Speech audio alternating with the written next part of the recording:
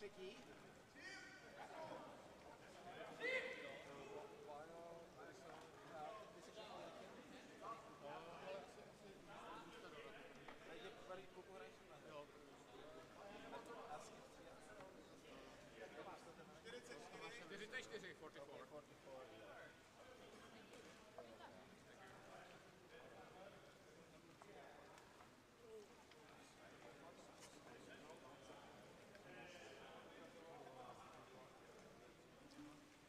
Har du film med, Kai?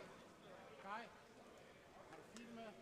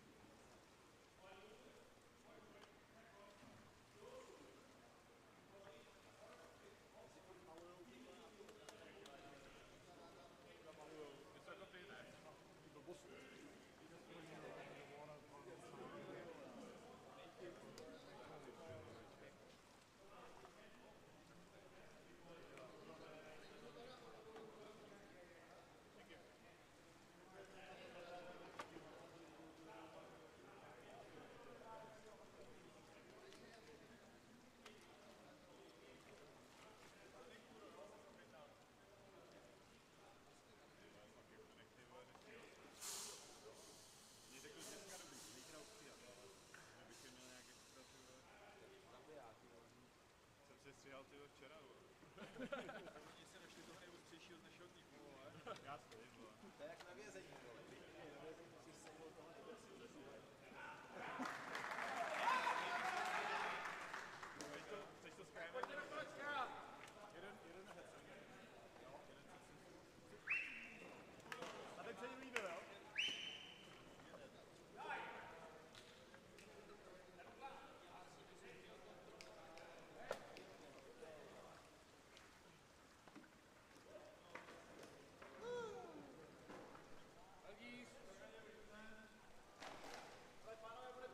Zápas jako s Orama, budeme se jich tolik bát jako dolů. Levý rok je náš, ale občas tam jim zazlomíme. Budky, budleky, minimálně. No, budleky, a když to padne gól, ani to nebude, ale hlavně toho nestrácet.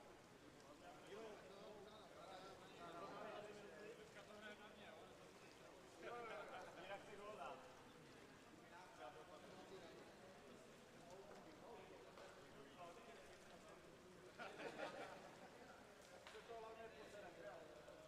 Takže co jim, jak to bebe?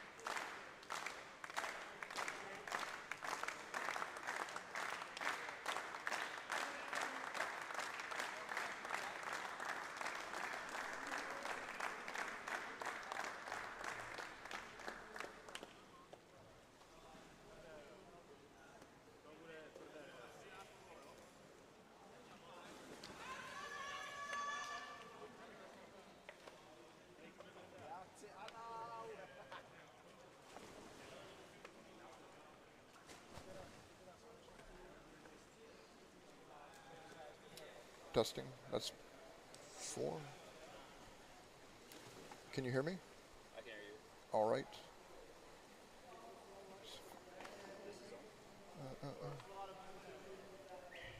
Which is the button for... This is 3, right? Are they both on?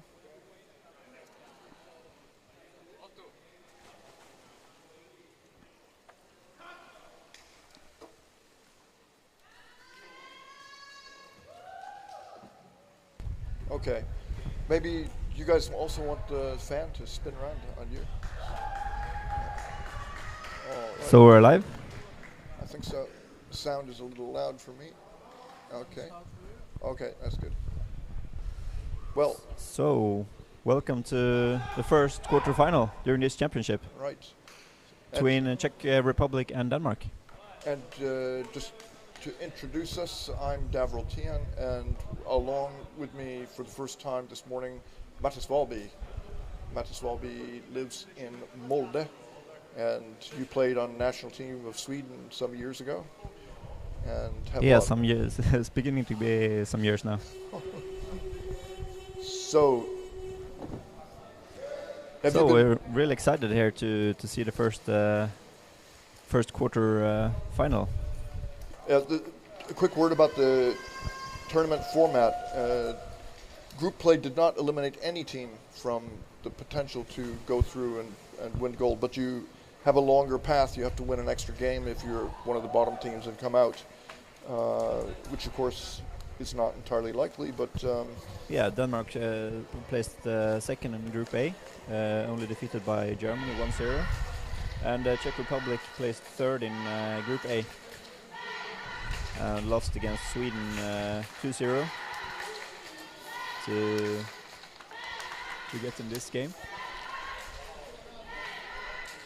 So I think Denmark has been looking really good so far in this tournament, and also Czech Republic has been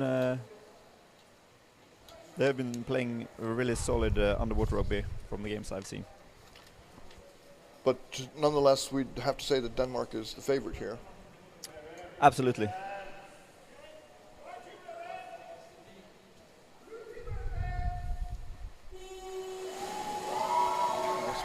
So, Denmark takes a swim out, goes to attack immediately. They're not going to go into the corner and swim up and down and wait. They don't need to do that. We're just forming some initial attacks. I think there's a Danish player, number 11, swimming. Yeah, pushing the goalie.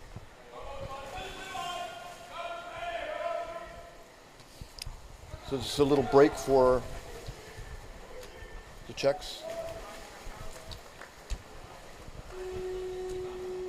They put the ball into play pretty quickly.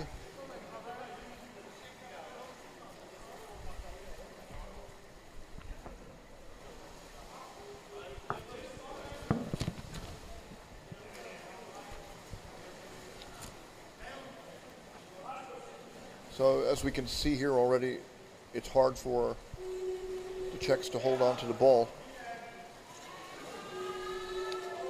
And it was blown dead, so it's a free throw in favor of the Danes.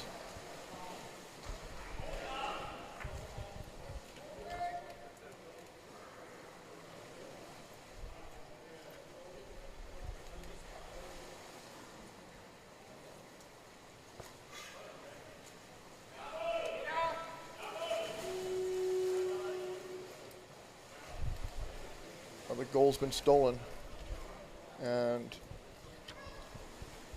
they surrendered it, but that was a close one. Yeah, the goalie managed to get the ball and get off, and he's caught. Czech Republic in position now. Up in the surface, dropping it down.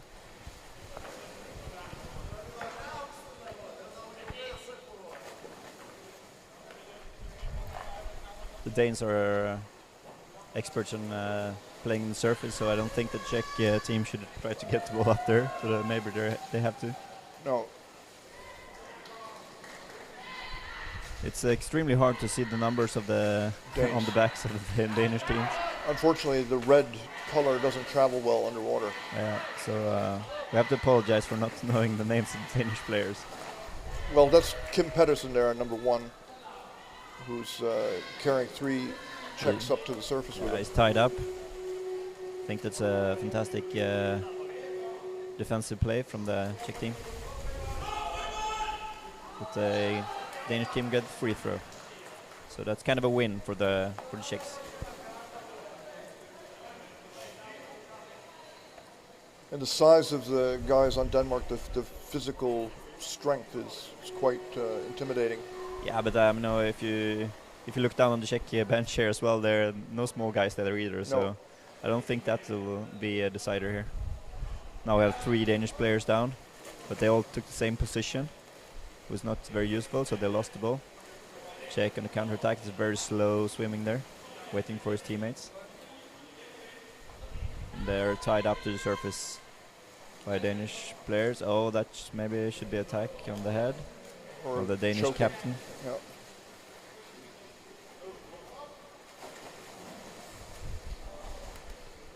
Bring it down. The Czech team is playing it really slowly, trying to save energy. Oh, there's a missed pass. Danish team in control. I think it's going to be Fast break along the bottom. There is no teammates. That was Jensen, Lich Tim Jensen. Jensen. Yeah, Tim Jensen's another a midfield play. former competitive swimmer, so he's fast. That's Kim Nielsen again. No, Pettersson, Kim Pettersson. But the Czech players are doing a good job here attacking far out, not letting the Danish team build up in the play. Oh, that's a nice interception. Oh, it should be a Czech free throw.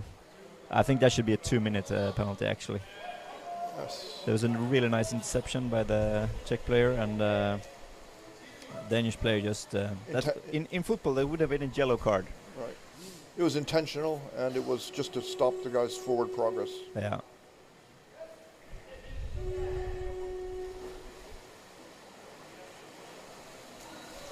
Oh, fast here break. we go. Empty goal. Empty goal.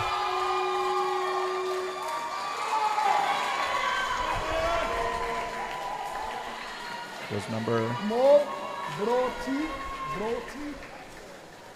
It was Greve again, the goal getter. Yes. But I mean, that's what we see with the free throws. There was a Czech free throw, and the Danish team were using it as as an opportunity and stole the ball, and were able to score the first goal. So yeah, it's not what the game needed.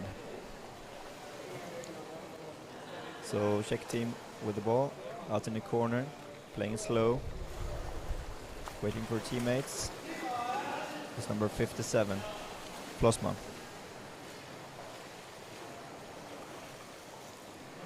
Out in the center. Some good intentions. Sloppy pass out in the corner. Danish intercepted. Going out. Good forechecking by the Czech team. Could not manage to get to the ball, Flossman. Nice fake there. Coming in, passing over to the left, giving the goal. Oh, that's a shoulder in the basket. Over to the other side. Here we have the. Oh, there's the goal. Sened, look down, look down. There was no goal, I think. Which color? 2 minutes. You can't hit with your head the goalie's head. Oh. 2 minutes. 2 minutes. Blue 12, 2 minutes. Okay, that's Blue, bra 12, 2 minuter. Okay, so you're not 38, blå. the referees calling out that you're not allowed to push with your head against the goalie's head, and I think that's a fair rule. no headbutting. Yeah. Klokka starter på 10.38, 8.38. And that was I know in Sweden Rasmus that's a Svaneborg. saying, Danish head. yeah. I don't know if it's in English, but Yeah. so that's number 12.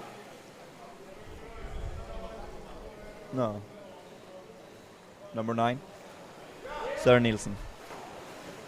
So the Danes are known for headbutting, at least as far as the Swedes are concerned. Yeah, could be some kind of a neighboring country thing, but so the Danish are with one person down, but still doesn't seem to affect them very much.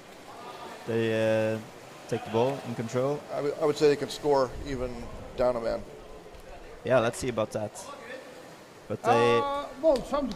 doesn't seem that they changed their way of playing. They want to be in possession still, which is always good in underwater rugby.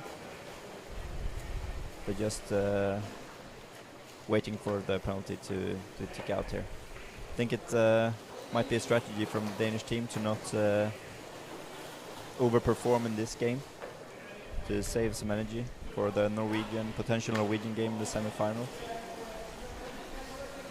It'll be one game a day through the rest of the series. So. Yeah, so I think they should just try to play their best rugby, and I mean every game is a practice for a national team that does not have a lot of time together normally. So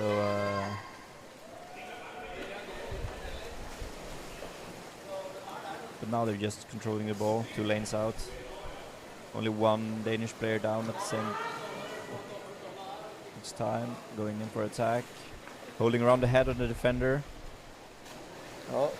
Keeping the ball down in the corner. Lot of Could he move pressure. over to the other side? Locked up as the pass is too late.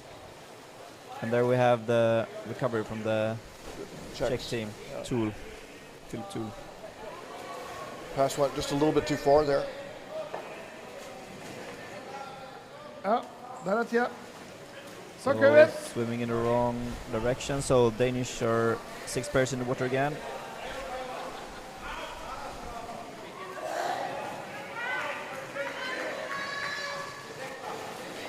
The Czech team seems a little bit unsynchronized in their attempts to regain the ball. They're not really working as a team together, the goalies and defenders together with the attackers. So they have a hard time recovering the ball again. So you think that the backs should come out and chase a little more? Yeah, you can see that they're not very synchronized. They sometimes there are 3 players in the same place, and other times there are no one. So that's a sloppy pass from the Danish players. Now the Danish players got the basket. Stole the basket. Yeah. Yeah, there we have another goal. A simple, easy goal. A lot of celebration.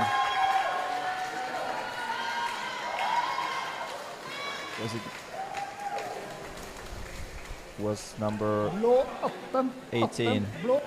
Lau Støvring Schutz stole the basket and scored an easy goal. Timeout called from the Czech team. Oh, no timeout. No timeout. The land referee didn't see. So let's see if we get some more, even more power and speed from the Czech team. Number 5 with the ball, Ron. Oh. Bit alone, looking for alternatives. Yeah, they got in. Good attack. Peterka has a good attack. You have to stay down on the bottom. No, it's pushed out by the Danish players. That was impressive. Yeah, I mean they have some really good players on the Czech team as well. So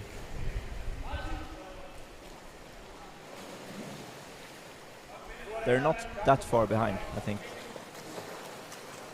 play-wise.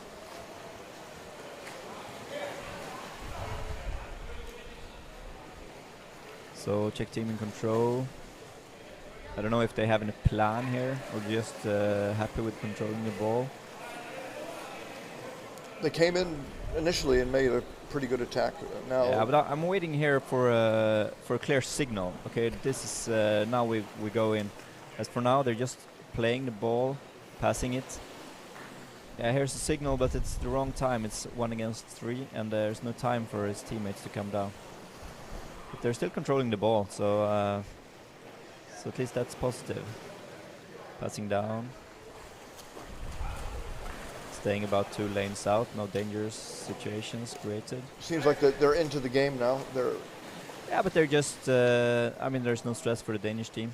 They They've got a lead. They can allow them to be out there in the lead, but I would not be, as a Danish coach, I would see this as a great opportunity to. Oh, there's some good play. He's getting it in. He's held over to the other side. He's not on down on the bottom. No, as a Danish coach, I would love to see take the opportunity to expand on the gameplay. Oh, Yeah, the 3 Danish players and going in from above. Number 12. yeah. Flossman got the ball.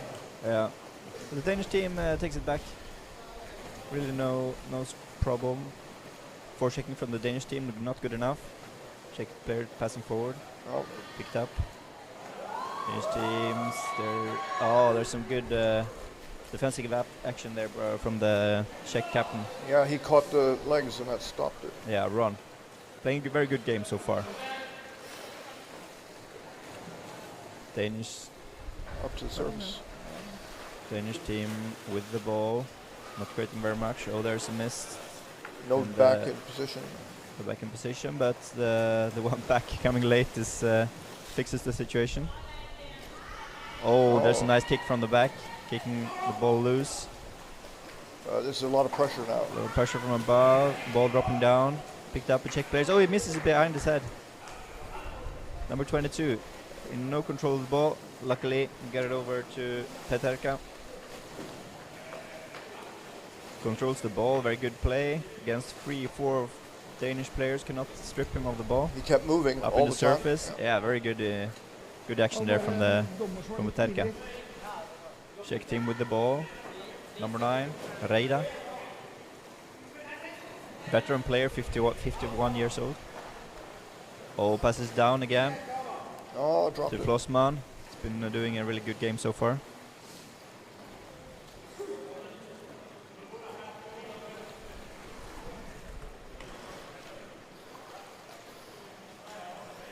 Oh. Denmark on the move now. On the move now, slow swimmer with the ball. Going 1 against 1. Can he do something? No. Yes, slow step to the surface, passing it down, sloppy pass. Going below the basket and straight up.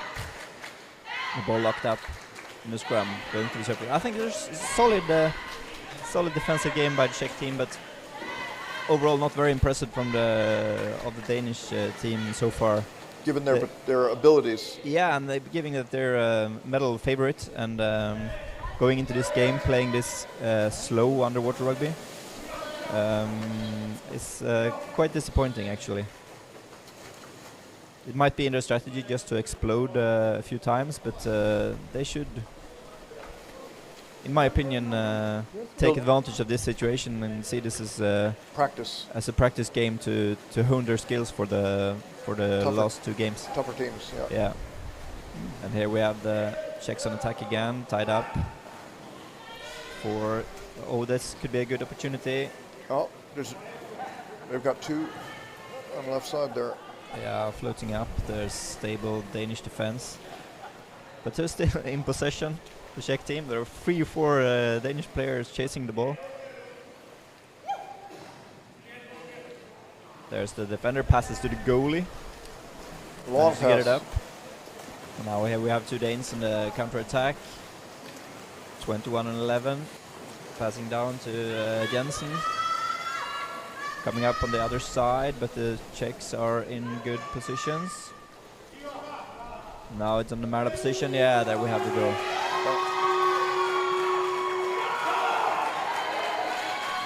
So it's number 18. Yeah. Number 18 is Lars Schultz. Yeah. So that's what I mean. The Danish team switching tempo there, and then they score immediately. So they're playing it slow and then suddenly exploding and scoring. So that's really nice. Maybe it's a strategy from the Danish team to play on those tempo shifts.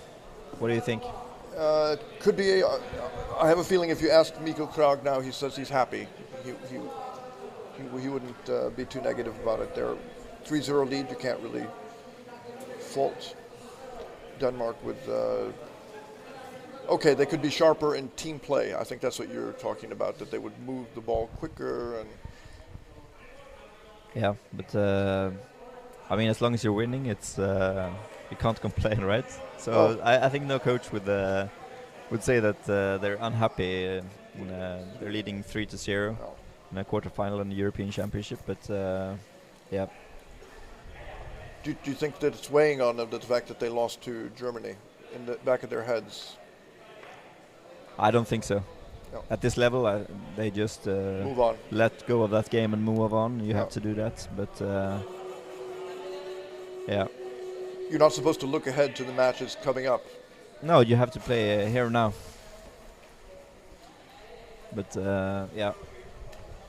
Let's see if the Czech timeout can result in anything. I think they've had maybe almost even more possession of the ball than the Danish team, but they have not been able to create any really dangerous situation around the Danish basket.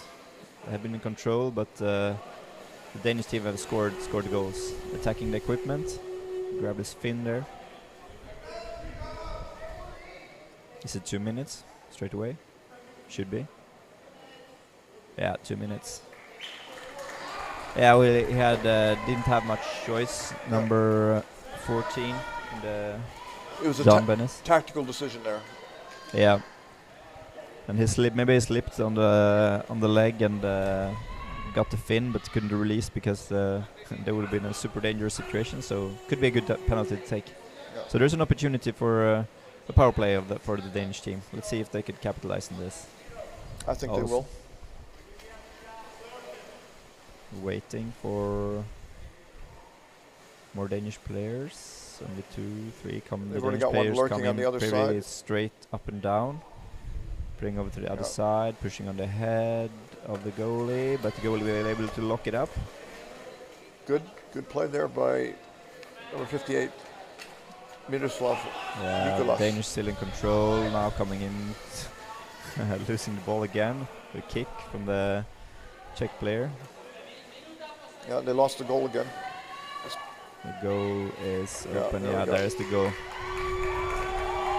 Yeah, the Danes are scoring.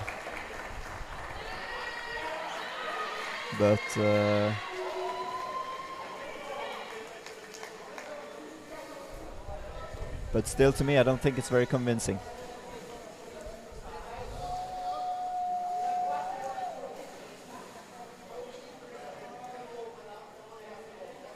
Did you hear who it was who scored that? Or we don't register assists here, but the player who stole the basket definitely should get an assist. But now, yeah, I think there's some confusion now. The Czech player is talking to the referee. Maybe they're complaining about the way the basket was taken, or no.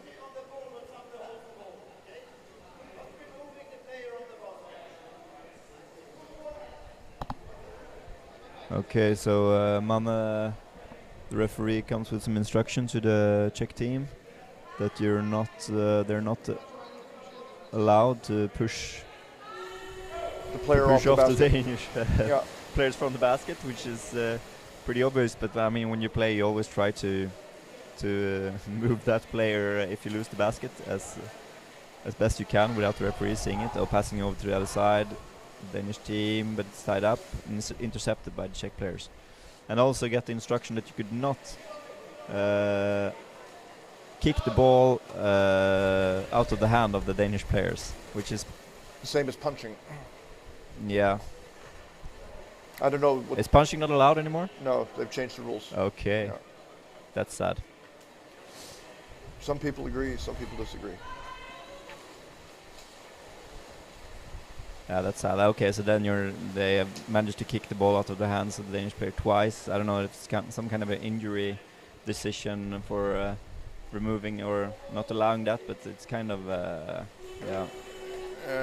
I agree with you, but, and I wonder what the rule looks like for punching. Do they only talk about the hand and fist being used for punching, or the foot? Yeah, it kind of removes the an option to strip the ball of the opponent. So For the smaller player, it's one of the best ways to do it. yeah, and if you come blindsided, yeah, I think it should definitely be allowed. So yeah, but there might be different rules in the Czech league where they play, or that the referees are not really into it. But yeah, so summing up the first half, what's your impressions? Well, I don't know if I agree completely about the ability of the Danes to just forget and move on from losing to Germany. So they play friendly matches with Germany, and they're pretty even. How was the results in the friendly matches? Pretty even. Pretty even, yeah. So as reflected in the game, 1-0 to Germany. Yeah, I think, but the Germans are playing with a lot of confidence, and my guess that Germany will make it to the final went up watching that. So if you wondered whether Sweden could make a challenge to try to get to the final as an outsider, now I think you could say that's just not going to happen. So I mean, everything could happen. We anything shouldn't can happen. state the results beforehand, but but I think both Sweden and Finland they have to start with winning the quarterfinal. That will be the really tough start. But I mean, Finland lost to Germany, and Sweden maybe is not in the best shape. So we'll see. There looks to be some changes here in the Danish team. I see Wieland, one of the superstars, taking off the equipment. I don't know if it's because it's hot here in the swimming hall or because he's going to change. Also, the captain, goal-getter Greve, is removing his hat. So the result, I don't think is in question now with a big lead like this. I don't see the Czech team scoring a goal here, unfortunately. If it wasn't, if maybe a Danish player would make a big mistake, but I think in general there are too few players with the good speed on their fins in the Czech team. They have some good players, but you have to have many players swimming fast and putting pressure on to be able to score on a team like Denmark. So I would be happy to see a goal from the Czech team. Yeah, it would be. But they have to step it up even more and can't be satisfied with just holding on to the ball. If you look over the other side, you can see that not all the Czech players have fiberglass fins. Of course, it's not a requirement to play with fiberglass fins, but that gives you more speed. I totally agree. So it looks like Greve is carrying his equipment out. He didn't want to waste any energy on this game. I hope he's not injured or anything. Hello, Christian. We're live here in the stream. Yeah. Christian Schäfer is happy. Waving to all the fans. We're still waiting for Christian Schäfer to score a goal.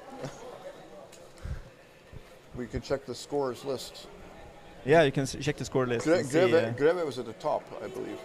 Yeah, Greve is a natural goal-getter, absolutely. But they have many players that can score in a Danish team, even if they lost Thor, the notoriously top player in the Danish team, has moved to Norway. Yeah. So he's playing for the Norwegian team now. Yeah, also they've changed out number 7, Andreas Wieland. So let's see if this will change the game in any way. Exchanging 2 of the top players in the Danish team. Anyone else? Yes. Yes. Ball in the middle. So the top scorer is Lars Greve with 11. I guess Wieland is up there as well, or? Otto Skåre, Kvendok. White team ready! Yeah, Christian Schäfer on 9, so they're probably not very important goals. So the lot of Danish familiar team names, wins the swim out again. But he gets stripped of the ball, number 12 on the Danish team. Up in the surface. Denmark still in control, dropping it down. Oh, coming on a one-on-one situation. Could it be a goal here? No. Missed opportunity from the Danish team. Czech locking it up in panic, floating up to the surface.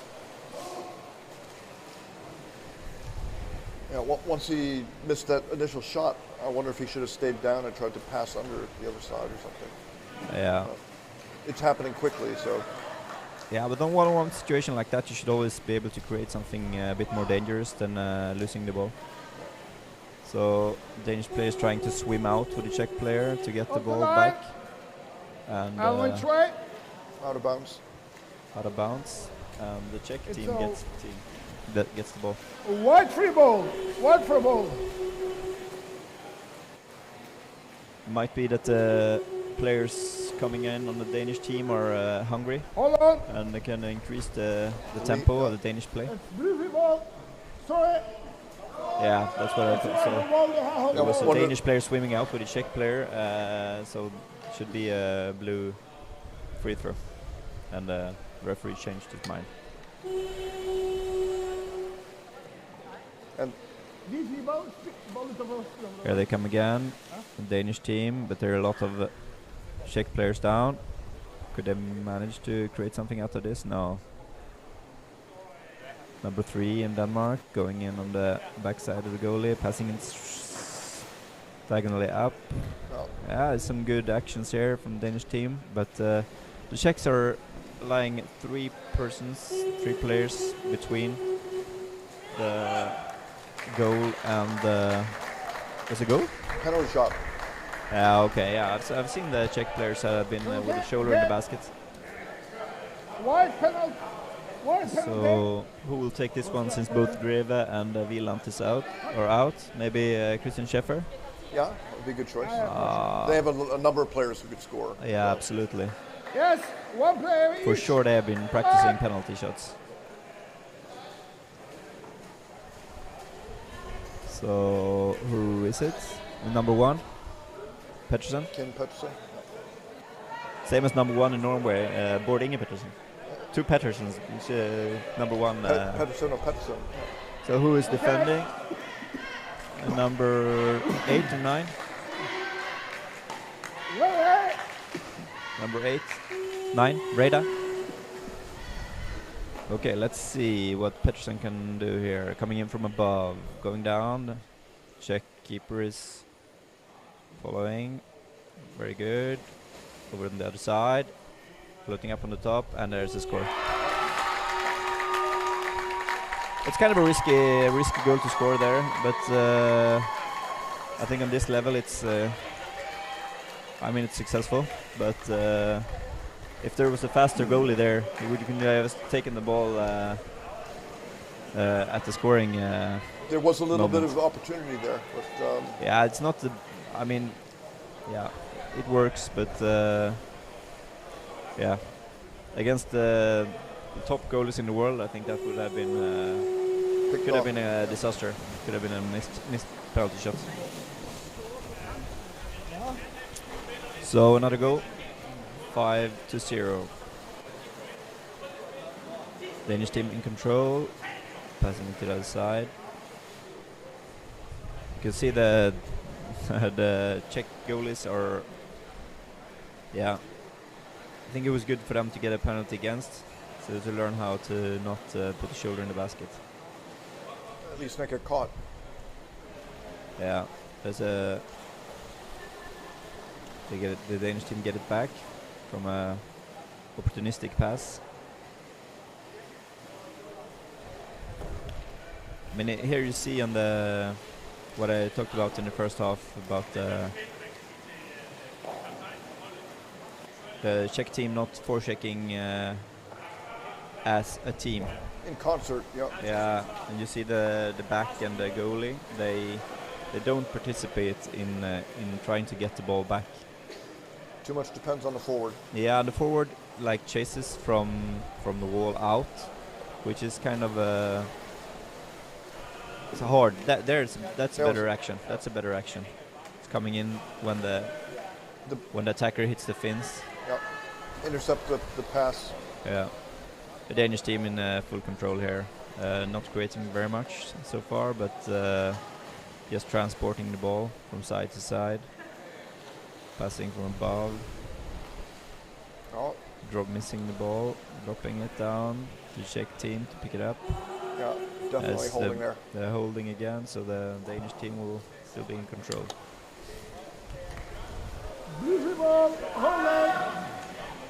I see a tendency in the Danish team to pass the ball to a player that cannot attack, so that they have to turn around to get to look at the basket. Ideally, we would try to pass the ball so that the player could receive the ball and go straight into action without having to turn around. Awareness of the situation. Yeah, but it's about passing the ball in the right moment with the player having the right direction, so to speak. Denmark with the ball. They're going straight up the back. Oh, that's not very good. Up in the surface. Can you hold on to the ball? The Danish player trying to swimming out again. Yes, he's successful with that. So the Danish will keep the pressure on. Yeah. Coaches would say, put your feet on the wall, push and get off away from the basket area. Yeah. But if you're tired, you maybe that's the only option to go straight up. So you could see Christian Schäfer shouting instructions to the bench about faster changes. There's Schäfer with the ball coming up above, passing back to Peterson. Peterson going up to the surface, down to Schäfer again. Out on the side, I don't know what they're trying to accomplish here, the Danish team. Just seems like they're trying to. Not doing they want the game to end. Yeah.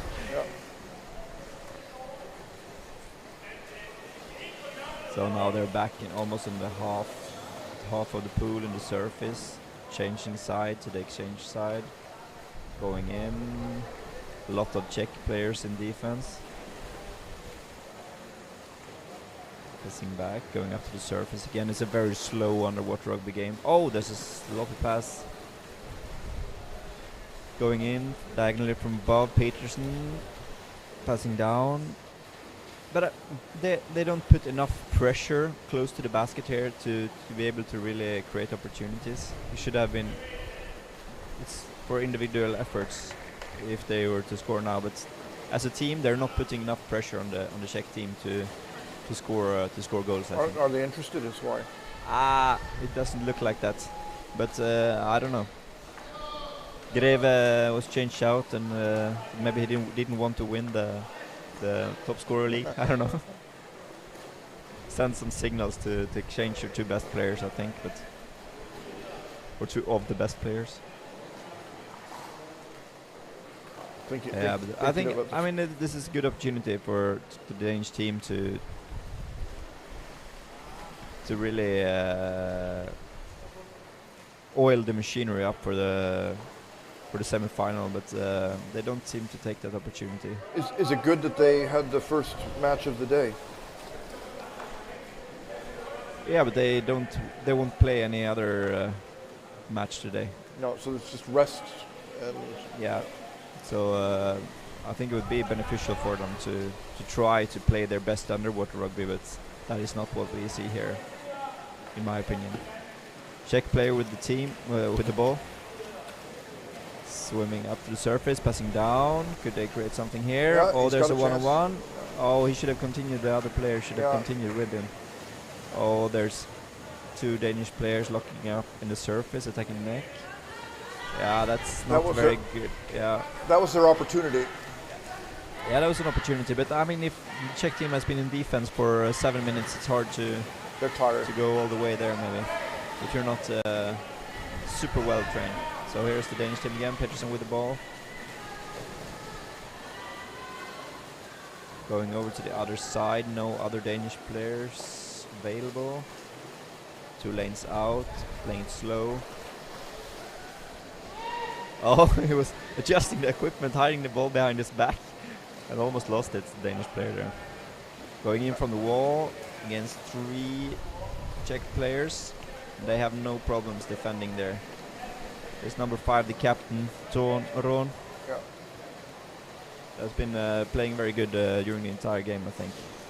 31 with the ball, playing it down. Could something happen here? There's too slow swimming there. Number 55, Peterka. With the ball, maybe they should rest with the ball here a bit, the Czech team. Yeah, looks like that. Could have managed to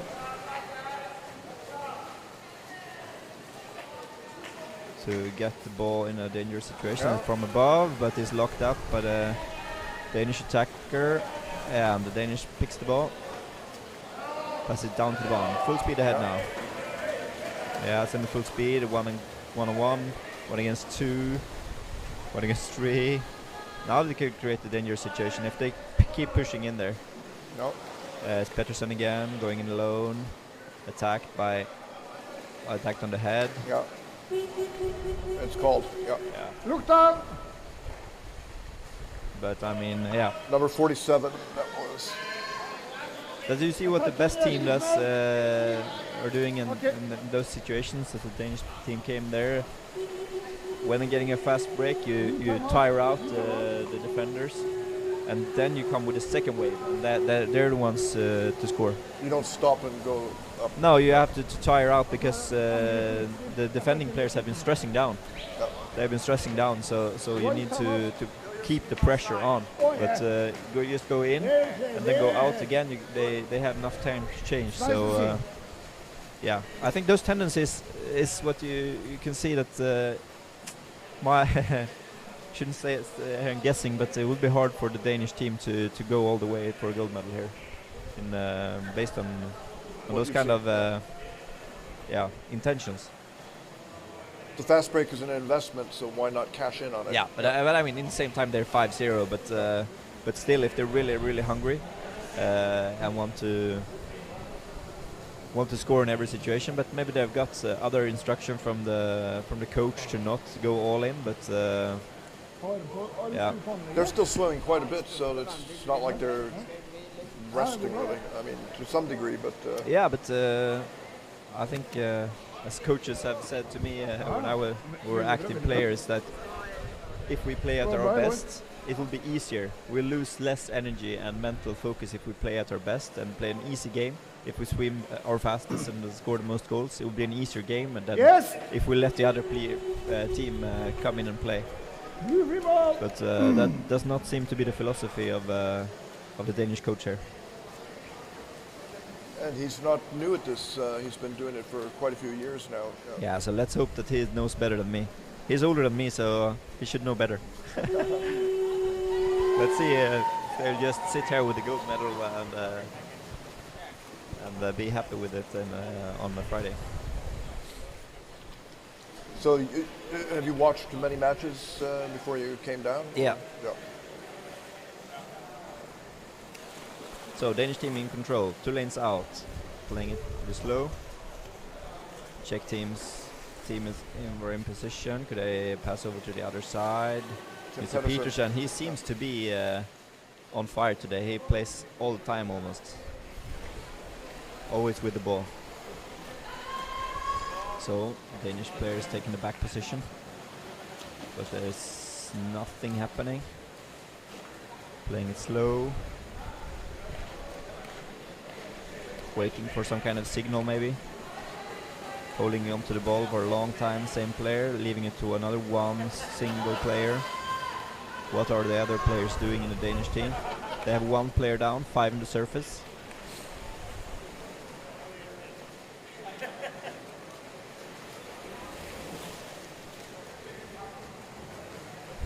So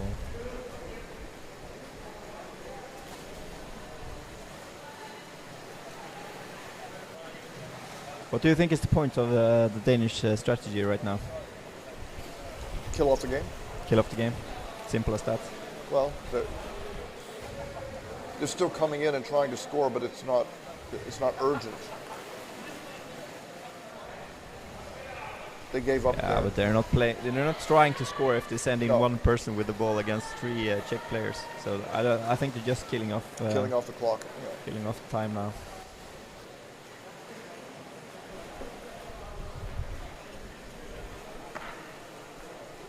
Peterson again. He seems to want to score. He's got great ball handling skills. Yeah, absolutely. He's a good player. But they're just leaving the ball over to each other. Yeah. Seems they're very satisfied with this 5-0. Yeah.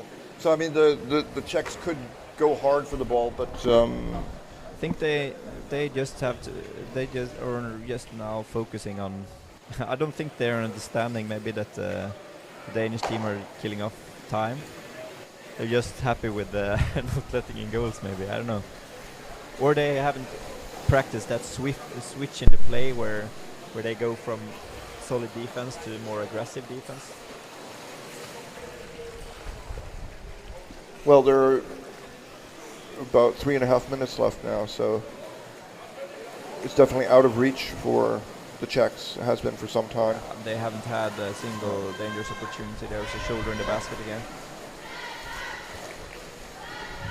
Oh, now it's a dangerous score. Peterson again. Yeah, that's a good goal. Yep. That's a strong goal from Peterson. Just going in, using the goalie's rotational movement. He just put it in an empty. Yeah, he didn't have to push the goalie off even, really. No. I don't think the goalie knew where the ball was.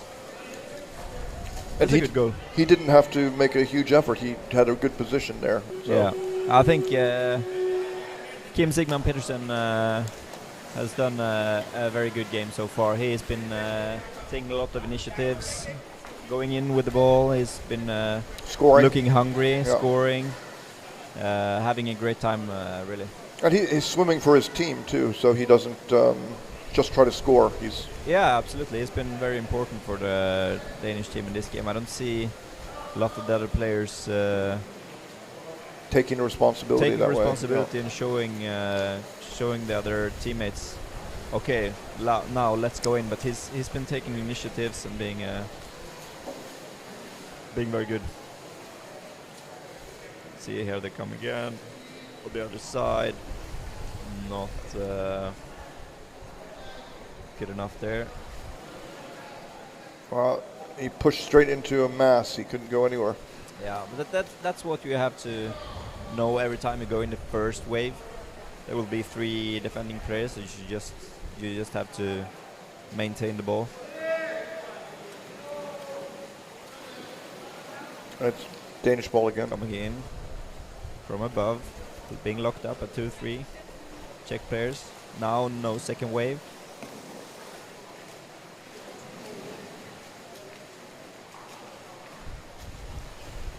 Just resting with the ball. 1 player down, 2 Danish player down. 1:45 left to go.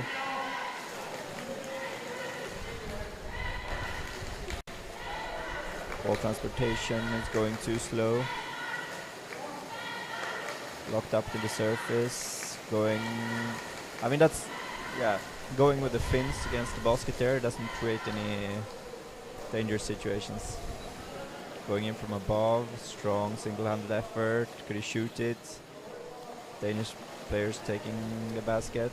Could he get the ball down? No, it's in control by the Czech team. Floating up to the surface. Now they're putting pressure on the Czech team here. But they're floating up again, attacking on the head. Yeah. 1 minute! 1 minute! 1 minute left.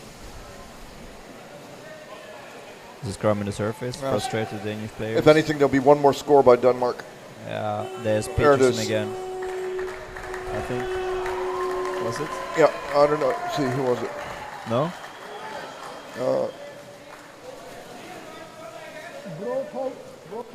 Blue number 12. 12. So that's Rasmus Svaneborg. He's not on the list? Here.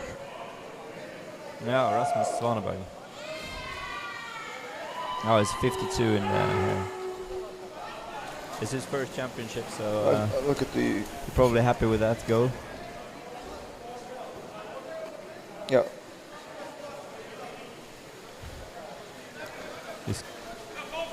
So That's always nice. Score, even if it's the 7th goal in the game.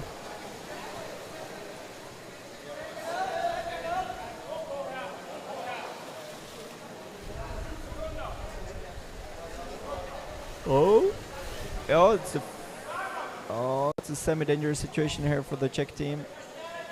Will be sad for the Danish team to lose the 0 loss. You wanted to see if one goal by the Czechs, but it isn't going to happen. Yeah, there's a one dimension lacking in the Czech play around putting a lot of people around the basket. So there we have it, 7-0 for the Danish team against the Czech team. It was slow played second half. So then the question is, do we have time for interviews now, or how does it look?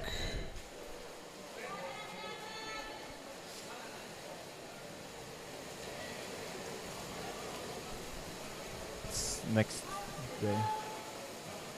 No. Yep. 29. Next game at 10 o'clock. And the time now is. 9.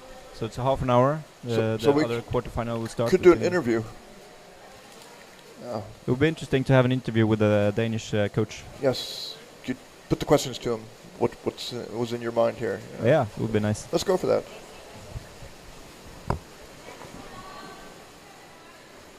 Hit the mute buttons and.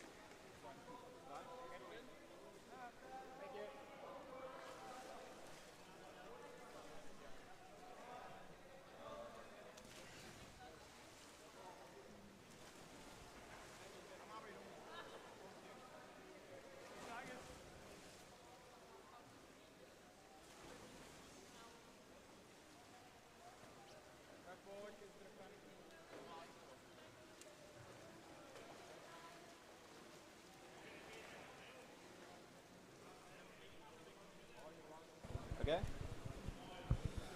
So, congratulations, 7-0. Thank you very much. Yeah, 7-0. Yeah, we're satisfied. We just needed the win, and we got that. So, what was your strategy going into this game? Yeah, so everyone knows that the Czech Republic, they have very strong and experienced players, and but you know, they're aging, so you don't want to have the game in the surface. We want the game obviously on the bottom, and we want high tempo in the game, so that we could control as much as possible. I think for the most of it we succeeded with that, and that gave some easy goals also. So that was basically what we wanted, the easy goals. You exchanged both yourself and Andreas Wieland in the half-time. Was that planned beforehand? Yeah, so we had like 4-0 in the half, and yeah, so we have some tough matches ahead of us. Hopefully tough matches.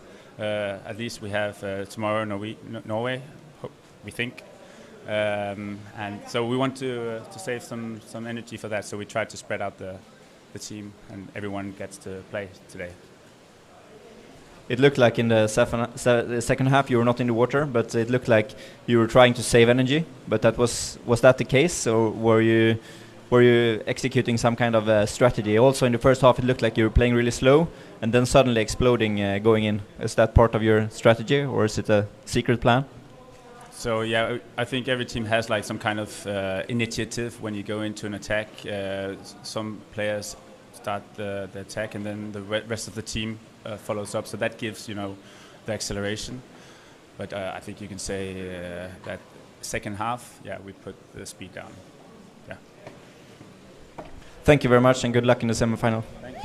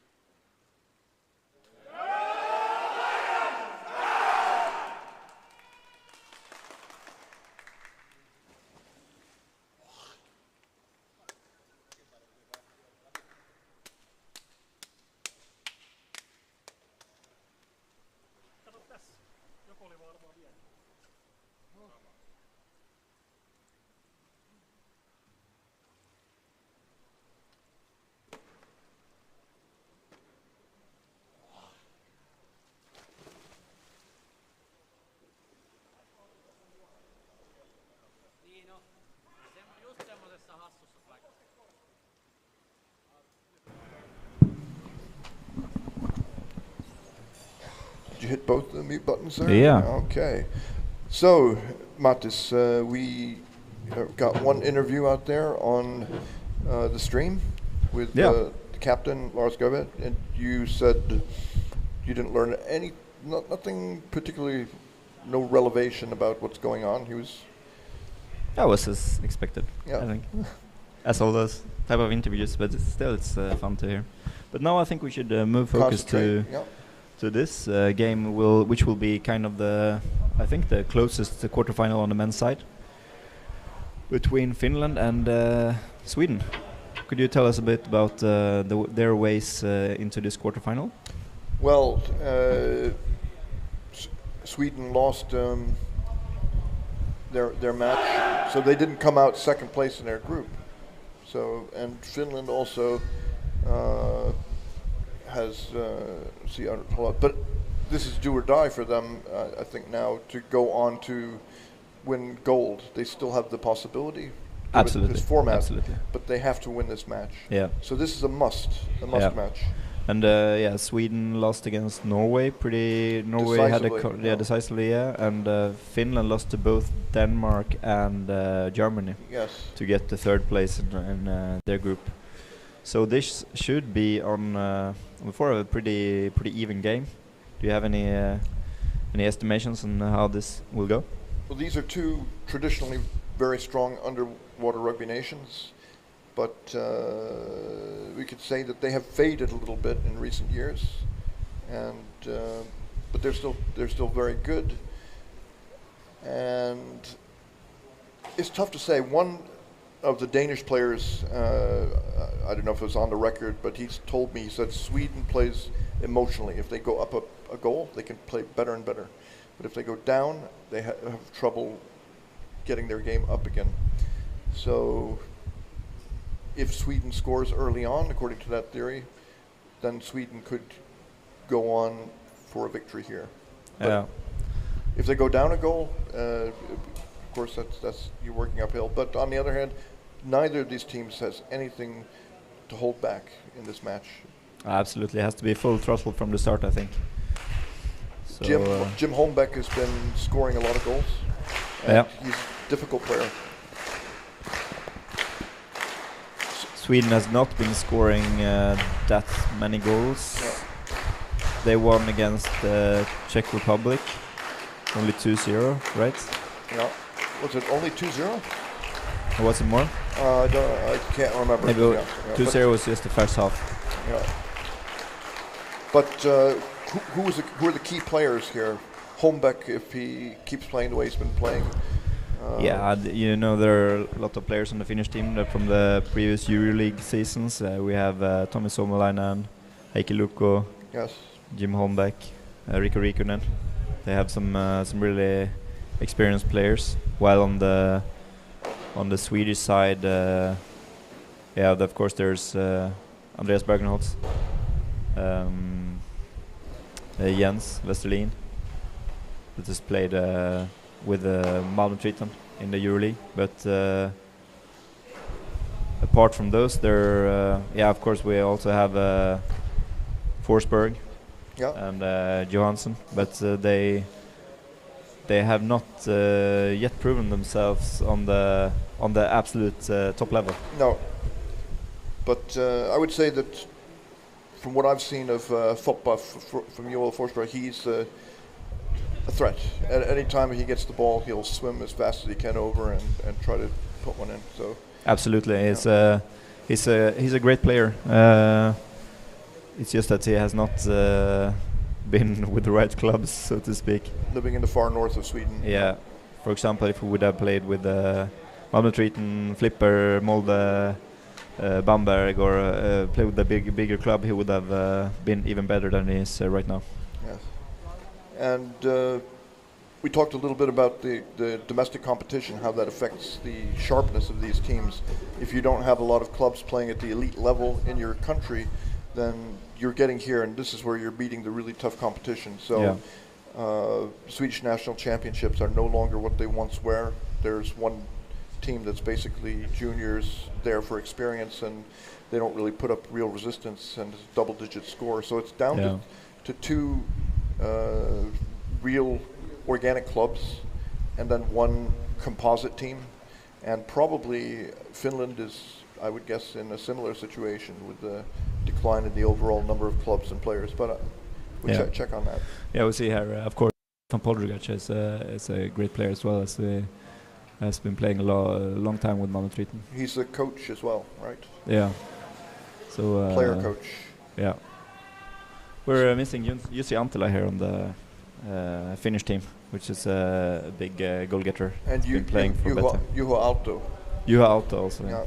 And the Nurmi brothers are not here either. Yeah. So I spoke to the Finnish team, and they said that there was a lot of family situation with children and so on. Yeah. So they were looking to get a team into Canada in the World Championships. They probably will have a better team than they have right here. Yes. So we have 1 minute to start. But I haven't really answered your question completely 100% with commitment, like who do I think is going to win? I think, to go back to it, well, either of these teams can win it, and we'll see if Sweden can keep their level up. Yeah. I think it will be hard it will be a tight match. Tight, great, entertaining game. That's what I'm hoping for. And it will be physical. It'll be very physical, probably. Yeah.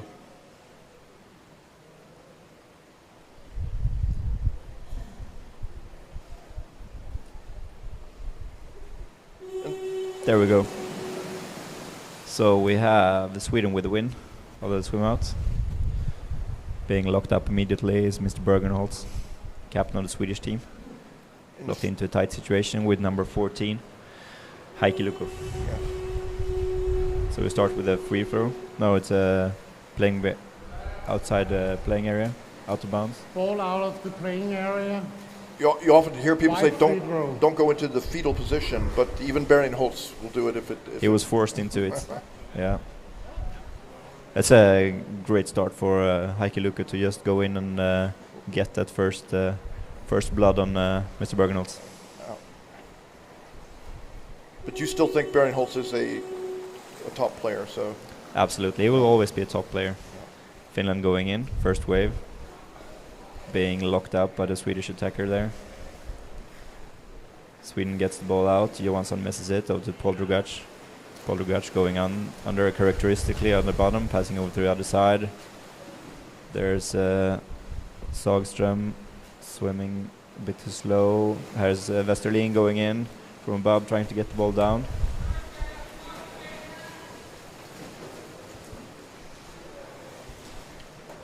So this is good for Sweden to establish a bit of possession. Absolutely, but they're hard forecheck by the Finnish team here. They're 2 against 1. Could they recapture the ball, the Finnish team? No, Sweden is still in possession. Ball out in the corner. It's tied up. 2 Finnish players and 1 Swedish. There's Lintunen in the scrum. Yeah, physical. Too hard play. Too hard play. Free throw. Blue free throw. Okay. I think he was squeezing him with both his legs, and he couldn't really even give up the ball if he wanted to. Yeah, it was a tough situation for the Swedish player. Yeah. So we have a free throw. Sagström with the ball. Sagström's the youngest on the Swedish team. He's passing downwards. Dangerous pass, it seems, so Sweden has it. Hard forecheck. Just lets go of the ball. Finland with the ball. It's Lintunen again.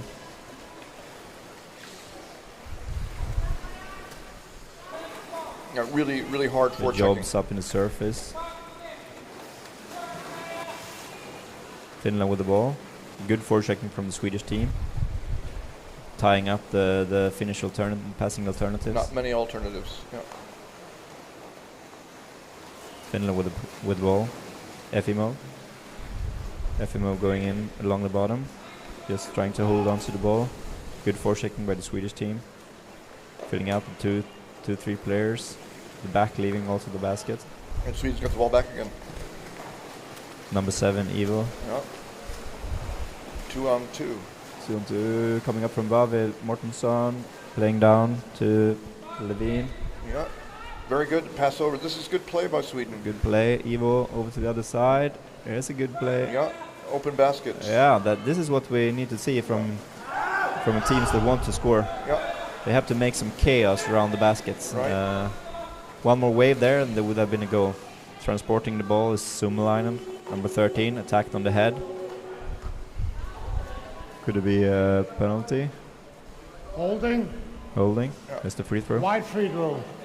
So that was really good there. That was a good sign from Sweden that they could create. Yeah, some good intentions. Finland has not yet had a really good opportunity, but I think it is 1-0 to Sweden in opportunities. Yeah. But as we know, it will be enough with just one opportunity for if the right Finnish player comes in the right position. There's a go 99 out of 100 times. So far this game has been very even, very close. Lintunen with the ball. Finland with the ball, trying to get the ball over to the other side, number 77. Yeah, he screened out the back. Still with the ball, passing to Lukko. Lukko, attack from above. Lintunen has made an appearance so far, a lot with the ball this game. Very good by Number 15, Hautala, on the other side of the basket, attacked on the head. Twists and turns, still in possession, attacked by 2 Swedish players.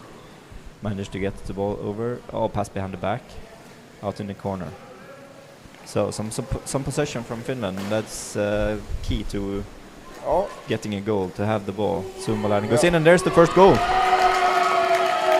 Kind of a chaos situation. It was hard to see what happened, but there was a goal from Heikki Luko. By player number 14. Yeah, it was one of the players I mentioned before the game. Heikki Luko. He's one of the players that's supposed to score the goals. It was yeah. As I said, that led up to it. There was some possession from the Finnish team, and then they put some real pressure on the Swedish team, and that's the goal. So that's the way to score. It wasn't from the bottom. It was. It must have been in a goalie switch or something like that. Under the shoulder or the gap. Yeah. So what's Sweden's answer going to be? They have to. They have to answer with the exact same way.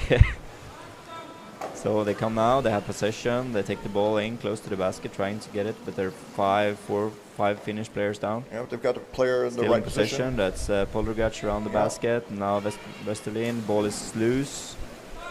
Sweden picking it up, going in again. Too few Swedish players joining the attack. Yeah, now Finland's got a solid defense there.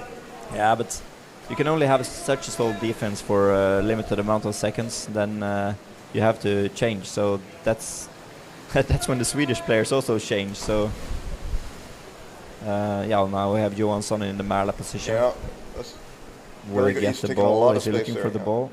Finland's in control now. That's a Lintunen again. A strong game so far. Number 80 in the Finnish team. Dropping the ball down to Salonen. And we have a situation. The referee signaling 27, 2 minutes. There's Emanuel Johansson, 2 minutes for holding. He doesn't seem to understand the problem.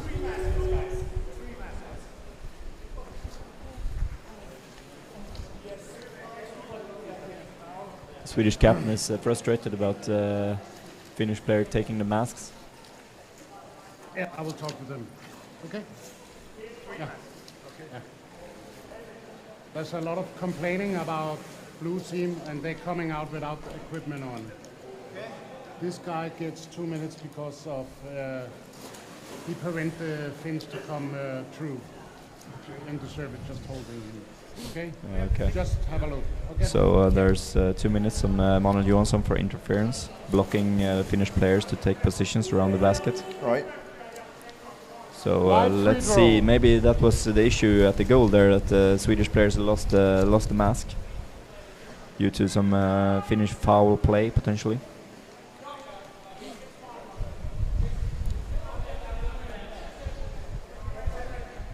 So Finland will, Sweden needs to focus now on not letting in a power play goal.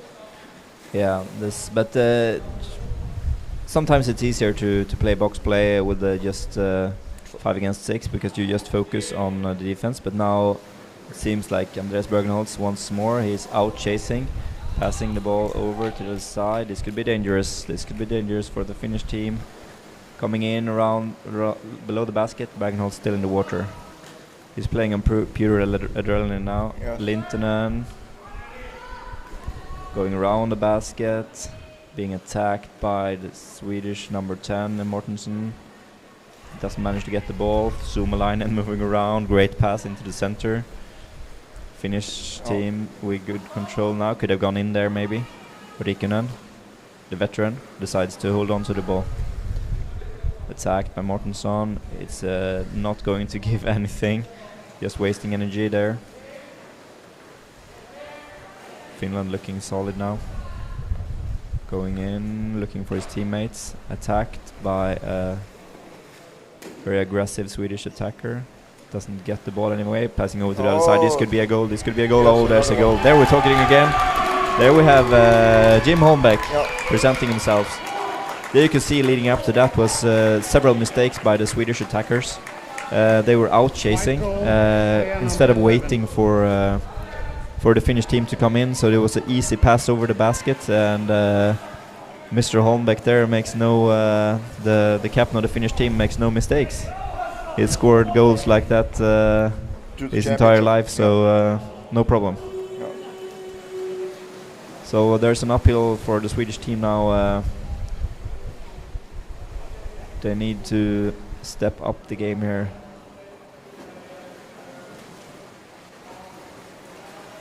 No Swedish players are below. It's still the first half, so there's time. You see some tendencies in the Swedish play that they have a lot of younger players.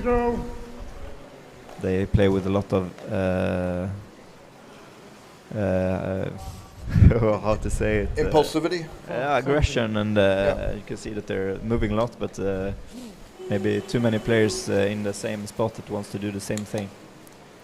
Here we go again. It's Poldergaard coming in from above, going in for the head of the goalie, but there are 2 threes. It looks solid, the Finnish defense. Gets to pass over to the other side. There's a Finnish player, and here we have Lintonen again. Oh, drops the ball. Could this be an opportunity for the Swedish players? Oh, Finland passes it up. A little bit of ping pong here. Yeah. I just talked to the Finnish team before the game, and they said that they had not had many full games together with a full exchange bench, so they will be growing into the tournament, and it looks like that to me in this game as well. They're playing a really solid game. Finnish players got the basket, but there will be Holding, blue free throw. And it's against Finland.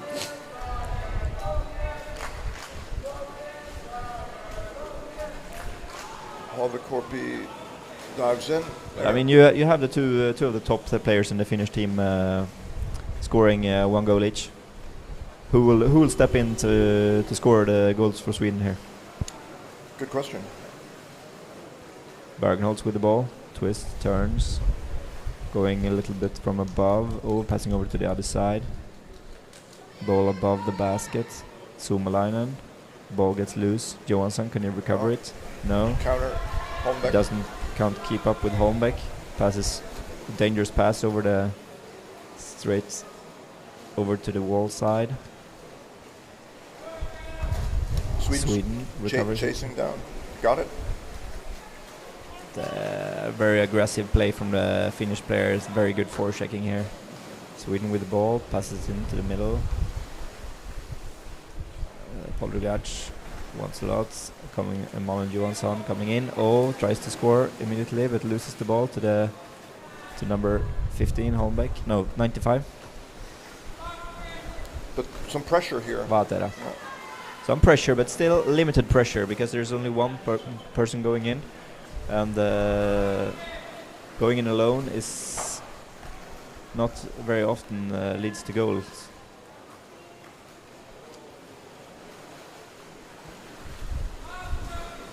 Okay, up to the surface, take a breath. Yeah. A couple of players have exchanged. A third player going out for Sweden. So they waited for new lungs.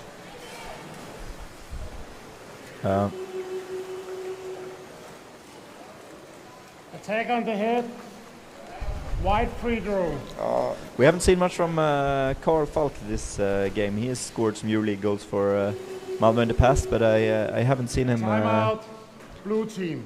with the ball. So we have a Swedish timeout here, which might be a good thing to talk about what can be improved. Who's pushing? Ah. The Swedish team looks kind of frustrated.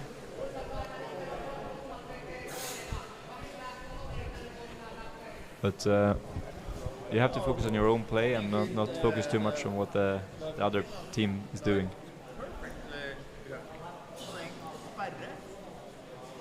Bergenholt seems to know exactly what's said.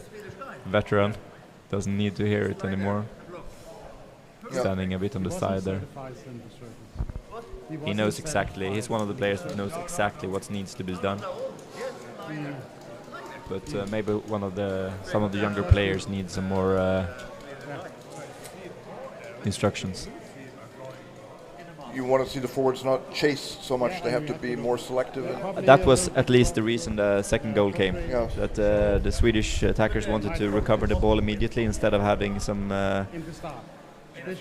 being a bit more, would say, cold. Structured. Yeah. Yeah. So let's see if these timeouts will improve the Swedish play. If they have talked through some special tactics or. What was the last call? The last call was the free throw. What do you think Finland would have said during a timeout like this? Do more of the same. Do more of the same. Score more goals. Don't lose the ball. Play down on the bottom. The normal things you hear during a timeout. Help each other. Stay close. Here Finland comes to the ball. Coming in to the knees and fins. Just struggling on Luko. And loses it. There's Bergenholtz picking it up, of course. Playing it down. Soxgren. There's also number 7, Ivo. Here we have Carl Falk going in, switching sides, going on the long side, going straight for the goalie. There's a good opportunity. Bergenholtz with the ball. Could this be a goal? Yeah, there we have it. That's a nice move. What a good timeout. There we have it. We have Carl Falk playing a great pass over to Bergenholtz in his favorite position, the Marla. He heard you. Yeah, and if those two players stepping up, and I mean you need the players with routine and the veteran players to step up, and that's exactly what happened here. Carl Falk doing exactly what was needed, lowering the back over to the other side. Bergenholtz taking position, getting the ball, and he does no mistakes. Even though everyone in the entire world knows exactly what he's going to do, it's almost impossible to stop in that situation there. But let's see if the Finns can come back mentally from this small dent here, small bump on the road. Oh. There's Mortensson with the ball, dangerous pass. Sweden now with some more confidence in their play. Holding Jobs taking position. Another Mala attempt, not that clear. Finland's in full control. Suomalainen transporting the ball. Attacked by Johansson and wins the ball back. Oh, Sweden is playing with a lot of energy now. Yeah. So now it's up to Finland to kind of dam up the attacks from the Swedish players and take control of the game again.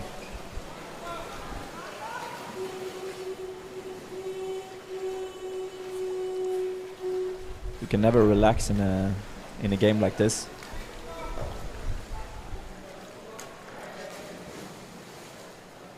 Wide free throw.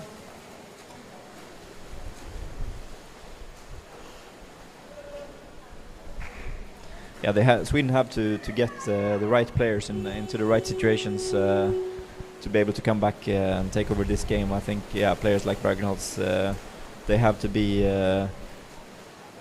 let loose and be able to play and get into the situations where they can decide the game, not waste too much energy in other areas of the playing field. He shouldn't be transporting the ball. No. Sweden taking the ball back. Oh.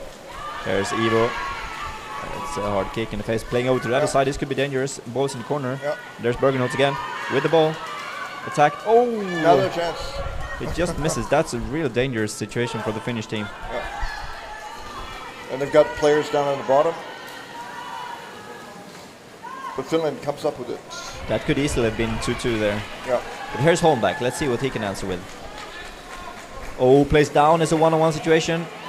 Oh, there's a real dangerous situation, but Andreas Bergenholtz picks it up. Sweden survives. That's a good effort by the goalie there. Yeah. Was it Forsberg? I didn't see who it was, but Oh, Finland stole the basket. That's number 95. Vaatera. Finland going in now. Going in strong. Tried to pass the other side and lost the ball. Oh, there's Holding. Holding. White free throw. Now Finland are playing. They're taking it back now. Wide free throw. They've got One more wave and there could be easily a goal there. a lot of energy on both sides now in spurts. Yeah, and now Somalainen calls for a timeout. White team. That's very. Timeout. That's a great move to take a timeout now when the Swedish team is kind of taking over a little bit, The last call. and the Finnish team are White. Yeah. and the Finnish team are struggling a little bit. But they they were trying to answer there. They went in hard. Yeah. Yeah. So I think if what you said before the game, that Sweden needs goals to be there mentally. Yeah, That goal that Andreas Bergnold scored there was made a big difference. extremely important for the young Swedish team to get back into this game and to believe in it again. Yeah. Because to that point, the Finland has had all the good opportunities. So To go back to what you said before about structure, so if things are moving forward and you're feeling optimistic, then structure becomes less important because people are moving instinctively to the right places. yeah, exactly. Yeah. People are doing the right things without thinking. Yeah, When you start thinking and start hesitating, that's when you get into problems. yeah.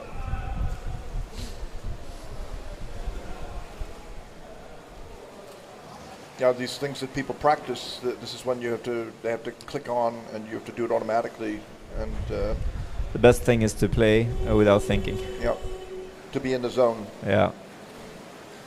So let's see if the game changes after this. Luka with the ball on the dangerous side, passing. Dangerous pass over. Swedes are not able to pick that one up. Should have maybe. Swedish goalie pushing out Johansson. Finland coming in dangerous situation, no attacker there. Westerlin attacking Sumline, there's no Swedish goalkeeper on. Oh, it's a good situation for the Finnish team. Oh, Finland gets it back. There's some chaos here created by the Finnish players. Finland has Holmbeck down. Yeah. They have Vaatera. Recovers the ball to Luko. They have put in the best player. Oh, there's Bergnold again. He's held. He manages to pass the ball. Oh, he misses the pass.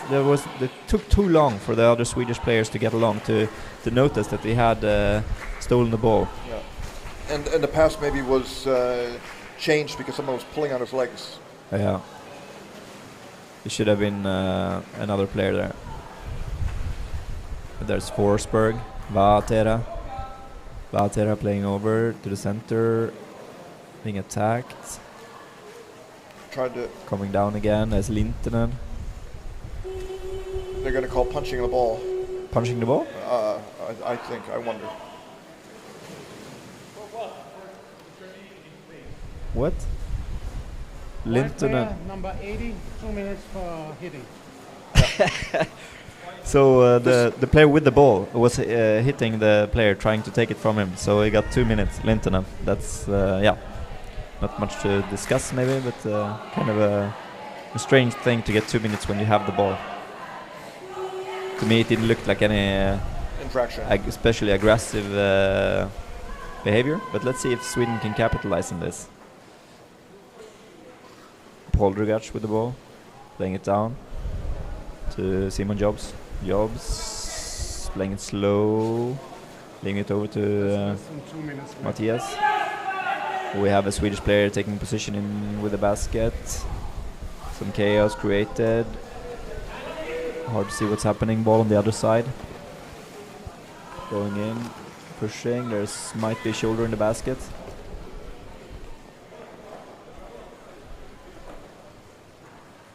Johansson in the scrum. Rips it free. Johansson going down. Oh, gets locked up. Managed to pass the ball over. There's some good pressure from Sweden now. They need to just fill in with more players. Suomalainen locks it up. Carl Falk going in under the scrum. He's locked up in the surface. Kavalin in the scrum. Finnish players under. 20 seconds left of the first half. And there we have the referee signal for scrum. Pushing. Finnish ball.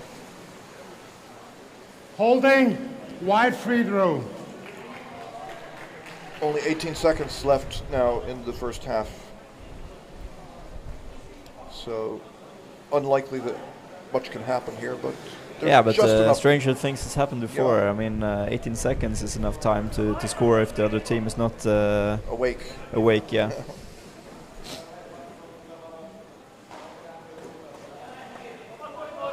Yeah, take 2 seconds. But I mean, Finland, they're not in a hurry. They're in the lead, so might just be best just they have one person on in the penalty box, so they do best in just locking up. Yeah. The best for Sweden would be not to get into any dangerous situation where they can get another penalty or something like that. There we have it. That's the first half. 2-1.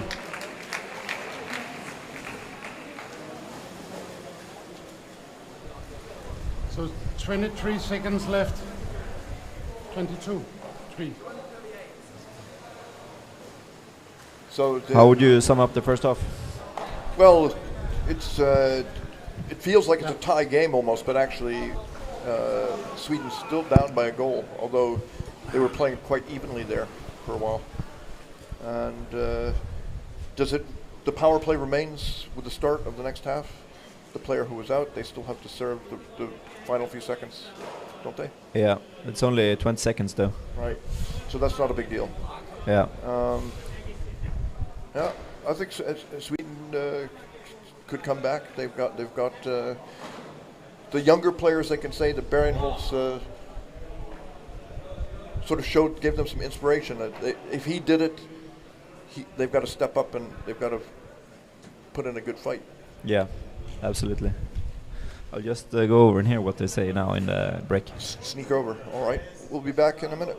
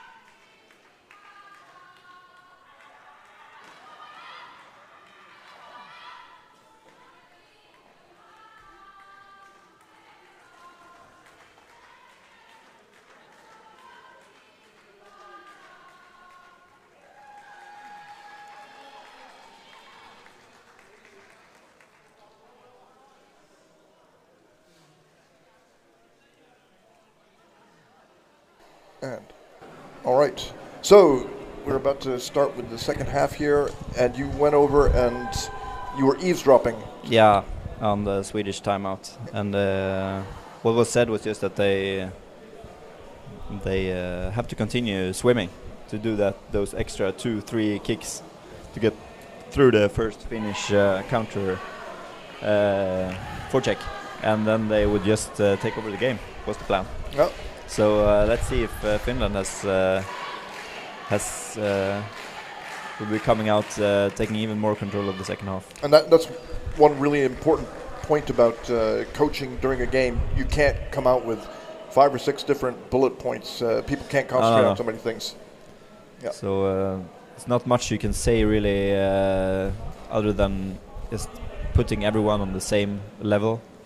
Like, okay, let's go in now and do this together.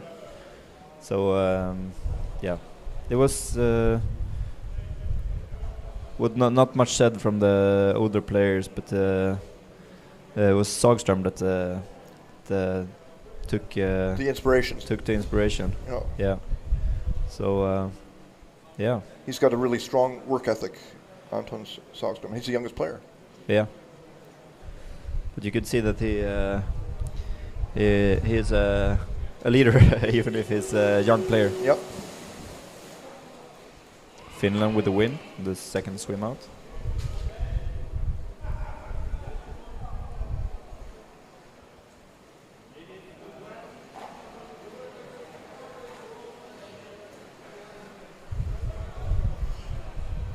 Ball tied up. Finland in control. Efimo transporting the ball over to Luko.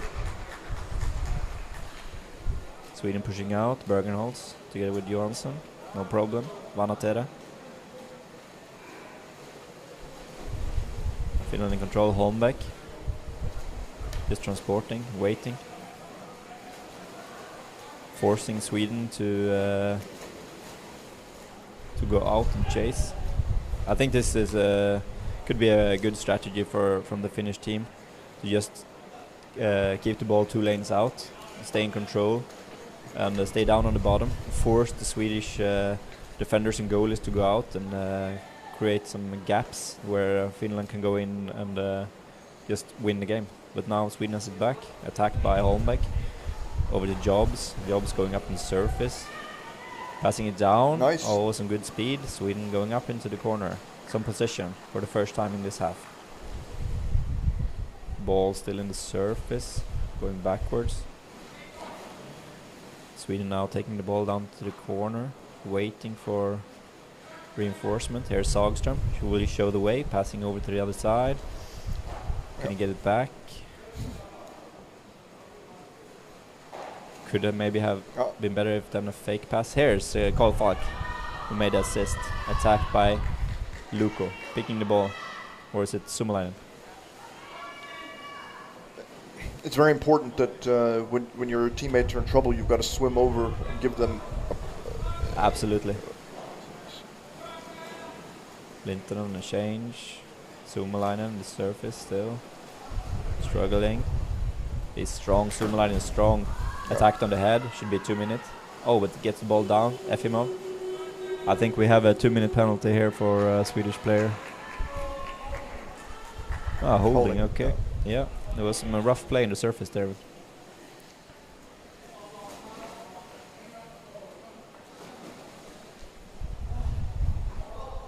I don't know so much about Efimo. Are you familiar with him?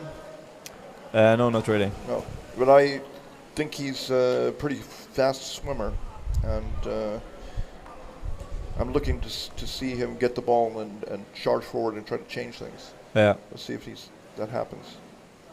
It hasn't seemed to been the Finnish strategy so far in this game to swim really fast. Oh. They seem to more be in control. Attack on the head. Swedish ball. Yeah, but still the clock is ticking against Sweden for Finland. 2.5 minutes gone already. And now that we're at this point in the competition, there are no more ties. That if the game comes to Exactly. There's a sudden death and then 2-2, penalties. yeah, right. So we have Bergenholtz down, we have Poldergaard struggling to get in, a lot of fins in the face there. Classic defense. Sweden with the ball, playing it slow. Forsberg going in, taking position. They get the ball, passing over to Bergenholtz, losing the ball to a kick. Forsberg attacked the danger side of the basket. Playing some German game there. Still holds on to it, very good, very long dive there. Yeah. Passing over to the other side. Only a few Swedish players down. Creating some action, there's Bergenholtz. Missing it, Finland with the ball. Suomalainen being attacked. Suomalainen up to the surface, could you find the pass here?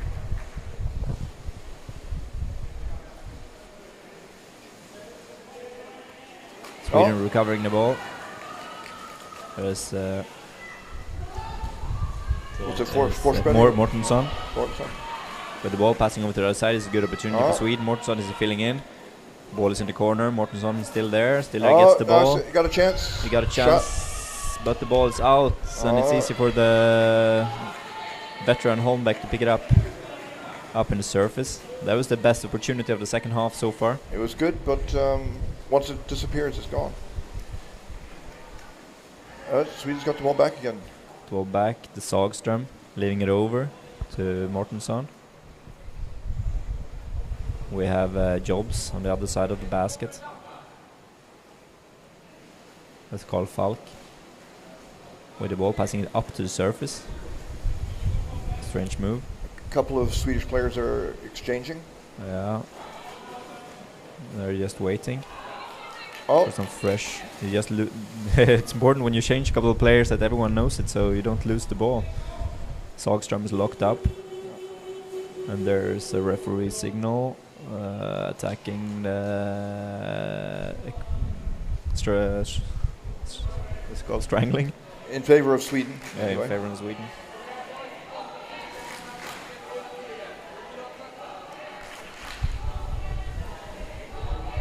So Sweden's got their foot on the pedal, not full throttle, but close. And Yeah, I think they have some more desperation to release. But now, now we're closing 10-minute mark, so they have had one good opportunity. Ideally, they should have created a bit more, maybe. There's an attack on the head. There's Holding. a finish. This is in favor of Finland, actually, with a lot of breakups like this. Yes. This will kind of ruin the flow of the Swedish play. So and the Finnish players, even though they don't need it, they get some time to breathe and to regroup. Everybody can go to the place they should be. Yeah. So it's always nice. Forward pass. That was when you play a game and you're and in they've the lost lead. it. Sweden's got it back. Just like that.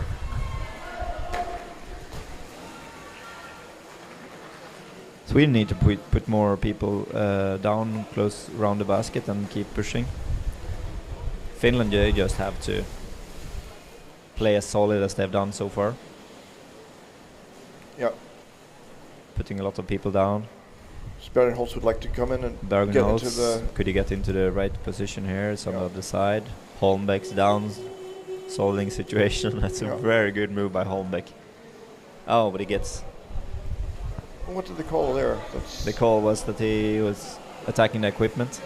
So maybe the referees has listened to the plea from the Swedish team to look at how they attack the equipment.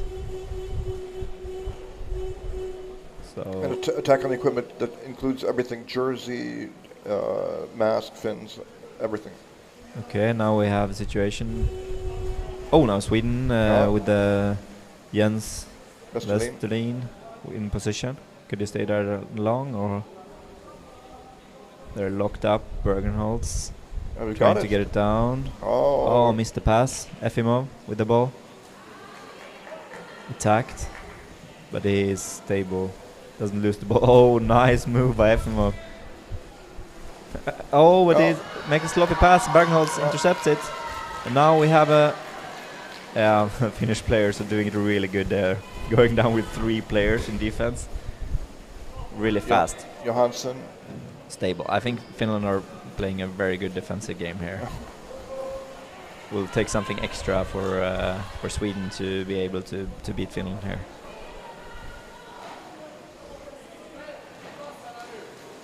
Yeah, the Finnish fans are sitting on the edge of their seats. You can literally feel it. Yeah, now Sweden is coming again, but Finland seems to be in control, locking the ball up to the surface. Suomalainen coming in.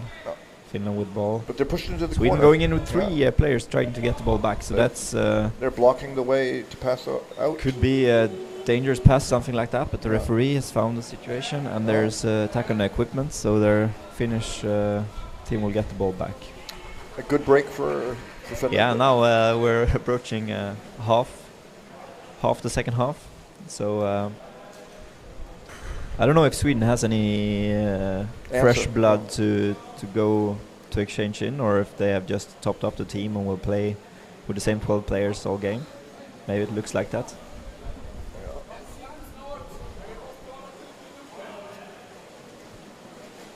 So we have Swedish player on the bottom, now pushing up.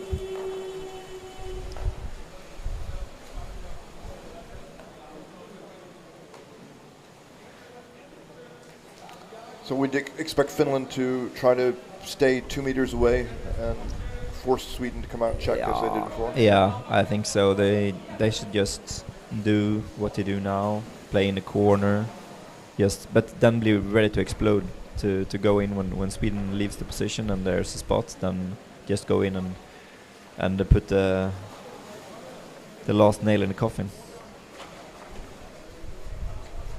This is very frustrating for the Sweden players to have to be out chasing the Finnish players that are protecting the ball very, very good.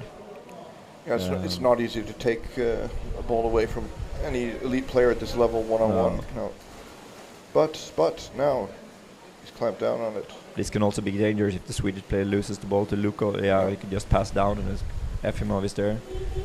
So to me it seems like Finland has full control of this situation here. Sweden will have to start playing a bit more desperately. Time is running out. Could there be 2 minutes? Referee are talking. We're roughly halfway through the second half here. Yeah. So I think Sweden might need a timeout before it's too late to be able to. So what was that? Punching or hitting? To push. To make a final push here. Separated teams. So if Sweden becomes more and more anxious to regain possession of the ball, it also increases the chance that people will do things that are not allowed in order to somehow gain an advantage and get a hold of the ball. Yeah, of course. You have to play on the limit of what's allowed to.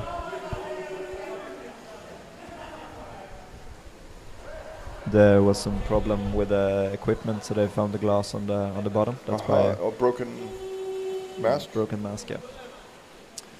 So let's see if Finland can continue this fantastic time-wasting strategy. It looks like it. Lintonen is under hard attack. Sweden really going for it now, but it's very, very hard to play against Finland under those circumstances. Finland are playing it great here. Lintonen going in, preventing the change. The goalie Valtera with the ball going in. Holmback on the other side. Could he get the ball here? Eyes locked up.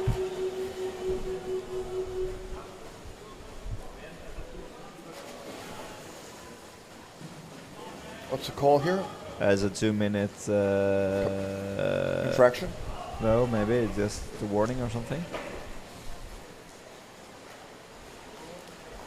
But in favor of Finland here. Yeah, Finland are really in the driver's seat here. Absolutely, they are in no stress or no hurry at all, so they can just continue keeping the ball in a safe distance from the Swedish basket and then explode in when there's an opportunity. And if the Swedish backs and goalies go out and chase, well, they have to. They have. They just have to do it smart. When the look for the weakest Finnish players when they have the ball, and then try to go out then. And attackers and defenders have to work together. But now this is very good for Finland. There's a lot of pushing and attacking equipment and. But a free throw in favor of Sweden. Yeah, but Sweden need a couple of, at least a minute or two, to put real pressure on Finland, or else Finland will not let in another goal like the first one from Sweden. No.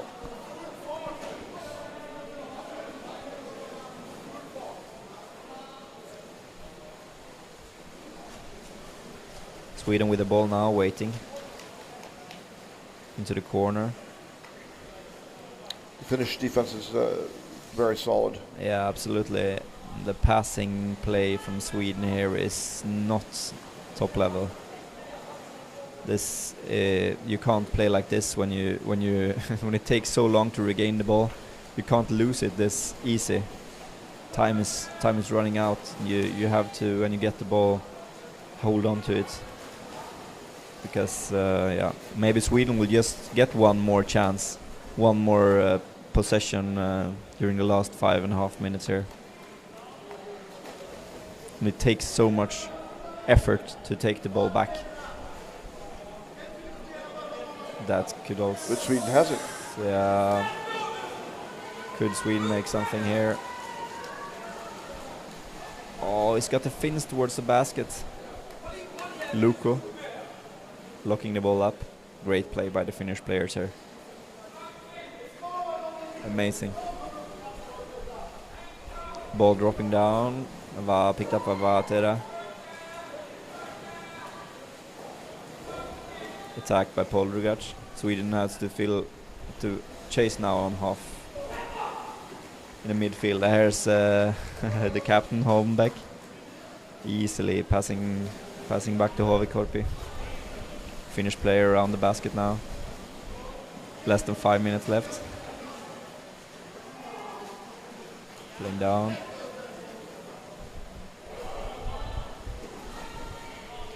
Oh. Falk with the ball. Under pressure though. Attacked by two. They're very smart here by Finnish players to attack with two players to prevent the Swedish. Oh, that's a dangerous pass behind the back, straight over. Free throw.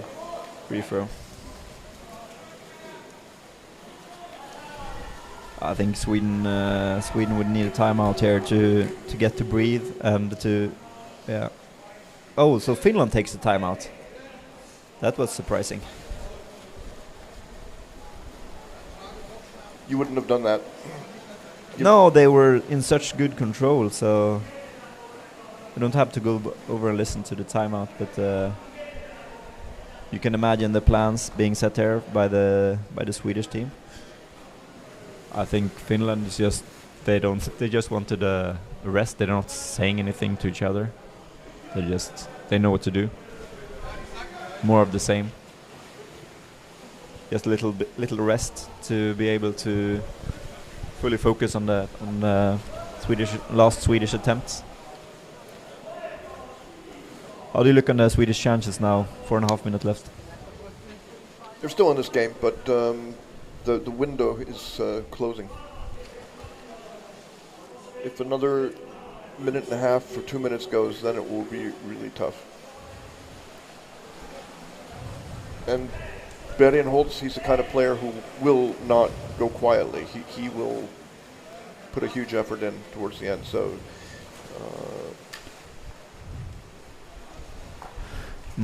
they have Victor Lundin as a water coach. Maybe it's injured. Could be. Now Jens, what's that for? Is that not allowed? Punching? Roughing?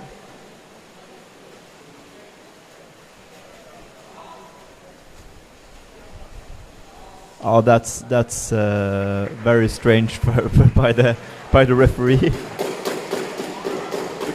call was what? That was very strange. Jens Westberlin was swimming very, very fast, and then into the Finnish player, and then he was against. He was against. Did he get 2 minutes? No. That was. That was. Are you not allowed to swim fast anymore? Yeah. Okay. I think the referees want to keep the game under control, so there's no fighting or anything like What? that. Okay, the Swedish player got 2 minutes for punching.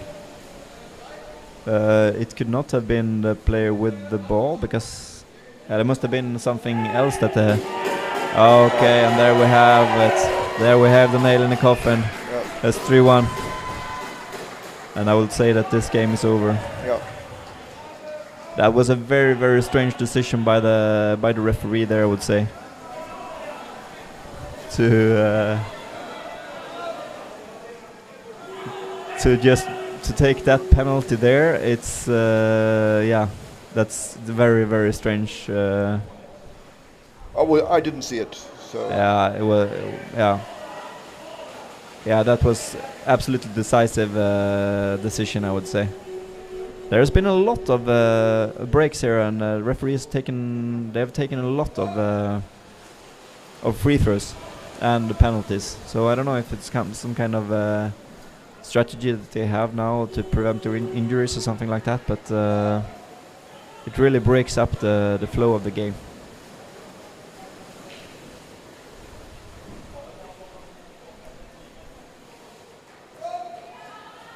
Well, it's a desperate situation now for Sweden, but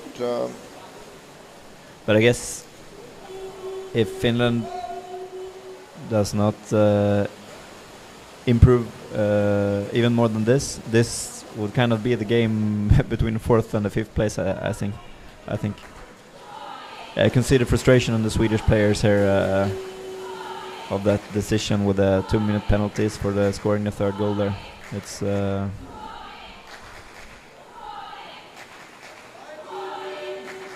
holding. Yeah, you can see that the level, but it's up to the players to adjust. But the level of that the referees has put there in here through the game is very what do you say, on the low level. But there's almost nothing allowed.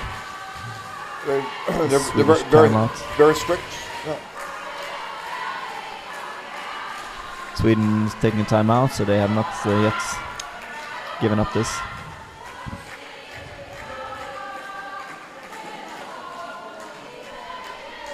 Yeah, we can say that it's over, but it's not over till it's over. And the Finnish national women's team are cheering on, yeah. of course, happy.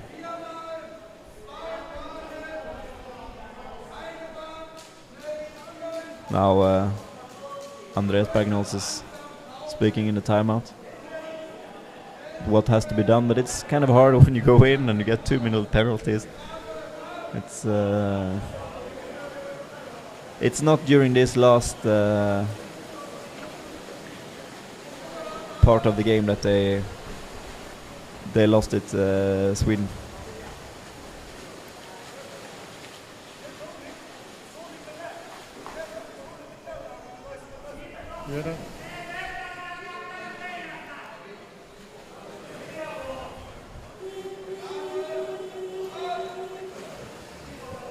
Yes.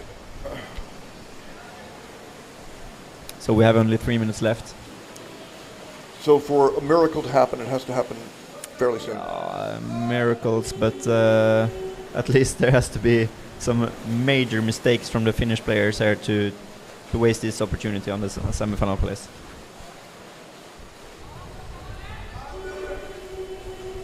Yeah, and with the level that the referee has put onto this game, I think the rest of the 3 minutes here will I just stop be it because it's too close to the wall. It's too dangerous. just be free throws. Wide free throw here.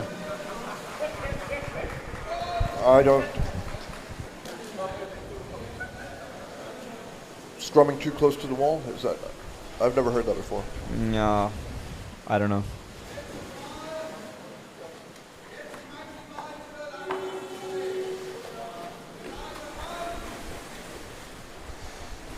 Yeah, it's kind of. I looked forward to overtime, and You were looking to see a tie game, and maybe penalty shots, or yeah. but that's my opinion. But No, Sweden will not be able to get the ball back easily. no. I would be surprised if Sweden got any more possession during the last minutes here. I think Finnish team has players that are so good that they can hold on to the ball for the rest of the 2 minutes here. Yeah. There will be some free throws, but It's scrum the game to the end. But to be honest, I think the Finns deserve to win.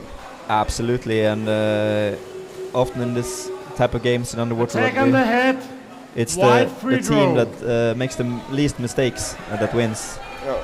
So if the first Finnish goal was maybe some kind of a mask loss for the goalie keeper or something, then the second Swedish Finnish goal was what costed the Swedes the game. And that was They were chasing out on the attackers were out chasing, and there was an easy goal for Holmbeck to score. So that's kind of where the game was lost, and yeah, you can't afford in those games to make such mistakes.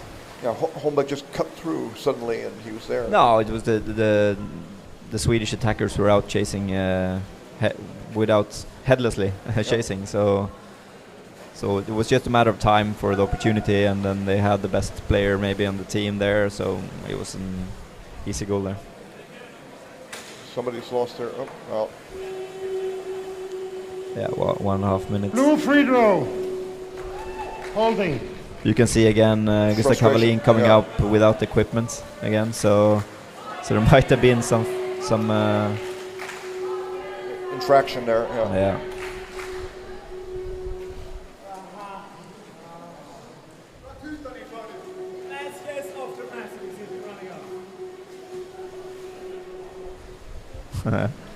Bergenholtz call up frustrating. For a blue free throw. Okay? Yeah. It's not going to make a difference. now, Bergenholtz though. just wants to play, but Blue free throw here in the middle.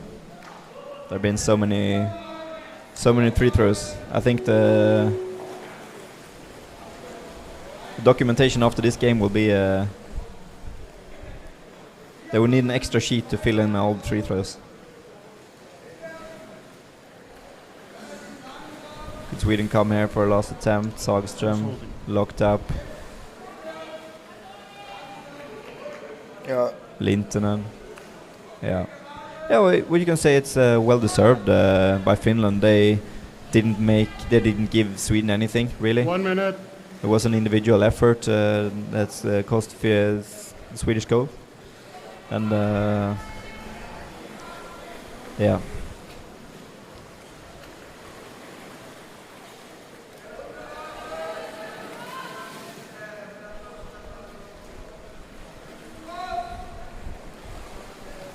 Well, so next year is the World Championships, so the players are looking at this competition as a indication of what's coming. Yeah. Yeah, and also I think we'll see an even better Finnish team in the next tournament. So I think Finland have a good mix between younger and more veteran players. So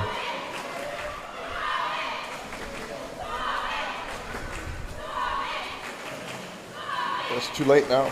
we'll try to have interviews after the game with one Swedish and one Finnish player, maybe. Jim Holmbeck. or- Holmbeck and Bergenholtz, I think. All right, yeah.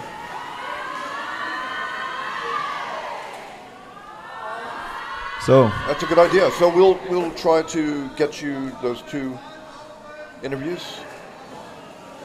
yeah, I don't know and, if Bergenholtz will be interested. he's always interested. All right.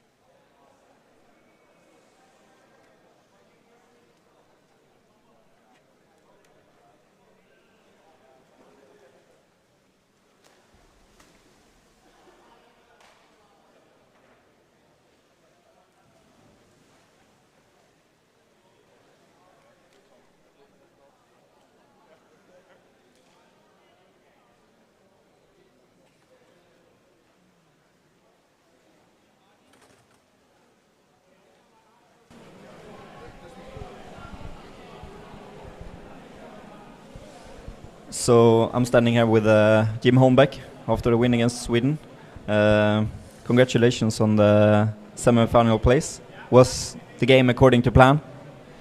Yeah, it was. Sweden, it was tight as always. It's like I said for the team that it doesn't matter really how the teams have been playing in the group stages. This is the new game, and there's a real pressure on both sides that which group you want to end up in the finally. So Sweden was playing well. You scored 1 goal. Walk us through the situation.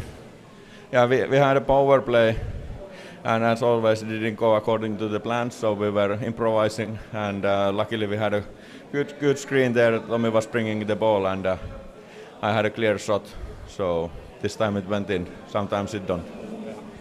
I said on the commentary that you never make a mistake in that kind of position. You had a clean back of the goalie and just put it in. Yeah, it's like a Finnish ice hockey coach said that sometimes we win, and most of the time we don't lose. Yeah, that's great. Tell us a bit about the second half. It looked like you were slowing down the play in the beginning to just control the game. Was that right?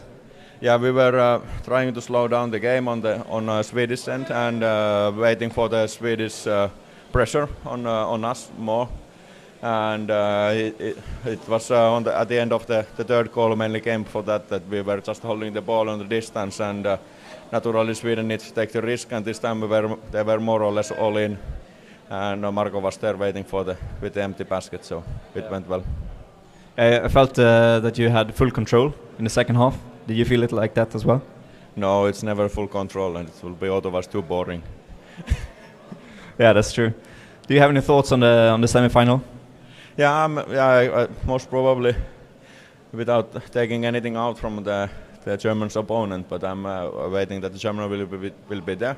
It will be good fun. Like we already faced them in the group stage, and I like to play against them. They have a good ball control, which make it more challenging as an attacker to take it away, and it will be good game. Do you have any new plans for the game since you lost the first one in the group play, or? Yeah, we have been practicing with this team now for since the beginning of the year, maybe a bit before, and this was fifth game with the full changes. So I'm expecting that our team have been improving. We had a good game yesterday against Denmark, now a good game against Sweden. So I think the team is building up all the time. So I'm expecting that we will have a tighter game than in the group stage. Let's hope for that. Good luck. Thank you.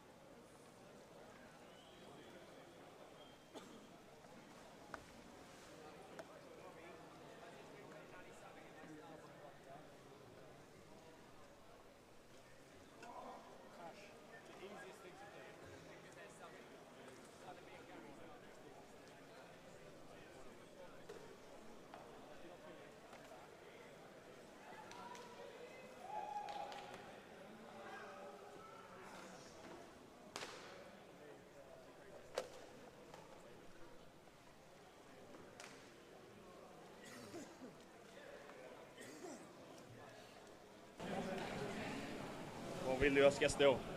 Jag vet inte, det får nästan han säga någonting. Ja, vi tar en intervju till. Kör på svenska, va? Ja. Det blir populärt. So I'm standing here with Andreas Bergnols, captain of the Swedish team.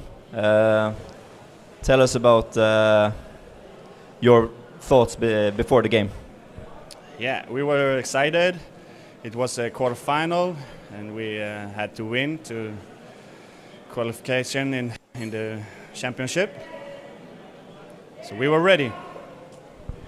I saw that you were complaining about the referees, about Finnish players taking the equipment, and I can see you have destroyed jersey here also. How do you see that affected the game? Yeah, I think it's affected it very poorly for us.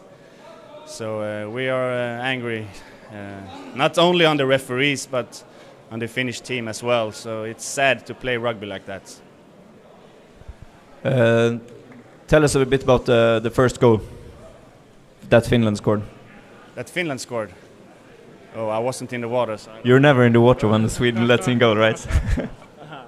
Okay, so the second goal that Finland scored was Sweden had a player in the penalty box, and Finland got an easy goal. But then you came back. Tell us about your goal and the 2-1 goal. Yeah, it was nice to replicate that fast. So we were in the game again. So I think we could have won this game, but the referee did a lot of the game got a lot of messed up. So I think both teams they were a bit frustrated about so many free throws during the second. But there was a situation when before the Finnish team scored the third goal, when Sweden had the ball going out, and then suddenly got 2 minutes. You looked pretty frustrated at that point. Tell us a little bit about that. Yeah, we had the ball and everyone was getting to the offense, and then when we have the ball, we get 2 minutes. I don't know how that happens. No, and it was not the player with the ball. It wasn't? No, because it was Jens Westerlin that swam out, and he swam hard into 3 Finnish players, and that was whistle, and then it was Simon Jobs that went for the 2 minutes. So. Okay. I didn't know that. Okay. It's sad for you to be out of the tournament, but I wish you good luck in the last 2 games. Thank you very much. Thank you. Thank you very much.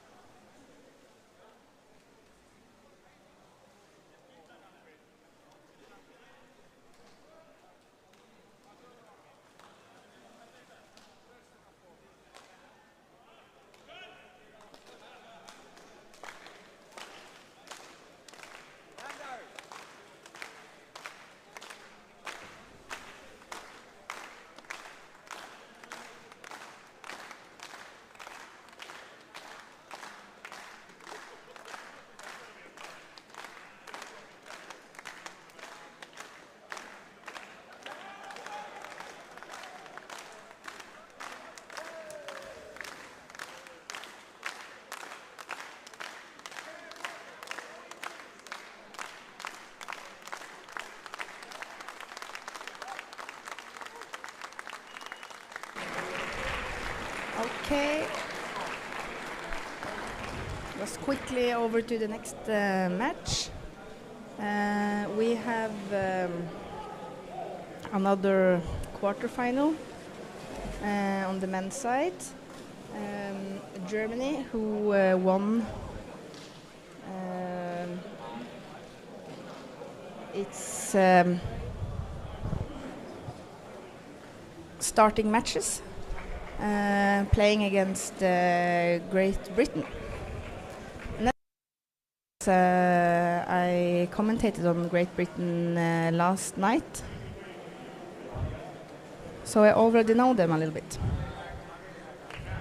And then we have Mattis is gonna come and commentate with me, but as you know, Sweden played before us, and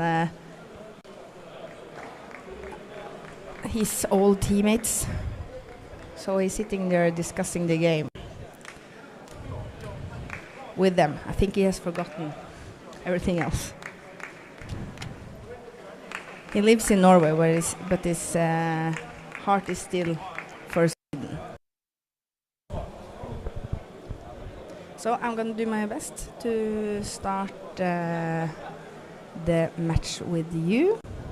So the thing is that Germany is one of the favorites in this championship. So I'm guessing they feel like this is going to be a pretty straightforward match. And for Great Britain, it would be very surprising if the result isn't that Germany wins and then Britain loses. But again, they might get to score some goals. As you remember yesterday, Britain has a quick player called Lou, and also Lewis, I think. They scored a lot of goals yesterday, so if Germany thinks this is going to be very easy, they might do some stupid choices, and then Britain will take advantage of it. So I'm thinking that Great Britain probably gonna try to play as good as they can and try to maybe score some goals. 1 minute. For Germany, I'm guessing they will try to have a good game and not tire themselves too much, not use too much strength to win, because they want to have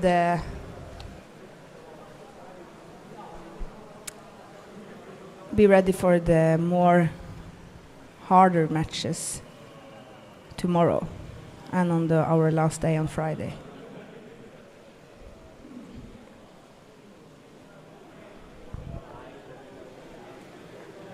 Time to play.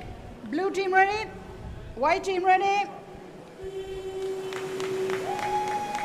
Then we start.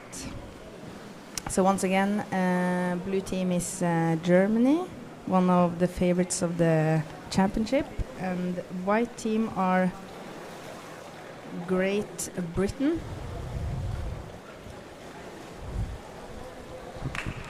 And not surprising, Germany takes the possession of the ball.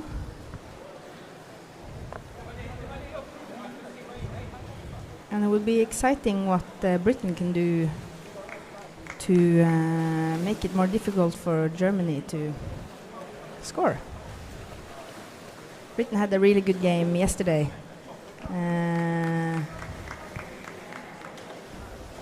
They looked really happy about it. There we go. We have our first goal. Blue goal by number 6. By number six. Blue goal scored by number 6.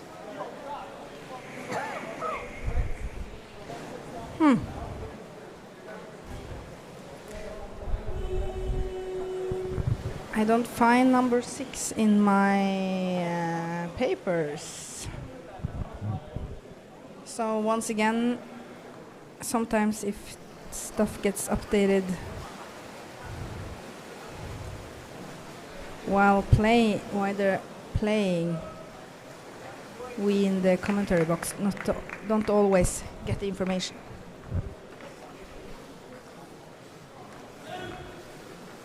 Let's see. Here we go. Yeah, number 6 was Hannes Treiber. We have White free throw. White free throw.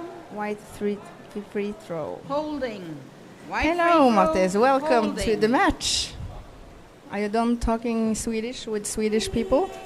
Sorry, I got tangled up in a post-game analysis with the I told Swedish them. players. Yeah. So enough with that. We have another exciting quarterfinal here. Yeah. Yeah.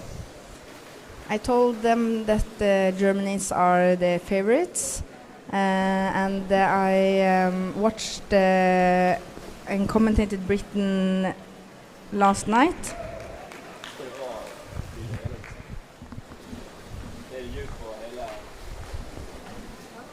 Oh yeah. Okay. So yeah. Yeah. So you told them that the German team are the favorites. Yeah, and also a little bit about Britain, because Goal by number 4. Number Num- 4. number 4, that's Lucas. Number And four number scored. 18 on the Britain team, Lou, he plays in Oslo with Akkaren. Nick Harvey. And he is a quick, tall, big player, and he can get the Britain some goals if they get opportunity. And also we have Lewis, number 6, and on the British team he also is a good player in attack. So if they actually manage to win the ball and get it over on the German side, they might actually be a little. You think they will score? Yeah, they have the opportunity. But it looks like, as I said before the game started, that Germany might wanted to win this match without getting too tired, since they have more harder matches to come tomorrow and on Friday. But it might look like they're just pounding on without thinking about tomorrow. Yeah. That's So- maybe what you can expect from Germany. They won't start playing bad underwater rugby. They want to continue their flow that they have, and I'm not saying you play bad if you don't play all you got, but you could play more smarter to, for example, take more time scoring each goal, Goal by number 6. don't rushing over all the time, yeah, that's true. and focusing more on Number 6 different scored. kind of techniques than just rushing over and trying to score one-on-one. Yeah, that's true. I think playing those kind of games can be get you into some bad habits, maybe. Yeah. Do you want to score many goals and go in just score no matter what? But at least you have to score the goals anyway. Yeah. When you have the chance, you should score anyway, I think. But, So yeah, we have Britain. Sometimes they get in the German side, but it looks like the Germans have more people, and a team like German who is very experienced. I talked about little yesterday about when you have an experienced team, you have a very detailed plan on how to play a game. Could be even down to each player, what happens if different kind of players do different kind of stuff. And then it might look like they're improvising, but I don't, because they have this collective thought about what they're doing. And for a team like Britain, who is quite new, and a lot of those players, I think, don't live in Britain, they live in other countries. So I think they don't have a lot of opportunities to train together. No, they don't train as much together. It's very difficult, because if you are a team who is like one machine, like Wolf always says in Champions Cup, lean, mean killing machine. Yeah. It's very difficult to stop that because they can do things so Blue fast ball you by don't number even know 4. what they're doing before Blue they're number doing 4. it. Yeah.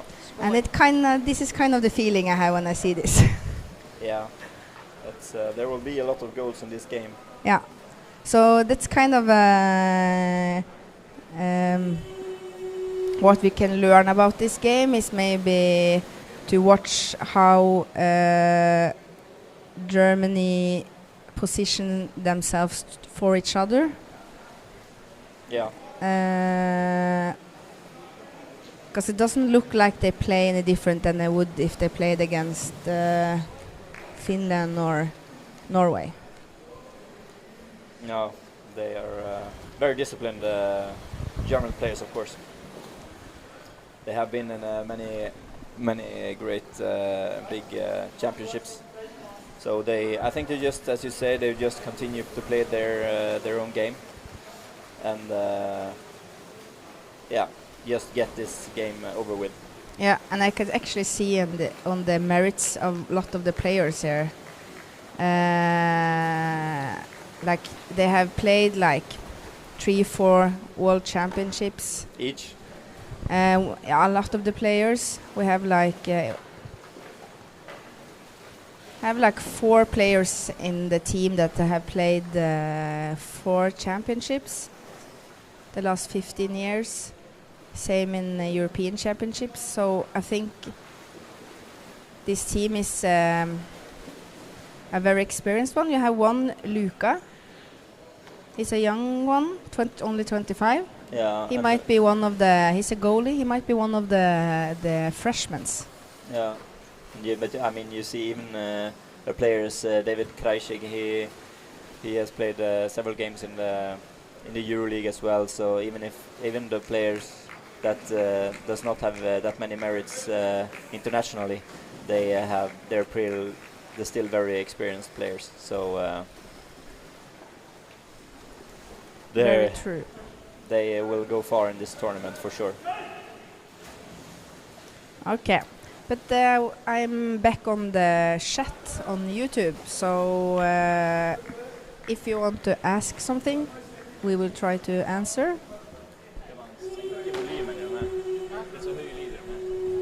And Blue by number if 20. Number you have some information 20. about the teams or the players or anything, just share it. It's fun for us and it's fun for the other Goal ones by watching number the stream. Blue 20. Yes. But I think now it's just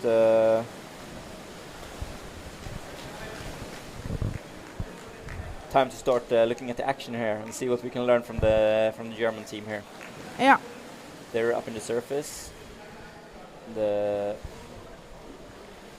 Great Britain players locked it up, passing down to Lange with long hair. He's taking it slowly, going for the head of the keeper, floating up, passing backwards, taking it out in the corner. Oh, Germany are playing playing it slow here. There's nothing. They're not stressing about anything. 7-0, 7 minutes left in the first half. Yeah, you're taking a big speed out, missed the pass. Harvey with the ball, leaving it over to his teammate. Captain, number 6.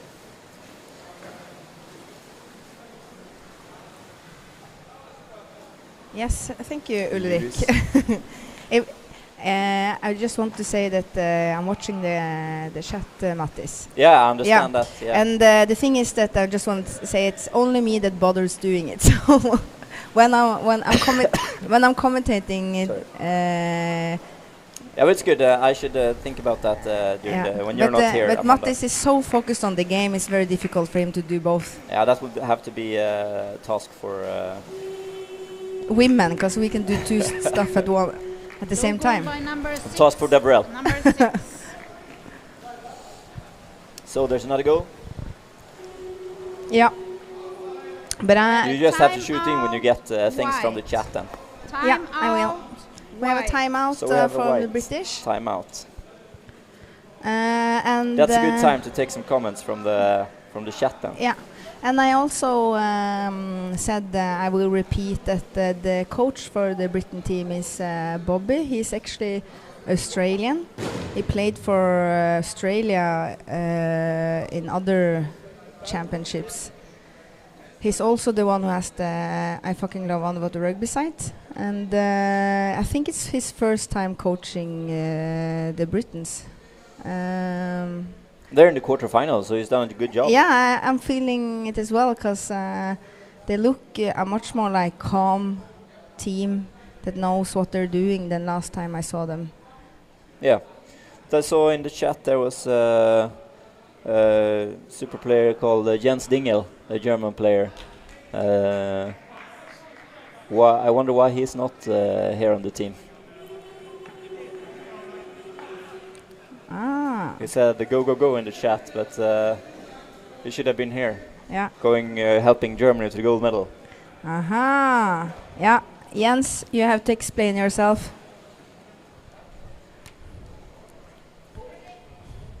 We're waiting for an answer. So the game is on. What would you have said in a timeout like this that Great Britain took? It looked like they already knew kind of how the game would go before the match, and I would guess Bobby he's a very positive guy that likes focusing on what they can do. So I'm guessing that he is saying like more concrete stuff they should focus on, and like when you have a match like this, like a training game.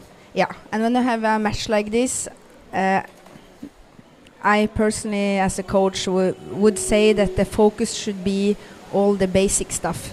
That you should have a goalie and defender down at all time.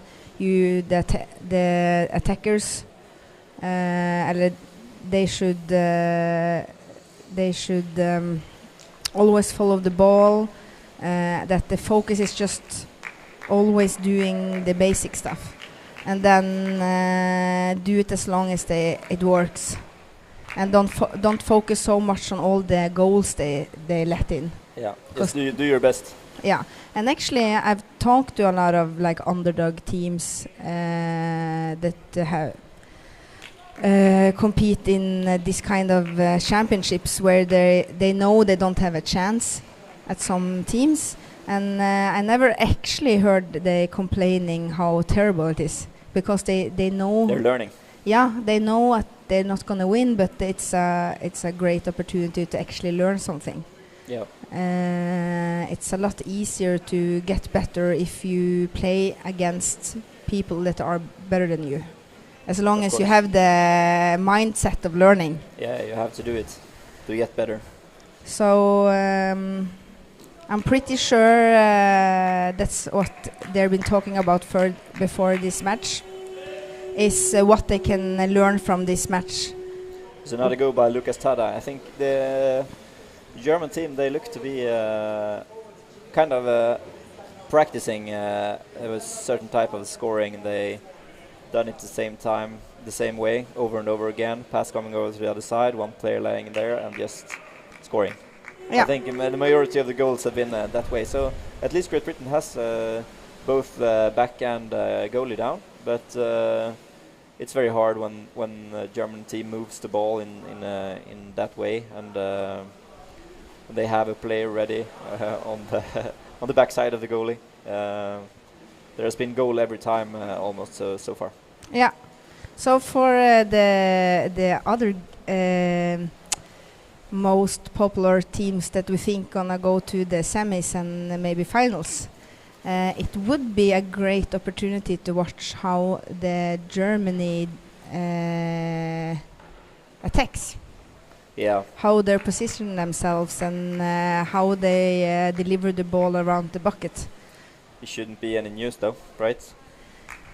It shouldn't, but still, it's a very good like learning match to watch how the Germans it look almost like drills sometimes. Yeah, that's true. That was Philipp Kreisig again. I will answer Ulrik. He asked how many commentators we are. It's me, Amanda. I'm not playing in this year. I was a national team player. You're not good enough as always.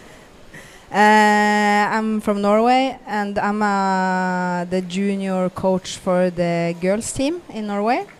And I played on the national senior women team since 2007. So people are starting to call me old. Well, you are. Time to retire. And Mattis, he has a quite interesting story. Yeah, but that's for another day. We have another goal from the German team. It's kind of the same procedure as all the others. Yeah. I think they just they're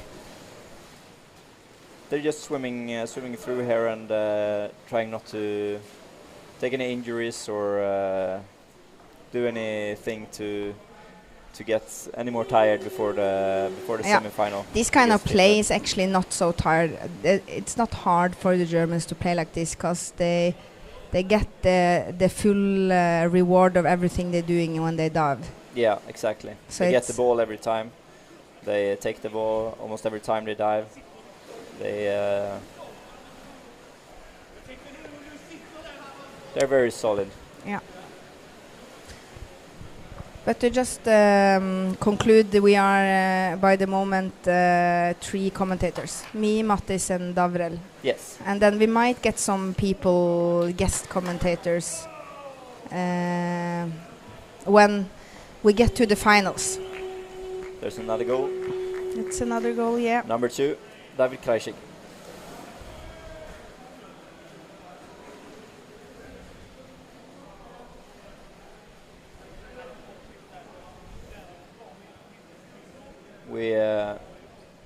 It's always like this in the kind of quarterfinals that there are not 8 teams in Europe that are on the same level right now. We're missing Turkey here in this tournament. True. That could have been and Russia. Yeah, but it's been a while since they. Yeah. But if you had Turkey and Russia here, you would have a lot more leveled teams in the top, I think. Yeah. Especially on the men's side. Yeah.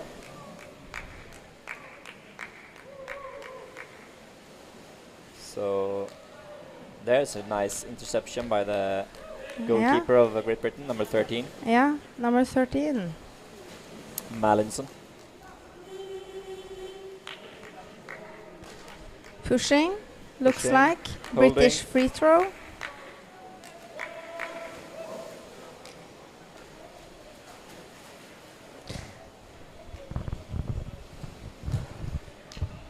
Any answer from Jens yet? No. Jens is he's coming back from injury. Okay. Yeah. So that's actually a good excuse. Yeah. Injuries and kids. Yeah, insurance kids. I don't think kids is a good excuse. Ah, okay. That's just because I don't have kids myself, so I don't know how hard it is. Oh, good play around the basket. No score. No, it's not. It's kind of cool. Either they're playing very, very good. Germany, a lot of people down around the basket, playing it around, waiting for the perfect opportunities. It's kind of like textbook attack when you have 3 people at the same time down there. Yeah. Because then, as a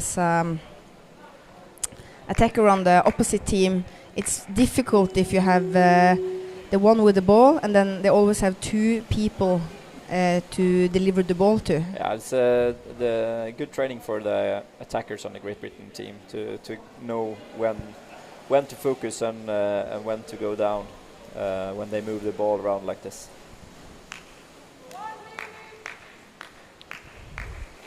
And I would say that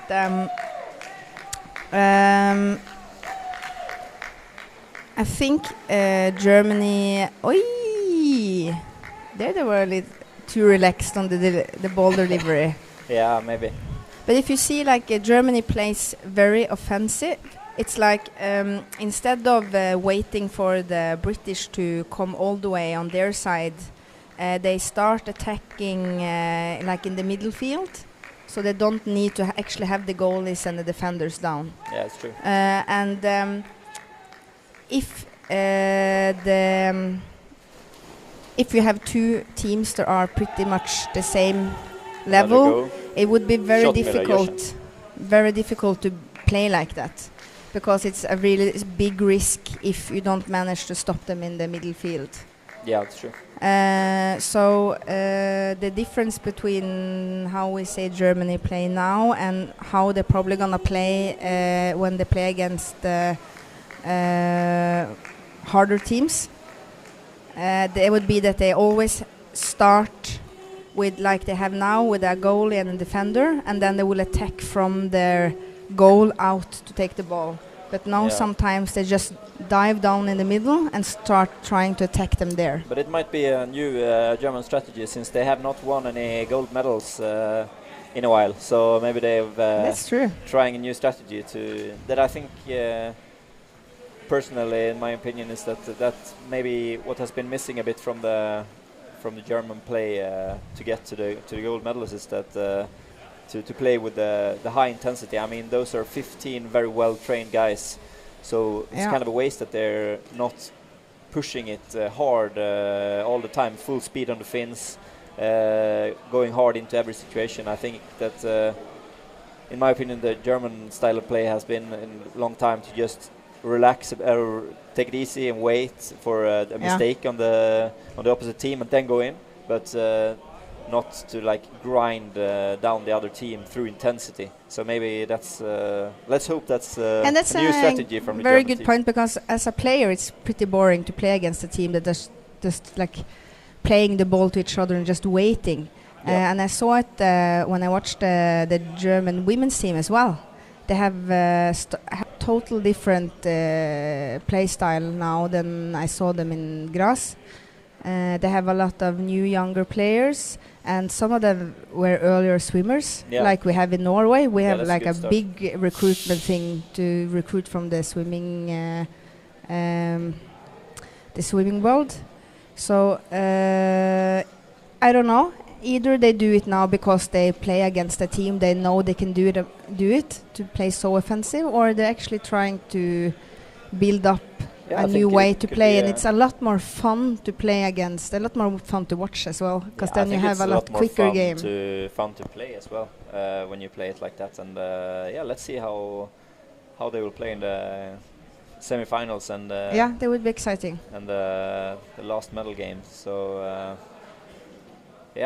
it will be exciting to follow. But I think also in the EuroLeague teams have also developed maybe the German style of playing a little bit. Yeah. That they got a few seasons with. Because it took a while before the German team actually participated in EuroLeague. Yeah. But they've been playing just the German team, or they've been kind of like shopping players in other teams? No, they have been playing. At least my impression is that they had the solid teams. Yeah. So they're all training together. So and that's nice. Many of the players they're smiling at the poolside here, the Germans. Yeah. Yeah, it's very rare you see a German smile, really. Is it? Yeah. So it's exciting to watch. Oh yeah, I'm wondering if this guy is named trainer or is trainer. Trainer, both. Born 75 maybe. Yeah. Tim is asking. No, Mairi Price is saying. The trick with kids is to teach them to play two and then drag them along. Oh, that's the trick. Yes, but Matti's wife, an old friend of mine, she's a swimmer, So now we're getting personal. So all the German and Great British people that are interested in the game can just turn off now. So I don't know. 1 minute. Maybe they're 1 on a minute. swimming competition. Yeah, of course it helps to when you have parents that are in water sports. I think the probability that the kids go into water sports as well are increasing, of course. It is. As with all sports. Yeah, a good example we have on the national team of Norway. We have on the women's side we have Cecilie Skåre. She's a very known player.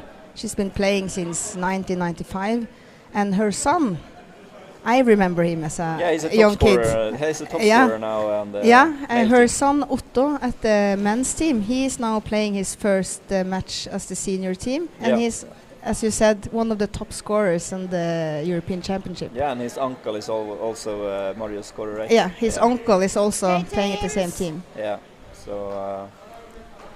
Hi, Otto. White team ready? No, actually. Blue team ready?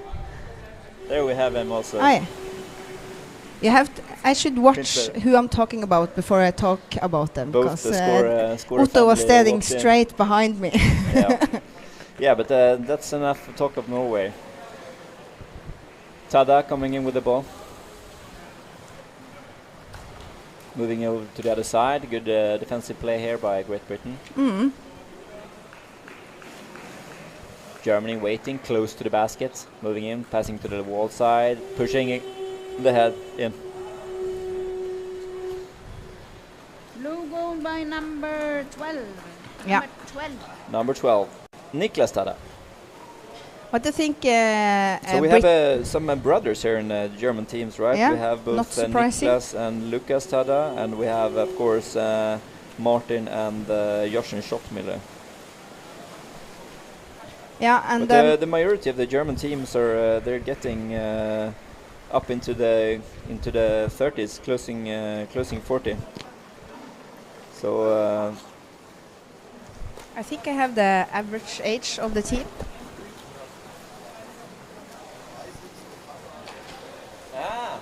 Thank you. So I just got some input here from the trainer in German team that there are three brothers couples here in the German teams. Both, as I said, the Schottmillers and Tada, but also the Blue goal by number 11. Weissenberg, no, 11. Kreisig, of 11. course. David Kreisig and Blue Philip goal Kreisig. scored by number 11. I just want to say that even though you see that Great Britain loses with a lot of points, it's like it's how they choose to play, and you can see that they know their basics. Yeah, they and know I think their then basics, absolutely. and then good goal from above. so it's they might by now number be 10. play against Number the one 10 team that scored. might actually win this championship. Yeah, So absolutely. for them, it's kind of cool, because then they know where the top level is.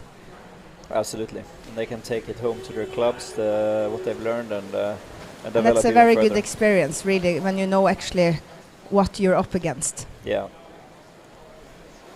Oh, a lost pass from the German team. Tried to pass with double hands, almost got the ball close into the basket.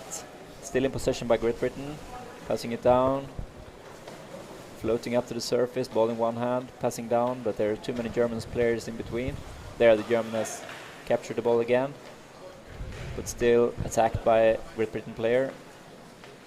And the Germans get the ball loose. Are they interested in going for it? 1 against 2, no other players in sight. Passing it down, up in the corner. Attacked by number 27 on the Great Britain team. Checks field. German swimming around the basket, passing in. Oh, between the legs. That's a nice Yeah, one. that's a nice one. That is what we call støt in Norwegian. I don't always know the English word for Through it. the head. We should number ask 12. the Germany's what it's Number called 12 because scored. In it's German. yeah, because underwater rugby German sport. is a German sport by Yeah. it's invention, a German invention. So and that kind of push stöt technique is a very, very effective way to score a goal, and it's one of the ways Norway, who's on the men's side, who's been one of the top teams in many years now, are kind of a little bit famous doing. And I've seen like Colombia, and now actually Germany as well, is starting to use that technique because it's a very effective way. Because the more like older style is lifting off the goalie. But then you need more time doing it, and you need to be a lot more stronger in your arms. Oh, that's a good interception by the. Ooh, I player would say from the that was blind side. kind of a holding, but There's not been many free it's throws an in this game. incredible long dive on the defender on the British team. Did you saw that? Yeah. It's a really good. He went out, got the ball, and then lost it, and then went back down to defend. Yeah. That's what we call bleeding for the team. Yeah, that's true. I hope he gets a high five because it changed. I'm gonna go and give him a high five later. Later, after the game. It's another good very goal. good. Number 11, Sebastian Lange. Blue goal by number 11. I think actually Britain is this half the Number 11 second scored. half. I think actually Britain gives them a little bit harder work. You think? Yeah, I think so. Because it on the first half it looked like everything worked for the Germans. Every dive, Yeah, they every lost the ball deliver. a few times, that's Yeah. true. And it's quite typical that in a match as long as this, and when you have a lot of goals, because we play that you stop the time every time they have a goal, so they play a lot more longer than 2:15 halves. Yeah. So They will be freezing on the bench, the German players. yeah, and I see the German number 11. I've seen him, Sebastian Lange. Yeah, he has was the one that scored. Yeah, and I've seen him and I recognize him because he always had the long hair. Yeah. And he's been playing on the World Championships in a very long time. Yeah, So he is one of the most experienced one. 18. absolutely. Thank you. 18. But the whole German team here is, Number 18. I think they have a really, really good team in place, and I'm sure they will. If they don't take the goal, it will be very, very close. But you see in They look tired, the Germans. this, so they're giving it all. yeah, I mean they're underwater, so they can't breathe, so they have to breathe when they're up on the bench, right? Yeah. When they go to the service, it's just for show. They don't breathe, really. Yeah. For the non-playing players watching, we don't breathe for when we're in water.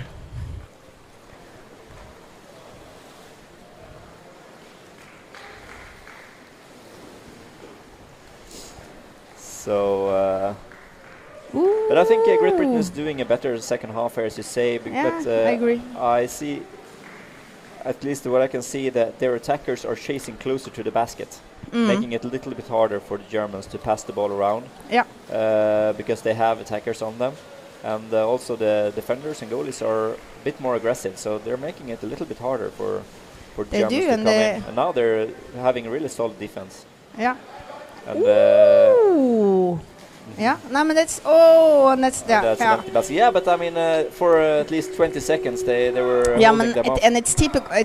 That happens even with a more experienced team as well. If you have this kind of pressure for so long, it's Yeah, very absolutely. difficult to make it tight. Yeah, you have in to the get defense. the ball and get it out. Yeah, I mean, I think, as you said about the attackers on the British now, they're working really good, and you see that they switch the two that plays attacks. They Yeah. switch very tight down at the bottom instead of switching on the surface. Yeah, And that's actually a quite experienced move to do. yeah, And you also saw that the goalie on the British team are good at following the ball with their eyes. Oh, that's a nice long shot. That was Lange, wasn't it? Oh. No, that was Blue goal by Weissenberger. number Reisberg, okay. But he has got long hair as well. It's a thing. It's a thing in Germany. It would be Blue number 15. so awesome if the whole German team came with long hair. It's like the water polo from Croatia that had the mustaches. Everyone.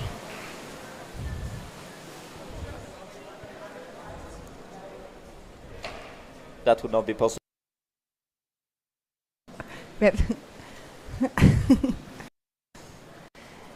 You don't see it, but Mattis is missed here in the rugby community. So people are hugging him and high-fiving him and even kissing him. Yeah. So It's good to be back. Yeah. I'm very happy you're here, Mattis. Yeah. Good to I be here. missed you as well. Good to be here. So we have 8 minutes left of the second half. We have a 23-0. Great Britain has been able to score some goals so far in this tournament. And oh, there's another one. Yeah. Schoolbook example again and again and again. They're very, very consistent, the German team here in the way they score. Number 18. Yeah. And also creds to the 18 Great Britain team scored. for still Number having 18. backs and the goalies. There has not been many goals on open baskets. No, and that's a very good It's a quality. good sign. Yeah. And I mean the Great Britain team, they beat Spain to get a place in this. Yeah, it was quarterfinal. yesterday, wasn't it? No, Switzerland. Yes. Switzerland, yeah. The yellow suits. Yeah. That I love so much. I said yesterday that if the Swiss won against Britain, that I would eat Swiss cheese next match I was commentating. Yeah, okay. That would not have been a punishment. But yes, I think either it's Bobby, the coach on the British team, had told them to stick to the basics, even though they want to try to just take the ball, because it's the best learning is now to the best learning is to do the basics against a team like that. They've been able to block the German player really from nice. scoring a goal, actually. Or they missed the ball. I think the British maybe. Oh, that's a good push out from the goalkeeper there. Yeah, it's a little bit scary to do it because you know you have to go down again as a goalie. Yeah. But he's changed. I think Smart move. He went up changing and then a new one came down. Smart. I think And, actually the also Britain are really good on giving all for each other. It seems like every player on Britain really tries to do what they can for each other. Absolutely, and in the same time, I think Germany has laid off a little bit more, even on the tempo. Yeah, they don't look very interested in if you scoring any more saw in the goals. first half, they always were 3 people going in at the same time. Yeah, they're playing even slower now, it looks like. Yeah, and this was really efficient of them going 3 and 3. And now you see it's more like 1-on-1, and it's even though you're one of the best players in the world, it's not easy to score when you are 1 against 3. Yeah, maybe not that motivating to score a 25-0 goal either, so they don't want to waste any energy on that, I think. Yeah. Now you have a little funny technique in the Germans when they have 2 people on the one side of the goal. Yeah, and like blocking. Huh? Blocking the defender. Yeah, so it's a really nice move. Could be very effective. The defender don't know where the ball is. Yeah, the defender have to stop the first one, and then the first one opens space for the one in behind, and the one with the ball can. Oh, that's a nice move. Did you see that one? The German player had the goal, and when the other player got the ball, he just shot it in, and he lifted himself up and just let the ball go in. They have tremendous control, the German players here. Yeah. They're just showing off now. It's entertaining to see. We have a white timeout. White timeout. So Bobby is probably going to have a little pep talk with them. Yeah. I hope he what you call skryte in English again? Give them creds and positive feedback. Yeah. Yeah.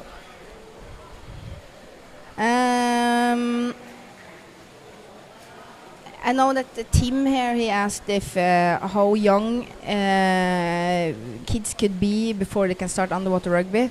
I know in Norway they have a 14-year limit on the senior competitions. Yeah, but there are really no limits. Yeah, but then again, if you actually have a junior competition, and I know in Norway, especially in Bergen and in Egersund, west coast of Norway, they've started something called the kindergarten rugby, when they play on the shallow water in the pool. Yeah. And they love it. Yeah. And we have like age limit matches for the kids like 8 to 9 years old. They play against each other. Shorter matches, not so strict rules. It's like unofficial matches. So we have Elisabeth Ose, the new player we have on the Norwegian senior team. She's from Egersund, and she's been playing. I've been playing for like 20 years, and she is 10 years younger than me, and she played almost as long as I have, because she started when she was like 4 or 5 years or something. Yeah, that's cool. Same with Susanne Edvardsen, that also plays on the Norwegian team. She started when she was like kindergarten, because her father played underwater rugby. He was on the national team back in the 90s or something.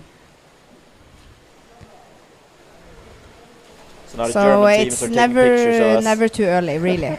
You just have to make kind of changes so it's possible for young kids to try as well. Yeah. Not start on the deep, start on the shallow. Yeah, that's true. Yeah. Yeah, we'll see if we get any critique in the chat from not following the game here. I know I've been criticizing some German commentators from Champions Cup. So let's see if we can do a better job. Yeah.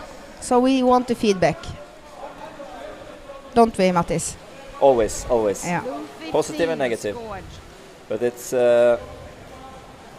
it's challenging a bit to commentate the game that is so lopsided as this one. Yeah. But we have talked a lot about how the Germans choose to play and how the Britain choose to play when they play against a team they know they're not going to win against. I think for the people watching this game, the learning points here are how the Germans build up their attacks and how they play with each other. Blue free throw. And there was a blue free throw. I saw that one of the British players took his hand on the mask of the Germans. So that's a good referee call. Yeah. The German team on the bench here, they look to be in a very good shape. They look fit and well trained as always. So. Oh, that's a new one. Ah, perfect. Yeah, that's again a very effective way to score. And as you also see, they have this person in the middle of the goal. Yeah. What you call the block. Yeah. It's very effective to move the ball around the basket like that. I think that's one of the when Norway won in Helsinki the European Championship, and also when they got some goals in Graz and as well, they have like this. They pull the ball up in the corner, and then they have this player going on the opposite side of the goal. Yeah. And then they have this person in the middle blocking the defender, so the defender can't turn and stop on the other side. In the semi-final or something, an important game in 2011 World Championships, Germany against Sweden, where they did exactly like that, and that won them the game. So yeah, and you see that the Germans this is kind of their magical trick, because you see like they always have this person on the other side of the goal. Yeah. The hard thing to do in this kind of scoring is to actually deliver the ball from the corner and on the opposite side. Yeah. Then you have to be quite good with the ball, and you have to do a lot of speed. Because if you do it slowly, it's very easy for the attackers to just stop you. Absolutely. So it's easy to perform in a game like this, but I mean, in a more tight game, it's enough to do it once. 1-0, it's enough. Yeah. Many times. So. Ooh, again, it's a really good, and how you could like. I have an idea, but you should explain first. How would you stop that kind of attack?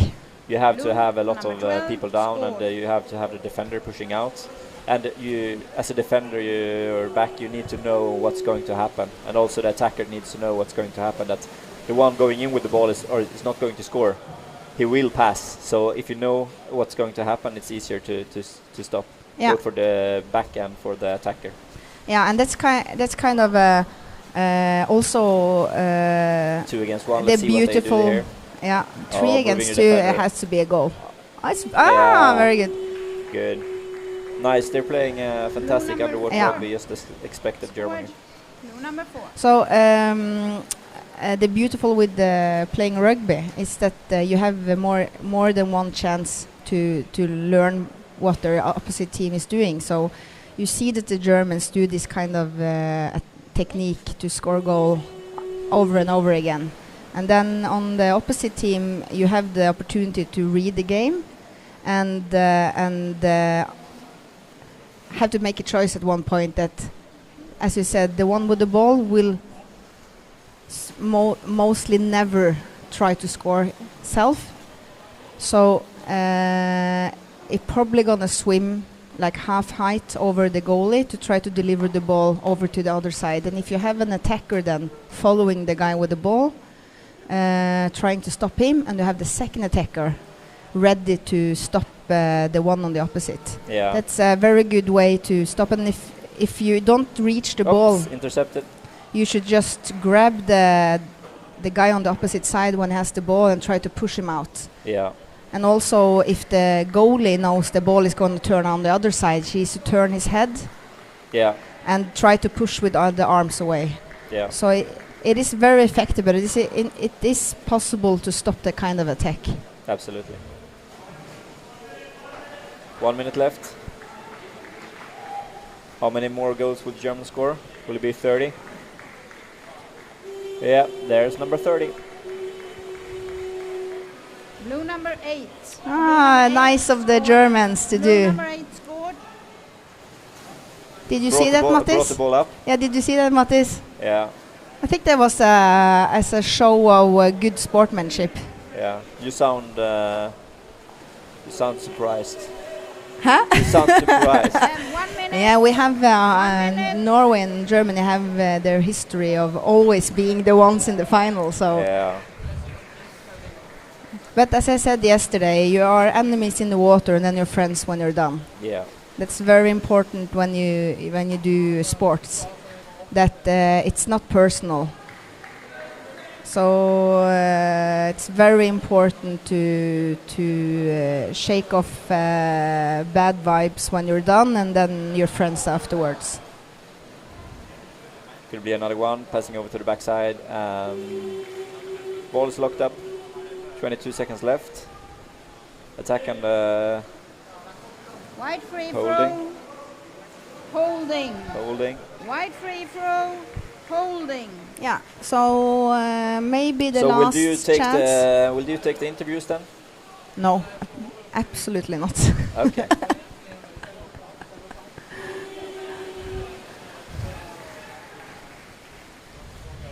You're so good on interviewing, Mattis. Flattering. Yeah. You can take the interview and then you have a break afterwards. Me and David is gonna take the next match. Yeah, okay. You get me a last opportunity. But again, very good of the British. Look at There we that. It's go. 5 against 1. You get me the captain of the Great Britain team then. I can get you the End of captain. game. Maybe. End of Okay. game. Thank you for the commentating at the stream, everyone. I love it when you participate in what we're doing, and it's a lot of knowledge out there that we don't know, because we don't know every player and every team.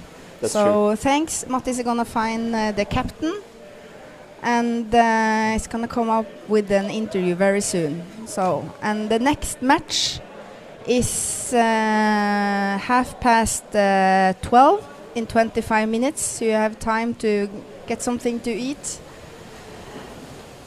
stretch a little bit, and come back to the stream.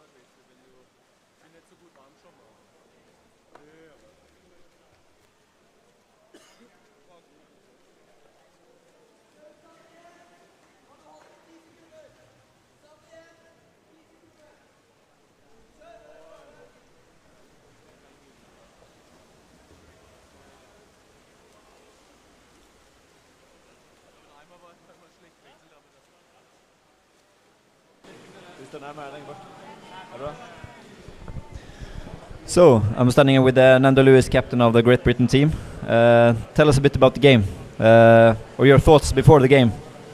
Well, we played Germany in the World Championships in 2019 and lost by exactly the same scoreline.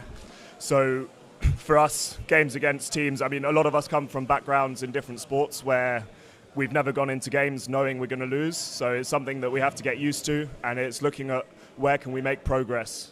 And so compared to the game we played against them 3 years ago, we felt that we had more possession in their half. We had hardly any. I don't think we ever had it in their half in 2019.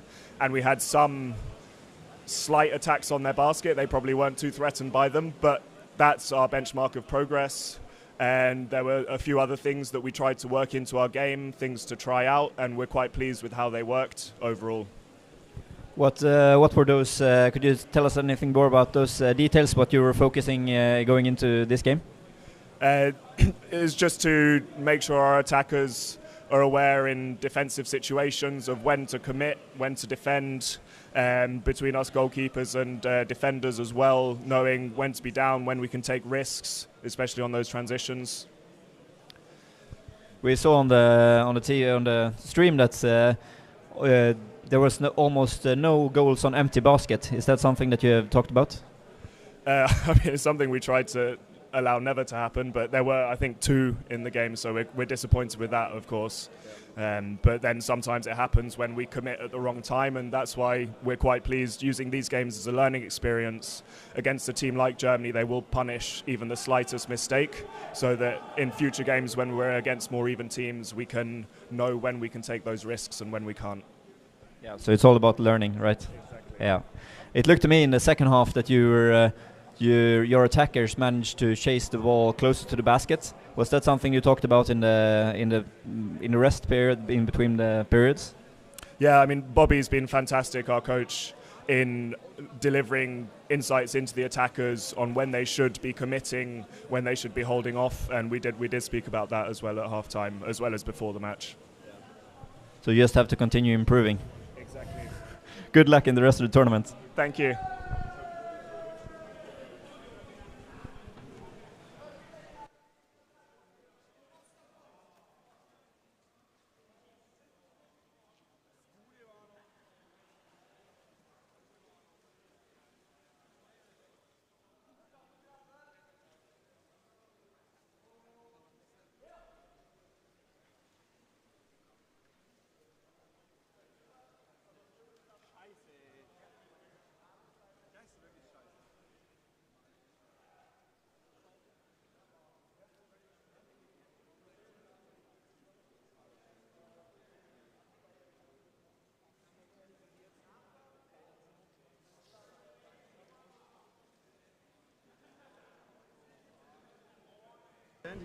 Yep.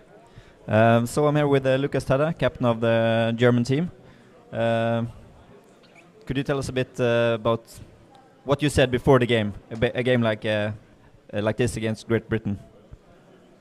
It's very hard to keep up your concentration and your flow, game flow. So we focused on this points. So that was because we could really see that on the stream that you did like school book example, goal after goal after goal in the same type of manner. Would you say that did you see this as an opportunity to train in certain movements? Sure. But it's even more important to train this to don't lose your game flow. So sometimes, sometimes you have games where you underperform hardly because you can't just get into the game. And now with those hard games against Finland and Denmark, we had a good flow, a really good one, and now it's important not to lose it. So now you're through to the semifinals. Any thoughts on the upcoming game against Finland? Where we played against them already. They are very good. They have a very solid defense, and we know that it's not much to miss, and it's an open game. But on the other side, we already beat them, so should be possible again. So you've done it once, you can do it again. Good luck in the rest of the tournament. Thanks. Thank you.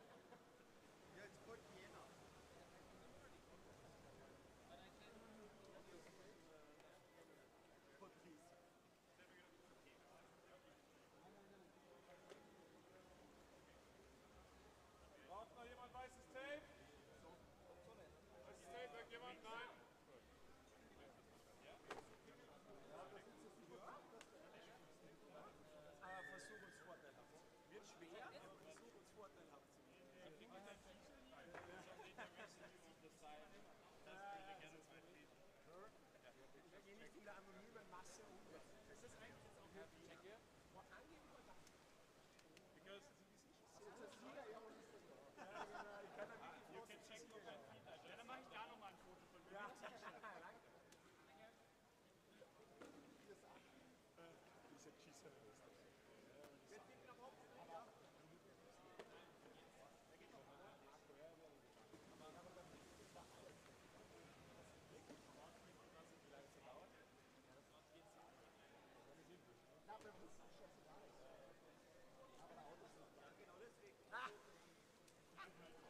Aber das zweite Auto schützen, weil das schwer mal gratis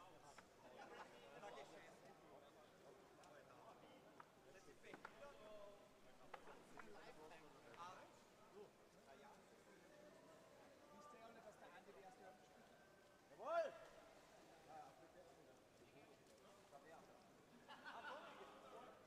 Wer ist jetzt draußen? Ist der Paul was? Ist der Paul? Also der Paul kann doch dabei gehen. Ich habe auf YouTube getestet. Keine Ahnung, was musst du jetzt aufmachen? Ja. Du sollst da...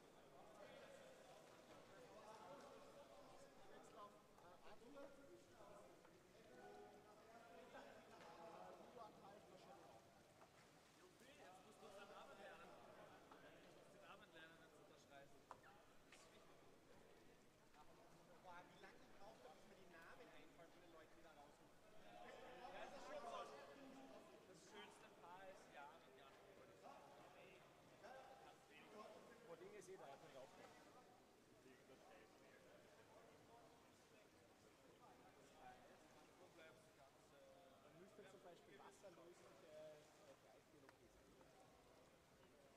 Was geht's da? Aber ich glaube schon ähnlich, oder? Achso, ich muss auch da trefft sich nämlich.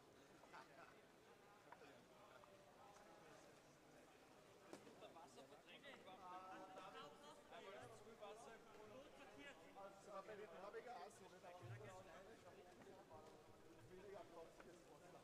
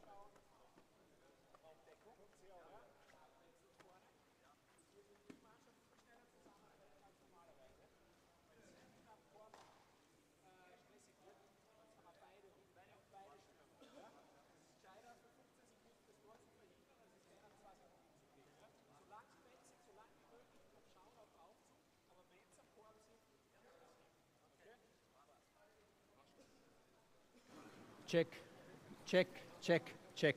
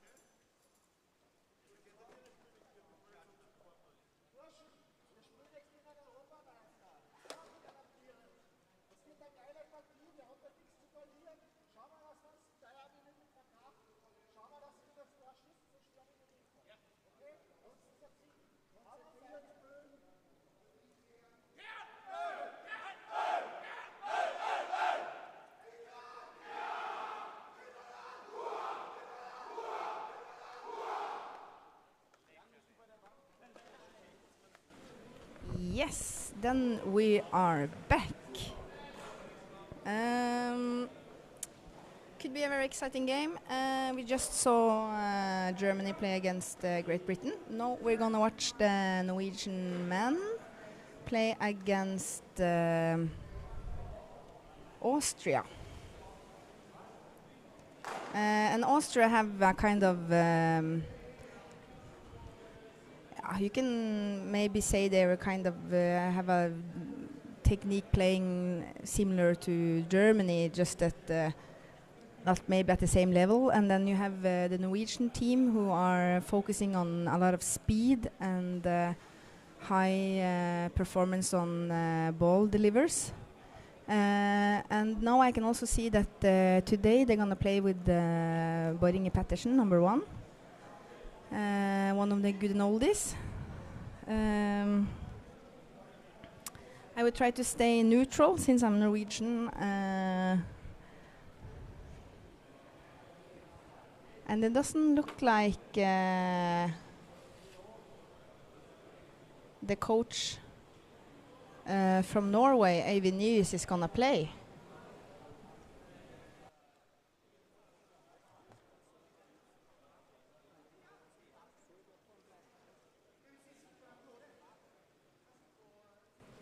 Okay. I was right. The coach, Eivind Nyhus from the Norwegian team, is not going to play this match. He is going to rest. He will, as I see, just swim and watch the game. So looks like Norway is going to start with a team, maybe not the same team they will start with when they come to the semis and the finals. But still, I think we will see a very typical Norwegian way of playing. It is really fun to watch. It's a good vibe on the Austria side as well. They are laughing and smiling. So it's important to know that even though it's the quarterfinals, people still do this because it's fun, and then hopefully they will get a result that they feel is justifying in how they play. So we're probably going to start any minute now. And I talked about Otto Skåre earlier today, and he's playing as number 20. So he's one of the younger players, only 23 years old. So he's one of the top scorers on the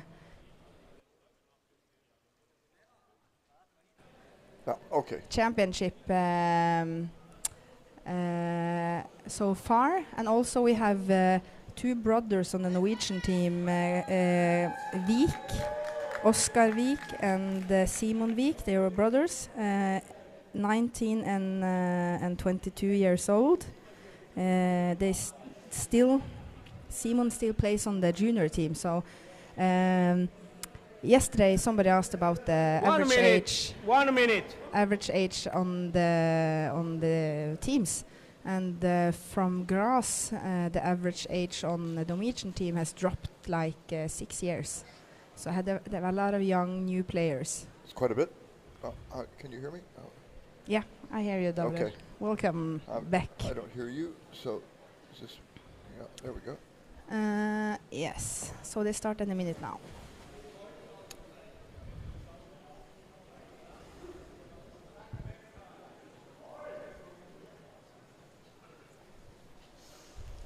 So this will be very tough for Austria.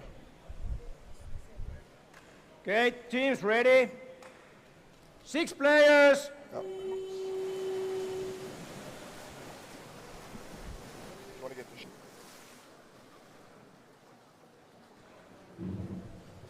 the Okay, we're started.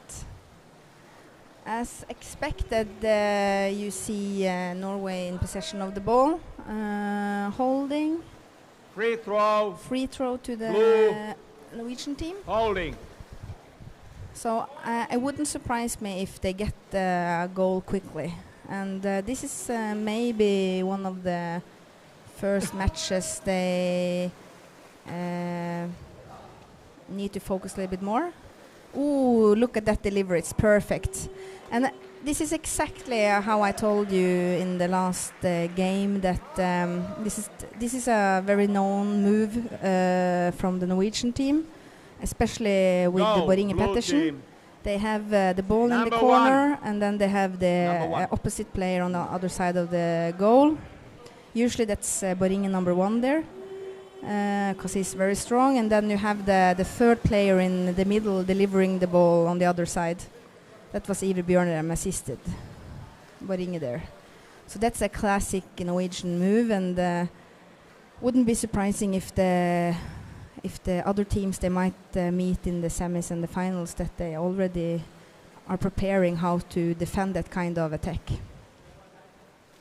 And also we have a player that actually an old player on the Norwegian team, but has done a kind of a comeback because he's been not playing for a while. It's attacker number 6, Jørgen Nyhus. And now it was a new goal pushing. Number 20. And not 20. Surprising, that's Otto Skåre, the top scorer of the championship. It's the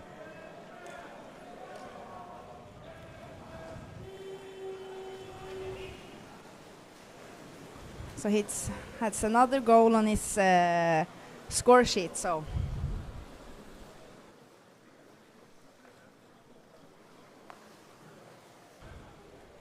There we go.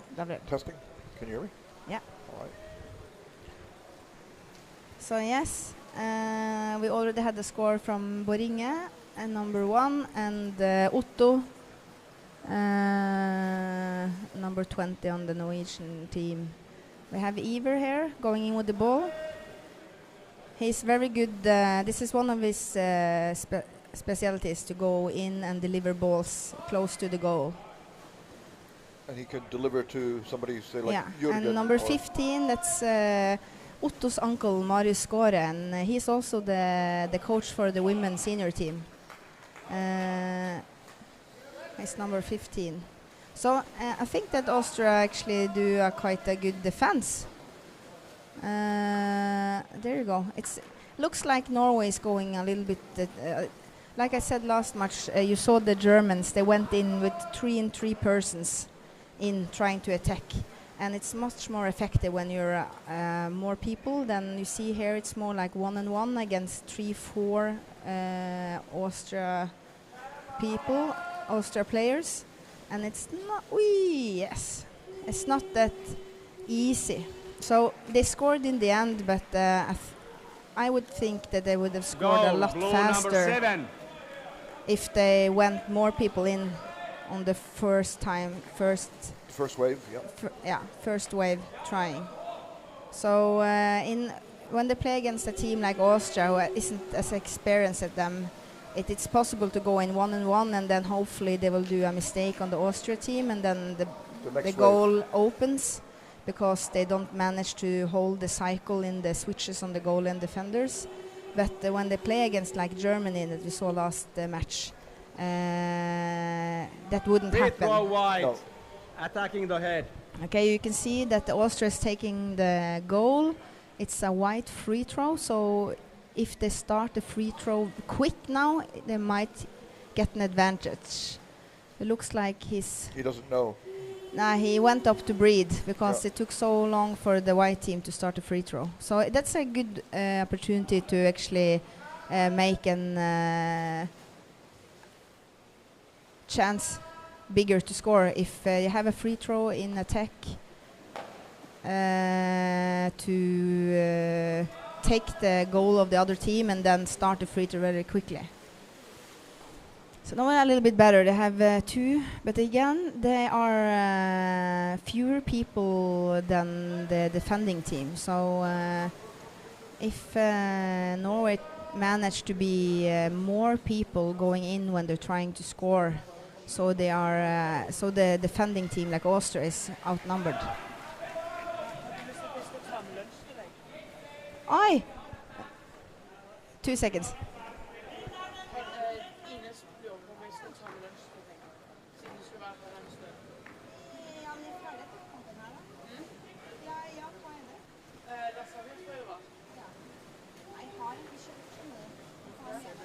Yeah, but you have to wait for the next stop. You know.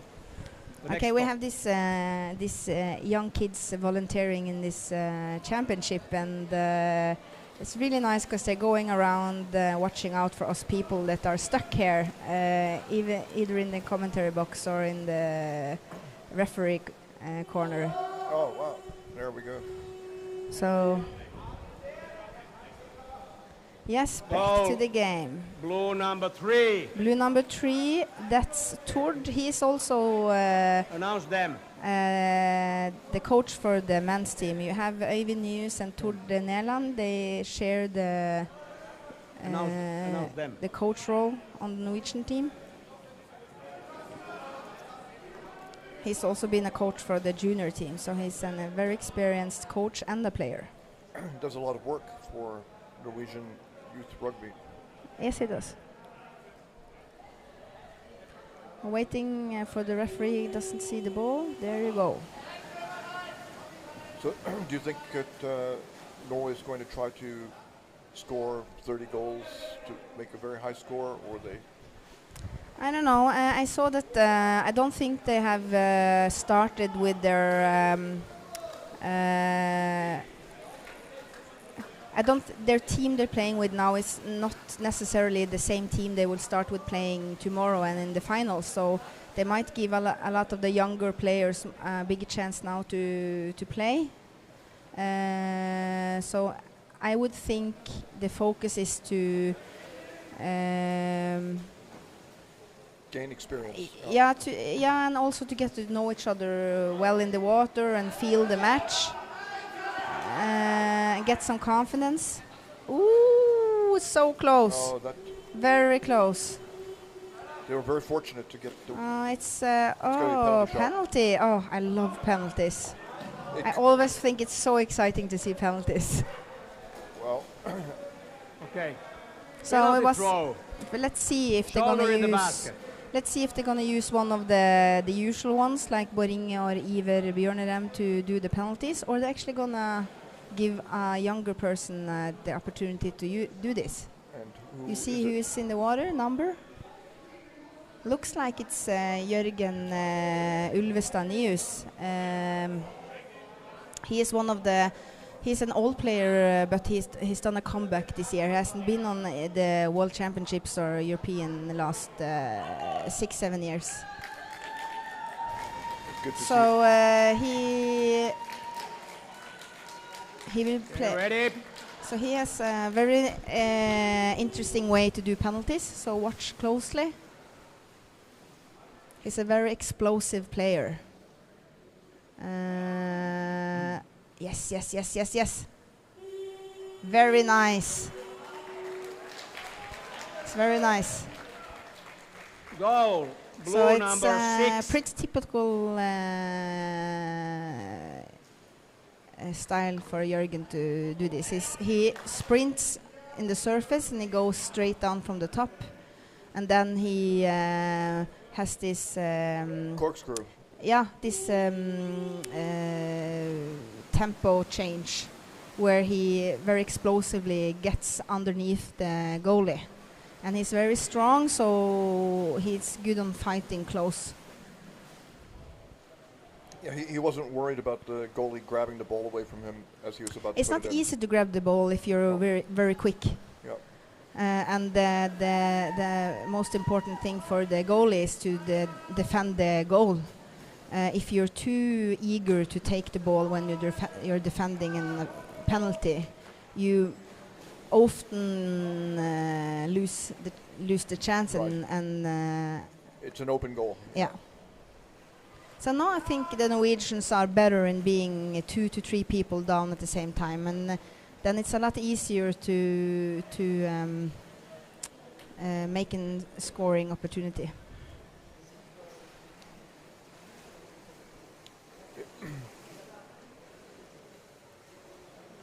The rules say you cannot attack a player who doesn't have the ball, and so there are 4 or 5 people in a scrum. Well, at most 2 people can have the ball, share possession of the ball, maybe. Free the throw. Other 3 people. White team. Yeah, it's difficult when you have a scrum Holding.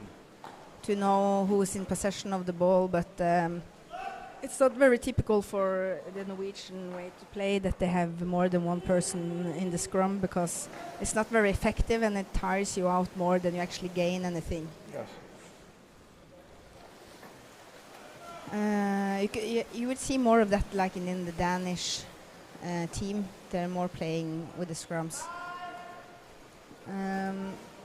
Looked like the Norwegians are a little bit too active when they don't have the ball around the goal on the Austria side. You think they're pushing?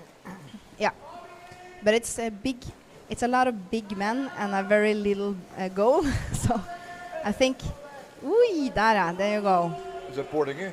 Yes, it's one of Boringe's specialities. It's very hard to stop him from scoring when he has this position around the ball. He's kicking, he's driving it down at a lot of force. He's a strong. Number 6. His Will arms are longer. If you take out his arms from scoring? fingertip to fingertip, the arm length from Number the one side to the other is longer than he is high, and he is about 190. So I think his arm width are about 2 meters. One guy didn't So have wristband. he's rarely shorter than the other. So he has His arm. reach is great, yeah. His reach is very great, and he's been playing a lot of sand volleyball in his younger days, like on an Olympic high level. So he's very strong in the grip, and he has.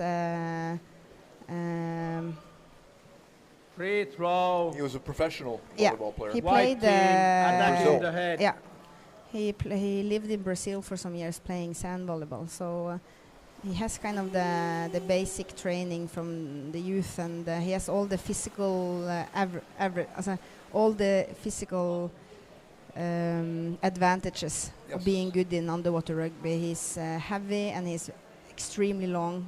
Is good bottom times. And yeah, he is one of the players that can be down for over a minute easily.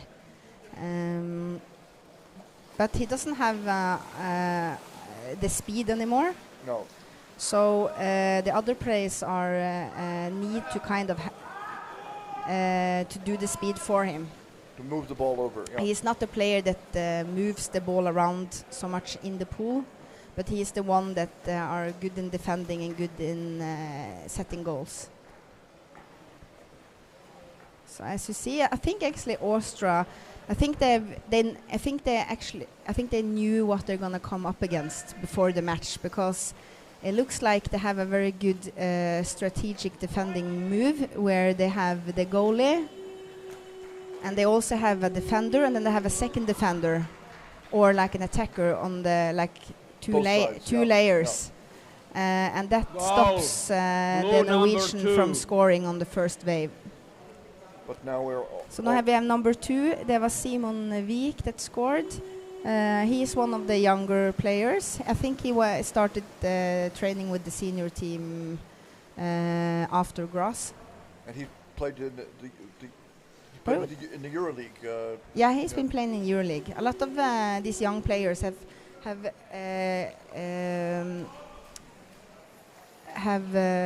developed Free very throw fast wide.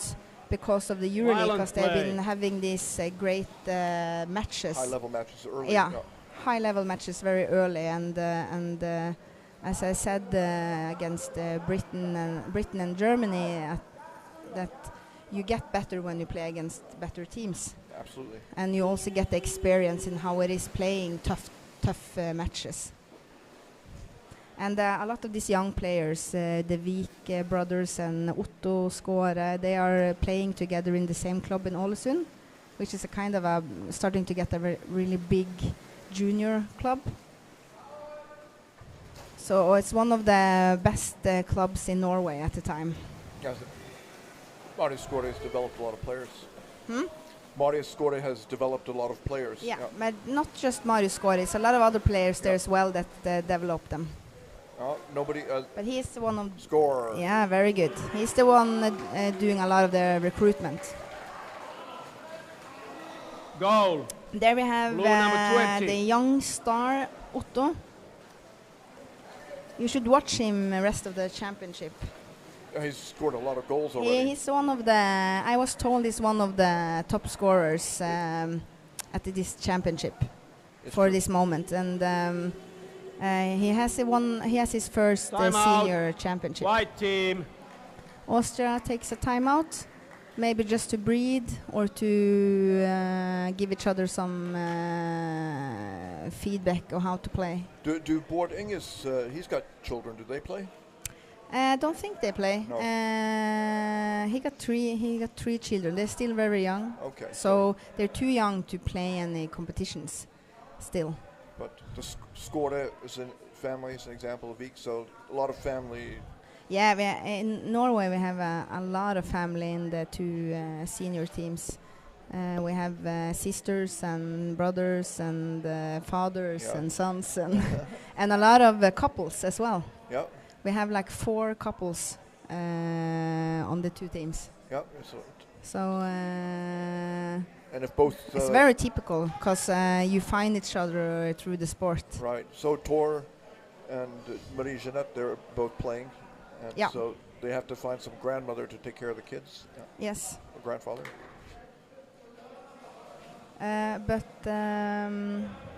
Yeah. I also have a brother playing. Matthias. Yeah, Matthias Barsten. He's not playing this championship. But he plays a little bit still in Norway on the... He didn't try out? No. COVID stopped playing and he I think it's a lot of things. It's very natural that underwater rugby could be a very long career.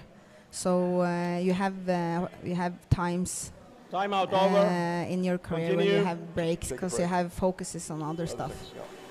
We'll hope to see him again. So hope to see him again. I know that the players in the water here now misses him. They've told me directly. Well, that's nice to hear. So. Oh boy, this is a really physical scrum here. But my brother was with us in Graz. Yeah. And he played in a lot of EuroLeague matches. Yeah, as well. I have some other players from the Norway team as well that isn't here this year because of injuries and different stuff. So isn't a lot of players that had quit, but just it's either work, new kids, injuries, typical. See. Let's see if it's something.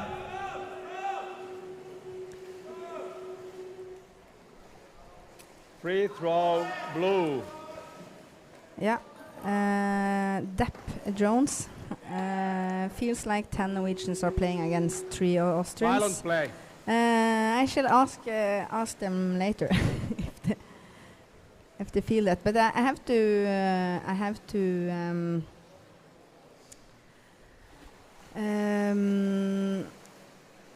say that the Austrians actually do pretty decently. Yeah, I think so too, because it's important that it's 2 ways of losing, and you can lose while doing the best you can, and you can lose being a bad loser, where you just try to. Because the thing is that some teams, when they know they're going to lose because they play against teams they know they're not going to win against, they could choose to not play the ball and play just scrums, and just thinking that what we want to do is have fewest goals against us. But then you have the other way, like Britain played now, that against Germany, that they wanted to play rugby and didn't care about how many goals that actually came. They tried to. They wanted to play rugby and learn more about the rugby, and I think also the Austria team do that as well. They show that they actually want to try, and it's a lot. They learn a lot more when they're playing like this. At the same time, it's a lot more fun for the teams there, like Norway, that they actually can play ball. There you see Odden. Yeah, there's you have Boring again the same way. And I would, for the people watching this stream now that might meet Norway in the semis or the finals, this is kind of the killer sting for Norway, is the way Boring scores. So if he actually gets the ball like that and he is in that position, it's very likely he's going to score. So how to stop him from getting that ball when he is there, or how to stop him from actually scoring if he gets the ball, it's a keynote to talk about on the other teams.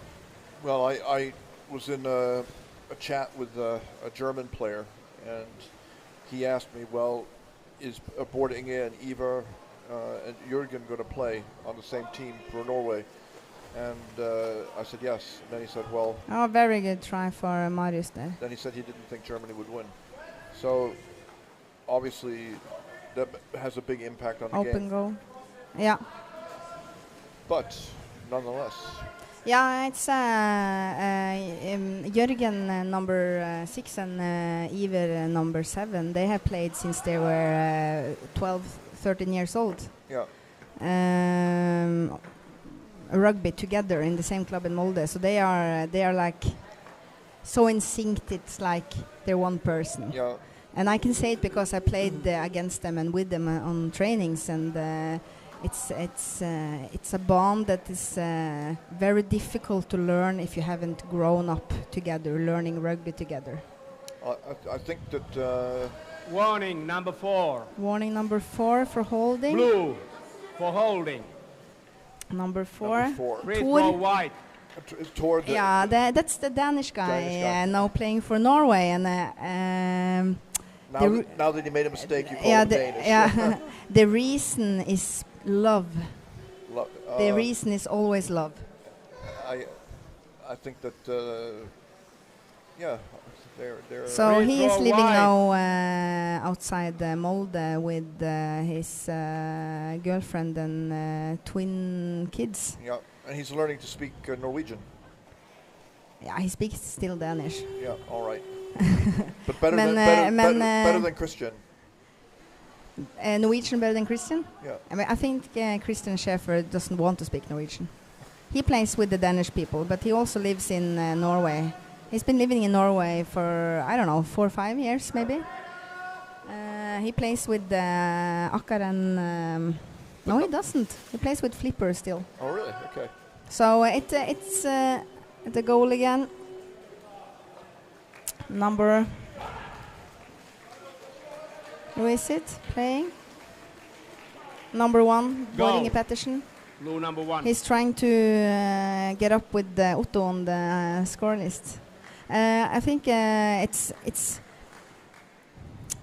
it's accepted both ways. That Christian wants to play with Denmark and his Danish club, and Thor wants to play with Norway and the Norwegian club. And I think that's okay. Personal, and both ways are accepted. It's not something people should discuss because it's a personal thing, and Right. and both choices are okay and accepted for the Norwegian team and the Danish team, I hope. So It's okay, and it's and all he is a very good player for Norway as well. He's what Øyvind called him terrier. yeah.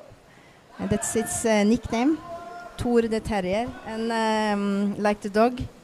And he is a scrum fighter, and he will never give up before he gets the ball. Yeah, it's intimidating to meet a player like that who's going to take the ball away from you on the surface. Yeah, you say so. Has Otto 1 Skåre is minute. playing great. Yeah. Yeah. Upcoming star. I totally agree. Yeah, so now the Austrians actually got over to the other side. Yeah. Turns around. And Somebody else could go in. Yeah, there are too few, as you see now. It's Yeah. 2 Austria people against But 4 they're Norwegians. They're going. But they are strong players. I look at them at the poolside, and they are strong players. But they need the advantage of numbers if they're going to manage to have even a chance against Norway. Then they can't be 2 players against 4 Norwegians. So Long pass by Boarding. Now next Eva. time they should build up a better attack where they have more people. And you know when they... Yeah, it's halftime. You know when they are in the defense so many minutes of the time, It's tiring. when you actually win the ball and swim it over, you're usually very tired. So the smart thing to do is to actually pull out in the corner and then breathe a little, play maybe the ball a little in the corner, and let the whole team get ready, and then try to do an attack. Yeah, a planned attack. To go back to the combination of players who've been together for a very long time, I think it was Øyvind Nyhus who said that, well, when Jürgen wasn't playing, they had Christian, and he said that Bård Inge and Ivar and he could create the situation, and then they could let Christian finish it because he's quite put a hard strike when he was playing with in EuroLeague. With Molde. So yeah. And now that Jürgen's back, so we'll see who is the finisher. They can maybe bring some of the kids up. I don't know now. if Jürgen is the typical finisher, but because he is more like the one that shakes it up. And wins the ball, and he have great condition, so he is often the one that swims the ball over on the other side. Right. And he's more like I haven't played so much or seen him play so much last year, but he's small, similar to Thor. That kind of position he takes in the team, but he can score. He can score, and when Iver and Jürgen is in the pool together, they understand each other very well without even planning it. We also have number 12 on the Norwegian team. He's the little brother of Iver, Even. He was not actually coming to the European Championship, and then he had one training, I think, or he played at the Norwegian Series, and he suddenly remembered it was really fun playing. And then he said it to someone, and he said to me that the day after he had told someone at the Norwegian national team, "Oh, it's kind of fun playing." Yep. He was just called up. And like, you have to come. He's in good enough shape, so it wasn't a problem. Yeah, he has trained. Yeah. So then he kind of got tricked into it. And I don't think he regrets. No. It looks like he has a lot of fun. It's a strong team, definitely. Yeah, it's a strong Norwegian team. It's a quite different team from Gras. It's a lot more. It's a young, as I said, it's like 6-7 years drop in average age. So it's a lot of young players, and a lot of players that have the swimming experience from The youth. Veeks are good swimmers, yeah. Yeah. So a lot of these players have been professional swimmers before, and then you have a total other quality in the game, because you have players that are fundamental, very good conditions, and are very quick. And also you have a lot of more players from Ålesund than from Molden, like in Gras, and they have a little bit other way of playing. So it's an interesting new team that have that team that they are playing with now are in that age that they could play a lot of years ahead. It's a good base for the future. Yeah, absolutely. I think so. I think so, and I think minute, the Norwegian men team left. got a really reality check in Gras. That if they want to win, they need more of that condition and more of that speed. When they played against Colombia, it was easy to see which team had the best condition. Yes, I think that Oyvind, he didn't like that. No. So Oyvind is still going strong. Yeah, that's true. He's 50. He's in shape. 53 he's still now, he's but still fast, yeah. Yeah, but he is still. He's like one of the guys that never stopped after he trained as a youth. He's just been training his whole life. Yes. So you can't train as much when you're 50. It's not point training as many hours as you did when you was 30 or 20, because you need recovering, and when you're 50 you recover a lot slower. And also it's the Teams thing that ready. 6 players. if you play second half, if you play if you train as much as you did as you was younger, you wouldn't actually have any benefit of doing it, because your body doesn't manage it anymore. No. So but when he has so many years behind him being in good shape, you kind of have like this fundamental thing that you're never gonna live on it rest of your life. Yeah. And it's kind of what Øyvind know. He's been so many years in a so good condition that even though he has his age, his physical body isn't that age. And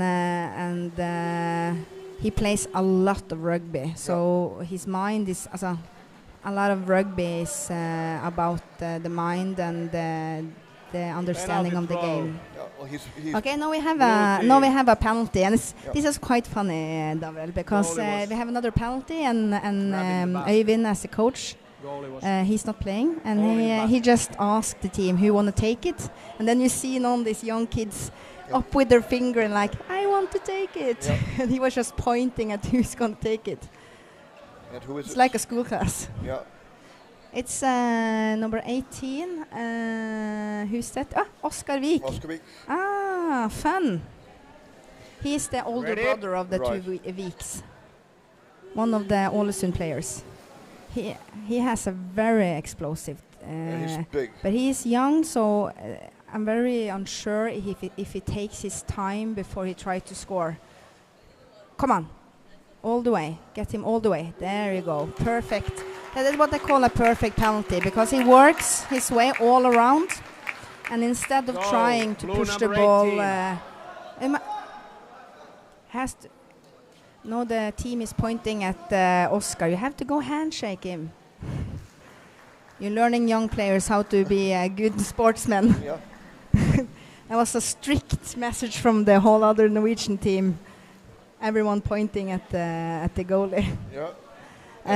It was a very good penalty, because and this is how I train my girls to do the penalty as well. It's the safest way is when you go down and you take your free arm holding locked the goalie, and then you have to take your time to get all underneath under the back. And when you're underneath the back and the goalie is on the top of the basket, it's almost impossible to see where the ball is when you're a goalie, and then you have a very, very good chance of scoring. And you shouldn't try to score before you actually see the whole bucket free. A lot of the lot of the penalties that they don't score on is because they try too fast. They try too fast, yeah. Well, can Austria score a goal? That would be something that they really would like to do. I think the Norwegians would be angry as hell if they score, especially Øyvind.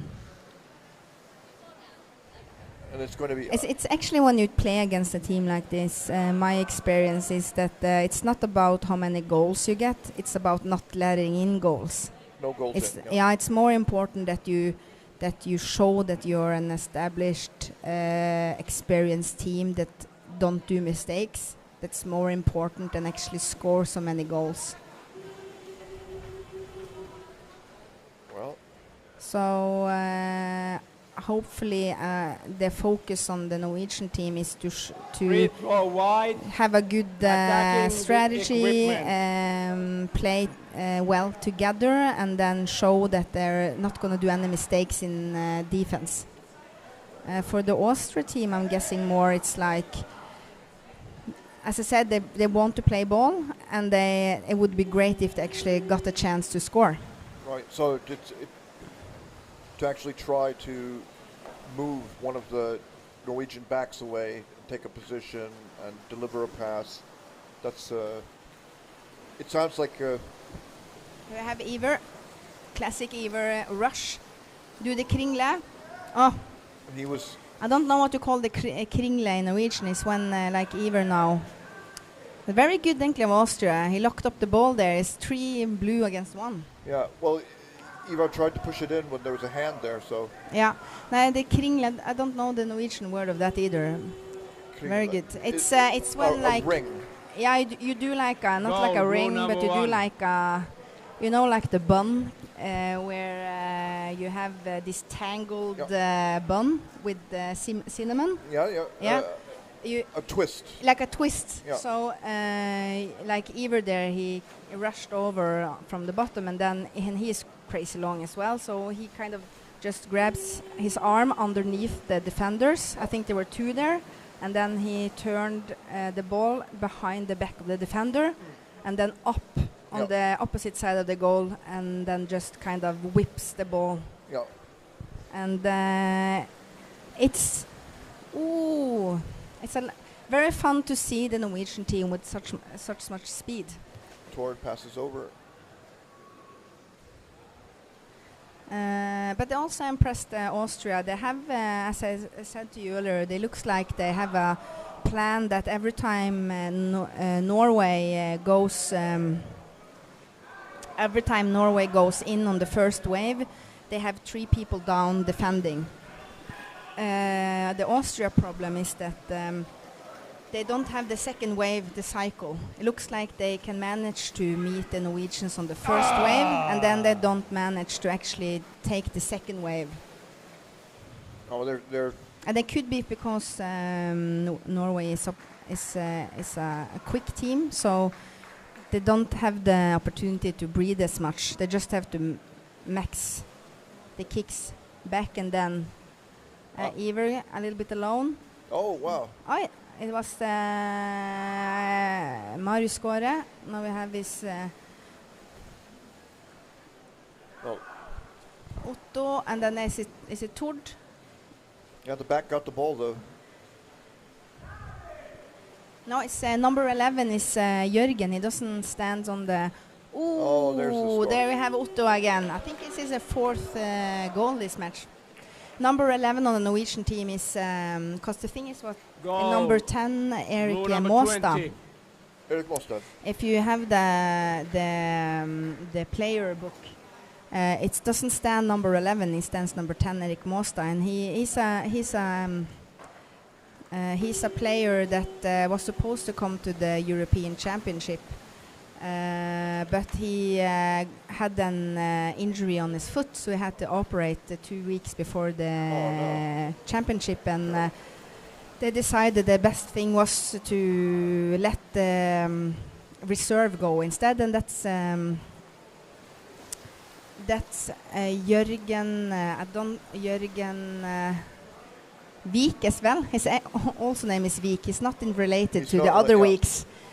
But he is first time playing on the senior national team, and he's not like a typical recruitment because he doesn't come from either Molde or Ålesund. He comes from Oslo. Oh. He's one of the very few ones that actually start playing in Oslo. Wow. He's a pretty young player. And he's not so young. 30? Yeah, he's about my age, so I can't say it's young anymore. Well, that's... it's the average age. Yeah. Oh. So he... woo-hoo-hoo! What an opportunity! But he was... That would be really confident boost for the Austria team. An achievement, yeah. But he was floating up. That yeah. was the problem. But the thing is that it's very difficult to sit on the bucket, the goal, without floating up, because then you have to take your feet in the sprinkles. Yeah. Oh, come on. Yes. Oh, there's a score. And the feet in the sprinkles. That was Vik again, I think. Yes, Jørgen Vik. Yeah. We were just talking about him. Yeah. The new guy, and I know I talked blue number 11. I talked with him at breakfast today, and he told me that he wanted to play. He was playing, and he was like, he really wanted to like show the team that he belongs here, because he was like not coming at all, and then 2 weeks before the EC he was called up and asked to come. That's why you're on the reserves. Yeah. So that's a very good. I think that's very good for him, feeling that he can come there and score, and that was a good score as well. So if you get named to the reserves, that means you have to stay in shape and be ready. Yeah. Oh. We have one person asking about the rugby environment in Stavanger. They have a club. Yeah. I can talk a little bit more about it if they have a timeout or after the match. It's a lot of things happening here right now. Free throw. Free throw, a good opportunity for Norway to score again, if they have a plan.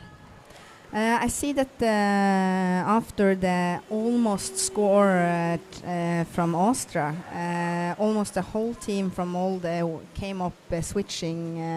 I think they played rather offensive in the attack, and then lost the ball, and then they gave everything to swim back and stop the... They were burnt out. Yeah, and then the whole team switched. So that's not good to all switch at once. I would call that one of the mistakes you can do. Against Germany. Yeah, against Germany would be very, very scary to do something like that. Yeah. But since they didn't play against Germany, but Austria, they got away with it. Got away with it, probably.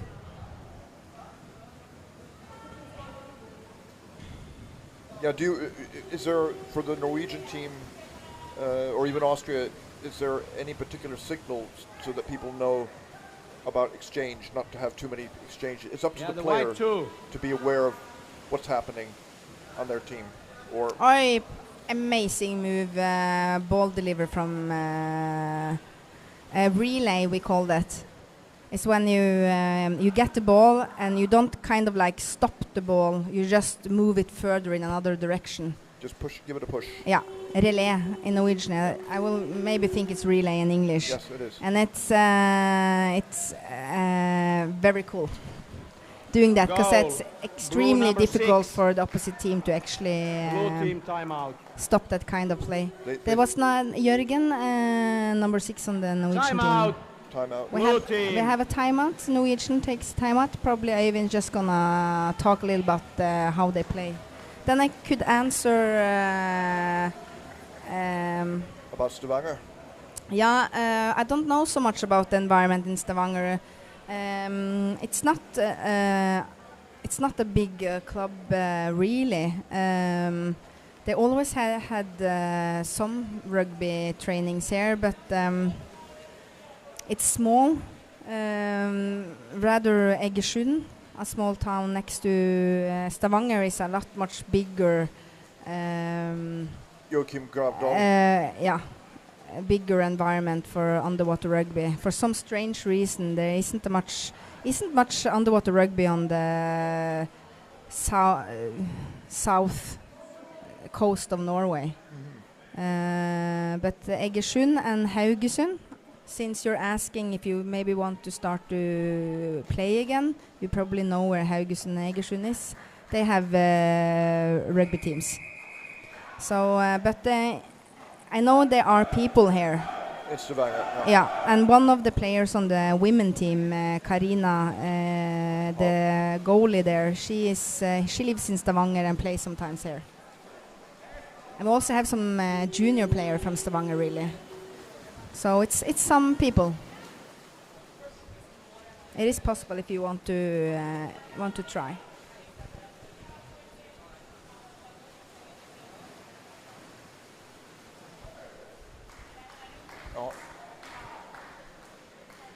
Austria is tied up on the surface. He's got the blind side. Oh, he had a chance to get the ball. And they tried to take the bucket. Oh. I thought the goalie on the Austria team laid very strange on the goal, but it was the blue one on the underneath. You see that Austria has too much hole on the basket, and it makes it very hard to be the attacker on the Austria team, because as an attacker, in defense you have to rely on that the defender meets with his 15. legs, and also that the goalie always are on the bucket, because then they can push out the opposite players, so it's easier for the attackers to grab the ball. But when you have so much hole on the bucket like that, it's very difficult for the attackers to help out. You think they should go in and cover the goal themselves? When I play, and I play a lot of defense, if I see that the goal is open, you swim up. I swim up and take the goalie's position, and then my partner go down as a defender, and then I switch with the other goalie when it comes down. But that's a quite advanced move, and you need to have players who can focus on more than just their own task. Goal, blue number 18. Oscarvik got another goal. It was Oscar. Yeah, Oscar again. And yes, hello, Remy.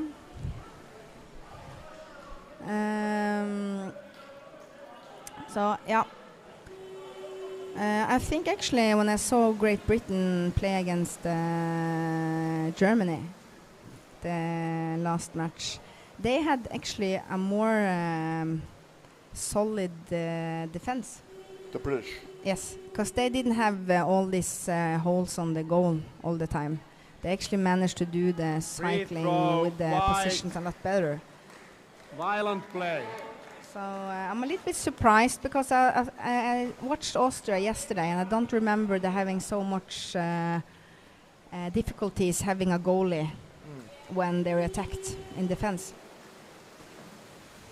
So maybe they are focusing on being more offensive, and they don't really care how many goals they're gonna let in. They rather want to play ball and try to score, and then it's not so important how they do it in the back. Upward pass. Yeah, really a good decision to deliver the ball upwards or backwards. It's risky. It's very risky. Wide, attacking the head.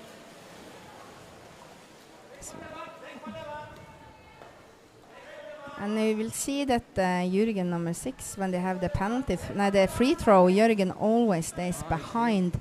And the funny thing is that it's allowed to do that, but a lot of teams forgets it. So he is allowed to stay behind.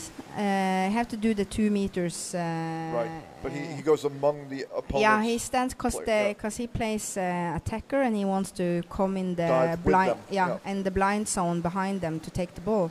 And it's a lot few teams and few players that see the opportunity to actually start behind the penalty throw. Many start on either side, left and right. Yeah. And we've done it sometimes on the Norwegian senior team as well. And it works. Sometimes it works really well because you forget you have someone behind you. You're focusing so much on what's in front of you. And they accelerate. They come in with speed. Oh, Yeah, very good Austria. Yeah, that's cool. But now they need more players. Come on! Come on. Ah, it's hard. I think they have Tord on the goalie there, and he is a very, very solid player. Yeah, you see Tord now, he was the goalie, and then he saw it wasn't any defenders there. It's the same way. He saw it wasn't any defenders there. So he went down. But now you see here, you have a penalty against Molde. That's going to be a penalty shot. Yes, not on Tord. I think it was the player that switched with Tord.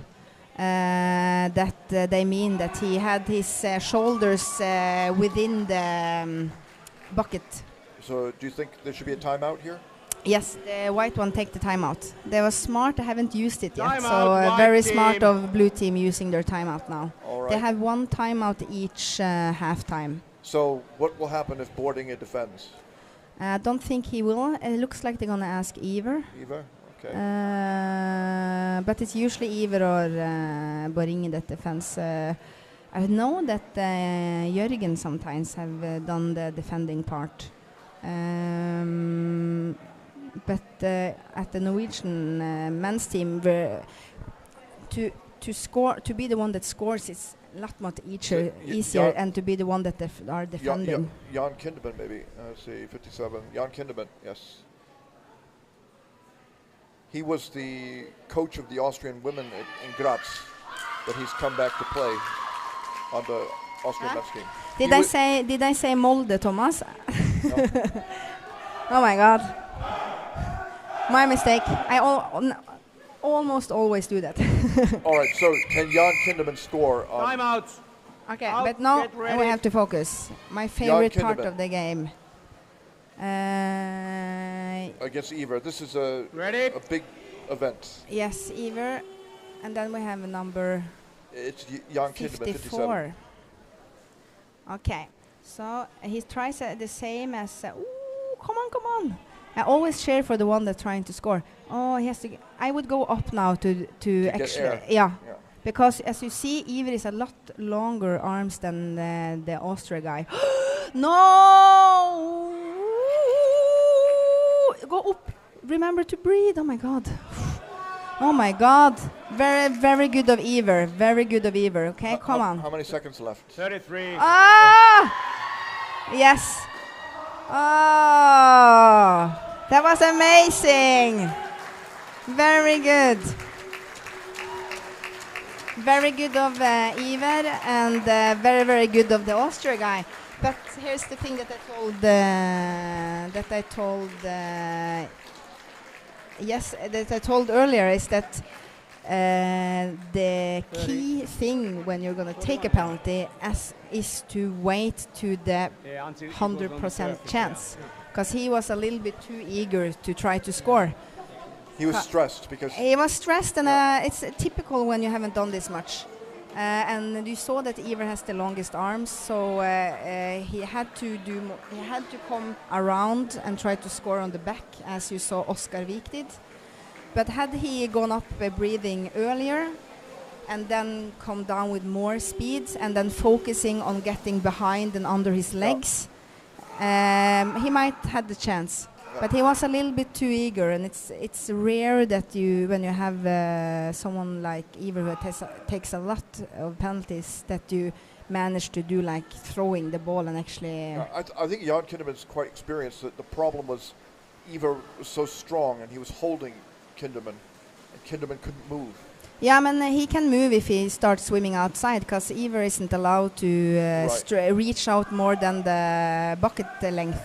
His body length outside the bucket. So if Carl was swimming up, Iver would have let go of him. Yes, but he had a good grip on him. So anyway. So, I don't. It was a good work for the Austria. That they got a penalty shot. Jan, 57. Kinderman. Yeah, Jan Kinderman. So, but the thing is that my review of it is that he should have gone up earlier and then try to go down, because it's always about how you get down. Because if you just don't, white team, if you get locked up like you did there, it's very difficult to actually manage anything. And when Iver has these long arms, it would be smarter of him to just go up and then try again with more speed. He didn't force Iver But up. he hold the ball very good, but it's not often you can actually manage to... He's not a short guy. Free throw, blue team. Looked short. But very good, it's over. It was a... No, it's not over. No. There was they had like this this ending sound in the beep. When you do the double beep with the long in the end, it's the sign for stop. Yep. But it's 2 minutes left. No goal. 2 minutes left. It's a penalty throw. Penalty shot. Blue team. So. Shoulder is very deep in the basket. Shoulder in the basket. So wedging, shoulder in the basket. Shoulder in the basket again. Yeah. Is it a new penalty? It's a new, but it's against Austria this is a great penalty drama. I love it. No, Iver's actually going to take it. He just was defending a penalty, but he after the penalty he just went straight out on the bench. So he's been sitting having a break since the last penalty. So I probably it's Øyvind, the coach, who decides. There you have the kringle. That's the typical kringle I told you about. Yeah. You didn't know where the ball was. No, but this is the typical kringle. It's not many people who do it. It's Iver and Marius Skåre, sometimes Jørgen that does the kringle. I've tried myself, but I don't have long arms, so it's not easy to actually reach all the way around. Pretzel, yeah. Should we call it pretzel? Thomas is pretzel. Yeah, pretzel. That's we call it a pretzel. Okay, yeah. Then it's official. Yeah. Doing the pretzel. We have the poison dog. We talked about. Did anybody tell you if it was right? Poison no, dog? no. I think Thomas just. The pretzel. Free throw. White team. Suggested it to be pretzel. Yeah, that's right. Good example on a pretzel. But as I tried to say earlier, that it's Coach Øyvind that decides who takes the penalties and who defends in the penalties, and it looked like he wanted Iver to do both for the training and feeling, because he and Boring is probably going to be the two ones that's going to take and stand on the penalty in the semi and finals. So it's good to have the opportunity to do it in a match where it isn't so important what happens. Practice the routine. Yeah, they have Jørgen, really good deliver, and he's really good delivering the ball as well on the opposite side. And then we have, we have 4 against 2. That's a good start. They don't manage to deliver the ball as neat into the corner as they would have. 1 minute. 1 minute. Well, Austria is still. We're on the last minute now. They're still playing hard. They're doing everything they can. I'm sorry if I was shouting or screaming in the microphone when I was watching the penalties. For those who had to turn down the sound earlier, I'm forgetting myself. Next time I'm just gonna take away the microphone. Amanda's blushing now. Free ball, white team. It's the sign of being very in the game. And the thing is, when you have played yourself, you really know how it feels and to be in the situation. So it's so easy to kind of be there. And you'll be at the next. There's no practice now in Akron during the summertime. No. No. I have vacation. So. But I'm gonna go train after today on the hotel. Free so ball, white team attacking the equipment. free ball, attacking equipment. Unnecessary of Norway to So 30 seconds to go in this half. to play rough the last 30 seconds of the game. Next match will be the Norwegian women against Spain. Again, match that Norway's probably gonna win, but still could be. Close. Very good of the goalie to take that ball, because that was Boringe doing the same technique as usual. There you have it. So, halftime. No, not halftime. Finished. Oh, so the end of the Yeah. game. Yeah, that's right. Sorry. Yeah, I thought we were finished earlier. Yeah. Yeah, but then we're finished. And now it's time for Spain. And very Norway. fun. Are you commentating now? No, Mattis will come and commentate with you. Really fun to watch. You want to watch your team? Yeah. Off the record, Yeah. I'm not gonna watch the team. I'm Go to the gonna gym. go and prepare for the party. Okay. And for those who understand what that means, know what that means. Oh, wait. You have permission from the organizers. Yeah. This is my. I have some free time now, and then I'm gonna come back and commentate the match after the Norwegian women. So Mattis is gonna take over now. Thanks for commentating. And kringle is now pretzel Yes. in English. Yeah. Yeah. So throw your dead dog a pretzel. Yeah. Yeah. So or poisoned dog, Yeah, as we poisoned dog, yeah. me and Daryl explained yesterday. Also a Norwegian-inspired technique that Colombia has called poison dog. Yeah.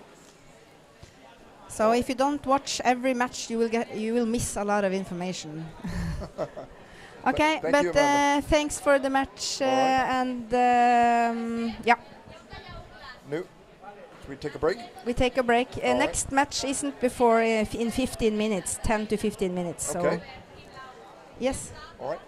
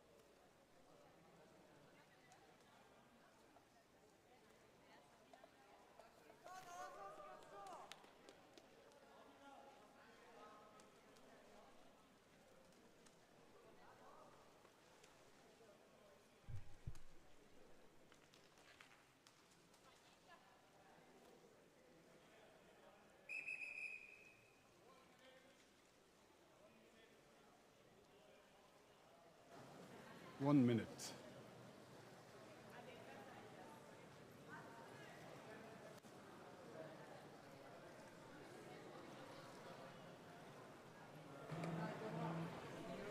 I think that's right, or not. 1 and 3.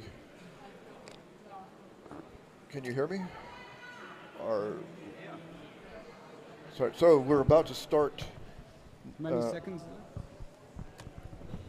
It's a women's match here coming up between Spain and Norway, and of course, Okay, ready? Spain is going to let a lot of goals in. Team blue ready? Team white ready? Yeah, anything else will be a surprise, of course. The Norwegian women are gold medal candidates. So, but here is Spain with the ball. A little background information on the Spanish women. They have, I think, at least 2 or 3 former synchronized swimmers, artistic swimmers. So they have long bottom times. Yeah, it's a good start from the game here. They have full control of the ball, passing around. What they don't have is size and strength. And yeah, good push out from the Norwegian. I would say they know how to play, but they cannot compensate for. Lasse. Yeah, they have good control here. Spanish women. I don't think this was the start the Norwegian team expected. They weren't planning for this. Oh. Yeah, they stressed bad pass there. Number 2, Mari Brattete with the ball. Coming in on the wall side, passing to Tove. So they'll have to do this. Locked up in the surface. Double forechecking. So yeah, they commit 2 players. Good defense there, but now they're down a player. The goalie is not on the basket completely, coming in from above. So yeah, solid defense by Spain so far. Absolutely. Underwater Referee has seen something. Yeah, it's a Spanish free throw. So good start for Spain. Yeah, very good start from Spain. They did not go in close to the basket, but they seem to be in control, and the Norwegian team they don't push out from the basket yet, so they still patiently waiting. So the ball caught up in the surface. 3 Spanish players to 1 Norwegian. Ball dropping down, Norway in control. Okay. Christina Nergård on this takes the basket. Can she spin around and score? No. Oh, the 2 Spanish attackers there. Very good job floating up to the surface. But now there are 3 Norwegians around the basket, and there we have the first goal. So now we can see there's a definite number 7. Number 7, yeah. Little goal, Gunnhild. number 7. Yeah. Boblin. Not much to say about that. It's a good goal. But I'm impressed so far by the Spanish team to be able to lock up and protect the first wave and giving the Norwegian team a game here in the start of the first half. Spain in control, passing the ball sidewards, losing the ball, down to Mari. It's locked up at 3, empty baskets. Spain in control, counter-attack. She needs help from teammates. Only Norwegian players close by. Spain still in control. Oh. 1 against 1 midfield.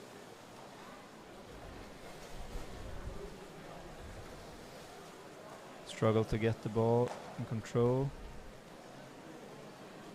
It's very important for the Spanish to be in the right spot, because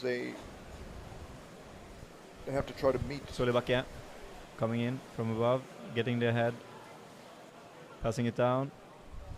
Empty basket for a second there, but Spain still solid defense from Spain there. Coming in around the she's basket, got the goalie's back, holding drags the her goalie, off. but another one is on. Lifting.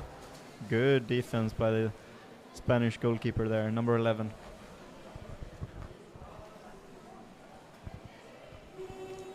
Number There we 11. have- There is no number 11. No number 11, okay, sorry. Number 10.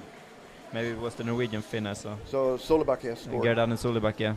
She is top scorer on the Norwegian team, but I think Blue goal number 10. it's not as easy as you would have thought, yeah. as they would have thought, I think, Yeah. because Time out white. yeah, it's a good timeout from the Spanish Time team. out white.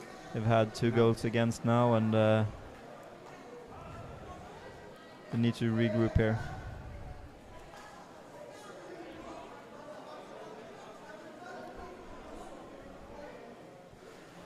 I think this is a solid start of the game, actually. No, I tell them first. Spain has been in, had a lot of possession. I remember you were a little bit critical of the Spanish men in their defense of the basket. The Spanish women look a little bit more organized. Yeah, I think this looks really good, actually. Of course, it's might be a long way to be in control of the ball and to get actually to score against the Norwegian team here, but they're doing it very good so far. They're stopping all of the first Norwegian attempts, and all the goals, the 2 goals so far, have been on kind of the second, third waves, and that can be kind of hard to protect. But yeah, I have not seen the Spanish women team playing any better than this. I think it's very good. Oh, she's coming out with the ball there. 3 Norwegians around, still in control. Oh, great pass there down. Spain in control, holding the ball. Ball's loose, attacked. There's Ranveig to Karina. Mari up in the corner. Playing down, and Norwegians in control. This could be dangerous, coming in from above. Norwegian captain. But still, Spanish comes out with the ball. So now, could there be a break here? Norwegian girls slowing down the tempo. Marbratteg above the basket, passing down. Coming in from above again, but from above the Spanish team seems to have pretty good control. Spanish team's coming out with the ball again, number 83. That's Rodriguez, Bautista Rodriguez. Changing sides, up in the surface. Pass going backwards.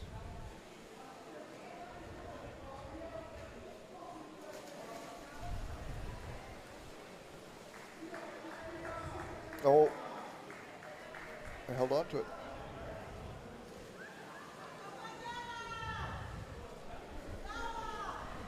Ball in the midfield. Still the Spanish team in control of the most of the possession. They play very good. Oh, there's a dangerous pass sideways. Still, she gets help. Oh.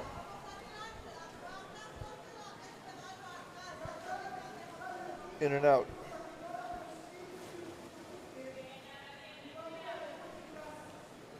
Norwegian in control. Passing down. Now they could be a dangerous situation. Speed. 3-4 Norwegian players coming in, taking the basket. Could the pass go through? She's with one hand. Falls down.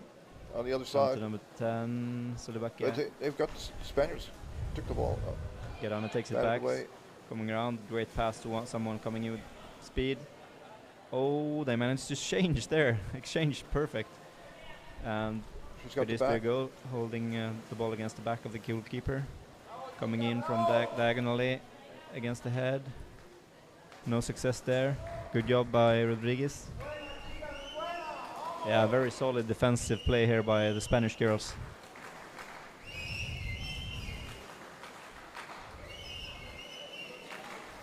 Oh, takes the keeper up. But Spania comes out with the ball again.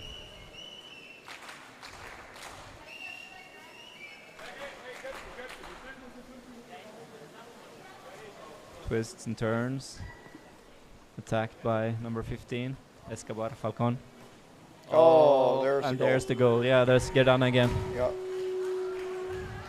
Yeah. Blue goal number 10. When you have players like that, it's hard for the opposing team. She can score from any angle actually. She scored the winning goal in Graz, I think.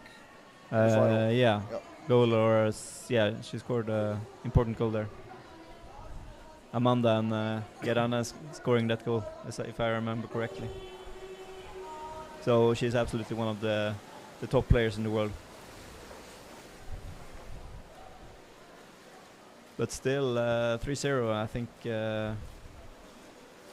this is respectable. Still, yeah, absolutely respectable. They're doing a great job here, keeping the Norwegian attacks at bay. They're not letting them have anything for free. Let's see if they can hold on to this for the entire 30 minutes. That would be. I think that will be tough. Yeah. Now they have the basket again. Basket, yeah. And it's very, very challenging when you're playing good, but still feel that you get 2, 3, 4 goal against. Sometimes it can be hard to keep up the motivation. Keep up the motivation. Yeah.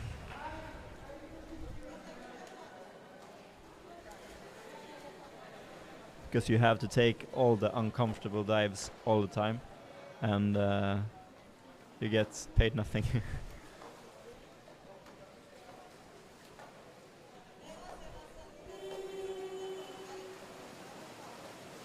They have to swim out.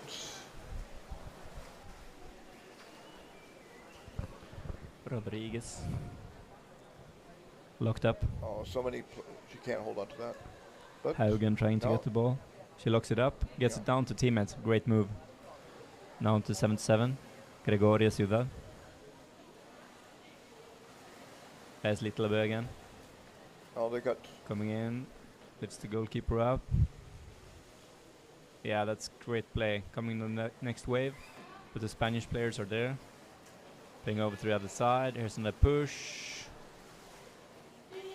Yeah, there's the goal. It's Solbacke again, I think. Goal number 10. Yeah, number 10. Get on there. Blue goal number 10. Often you see in women underwater rugby that there are, I guess it's the same for male teams, but that you have maybe 1 or 2 players that has got that little extra, what you say, will or power to score goals. Yes. Because it seems to me that it's harder for women players to score goals against other women players. It's easier to defend. So you have to knock the goalie off, and that takes some effort. Yeah. And take some kind of more explosive power. So you see, they're often coming in from above. See, there should be a penalty, right? For shoulder in the basket. There's a shoulder deep in the basket. Oh. There's the goal. So the shoulder came out and in with the ball. Blue goal. Should have been a penalty. Number 14. Yeah. But they could play advantage with that even so, right? So. Yeah, absolutely.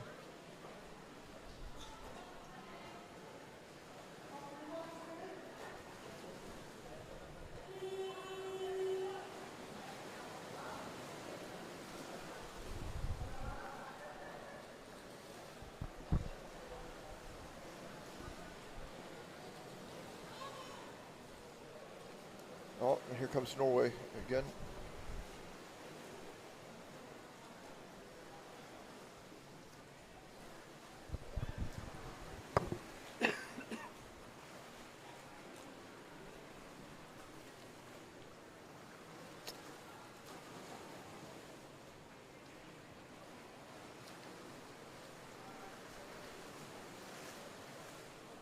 So now it doesn't matter how many goals are scored here. The goal difference doesn't. Oh, good snatch there by number 20. That's Ines Balsa Castel. So we got some comments earlier that number 93 of Spain has 11 on the fins. Okay. So that's why we were confused. Thank you. Thank you, Silva Miranda Arana in the chat. And sorry to all the Spanish viewers. My Spanish is a bit rusty, so for me to comment on the Spanish would be kind of hard. Oh, now. Yeah, solid defense there again. Let's see if they can have the power to move the ball So a this bit is further up in a field. typical pattern that they go into curl up around the ball and then Yeah, Lasa. open up and drop it out. Punching? What was that? Number 7. I think it's a penalty maybe, or Tommy, 2 minutes. Number 1. Okay. Number 1, 2 minutes for. So we have Little Bay on the bench. Blue number 1.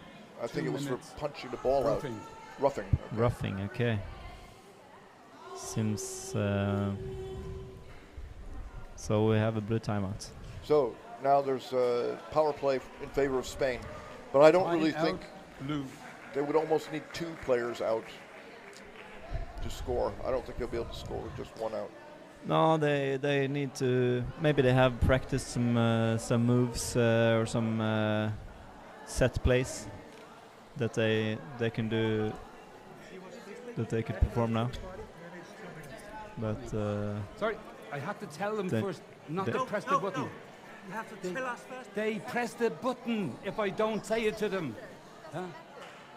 I'm not. You notify us. Yeah, but I them. turn. Will you keep it? Period. Hey, don't scream at. I'm sorry, we had a technical problem there, and we're going to be back in action soon because the timeout was taken by. Was it by Norway or by Spain? yeah, Norway took the timeout since they had power play against them. Yes. Power play against them, but I think this also would be an opportunity for the Norwegian team to score or to practice a certain set play when they have box play to be prepared for games later on in the tournament. Yes. So if they make a mistake, they could they have the players to be able to make a fast break and go all the way and score on an empty basket potentially. Yeah. We have get on in the water. Is there a name for this play? I don't know. You have to ask the team. You see, exactly this is what I'm talking about. Spain launching forward and maybe losing the ball, and then could be a dangerous situation in the other end. It should be 2 meters, but let's see if they go for a goal or if they just go for just holding on to the ball here, the Norwegian team. I think Norway can score. Yeah, for sure they can, but I'm not sure if they want to. Just good holding on to the ball. Gerana with the ball, great pass. Holding the ball behind the back. Karina Magnusson. Well, a player came in off the exchange bench. Being locked up in the corner. They still managed to hold on to it. But still, this is not what Spain wants to see. They want to get the ball up to the other end and try to not keep the ball in the surface like that. I think the ball was above the Underwater surface. call. Free ball, blue. Blue Holding the attacking. head. Free ball, blue. Attacking the head. Yeah. So this power play is not. It hasn't turned out No. the way they hoped, I think, in Spain.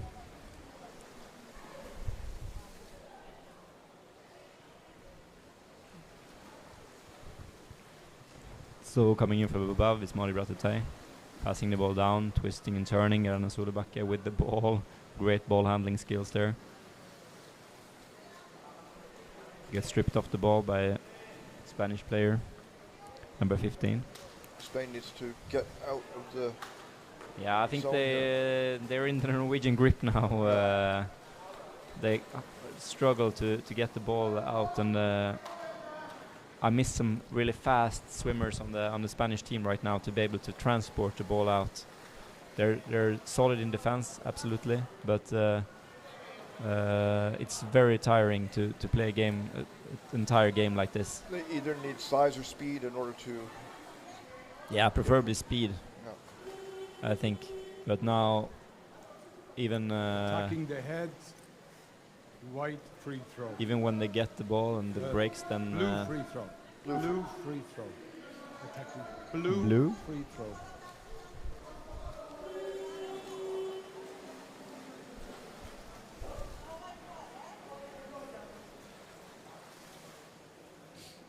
so Norwegian with the ball, going in from above, trying to get the head. Oh, Oh, nice. scored, but that's a goalie mistake.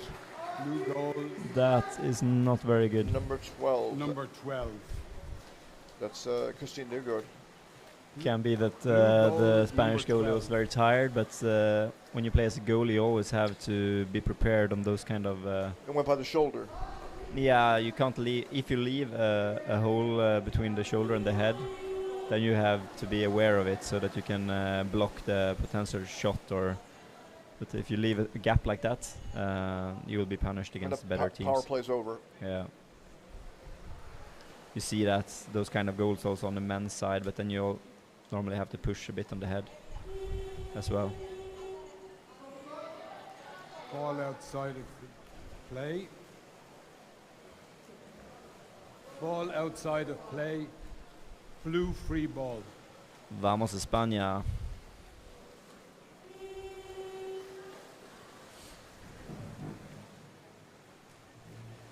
Norway with the ball.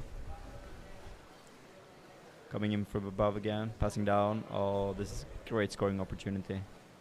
Gerda Solbakke, she really wants to score her. Long dive. Trying again and again. Might be that she should have Passed it over. passed it over. Yeah. Maybe she tried to do it. There we go. So many players around the basket. There's another goal. Yeah. Blue goal number The 7. Norwegian team is playing with great confidence now. Blue goal number 7.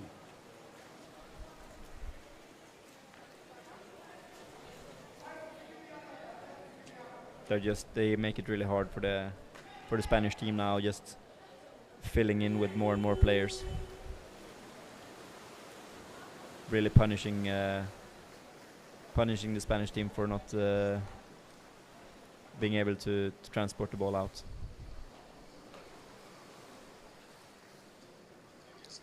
Somebody asked who is doing commentary along with me. That is Mattis Valby, a Swedish guy who played underwater rugby on the national team and now lives in Molde. Yeah.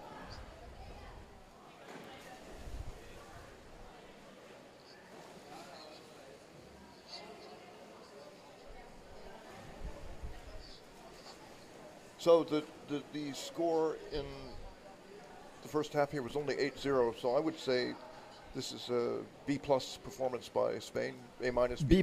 I think it's. I don't see how you would expect anything more. No. You seeing it as a B+ performance from them? Well, given that they're going to lose this game, and I'm talking about the rate at which they're surrendering goals. Okay. It could be 20-0 in Yeah. They're not falling apart. They're fighting the whole time. But to rate them like that, I think would be, you have to take into account on the max level that they have. So I don't think they could expect to perform any better than this. So then you would give them even higher. Absolutely. As I say, a bit of lack of speed. They started out really well, the Spanish team, but they didn't really try maybe to score. But they had control of, they had possession, but missing some power and speed to be able to score. But I think they've done a solid game right. so far. So given the tools that they have, their physical capabilities, their size, and all that, you would give them if 100% of what they could do, they have achieved. Yeah, I haven't seen them in a lot of games, I have to be honest, but I would say it would be hard to see that they could do much better. It would be interesting with an interview after the game to see how satisfied they are with this type of play that they have now. But yeah, you see the Spanish coach looks to be showing how they should work with their hands. That could be improved a little bit for the goalies and the defenders to be more aware and be more active with their hands. Looks like the Norwegian team they are changing some key players. Looks like Berit Detley and someone else. Yeah, Mari Bratteteg they're going out.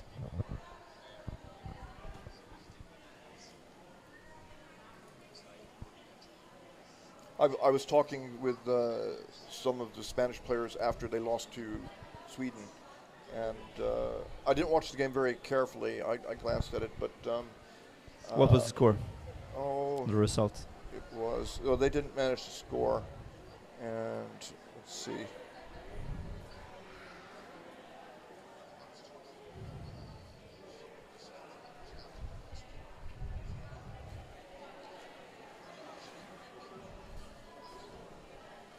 So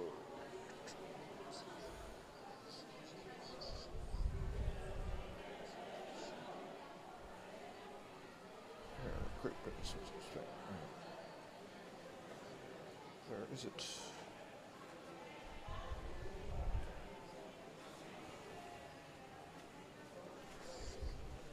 It was 11-0, so 6-0 after the first half. Right.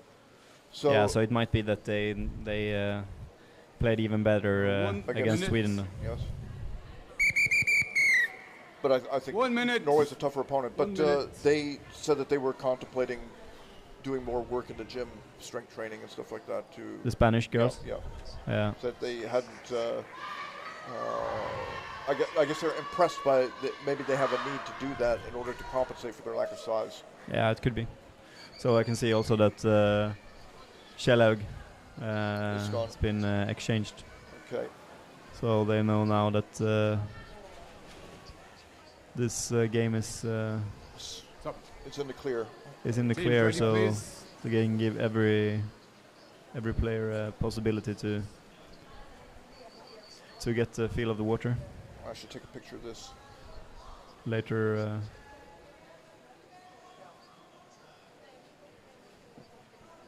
They're taking a picture of Mari eating a banana. Yeah.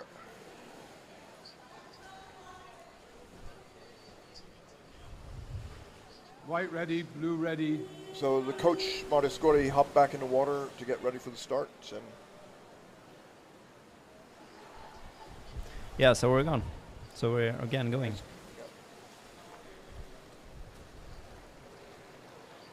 Norway with the ball.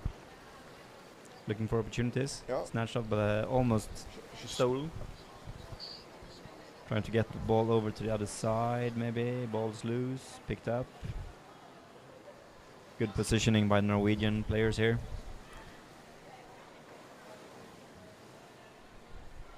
Behind the back. Oh, Spain has the intercepted. ball, but can she hold on to it? Still solid play from the Spanish team. But taken Oh, back. she's strong there. Lifts up the goalie with one on her back. Oh, Nice. shows some speed now. I like the way she swam away from the congested area. That was Absolutely, good but I'm missing some power on the fins here. yeah, speed. It's too easy for Norway to catch them. for Norway to catch them. You see that they're together. All the Norwegian team, the whole team is on the right side of the ball. Picked up. Oh, she got it. But there are 3 Norwegian players around attacking. Very good, yeah. Sayalero. Good move. Norway with the ball again, passing down, long pass down to the bottom, into the corner, over to the other corner, intercepted almost by the defender. What is this now? No, penalty shots. Penalty shots. Okay. Penalty against White. Against White? Penalty for Yeah. blue. Penalty. Was a penalty? I don't. Must be shoulder in the basket. Yeah, I didn't see it, but the referees, they have a better position, of course. Here's a question. So, look at the size of the Spanish women.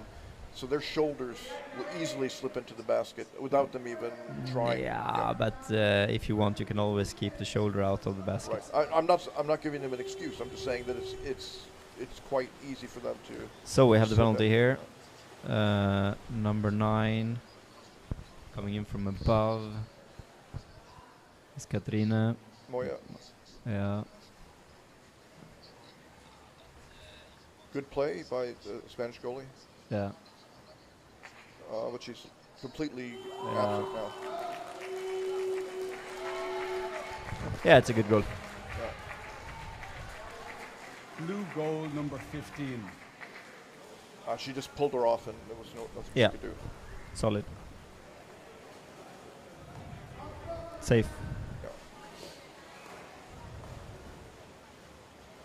She is so much so much taller, longer arms. Yeah. That has everything to say on penalties. That you have a longer reach than your opponent.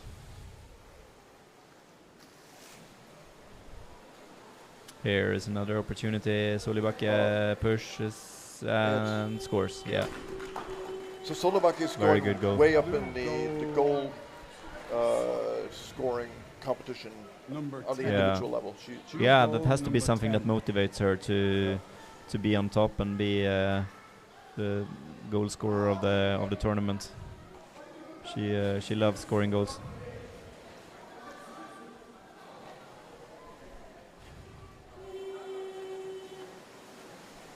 She gains more energy from scoring than what she loses for the effort to score. So we have Spain with the ball now. Oh, come on. Loses the ball. Oh. Now the Norwegian team is warmed up. 3 Spanish players into the scrum. Here we see Norwegian players coming with speed. Litlabø, number 1, gets the ball, passes over to the other side, coming with full speed over to the other corner, back in the first corner, and a goal. Yeah, that's a schoolbook example of how to score a good goal. Number 6, that's Maria Jeanette. Yes. Fantastic goal, and the build-up was absolutely perfect. Switching sides 2 times, and then just scoring a fantastic goal. Goalie didn't have any idea where the ball was in the end. No, absolutely. I think, yeah, Maria Jeanette has improved a lot during the last years as an underwater rugby player. Absolutely, she can be a finisher. Absolutely now.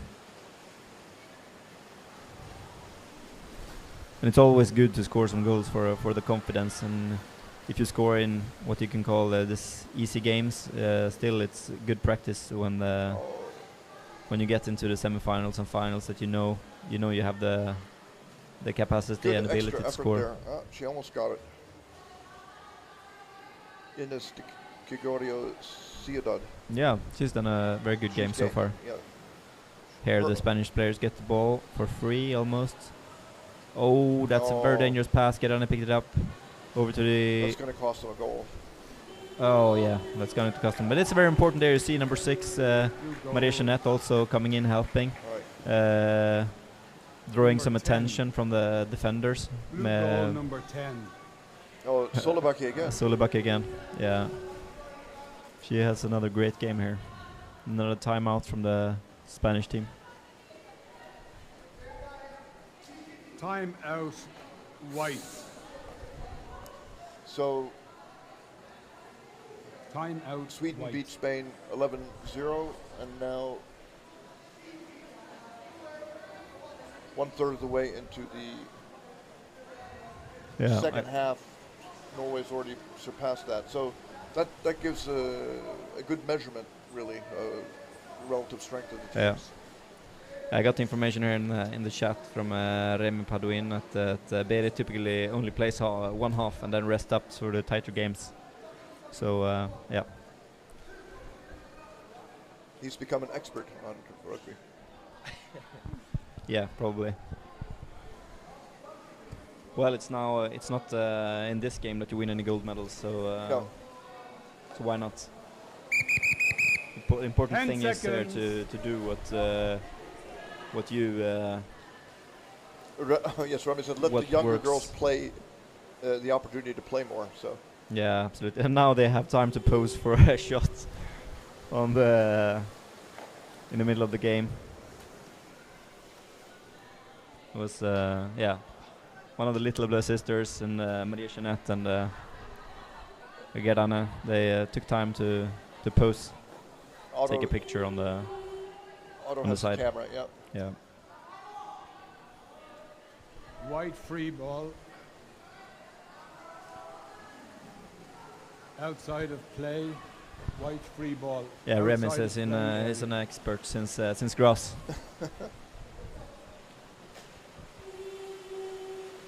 Well, you've got to give it to the Spanish ladies that they are not quitting and they're trying to learn from this whole experience. Absolutely. So I don't know if anyone is interested in my my tips and hints and but that would be more aggressive, explosive swimming. That's could really improve this team to take the next step. I think. If you compare, you see the power in the swimming between the Norwegian and the Spanish team here. Maria Jeanette with the ball, pass it. The Norwegian good women passes. are fast. You can see that, yeah, and here's Gerane again. Should she go in 1 against 4? Looks like it. Oh, but there she loses the ball actually. Looks at the referee. No help there. Norwegian still with the ball. Coming in from above, lifting the goalkeeper off. Yeah. Yeah, that's a good one. Yeah. That's another thing that's kind of a sin for a goalkeeper to do, to let the attacker come in and take the neck.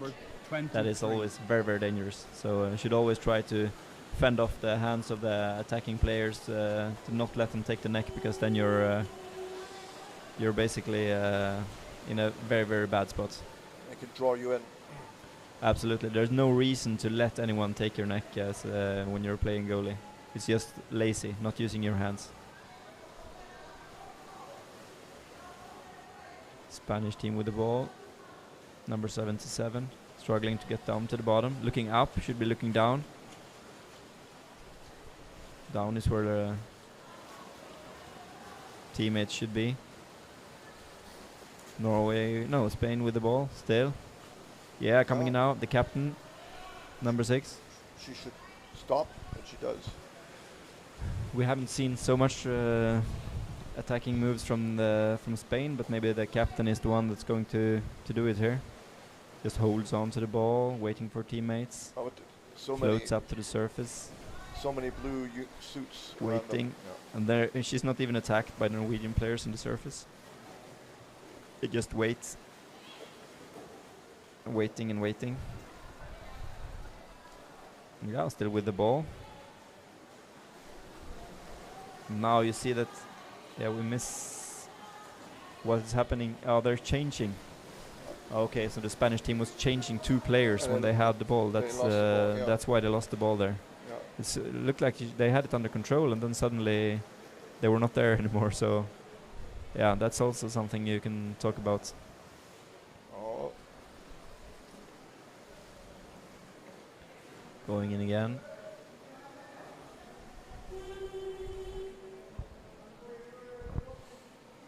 Pushing, yeah. Yeah, and just for information, I think White free ball, pushing. Garane was not into going here in the first place, but she showed up on one of the last gatherings with national team and got a spot. So she seems to be motivated right now, at least. Well, that's what Amanda said about Evan Bjornarem, that he wasn't going to play, but suddenly he went to one practice and said it was fun. Yeah, that's true.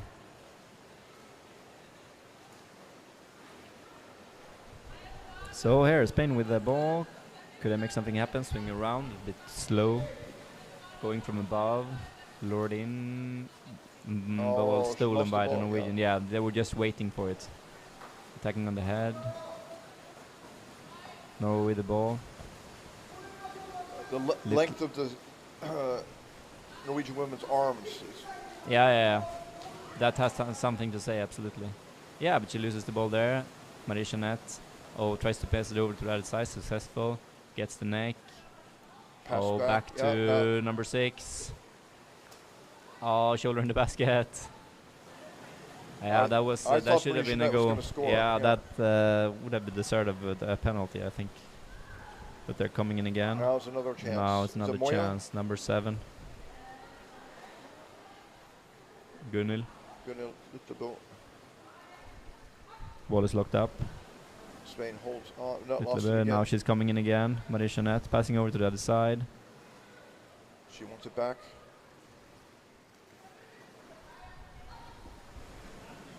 Norway still with the ball. They're coming in wave after wave after wave, and now it's Ranveig.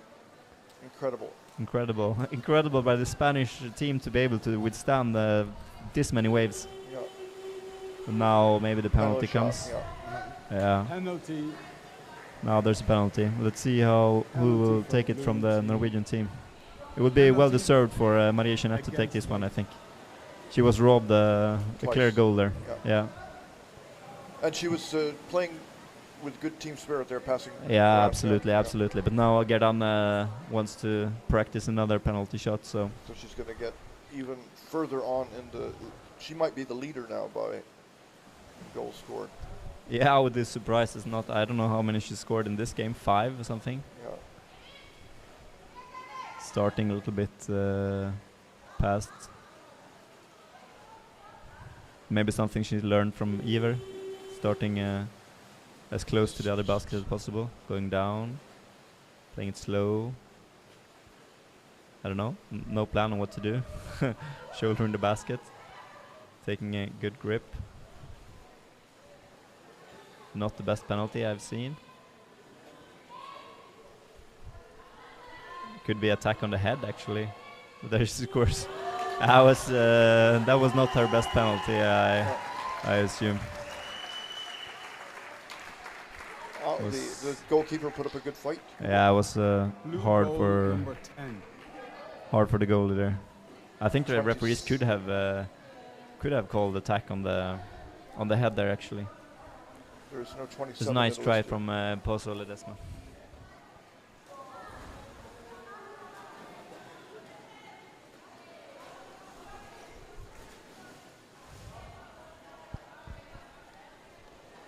So 6 minutes remaining, and we have a 14-0.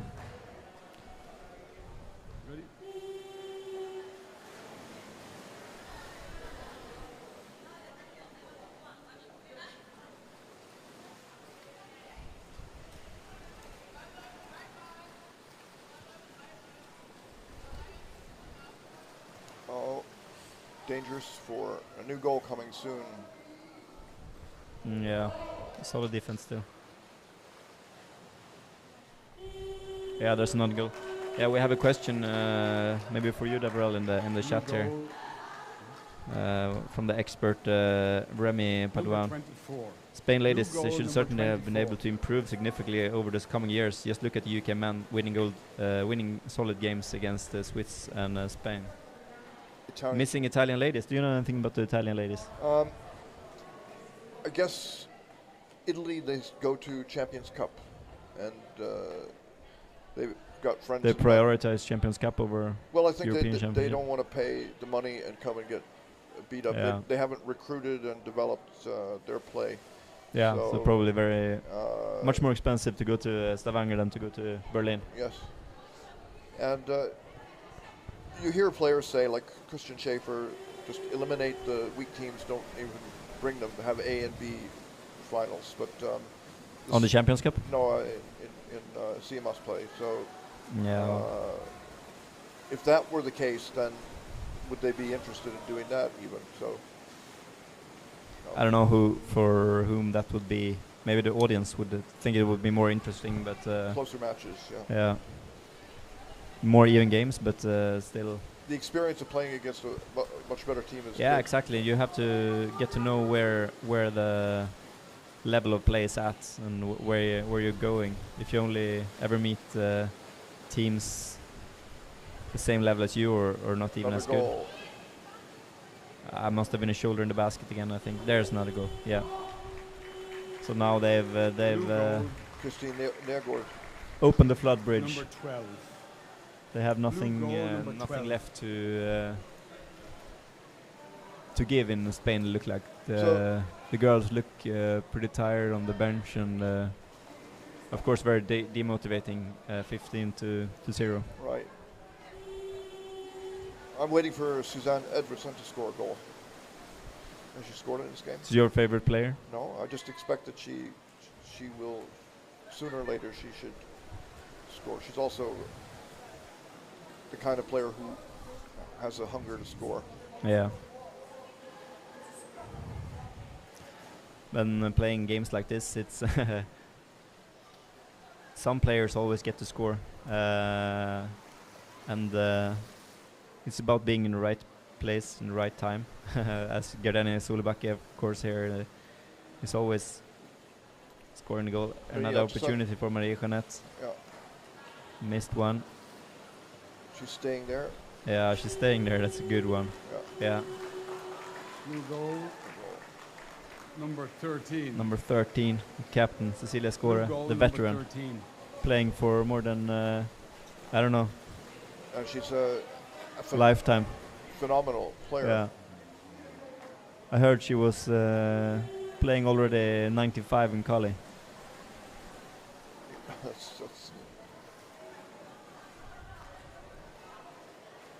She's probably always in shape, like. So that would be like 30 years something of underwater rugby.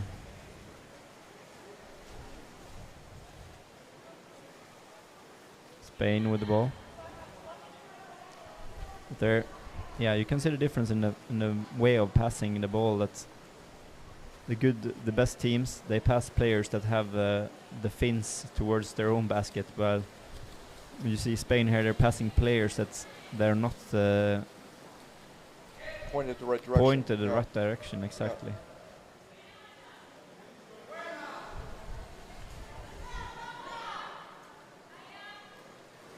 Well, not a good opportunity.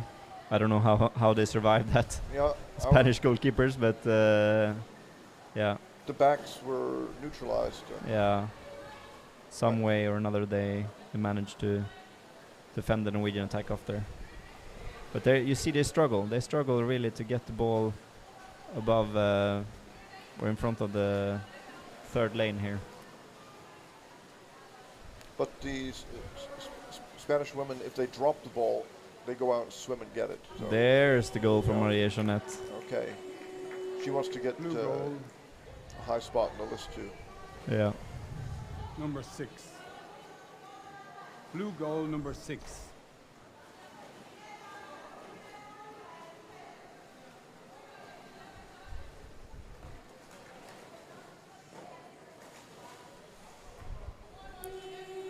Anything new in the chat? Yeah, in Spanish, los árbitros muy caseros. Se va que les pagan alguna cena que otra. Not completely sure what that means. Something with the referees are very, I don't know, generous, or paying dinner for the other ones. I don't know. Someone maybe not very happy with the referees.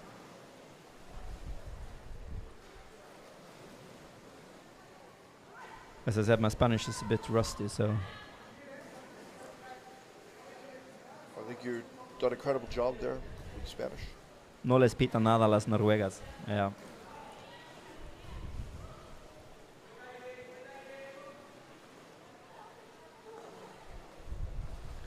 I think he also after that the referees, they don't give any advantages to the Spanish team here.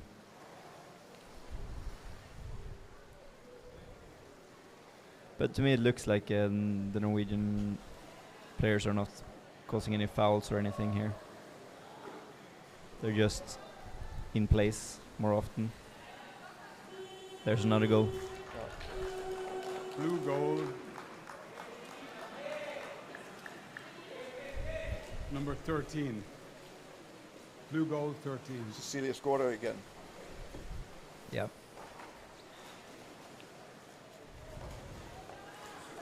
So, any wishes in the chat on who to interview after this game?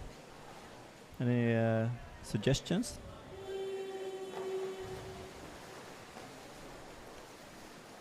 It would.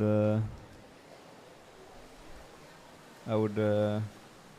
If no suggestions, I will think I will ask Gerardo Solbakken. He's scoring the most goals, and also the Spanish captain, number 6. I think. Holding.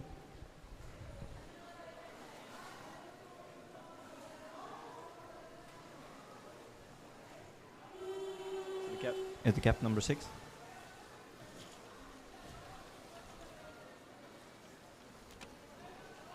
It's not. Castel. 20, number 20, Iris Castel. Number 20, yeah. Yeah, it'll be very interesting to hear what they say they need to do after this. Yeah, so I got the explanation here from Remy. Our Spanish friend is not happy with the referees, basically. So that's kind of what I understood as well. But I don't think even if the referees would have been pro Spain, I think it would have been a loss anyway. Yeah. And I think the Spanish team here has done an extraordinary effort to, and that they played a really good game. So it'll be exciting to hear if they're satisfied.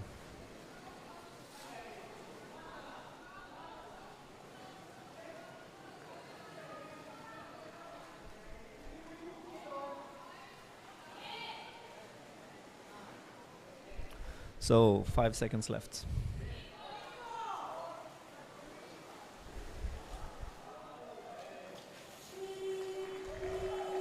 So it's over. It's 19-0 in favor of Norway. I'll go over and try to find the Spanish captain. The Spanish captain, number 20. For Solbakken. Iris Castel. Yeah.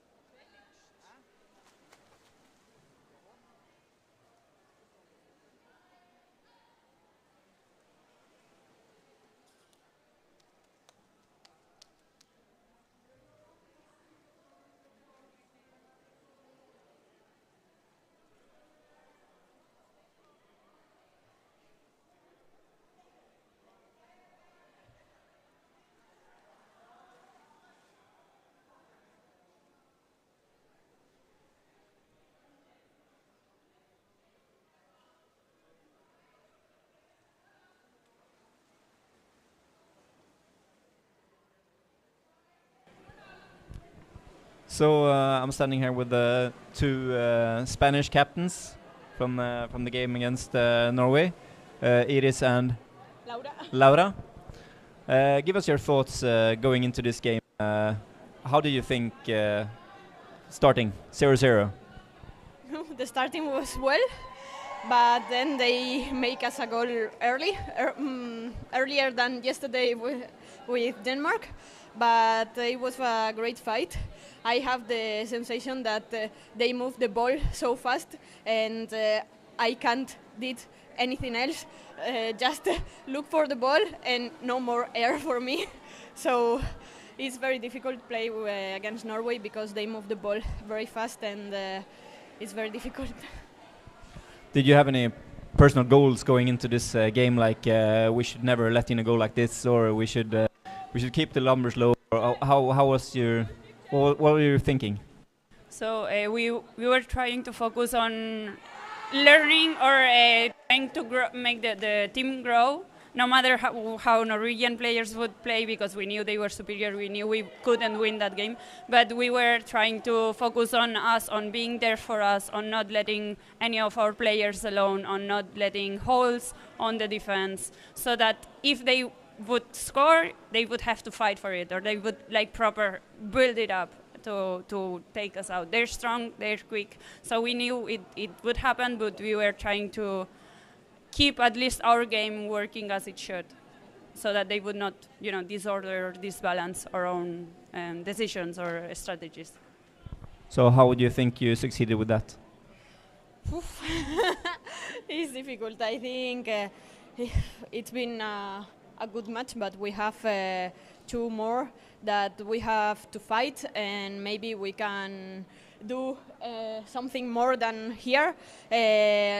Just fight and have more the ball and maybe score some goals. I hope. Sorry.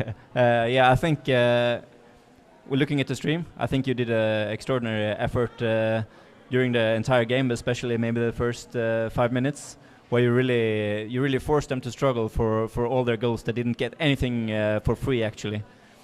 But from a game like this, what do you take with you home now to Spain to practice on further, to improve even more in the next championship? For me, one of the things that is more valuable of playing against them is to see their anticipation on stuff.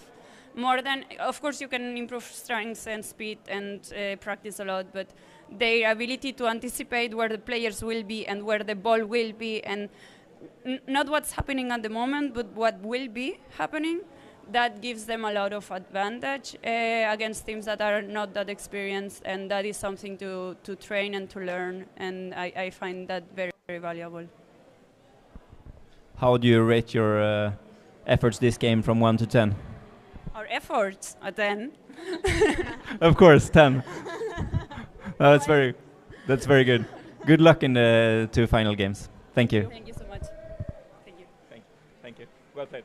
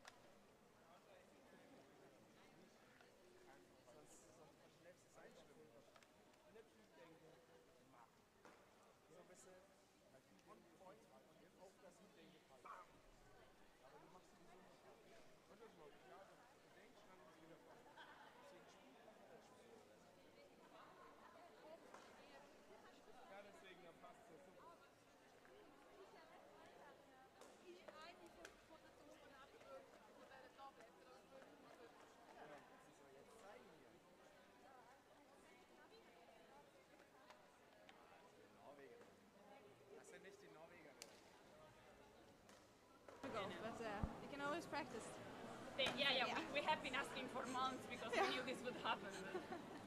Yeah, it's complicated when you have the methodology inside somewhere and you don't realize you're doing it because then you just do it over and over.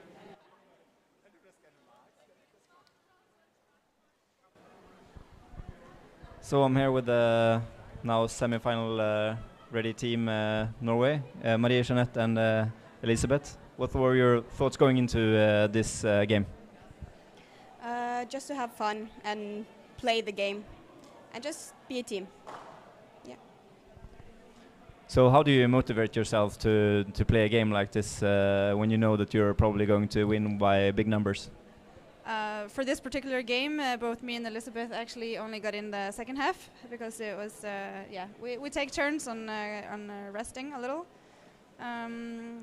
So it's a little bit difficult because you never know what to expect, even though you think you're going to win. So it's just we always have these focus areas where we kind of pick 2 or 3 points to focus on, and that goes for all of us. And then I think we managed to complete our tasks pretty well this game.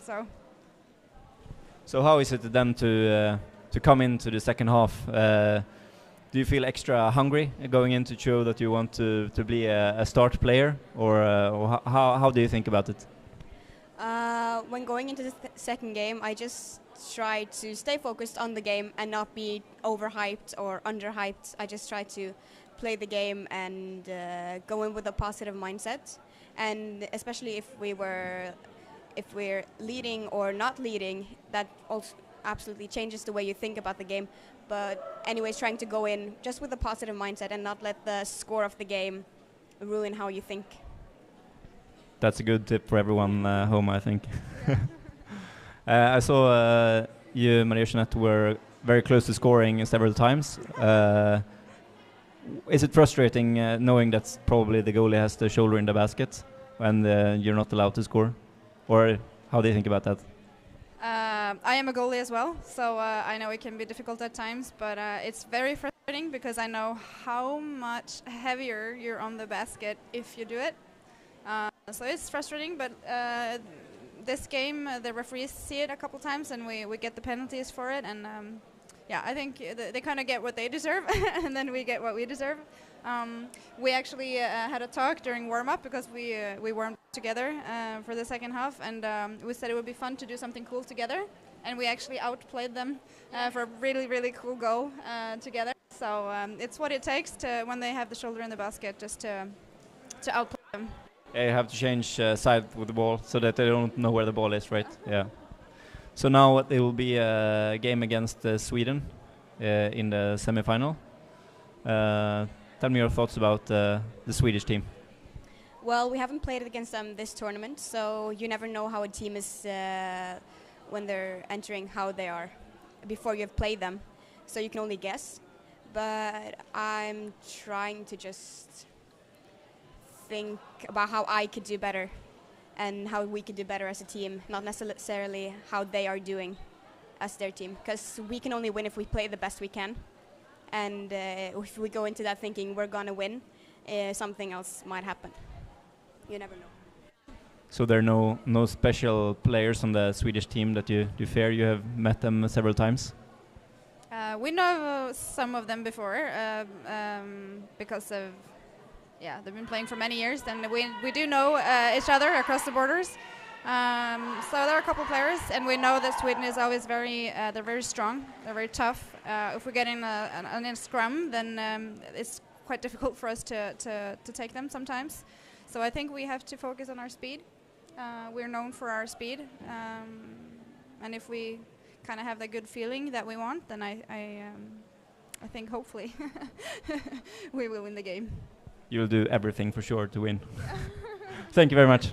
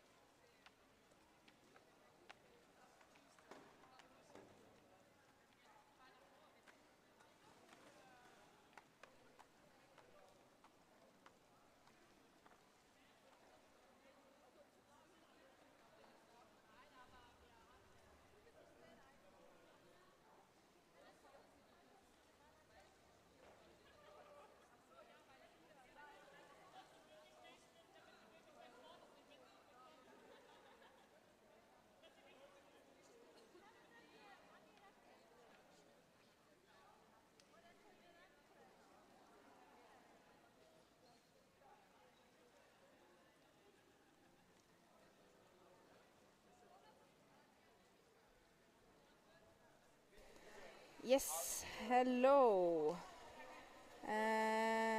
Hope everyone hears me. Yeah? Perfect. Let me know if you don't. We are now in the match number 40. It's the second quarterfinal for the women. It's Germany against Switzerland, so it's probably going to be quite the same kind of game as we saw with Norway against Spain, because Norway and Germany was the two winners in each pool. So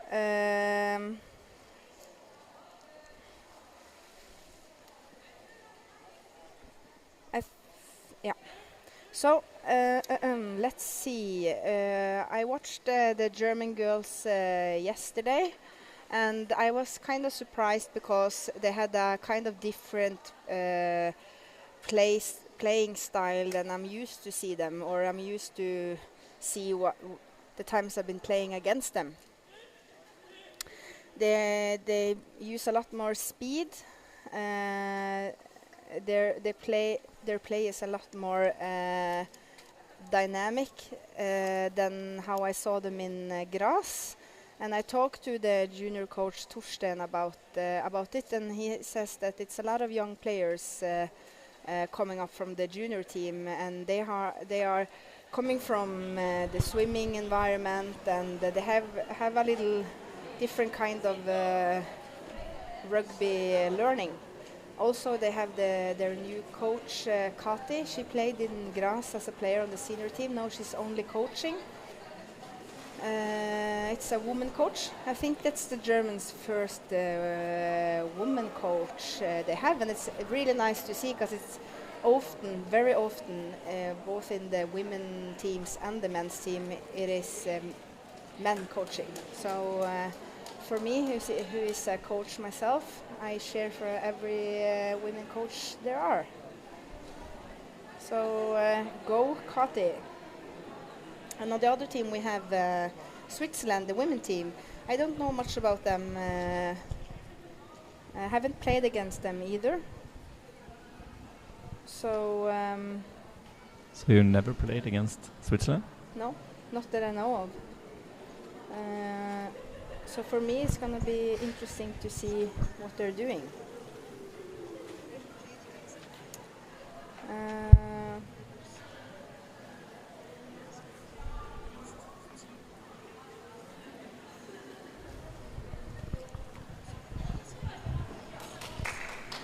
So the teams look ready and the referee looks ready, so we're just waiting for the match to start. So what are your expectations of this game? 1 minute. A little bit the same as they did in the Norwegian versus Spain match, I Yeah. guess. And I would, as I said earlier, the game the Germans are playing is quite different from what I saw in Graz. Yeah, absolutely. It's a lot more speed and dynamic play than I'm used to. So it's interesting how they will play, but again, I'm looking really forward to see them play against Norway, hopefully, or other No teams biased commentators that here, by the way. Huh? No biased commentators here in the No. commentator booth, by the way. You're Swedish. You have to root for Sweden. But when I'm on air, I try to be as objective as I can. Yeah, same. Yeah. I can't promise I am, Ready? but I will always try. You can only do your White best, team right? ready? There we are. So Germany. It's the same outfits as the men. I don't know, Mattis, have you seen the guys' outfits? I have not looked into that. The women have focused on the mountains, it looked like. Yeah. The men are focused on the food. Okay. Yeah. Let's see. And of course, it's a stop already. Let's see. Oi, penalty. Penalty. So early Shoulder in in the the basket. game. That was. And everyone knows that I love penalties, so this is already getting a good game for me. Yeah. I'm very excited to look. You're hoping for as many penalties as possible. Hmm? As many penalties as possible. Yeah, and I'm really excited to see how they do the penalties. I think Germany had the penalty yesterday as well. And I love that the referees are taking a penalty yeah. this early in the game. Yeah, because it shows that how they usually, if the referees are strict in the start of the game, it's to show the players how they want the game to be. Yeah. Oh, you have Switzerland as well. Yeah. Ready? So let's see. I don't know. Number 7. Number from, 7, Germany. It's Leone. She scored a couple of goals yesterday as well. I think she's a pretty solid player. And then I don't see the.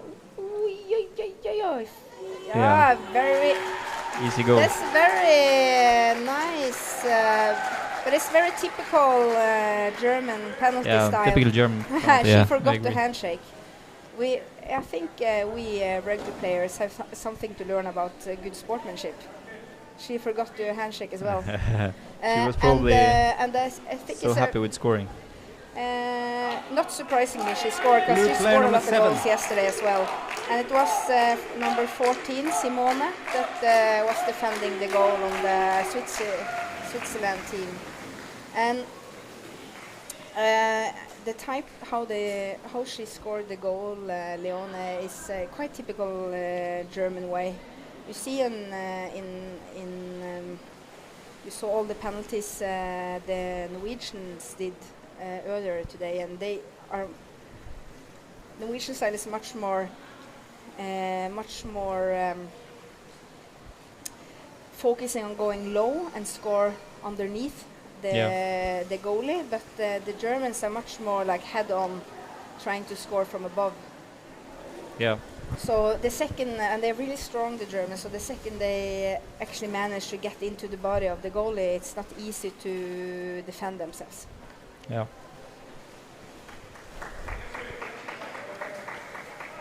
We see we have two sisters at the Switzerland team. Morgan Stern, Isabel and Deborah. They're sisters. Yeah.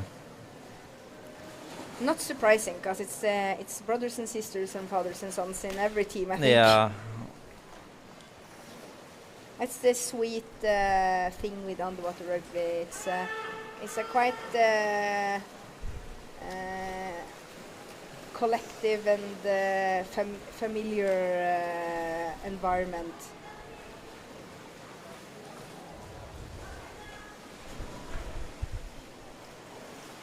So Germany with possession out in the corner, going in. So this is the interesting new thing that the German women is doing, is that they usually win the ball and then they keep it for themselves, like 2-3 meters outside the goal, kind of playing the ball to each other, not using the corner so much. This is what I'm used to, and then they go collectively in with 3 people, doing kind of the same thing that they did in the men quarterfinals earlier today. Number 10 coming in from above. The difference I see in the German play now is that they're a lot more offensive and they're much more aggressive, and they deliver the ball to each other a lot closer to the goal, and it's really funny to see them want to play so much ball. Coming in diagonal again, locked up by the Swiss players. Good effort by the Swiss team. Oh, the ball floats up, and They was lacking a defender on the Swiss team. You saw was only a goalie there for a long while. Number 2. Yeah. Number 2. But I think the German team they look to be taking it easy now in the start. Blue timeout. And there's a blue timeout. Maybe they're not happy with the blue timeout. With the start of the game. Blue. Kan du switche bort til dem? If you see the girl with the coach bathing suit, that's Kati. She is a very experienced player, She's been playing for Germany in many years. So And she's not happy with what she's seeing so far, probably. No, I think probably guessing that they are using this as a training match for the more harder games tomorrow and Friday. Looks like she wants the players to fill in more. Yeah. To come in wave after wave after wave.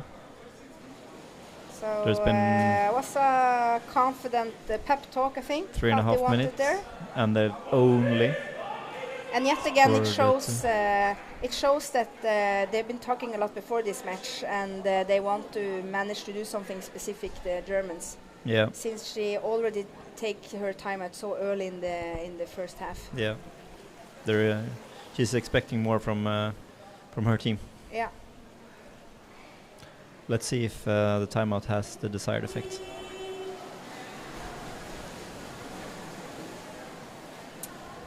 So the more typical way to start with the ball would be that the person with the ball swims in the surface and then deliver the ball down to her teammates. But you see here that she was swimming, diving with the ball. White free throw. The smart thing to do would be to have people she can deliver the ball to on the opposite of her, because she's delivering the ball to where there's room. Yeah, don't have to teach me underwater rugby. I know it. Yeah, but I'm teaching the people watching, Matti. Yeah, okay. Mattis. You don't believe that they know underwater rugby? I think That they're only them I tuning in here? I think that they would like All the a German point of view. clubs looking at this stream. I think that it would like a point of view. And I think also it's a lot of people that don't probably always know so much about rugby. Watch. And also hopefully the Switzerland is going to watch their own game afterwards. To learn. Yeah, hopefully. Going in from above, no one on the basket. Goal is there now. So do you think that the timeout has had the effect that the German coach wanted? I just saw her hand gestures, and it looked like she wanted the game to be lower in the water, which is exciting if that's actually what she was saying, because what the typical German style is to scrum a lot in the surface, but There's no need to scrum I've against been seen like they're doing now, a weaker team. have these long dives in the bottom. That's really heavy for the opposite team to stop. And I think what she wants them to do is to do all this deep diving and have these long swims where they move the ball all the way over to the tech side. Yeah. Not win the ball in their defense and then go up breathing and scrumming. Just swim it over, and that does make it a lot harder to stop them. Yeah, I think the Swiss here is they're not giving anything for free here. Defender again. And no solid attack there from the German players. There you have a defender. They're struggling a little bit, I would say, to capitalize on their well saved from ball possession. Swiss. They bleed for their team. That's actually a very good save from the Swiss team. Even Yeah, though they have had I think they have had a solid defense so far. I mean, 2-0 after 6 minutes. I would have expected more from the German team here.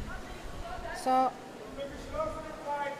they need to set their defense, the Switzerland, so they have a defender watching out for the bucket next to the goalie there.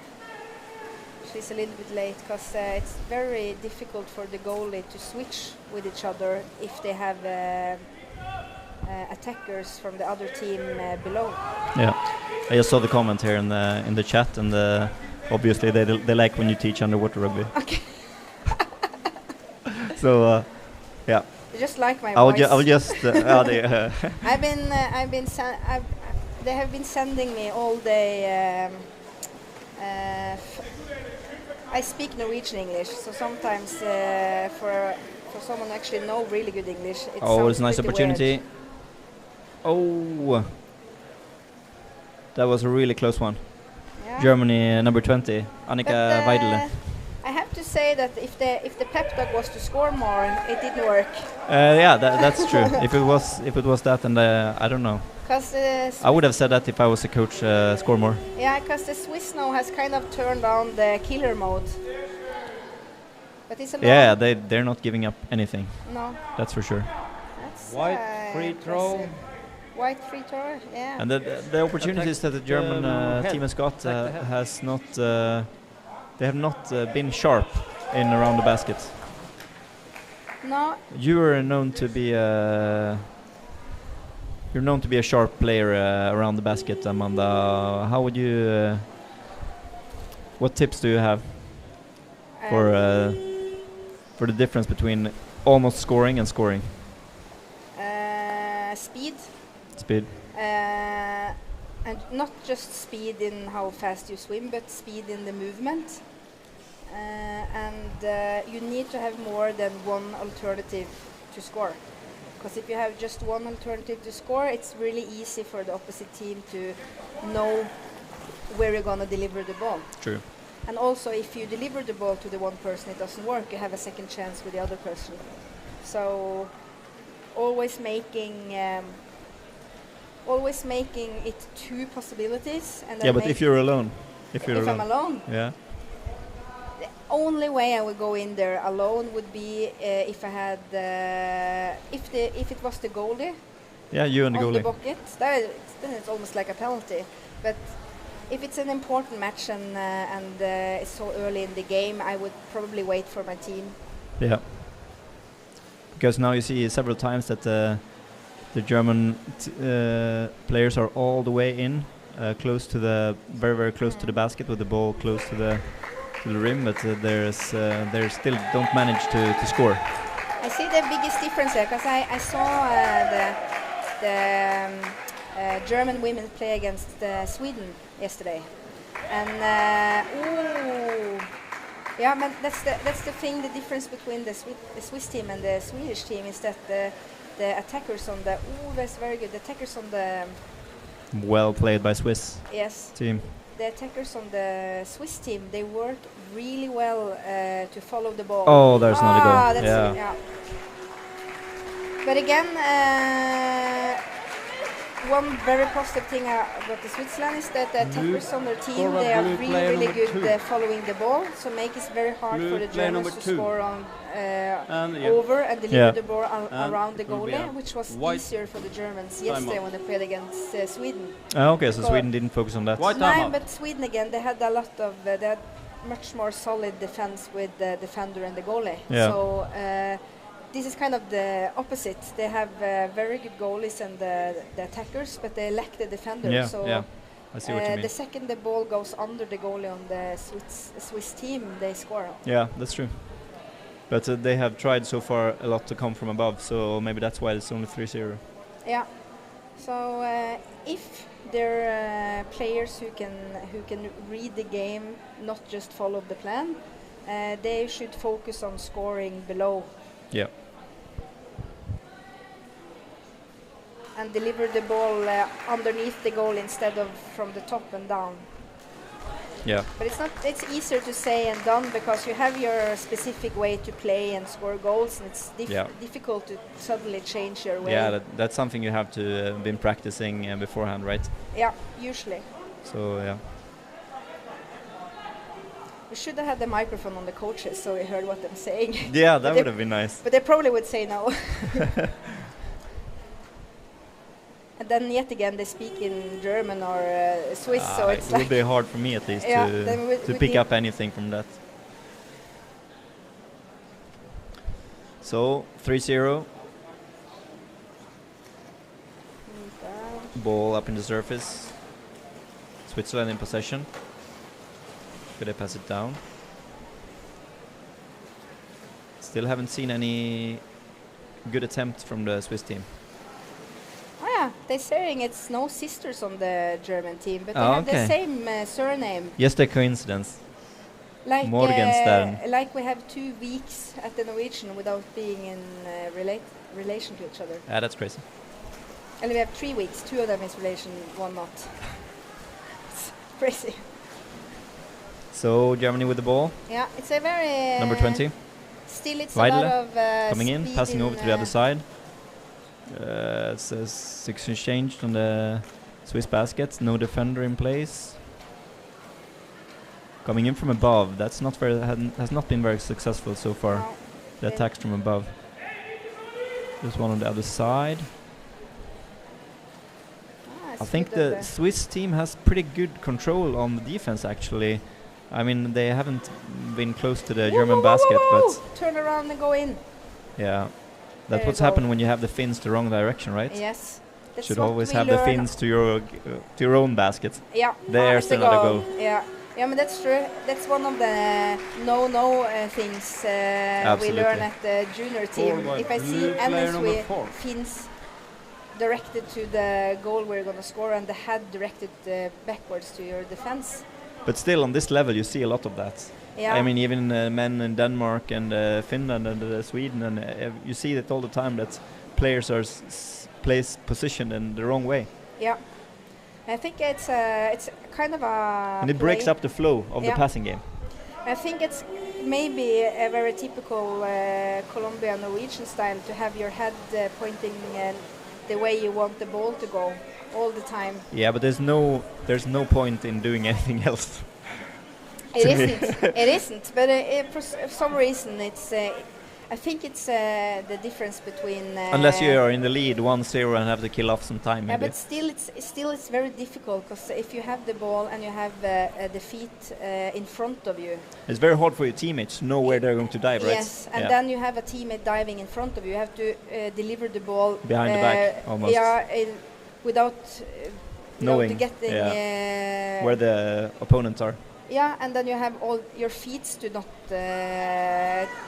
touch the ball with, and it's like it's a stupid way to play position yourself in the water. Yeah, absolutely. But yeah, still I see it's very But common. I know that it's for the German style. It's very typical because they usually don't have this speed in their game. They're usually playing a lot more slower, where they stop. 3 meters They live on outside. possession and then wait for a mistake from the other team. Yes, that's a lot more typical German style, and then it's not so important if they don't have their head next pointing to the Yeah, that's goal. true, because it's still slow. But now I think the But German. how they play now, it's they're playing good. Yeah, they're missing just some There you goal go, come getting on. and some power. Yeah. They like seeing each other there. Yeah, they're not. If you compare to the Norwegian team, they're like moving the ball around the basket, but here the players are holding on to the ball for a bit too long. But That would have been a goal for sure. Yeah, if the one that had the ball there had been head on the goal, not bottom on the goal, Yeah. She would have seen the other players Exactly. around the goal, and then would have delivered the ball a lot more faster, and then it probably would be a goal. Yeah. But again, I think this is kind of like you have the old German style mixed up with the new style, and I think this is a very cool development. Always goes on. So as long as they keep, oh yes, come on. That's a good number. Yeah, Yeah, that's a really that's nice deliver. Yeah. But Then it seems to me that they don't get into those situations often enough. No. It's to if you saw, for example, the Germany versus Great Britain, those players, they got into the right situations all the time. Yeah. But here they're struggling a bit to move the ball into the and position themselves correctly. Yeah, I think also the position of the assist, the ball deliverer. Yeah. Because if you have your back to the goal, you have to turn around to watch It takes what's too much happening. time. Yeah, and then you don't have the advantage anymore. Yeah. So it's all about having your head pointing to the goal you're scoring in, and then you will always see what's happening around there. Yeah. You can see there are people from Colombia tuning in, from Luxembourg. Ah, nice. Ah, Lilo. Oh, so nice. I know her. Hello, Lilo. You have to watch tomorrow. And the finals. And the finals, We of miss course. you, Colombia. We miss you very much. Yeah, it would be interesting to see both the Colombian male and female teams here. Absolutely. And hello, Luxembourg. That's cool. Luxembourg played in the grass, didn't they? I wasn't there. Yeah. I think Luxembourg had a team in the World Championship. I don't know why they're not here. Yeah. Probably because Corona. They're sharing less than 1 minute. This is the kind of rugby I hate.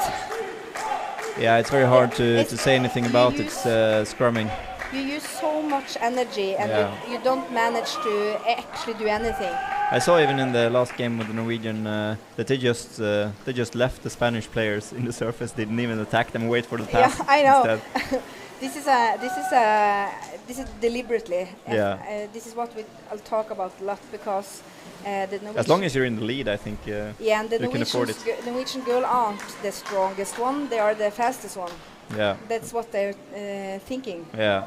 So what's the point using all the energy on scrums when you rather will use them on exactly. Swimming?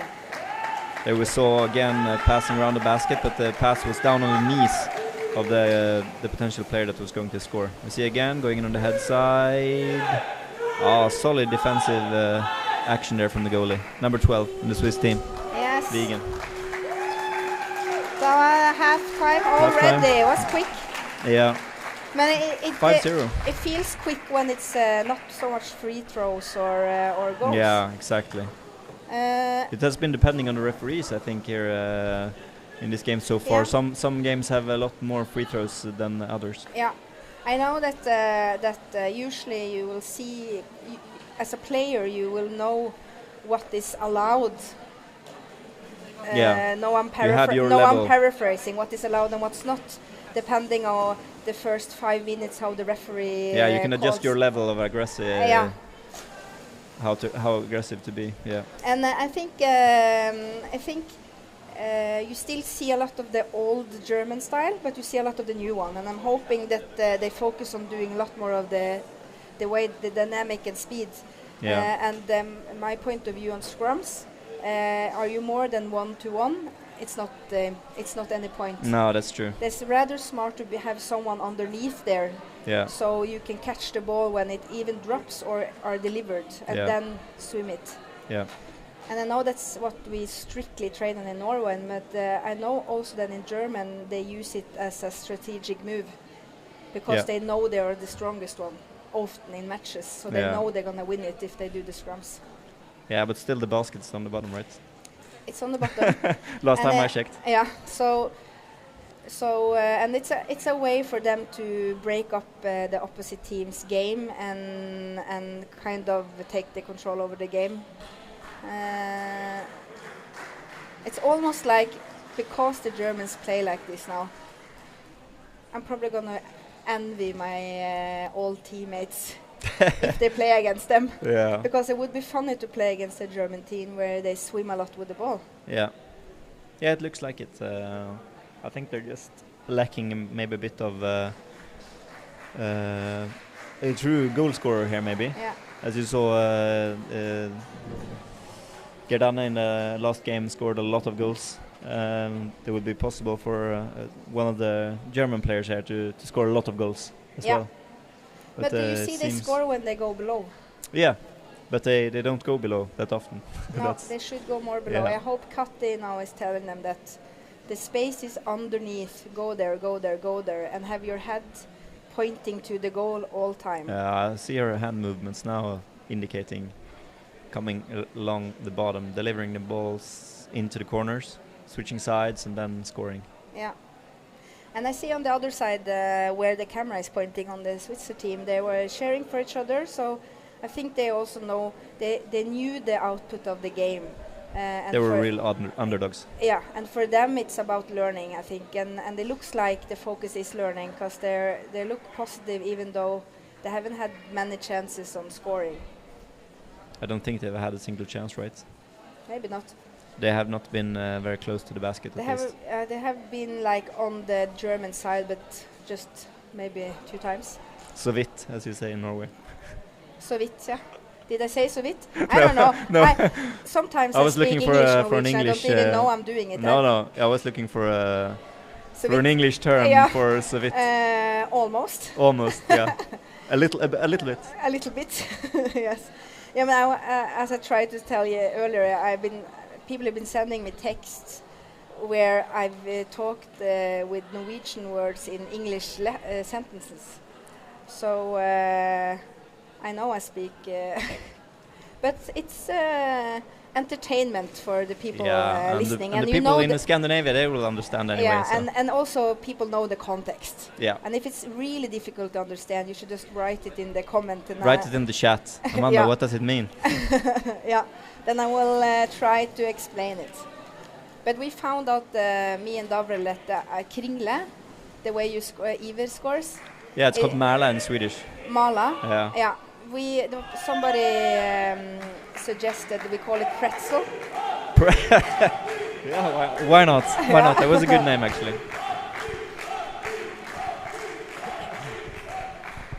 We have some Swiss supporters sharing the Swiss girls. Yeah. Also see that I was correct. Luxembourg did participate in the World Championship. So I remember something. We didn't play against them, but I remember that I was surprised because it's a very small land and that they actually have a rugby team is. White That's team cool. ready? Yeah, impressive. Blue team ready? Jean?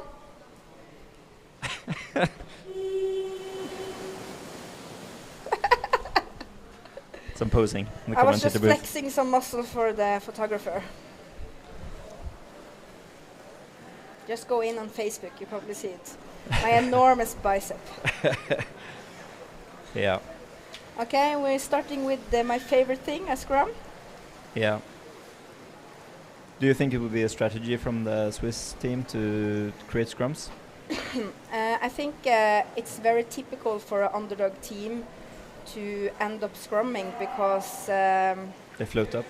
Yeah, they float. They get stuck because they don't deliver quickly enough the ball, and then instead of giving up, they just hold it on it. Yeah, but here, for example, the goalie and the defender should push out, right? Go down to the basket first and push out and stay under the scrum. But I see that they're just going up and down. Yeah. And now it's of course so hard when the scrum is so far out. So of course it's like they're getting fed up there. Yeah. So they're probably just like sharing. Some piranhas, pariahs, up in the corner. But this costs energy and also it costs muscle power. I mean, if you play a game like this, your arms can get pretty wrecked. Yeah. And, it's not the optimal way if you want to stay not injured in a long rugby career. Yeah, that's true. I know a lot of attackers end up with shoulder injuries if they have been playing a lot of rugby over a lot of years. And it's very important that if you do a lot of scrumming, you need to be very strong in your shoulders. You have to do the biceps curls. Biceps curls, of course, and then a lot of shoulder presses and rotator cuffs. Like when you're waving. There's another goal. So, if somebody loves a good scrum, Blue player number 12. Number 12. Sorry for. I know the feeling. If you love a good scrum, it's very important that you do strength training on the shoulders and arms, or you're gonna get injured after like 2 years probably. Yeah. Play number. So, but you see the German team, they came in along the bottom, but they struggled to finish. Player number 22. I see. Warning for shoulder in the basket. Oh, the Swiss girls get a warning now. for us. Shoulder in the basket. Shoulder in the basket, number 22. Take your guy. Sorry for all the strange sounds in the microphone. It's a little bit dry air here. I see they want to see you on the camera as well now, Amanda. Yeah, that's just Remy asking. You don't need to see me on the camera.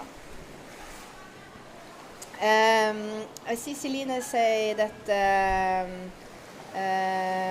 that unfortunately the women team from Luxembourg.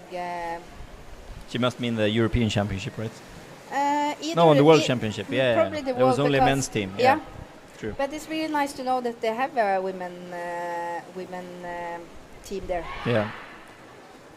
So now One Germany moving the baskets, before the ball around the basket, over to the other side, not managed. Oh, it's stolen by the goalkeeper of the Swiss goalkeeper. But yet again, they try to deliver the ball above. And the Doesn't Swiss work. keeper read that. Now you see there are 4 German players trying to get the ball back there. In the forechecking, the back checking.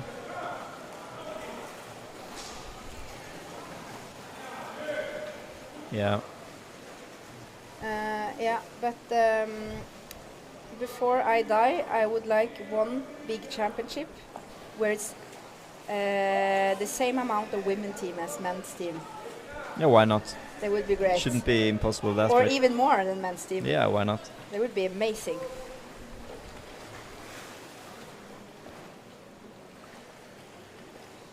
So this is maybe the closest that this, Switzerland's been to the German basket. Up in the German corner. Yeah, I think actually the If they could dive under now. it looks like actually like the Swiss team managed to handle the scrums very well. Yeah, absolutely. A bit surprising, maybe. Yeah, because if they like the scrums, there wouldn't be a so big advantage for the Germans to scrum. Yeah, true. Now they're coming again. A bit from above. Oh, bad that's delivery. Oh, yeah. But yet The again, Swiss player got the fingers on. if the one with the ball had swim lower Yeah, and then lower in the water. Yeah. yeah, and then delivered the ball underneath the goalie of there, course. Into the corner. it would be another goal chance. Absolutely. So they're kind of wasting the semi opportunities here. No. German team. I shouldn't really say too much because if they watch this stream before they're going to play the finals. Give them all the tips. Yeah. Once again, Finns in the wrong direction. Waiting for the teammates. Yeah, There's now one you see on they the have other a defender on the side. Yes. Swiss team. They're very good. Could they deliver? Yes, deliver on the same side. Come on. Ball on the other side. No, they had the player on the opposite side there. It would Yeah. be, actually would be a great way to score. Oh, No, look at the yeah, goal! look at the. There's a good pass. Back, pass back. Yes. Come on, This come should on. be a goal. Yeah, Yeah. there you go. That's a good, very good play. Yeah. There they had it. Moving then the ball the- from side to side. Fins in the right direction. This is the recipe to score Absolutely. on the Switzerland team. It's you have to have delivered the ball underneath the goalie. Yeah. And yet again, to underline what we talked about, head towards the goal. And the first look should always be towards the goal, right? Yes.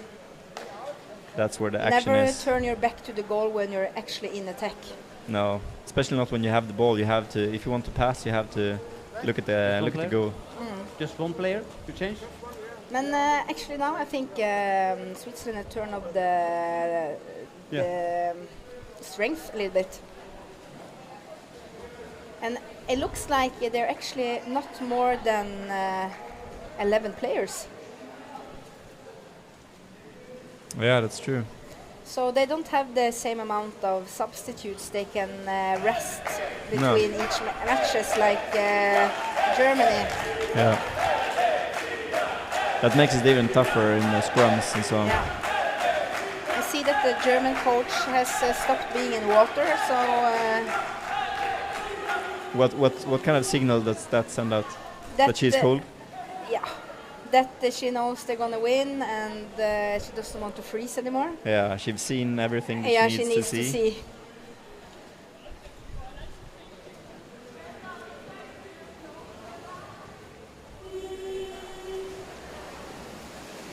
But there's still a chance for a Swiss goal here and also for the German team to improve even more. Yeah. No, we had the guy saying we have to discuss more the game. So now we're going to do that. The last 7 minutes. Yeah, interesting story. Parentheses. Okay, sorry. We'll focus now. But so Germany with the ball on the other side. We try to focus neutrally on both teams as much as we can. So Germany in possession, passing the ball down, coming in 3 against 2. One corner. Oh, the Swiss defender taking the ball up to the surface. German player. Our ball drops all the way down. Delivery. Germany with 3 players going in. They deliver to the other side. There's one player just lying there, idling. Ball on the other side. Also Strong German player, number 13 there, Pavlovic. They had a good, Still in there you control. go, 3 down. Very good, yes. Yeah, over to come the other on. side, yes, over and score. Yeah, perfect. now they're doing. That's a they're improving. perfect attack. Absolutely. And you see the ball is delivered like closely to the goal and the corner there. It's a perfect, if you don't Perfect score goal. there, you'd never score. It's a very good goal from Germany.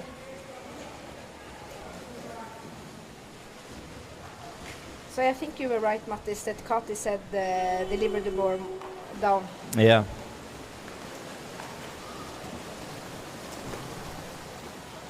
Still a lot of speed on the Swiss team. That's nice. Absolutely. They haven't given up. Not at all. So scrumming in the surface, ball close to the surface at least. Germany in control.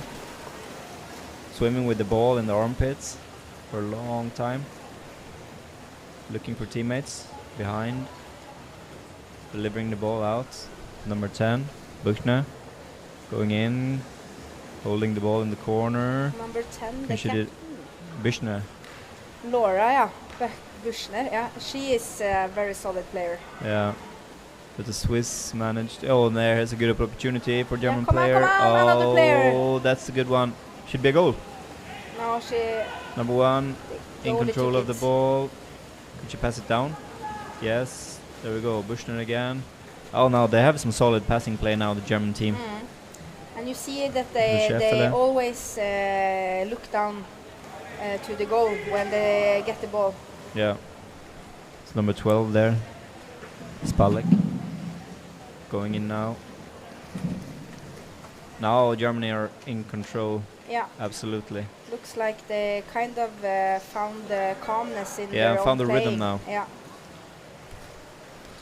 So just leaving the ball, going Okay, in 2 three person, in. trying to block the defender, over perfect. to the other side. The ball is not, it goes over, but there's an attacker from the Swiss team picking it Yeah, up. come Oh, on. there's good positioning.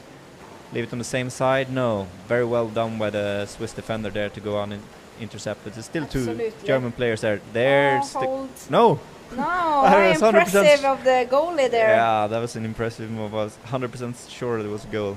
But now the German players are doing a really good job here, staying all the way, moving the ball from corner to corner. This is quite a typical German attack. You see they And passing. always put another person Long on the pass. opposite side. Come on. Goalie pushing each other down. Yes. Yeah, there's another goal. You see the German player there with the yellow. She uses her legs, not just her arms, to push the ball in. Yeah. And that's a really good technique Forward player number when you kind of 4. swim the ball in down in the goal. Yeah. That was number 4. That's Kenkenbag. yeah, Johanna. So, yeah, maybe they're finding the rhythm now. Yeah. The German team.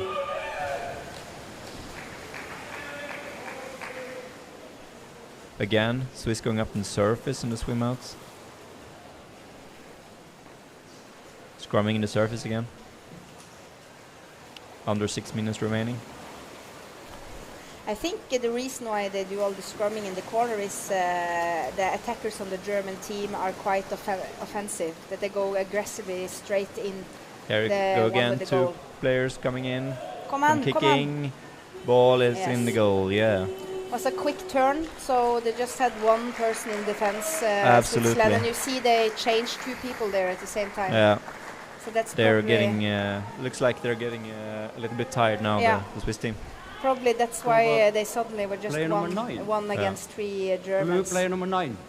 Lena Rossmann. 9. So important when you switch with your partner on land that you watch down before you do it. Yeah. So you know if it's Thank you. good timing or not. Time out? No. Yeah.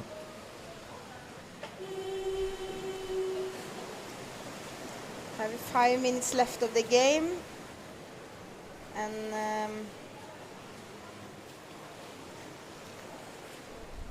it looks like a lot of the scrums happens because the Switzerland doesn't have so many people to deliver the ball to. They have no other options. Here they go again. Germany coming in 2 players against defender and goalie.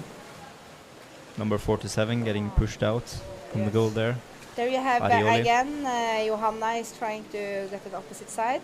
Coming in diagonally from above. Could she get it down? Yes. No one on the other corner. Come in. A lot of Finns in the way there. Delivering under the basket again. It's the shoulder in the basket. The goalie's got the ball floating up to the surface. 2 German players on. The Germans got the baskets. But impressive. Yeah. Impressive of the Swiss goalie there to manage to get the ball out so solo far. performances on Switzerland that are quite impressive. Yeah, I think they're overperforming really.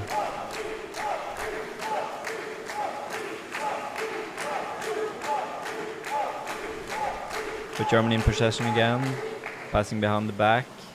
But Swiss is still out, chasing two persons within the forecheck.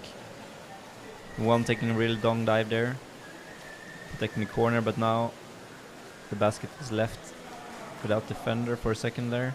Passing over to the other side, number 13, Pavlovic. Swimming yeah, with the ball, legs. Delivering down. There's another opportunity, floating up a bit. The ball's loose, picked up at number 11, Dietmann. They fight really hard, the Switzerland. Yeah, they fight really hard. Some really good attackers on the Swiss team. Quite impressive. They're really fighting here. Yeah. The last 4 minutes of the game. That's really nice to see. 2 German players coming in, delivering the ball below. There's another one there. Why don't you pass? Oh, yes, finally they can take a breather. Yeah. That must be ball is really loose, tough. Going up again to the surface, trying to switch sides. Very impressive of Switzerland. I see them really bleeding for their teammates now. They're coming up red on their arms. They're so tired when they switch. So very impressive of Switzerland, the work they did now. And they managed to have the defender down almost every time. Yeah.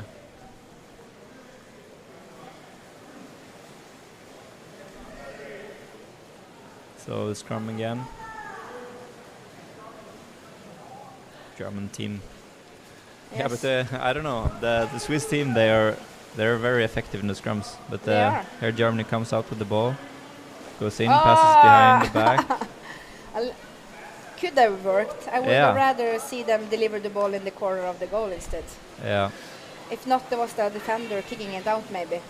That's possible, absolutely. So number 1 coming, pushing in. Yes. Not all the way down on the bottom here. Yeah. It's impressive the endurance the German team actually has, because it's full on fighting in the middle of the pool, and then it's just full on killing mode around the goal again. Yeah. They don't have a second where they're breathing in the corner. Swimming around, passing it in. A lot of German players around the basket now, but they're locked up. Passing it down with the back against the... Oh, there's no one there. The ball is loose. It's a good opportunity still for the German player. On the other side, keeps the ball. Passes upwards. No Swiss attacker on them there. It's a sloppy pass. Dangerous situation, dangerous Come on. area. Oh, going in from above. 3 Swiss players. You saw the Switzerland now, they attacked like on the way up for breed. Yeah. But they managed to stop the attack. To stop the situation. Yeah, they were actually going up to breed, and then they just stopped and started attacking.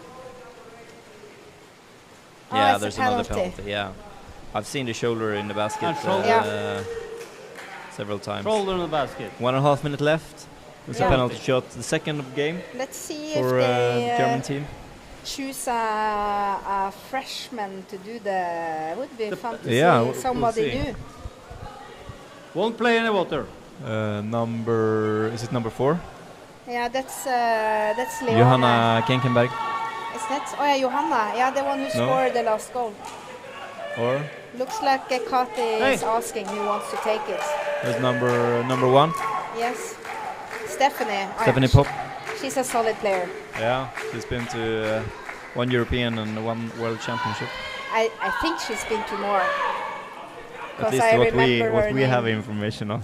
Huh? That's what we have information on. Yeah, but I think I know, I recognize her name, so I think Thank you. she's been Swiss to more. tried to have 2 goalies in the water. That would have helped. Yeah. Okay, Number we're probably 12 gonna on the see Swiss a team. very effective penalty. Vegan. Oi. You have to start yeah. in the middle.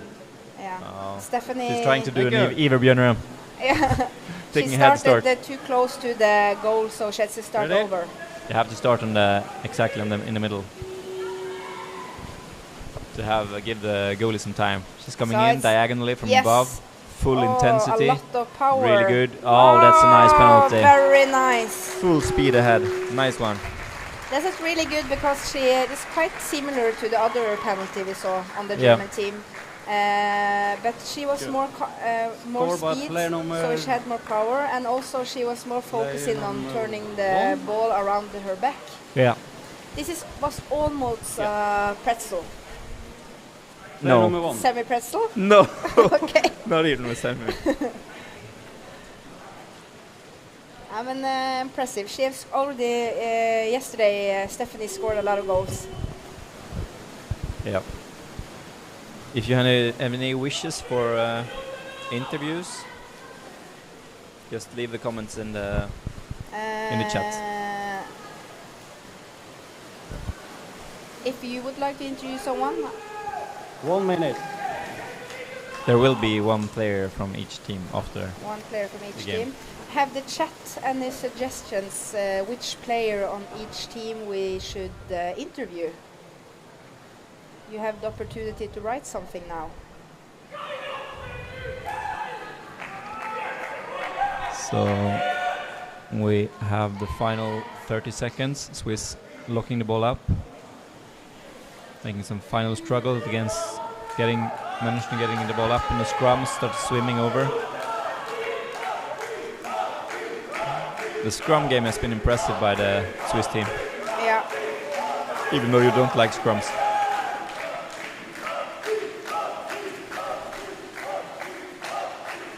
If you see the scrums now, it's actually very effective for the Swiss team because they move the whole scrum always to absolutely. the German side. Yeah, making it a longer way for the German team to be able and to they score. win the scrum as well. Yeah. So it's an effective move for Switzerland. Yeah, so we conclude this game 11-0 to the German team, 2 penalty shots. Yeah, I agree with Tim because Leone, she's only 20 years, so she's probably one of the newer player from the junior team. She scored yesterday and she took the penalty now. Would be fun to talk to her. She was number 7. Number 7 on the German team. And Oda Vigen, she's Norwegian. She's the one played for in Trondheim, NTG maybe. Little sister watching you, Google. Oda Vigen. Oda Vigen. Number 12 in the Swiss team. Position unknown. Yeah, but she's Norwegian, looks like. And Leone, I would like to hear you talk to Leone. She's very young. She's still a junior player. Number 7 in the German team. Yeah. So number 7 in the German team and number 12 in the Swiss team. Yeah. Yeah, but that's thank you for tips on the chat. That's perfect. But again, thanks for Oda played in Trondheim. Yeah, but Mattis is going to find Leone and Oda, so just follow the stream. And this was my last commentating game for today. Darvlen and Mattis is going to take the rest of the day, and then enjoy yourselves.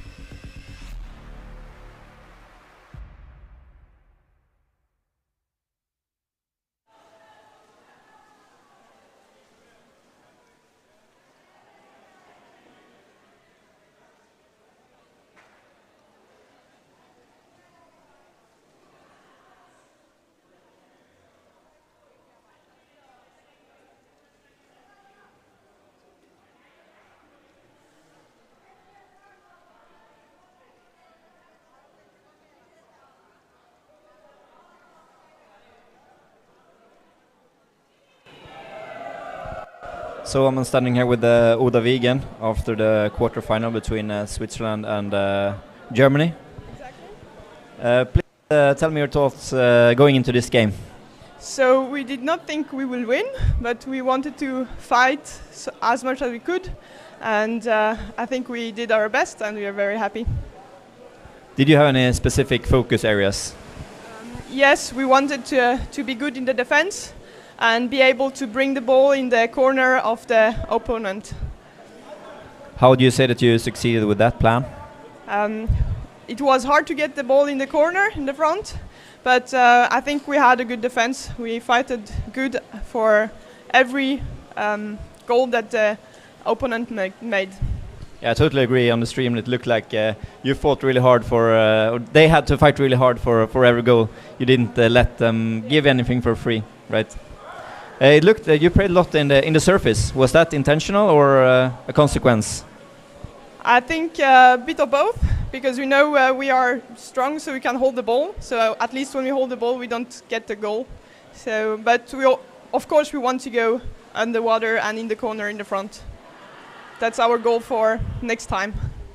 Yeah, I think we were really impressed on your fighting and in the surface. I mean, the Germans, they're known for being very good at the scrums, but it felt like you had almost the upper hand in the scrums. So yeah, I think that's a good grade for you. Thank you. Going into the rest of the games in this tournament, what is your goal in the next 2 games? So in the next 2 games, we want either to have a 0-0 to win. I don't know exactly who is coming in the next game. So we will see who is the opponent, but the idea is of course to win if we can, but we will do our best either way. And if we lose, we're still happy. That's it's important with a positive mindset, right? Yes. Yeah. Good luck with the final games of the tournament. Thank you very much. Thank you.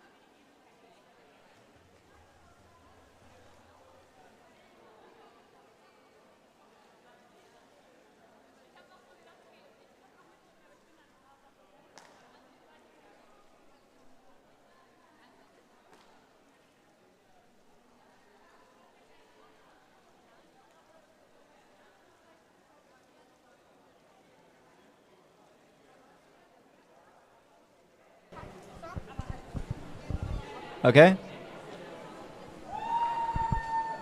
So I'm standing here with two of the German players, Leone and Stephanie. Yeah. So you're through to the semifinals. Yes. What are your feelings about that? I'm really happy about it. I'm very proud to be part of this team. How did what did you say before this game? You know that you went into this game as favorites. Did you have any special plan? We just wanted to do our game and play and be ready for the next game, so we have to find ourselves and use the time in the water, fight against our neighbors from Switzerland, so it's always fun to play against them. Yeah. Yeah. So your coach took an early time out in the first half. Was she happy? Not really. She said that we have to play more under the water and not what's the word? On the top of the water. Yeah, there were a lot of scrums, so she told us to play our game and not fight on top of the water, so just go deep and do our game. So, yeah, it's always hard if you have the other team fighting above, so we have to do our game. That was what she's saying. And you managed to do that, at least in the end of the second half, what it looks like. Yeah. And for you, that is a very young and promising player coming in. What is the biggest difference when playing the compared to the junior games? What would you say is the biggest difference? The women's are stronger and faster. It's harder to play with the women's, yes, because they have a lot of experience, and I don't have that much experience. But yeah, she's good. She's from a wrestling family, so she's fine. Wrestlers are really hard, so that's a good start, right? So now on to the semifinals. Any thoughts on that? We're happy to play tomorrow and win to go to the finals. So. As simple as that. Yeah. You don't take anything special from this game. You just nothing. We are confident and we know what we can do. So we'll just watch the game again tonight and be prepared for tomorrow. Good luck in the last games. Thank you.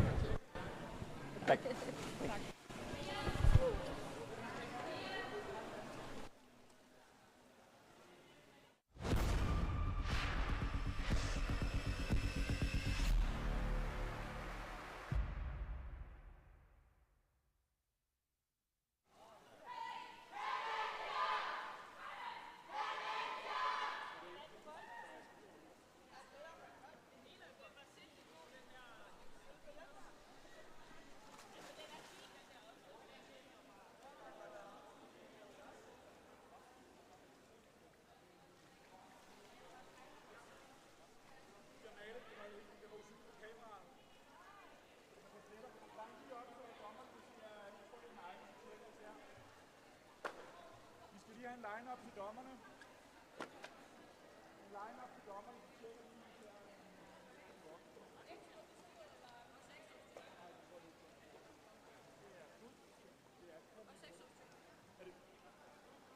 Det er den bold, der blev malet. Vi kan se på kameraet. Men så skal de op og stå.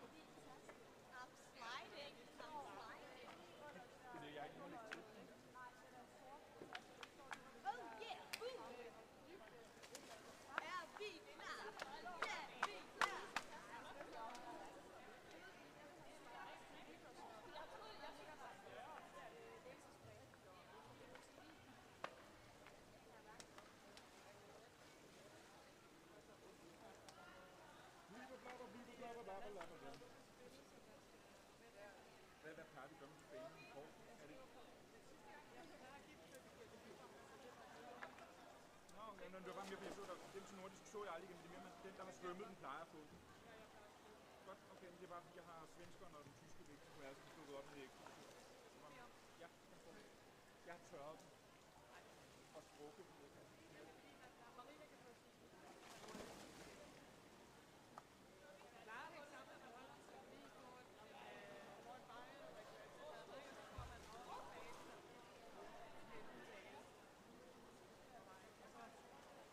Så er vi ligesom kvitte, ikke? Så lader jeg dem hænge deroppe. Hvem var det, der fik Tysklandskampen, der scorede det der lækre produkt? Det er det første, der har på match, det der reservebane og pleje. Det lugter lidt, som man bærer på en bane foran en anden stor forbind. Hvor der er så sidder på sidste år. Line, gå lige med Emily ud på vasken hen med sæbe. Skal lige vaskes med sæbe? Jeg har sæbe, der ligger derude. Bare sæt min flaske.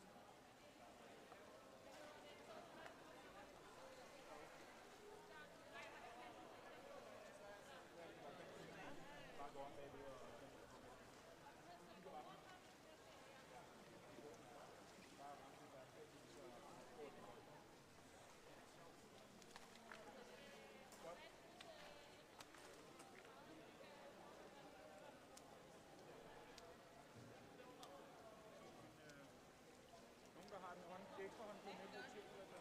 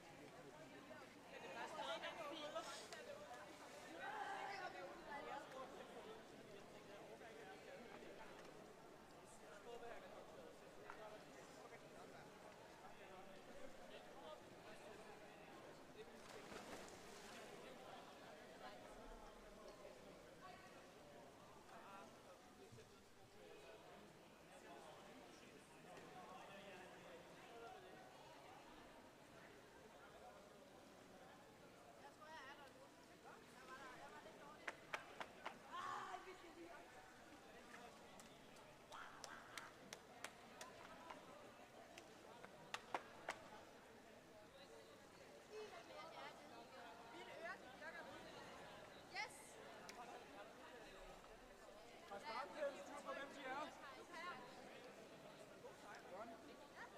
Så har vi dybe information, fire inde i kælderne, så vi snakker hurtigt og alt sådan noget.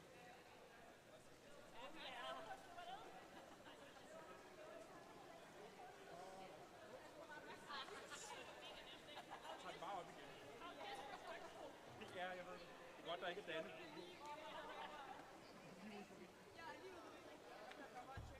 Ja. Han kommer her.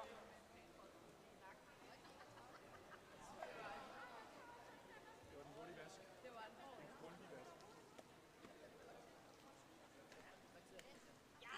Sådan. Danmark samling.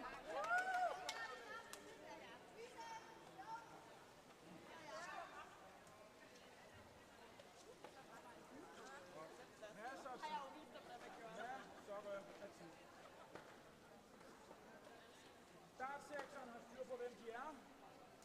Folk har styr på, hvad de skal til svømningen. Så kan vi bedre bange med ikke være mere klar. Lytte ned og give fuld gas. Og mærke efter, hvor du spiller. Er det her en offensiv eller en defensiv, så indstiller vi på det. Vi er forberedt på, at når vi kommer defensiv, vi bliver plads og tager vi. Godt. Hvis vi spiller defensiv, så får vi luft. Hvis vi spiller offensiv, så får vi plads.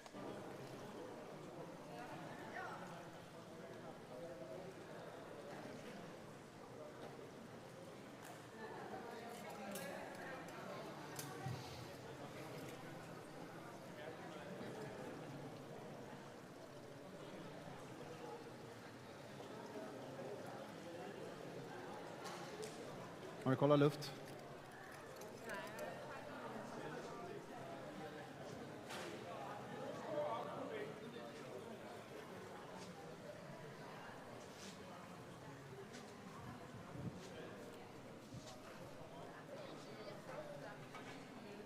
Det är bra, kolla.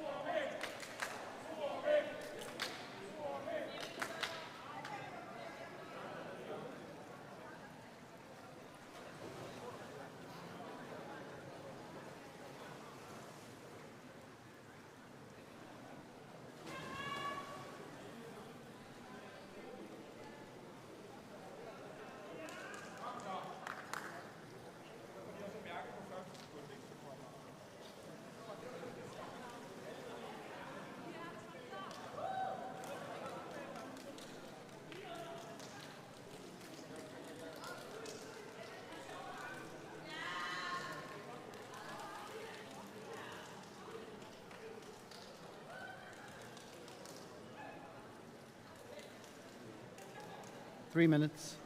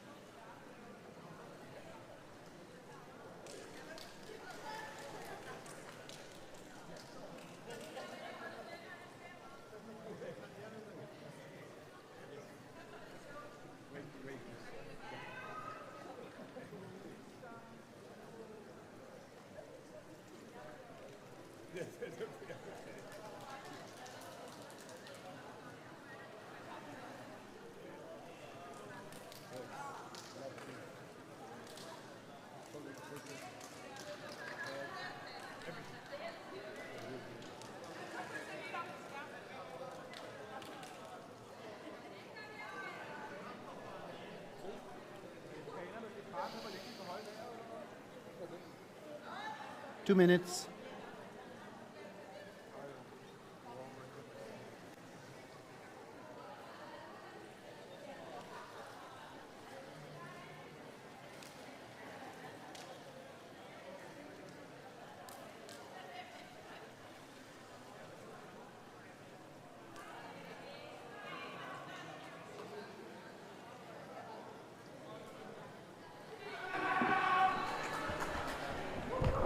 So we have another exciting game on our hands here. We have the quarterfinal on the women's side between Denmark and Finland. Yes. Can you hear me? Tell me a bit about those two teams' way into this quarterfinal. Right.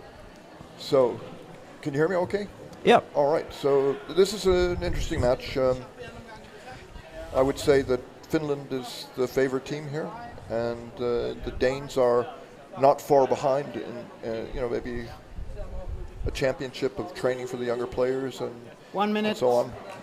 1 minute. So I don't expect the Finns to be able to really blow the Danes out. They won't do that. So Denmark had a 2-0 loss against Sweden, yeah. And Finland had a 4-0 against Austria in the first game, and then Finland beat Switzerland 3-0, and Denmark lost to Germany. We're good here. And then Denmark won 5-0 against Spain yesterday, while Finland lost against Norway. So I think this should be a pretty even game, right? Ready? Pretty even. I think give the edge to Finland. But you give that edge to Finland? Yeah. I think this game could go either way. Either way. Yes. Maybe important that the Danes get on the board early. Yeah, it's always nice to get the first goal, right? Yeah. Confidence builder, help people relax. And so we see now Finland in blue having control in the corner, going in. Oh, there's a good opportunity straight away. Did not get to move the ball past the Danish defender there, number 2, Lennart Jensen. Managed to come out with the ball as well. Nice move there, twisting, turning, going, heading up to the surface, passing over to the teammate Heidam, Marianne. And we're over in the Finnish side. Got some kicks there, and the referee signals that for kicking straight away, I think.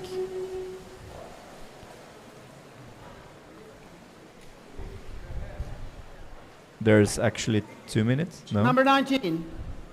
A warning? 2 minutes or what? A warning. Should be a warning first, right? Free throw. What is the to the free throw referees. or 2 minutes or? Number 19, Finland, 2 minutes, kicking. Oh, that's a rough decision after less than 1 minute to get a 2 minutes. No warning, nothing. Number 19, please. So.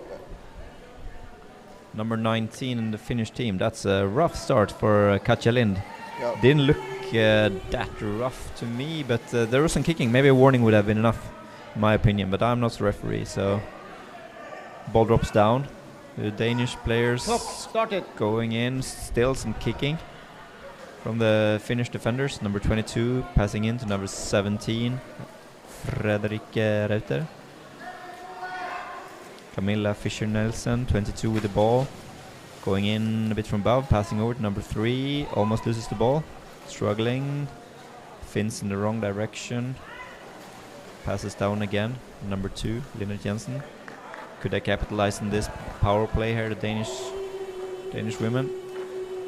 Floats up. The referee has seen something. There's another foul against Denmark. So there will be Danish another free free throw. throw for Denmark. What was it for? I didn't hear. No, it was hard to say. Referee seen something. Didn't give us an indication. But Denmark again very good coming in for from above. Denmark that they have the power play. Waiting for the first clear opportunity here for the Danish team. But they're locked up. In the scrum situation, 1 against 1. No one is stronger than the other, it seems. Or maybe Denmark pulled it out. Or Finland. Finland's got it. Finland in control now in their own corner. Floating up to the surface. Passing Have to backwards. pass backwards to get it out, yeah. Changing side, still in the surface. Passing down in the center. Finish number 5. Coming in, Jokinen. Nice. Still with the ball. Missing jerseys here on the Finnish ladies.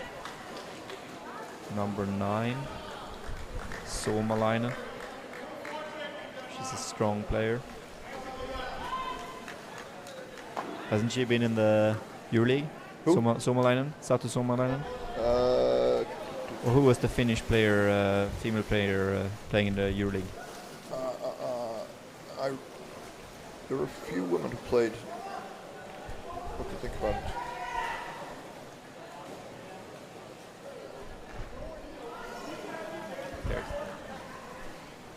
Who played? So we have Finland in possession. Nothing much happening really. Going up to the surface. Pretty slow game so far. No opportunities for any goals up until this point. Number 16, Finland. I have to check on that. You have to check on that. 11 and number 16 in the Finnish team. Merian Haidan played in the EuroLeague match, Danish player. Yeah. So Finland now in the corner, taking power from the wall, pushing in, going out again. They are, I don't know, call it hesitating, but playing it very slow, the Finnish team here. 2 lanes out from the surface, passing in player. Coming in from above, yeah. Yeah. It's twisting, turning. Good moves. Good moves, yeah. Passing down, but I mean, there's no use in having good moves if you're not close to the basket. It leads to a goal situation. But yeah, the ball drops down. Picked up by number 10, Wegeberg. It's like good moves in your bedroom, not at the disco. Yeah, that's also a way to see it. But I mean, yeah, showing moves. I mean, 2-3 lanes out, maybe not that impressive. But when you do it, pass behind the back that leads to a goal, then yeah. All right. Denmark coming in with power and speed from below. And they've got a lot of players down at the bottom. Yeah. And they get it around. Twisting around. But they're tied up. Tied up. Number 18, Denmark.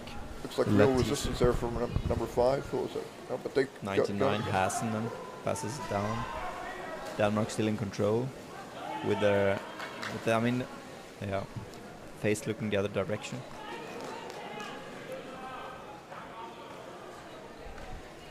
So I said that this is a good. The game is going well for Denmark so far. They've had. I don't know if you want to call it luck on their side, but anyway, things are going. Things are going the right way for them. I would say it's a completely even game. I mean, there's been 0 chances on both sides. So, yeah, as you said before, it will be a completely 50-50 even game. And so far it looks like that as well. We passed the 5-minute mark and Holding goes against. Finish free throw, holding. Both Finish free throw, holding. defending. Both teams have been very good defending. Timeout, Finland. Finland. We're expecting Finish more. timeout. So, well, what would you say during a timeout like this? This is an important timeout. Both teams need to break away because they've been so close. I would say that the Finnish women look, when it comes into a contest for the ball and two players are locked up, more often than not, the Finnish players can rip the ball away. So the Danes should want to avoid getting into scrums with them, because the Finnish women are pretty strong and determined in that aspect. They should want to keep it down at the bottom, and have passes forward and get over there and keep putting on pressure the way they have. Yeah. If they end up playing a defensive game, then I think the Finnish experience and strength will be in Finland's favor. But yeah. See. So I think that's the reason why Finland took the timeout. Do you think Denmark should be happy with the result as it is for now? Finish free throw. They need to keep their concentration, and it's the team spirit, right? That I think nobody wants to let the team down. It helps them to concentrate. You don't want to have the weak link make a mistake. But the Danish team are missing some of their old superstars, right? Dina. Yeah. So they may come back, but as for now, they're not playing. Yeah.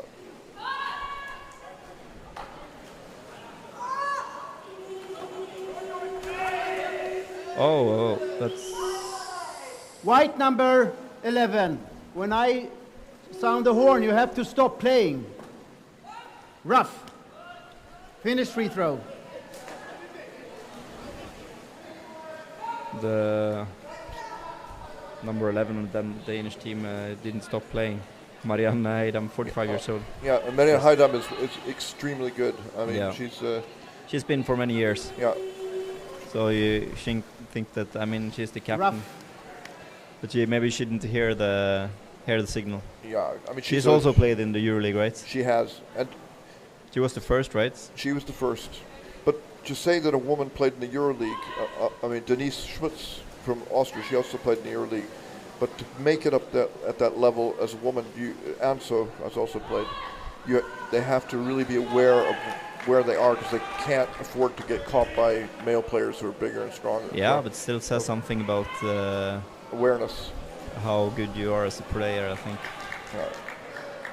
Because there are only a handful of them, right? Yeah, Marianne Heidam's still no Norwegian female players have played, right? I'm trying to think. No, I don't think so. And say somebody like we have Therese Blennert and Anne-Sophie, and then Denise and Marianne. Danish free throw. The French woman who plays for Germany. And a Finnish player. Danish free throw. There was one Finnish woman. Yeah. Holding. And Danish some free throw. German, right? Anise, what's her? Martin Mesk's partner. She's playing for Germany now. Yeah. Anise Deschamont, if I remember. Yeah. That's pretty impressive that she could be a relative beginner and then make the German national team. Yeah. Some talent. So now the Finnish male team are cheering them on.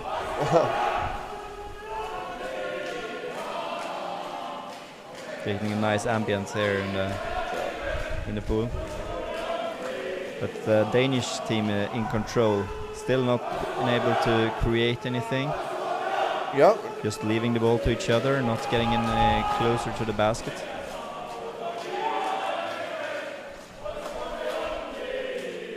It's just very uncomfortable to have the ball jammed into your stomach and pulled up, and that's legs clamped around. Position you don't want to get into. Yeah, but it's not considered roughing really. But although it could be, if someone's not released at all. Yeah.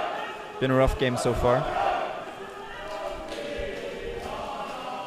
Neither of the teams been really close to scoring. I think if it continues like this, it can be the first game in the tournament that goes to overtime. Yeah. And then a penalty shootout. Yeah, there's a lot of time left, of course, but it looked like a very closed game to me so far. There, Finland in control, number 12. Can it be a fast break? This is Jusila. Somebody off the bench who's fresh. She's got. Yeah, finally the Finnish team gets the ball again. And goes up to the surface, no one going below. So Finland managed to get off a couple of exchanges, so they should have gas in the tank now. Yeah, but it doesn't look like it. They're scrumming the surface, both teams, so I don't know if that's the strategy or what's going on, but they're going to the surface a lot, both teams. And Denmark's lost the ball now. Yeah. They picked it off. One intercepted. Nice interception by Wegeberg there. Yeah, that could be attack on the head or. Yeah, number 2 Denmark. Linnet Jensen swimming out with the ball. Yeah. Ball's up in the surface, picked up by a Finnish player. It's always nice to see players cut off the pass where they spotted what was going to happen and just rush in and get it. Yeah. Helps their team a lot. So here is a counter-attack on the Finnish number 25, Jonna Juvonen, one of the veterans here. Yeah, but she didn't have any help. No, just transporting the ball up to the corner. But she kicked hard. She used up created some lactic acid there. Yeah, probably. So the Finnish team, can they create something? Oh, they lose the ball. Yeah. This could be dangerous. And she shook off one player, one tackler. Yeah, there's one Danish player. And she's got a teammate down at the bottom with her. But number 12, Jusila, is in between, preventing a dangerous situation. Holding. There should be a Danish ball, right? No She holding didn't get there. the call. Strange. And somehow she got that. Holding. Instead, they go the other way. So it's okay. Finish free throw. Holding. We're a little bit far away from the action, so we can't really. Timeout. Timeout. Denmark. From the Danish Denmark. team. So, what do you say about the game so far? Denmark. I think it's been. Of course, if you're used to watching the men play and the speed and the pace is faster, but if you set aside that and don't think about it as being slow, they're trying, they're putting in a full effort in, and nobody's made terrible mistakes so far, so they're concentrating. In that respect is good. Yeah. And the question really is, how are they going to break through? Fast break, that's one. Like a lightning counter, that would be one possibility. Junk goal. Alternatively, somebody has to build up a good attack, and we haven't seen too much of that so far. They're trying, but when they get into the goal, they get locked up, both sides. Yeah, both sides. So we haven't seen an action in the chat so far. What teams? I see there are 195 people in the chat, but I don't see anyone sharing for their teams.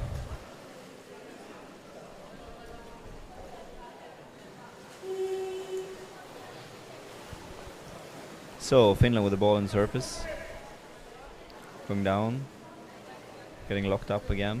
Yeah, they're in high dumps now. The captain Marianne floating up. She gonna doesn't stop playing attack on the head. this time Attacking either. the head. Yeah. Oh, she hits it on the head.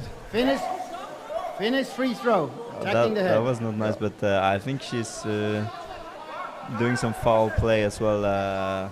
Number 11 there, Mariana. Yeah. Well, attacking the head. Finish free throw. The thing about attacking the head is that when someone grabs the ball and then their body actually comes up and touches the head, so she's not clamping down, but you can't have contact. So.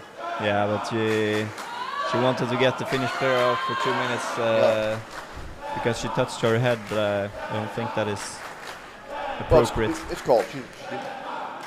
But you see the Finnish team, they're playing very far out from the basket, which is it's very easy. They don't put any pressure on the Danish defense by playing like that. Well, if they played more in the Colombian style, for example, they could go closer and go in circles around the basket, look for a break in. But it takes a lot of conditioning and swimming to play like that. Yeah, But they're they've got coming a- now in for the head. Oh, nice move by the defender who moved half the way there. Yeah, Really nice move. now the forwards overplayed a little. Yeah, but still they're not getting there. They're not getting close to the baskets. Not being able. Now Oh, they've lost nice it. steal there by Vegebag. He's done a good game so far. Wow. Number 10 in the Danish team. And that was Leaving over. Attack on the head again. Finish. Holding. Free throw. Finish free throw. Finish free throw. Holding. Technical question: if somebody Holding. grabs the ankle and their hands are touching the straps on the fins or the back of the fin, is that also attack on equipment, the ball? or is that considered you just grab their foot? I think it would be equipment, but it's very hard to see for the referee if you hold by the foot. I mean, as long as you're touching the equipment, it's the equipment. So. Attack on the equipment. Yeah. So So now we get some cheering from Jan Lind here. Oh. And also 1, 2, 3 Helmax They cheering for Finland. They left the basket empty and swam out, and I guess when everybody decides to go, yeah, you got to go. Yeah. Now they've got a massive scrum, and I think those scrums are bad for Denmark. But they've managed so far, so Yeah. they. So this should be a Danish ball. The Finnish player is pushing away the goalkeeper there. Danish free throw. The Pushing away the goalie. Yeah, Pushing away the just goalie. struggling to Danish free throw. see who will score or how Denmark are going to score here. They have not been very close so No. far. So, well, I mean, you have to get in close to the basket a couple of times at least before you can normally score.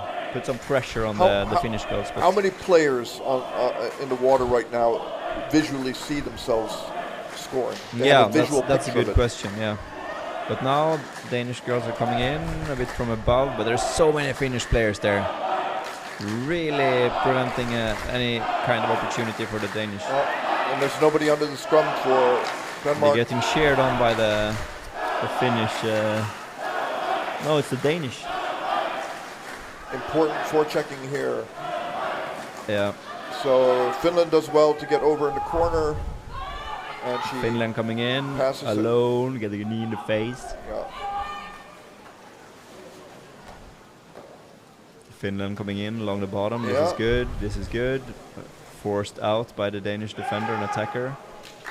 Could they come in another wave? Now floating up to the surface, almost losing the ball. That's a punch.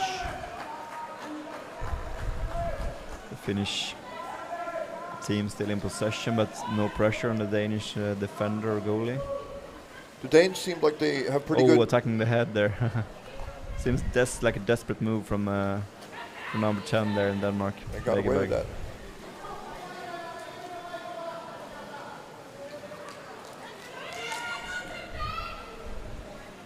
Officiating underwater rugby is a little bit of an art. Oh, it's a lot of speed there. 1 minute. Yeah, I right like straight that. from the exchange bench. 1 minute Yeah. left in the game. And she came Some all the way fresh over, got blood the ball. from the bench. Yeah, moving in. That's first good opportunity Oh. for Finland, but yeah. That's shoulder in the basket. Yeah, maybe, but there was no good attempt either. It's And hard now to score there's from chance to reverse. straight in front of the goal, right, like that. Maybe it was a shoulder in the basket, right? It's now.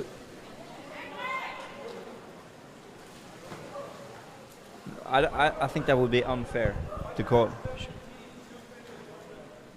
White number 70. 2 minutes. Oh. Well, this is. White number 70. So we have Frederikke Reuter out. 17, is it Frederikke Reuter? She was on Separate. the.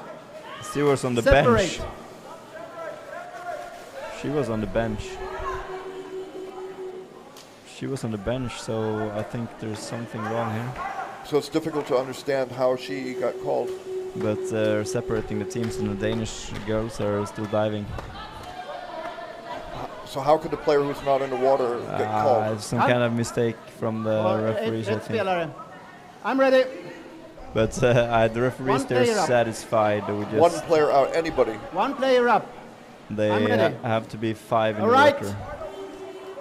Blue free throw. We are mystified. This could be Blue free a throw. decider here. Seems to be some organizational changes in Denmark, or some challenges. So let's see. And the Finns are getting a free throw pretty close to the goal. There So are now three places you can get the free throw. Yeah. The middle or 3/4 either side. It's always a little bit challenging in underwater rugby when you get a penalty on a defender or a goalie. Oh, behind the back. This is dangerous, but it's locked up by Marianne. Doing a good job there. Yeah. Protecting the ball, just letting the time slip.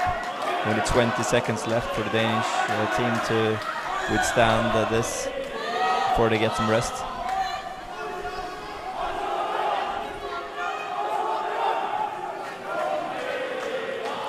Finland still Hideout with the ball. exhausted, pulls out. So, this is the break they needed. Attack on the head there maybe from the Finnish player. And there it's over. 0-0 still. So the time Change sides, penalty will please. continue Half-time. in next Yeah, match. absolutely. But So that they're- won't matter very much because they'll start from the middle, and the player will soon be in the game. Yeah, absolutely. And I think this was a golden opportunity for Finland to score late in the first half. And they missed it. And they missed it, yeah. But they managed to create Finland maybe two good opportunities, 1 or 2 during the first half, and Yeah. Denmark I think A quarter of an opportunity. Yeah, a quarter of an opportunity. Yeah, so they have to step it up if they. But who do you think would benefit most from a penalty shootout here? Talking a little bit in advance here, but you're really putting me on the spot here. So, penalty shootout. Well, I think for sure. I think quite a few of these players, like Irina Vipola, I think she would score these veterans. But do you think something, Finland would have a? Do you think they would prefer to wait? It's 3 players will shoot, and then it's over, or you go through. Yeah, it depends, of course, if it's over. But the new rules, you can only be defending 1 penalty, also, right? Right. Before you could stay down on as many penalties as you could wanted. have boarding it, take one after All of another. them, yeah. So now it's kind of more exciting. Yeah, I have to be honest. I don't know who would. Nerves are a big thing in the penalty shootout, right? Yeah, so absolutely.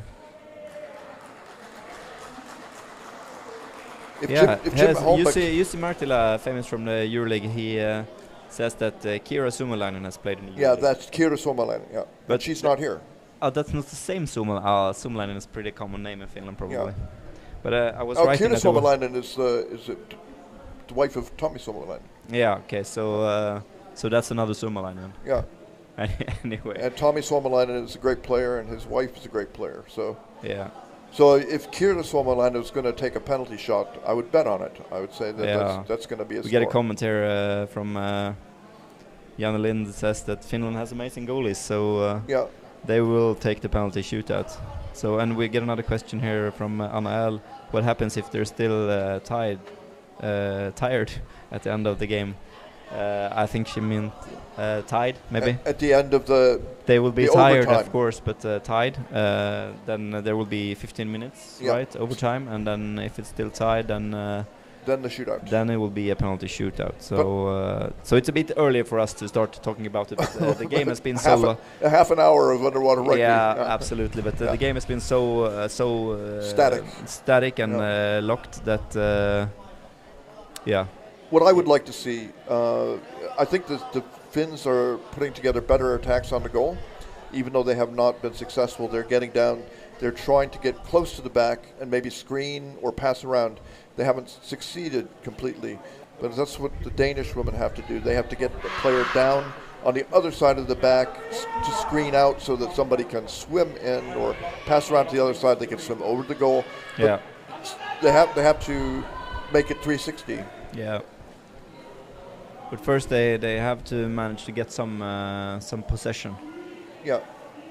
So their we possession has been maybe 30%, the Finns 70, 60-40. Yeah. 1 minute. 1 minute.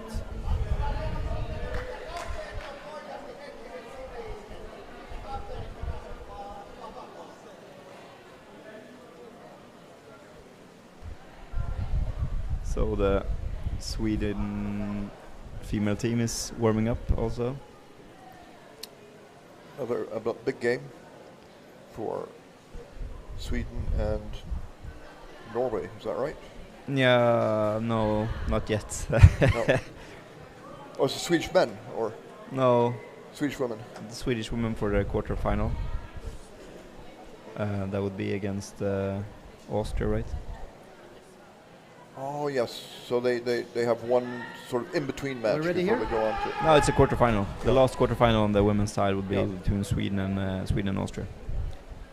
Both teams ready?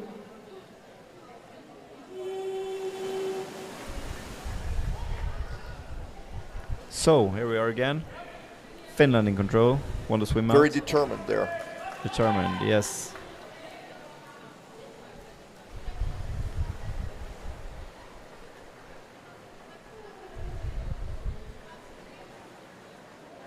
Finland holding the ball, 2 lanes out, up to the surface.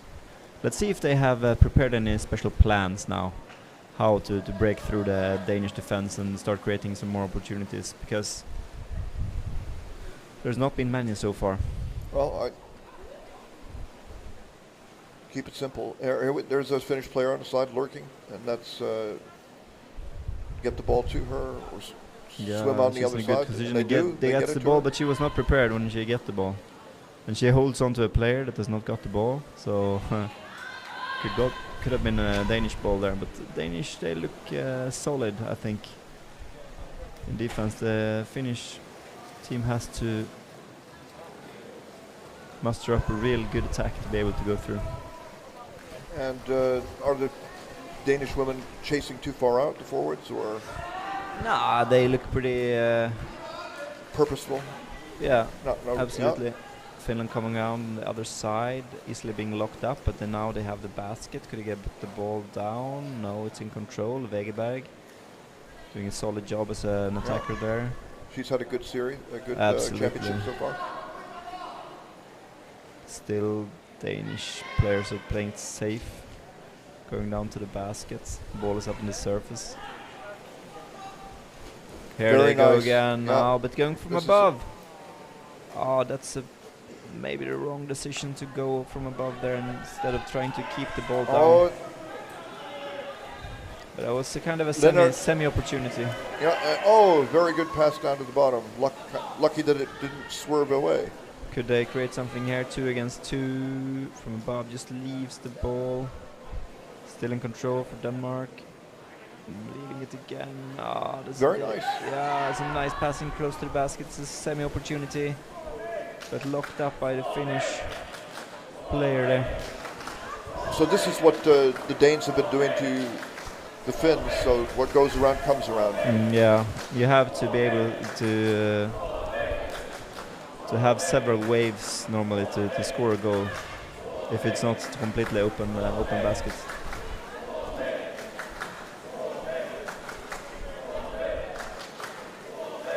But now Denmark in. Fast break. Fast break. But Danish players are down 2 and no other Finnish players. Take the ball takes away. it back, strips him from the ball. Number 22 there. Is that not allowed now? Holding. Holding. In favor of Finnish free throw, holding. Finnish free throw, holding. It's harsh.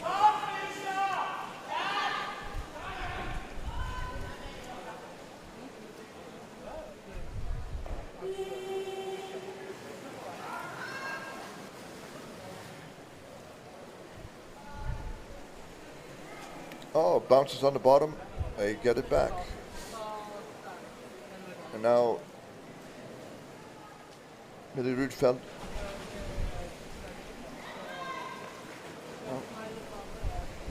Nice fake pass. Back towards the center. Very good play there by number 10. That's in Danish team. She drove her out. Yeah, Wegeberg is doing a solid game here. Oh, she said she's a defender actually. But Finland's done well to hold on to the ball. She's going for the neck. Don't get it. Alone from above. Yeah, and there's another Danish interception. That was a bounce that didn't go the right way. Yeah, so Finland are not getting closer to the basket. I think they need to fill in with more players. And maybe pass the ball a little bit faster. But here we go again. They're close to the basket. I feel like they're swimming into each other with a little more force than before. Or is that? Yeah. Linnet Jensen going up to the for air. surface for air. And no other players below, nor Finnish, no Danish. Oh.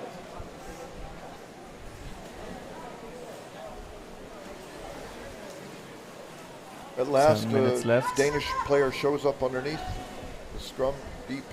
2 of them, actually. 3. And they've got the ball in the corner now. A push off the wall.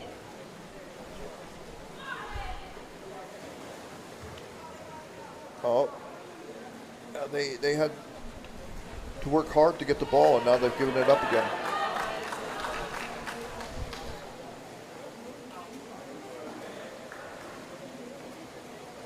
I would say that Denmark has to be more careful with the ball. Yeah, we get more information here now that Satu Sumalainen here, number 9, is the sister of Tommy. Okay. So they're kind of it's a family. Kind of, it's family, yeah. Yeah.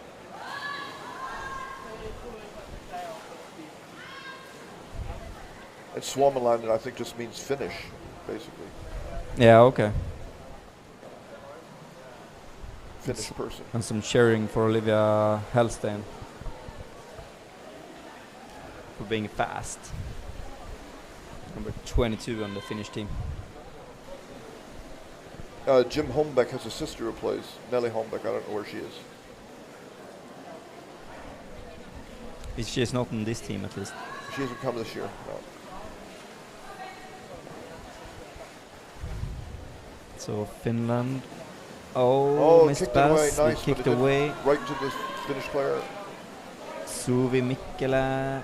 Nice. Vippola in the scrum. It almost looks like the Danish girls don't mind locking the ball up and floating to the surface. It's working for them, I guess. Yeah.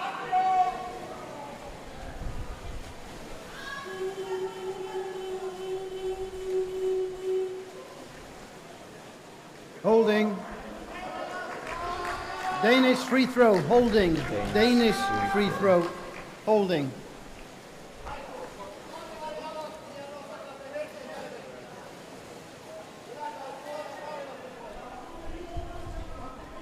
And I don't see how any of the team will make a super big mistake to get a goal on an empty basket on a fast break, for example, either, because both teams are playing very solid defense. Yeah.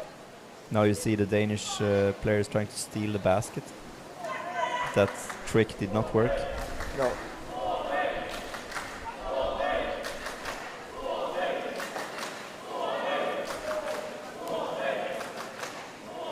Well, for sure, the standard that you talked about of always covering the basket by the goalies and holding. The back Danish should always free be throw, down on the bottom, holding. covering their spot.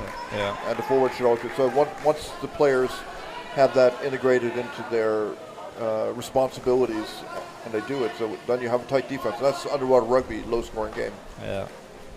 But I also see it as not Yes, very I'm likely ready. for a penalty, for a random penalty here either, because there's no real pressure on the goalkeeper. So for them to put a shoulder in the basket is not necessary. I mean, on both sides they can relax pretty much. Yeah. I know I've seen in Champions Cup the Finnish that was some years ago. the Finnish women, they played with only one defender, like all the other players out attacking a bit more, but they seem to play conventional now here with 2 players defending the basket with the goalie and the defender or back. Champions Cup is a slightly different format, very small pool. Yeah, it's a lot of chaos here now. Now there's a... Hard to see where the ball is on the other side, but it's locked up in the surface.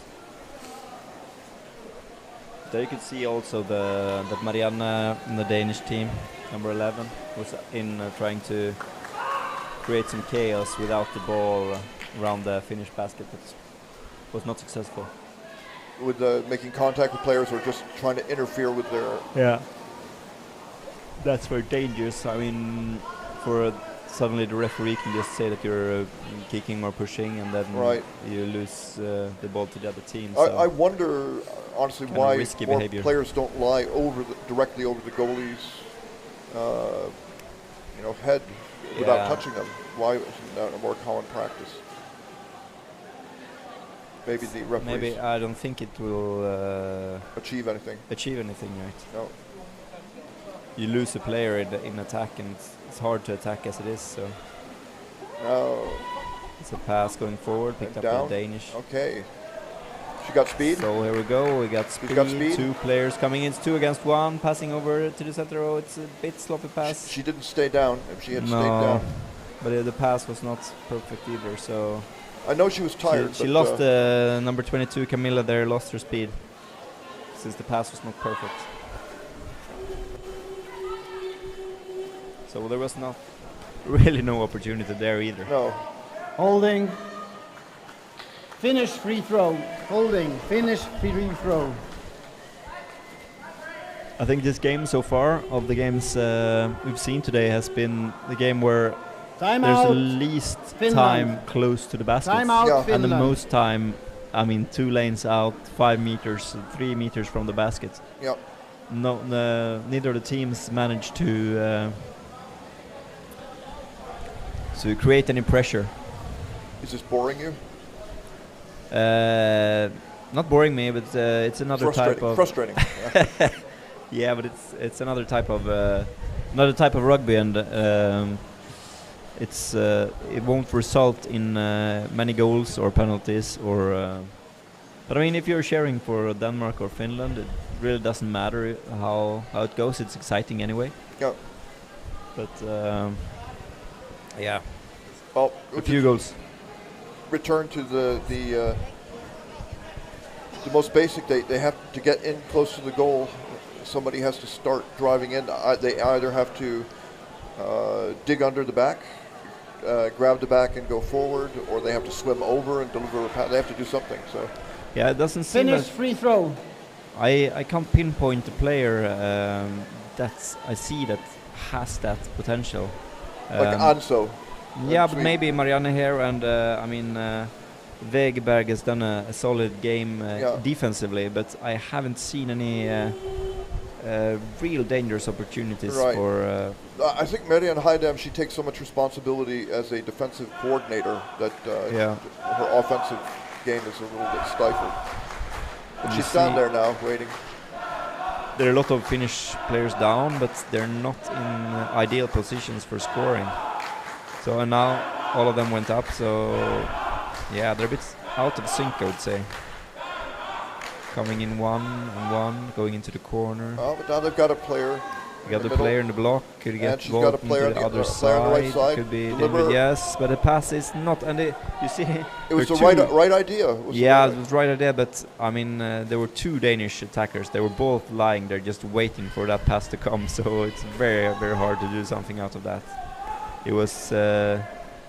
they read it long before it happened, that situation, the Danish team there. Yeah, so a lot of the techniques that we were suggesting that they use, these players are aware of the situation and they're trying to execute them, but it's not happening.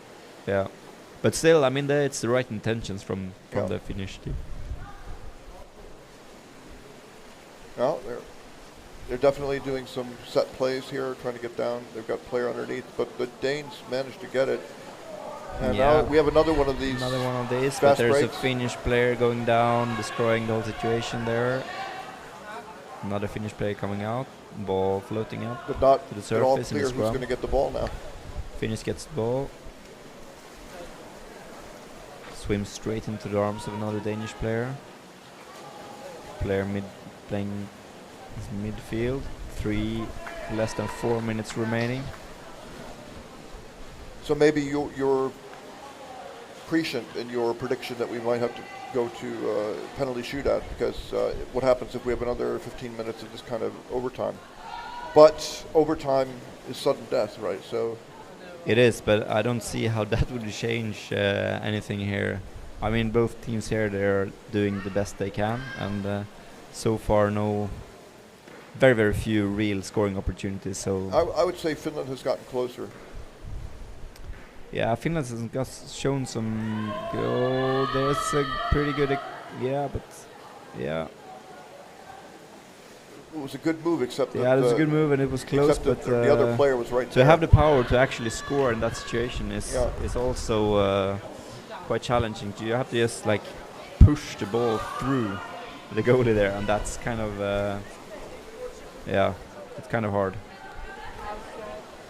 The Danes have not held on to the ball. Great on the intensity offensive there in the side. swimming, yeah. Lina Uruk. Yeah. Here they come.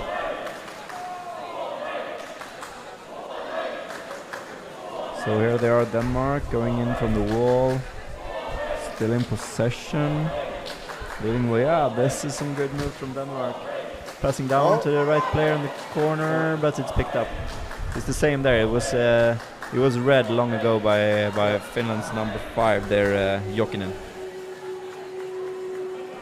Out of bounds. Do you think Jokinen is related to Out of bounds. to the Jokinen and the Finland male team? Danish free throw. Jokinen, Out of bounds. Jokinen. Danish free throw. Saija Jokinen. Out of bounds. Same last name, yeah. Yeah, same last name.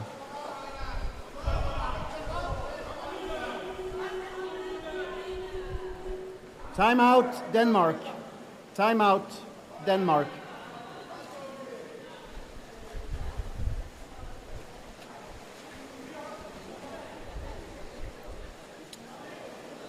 Good idea, perhaps here at this timeout, because Denmark is the team that's struggling a little bit more. They've had to defend closer to home. So not a bad idea to have a timeout here. Yeah, I mean, yeah, of course, as you said, I mean, in sudden death, everything could happen, and suddenly they get an opportunity, and the game is over. So, and I guess they get one more timeout each in the sudden death. Yeah, I would be surprised if not. No, this happened. No. And then, of course, the other thing is that mistakes do happen. So. Yeah. But I looked through the scoring, the list of top scorers, and there were not many Danish or Danish free throw players. So I think both these teams are struggling to score, and both these teams have solid defenses. I'm sorry for repeating myself, but it's just the way it is.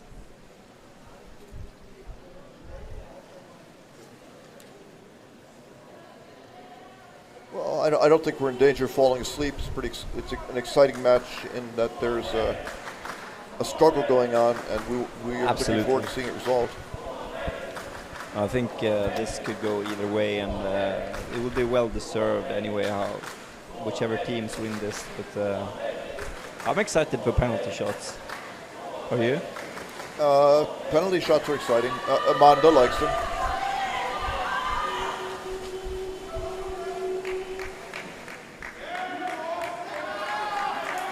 .148 showing on the Danish clock. free throw. Yeah. And the Danes have a player down by the basket. They need to put that free throw into action quickly. Yeah.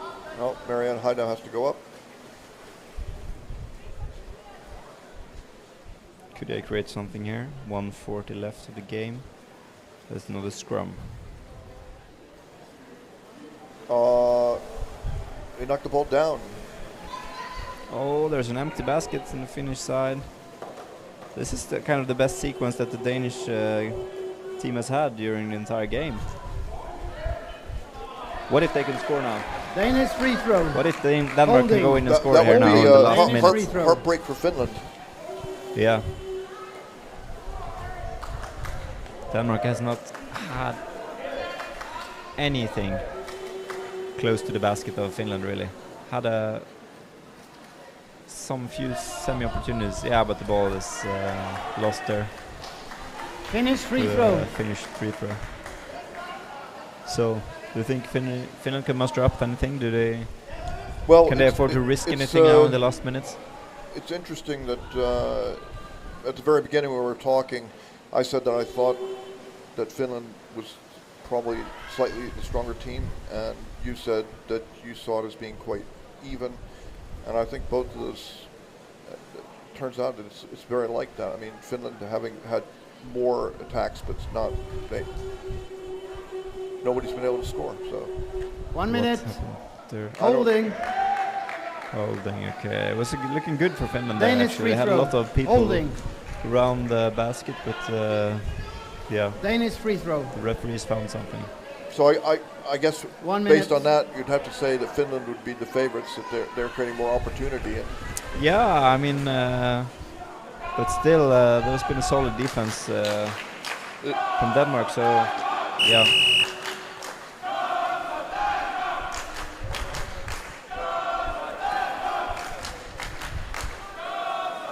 so now they've got the Danish men cheering them on. That may help them. This is good for Denmark. Yeah. But the player closest here, Lennart Jensen, is not in a position to score when she's lying like that. So it's just a waste. Yeah. And now they've got another attack coming. So this might be the final finish opportunity, going from above, passing down to the side. Oh, that was a really good opportunity, the best of the game. Yeah. That was a close one from Finland there. The Danish keeper just managed to get hands on that 17 one. seconds. This is just enough time to make an attack. Now is the time to do it. Finland has to come in now, hard. No time to waste. Now. Oh, it's good. No, that's it. There, it's over. Yeah, but I mean, yeah, maybe in the overtime here that we can see a goal, because I think the last 2-3 minutes were the most entertaining in the entire game here. Yep. So I mean, it's natural that things open up when the players are getting more tired. So 5 minutes break, and then 15 minutes sudden death. 5 minutes break, They and have then 15 minutes more. 5 minutes to gather themselves together and rest. Let's look at what's the average age of the players. I think we have that somewhere on a. Yeah, I would say in Denmark it's around 30, maybe a bit above 30. In Finland, I would say older. So they have. I mean, the Finnish team has got 4 players that are over 40, and 2 youngsters that are just above 20. So the average age, I think, it would be more or less the same. Danish team has got 3 players above 40, but the rest are kind of under 30. So, if all things being equal, younger players have quicker recovery time with this 5 minutes. Yeah. Theoretically. But theoretically also the more experienced players may have been able to save more energy during the game. Possibly. Yeah.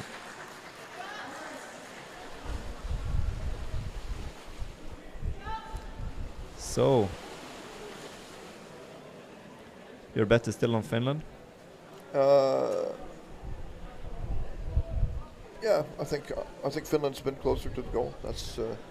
So now I can see the Swedish team is warming up here. The female team for the next game. How do you think it affects them that the Delay. game might be delayed? We need a bigger swing. We need two pulls. We'll be on What schedule. do you think they're thinking mentally here when they? I think the players would be frustrated by change in the time, for sure. Yeah.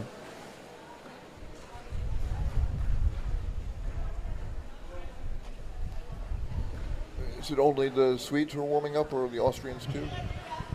We have. Is it Denise there in the water warming up a little bit? No, they're.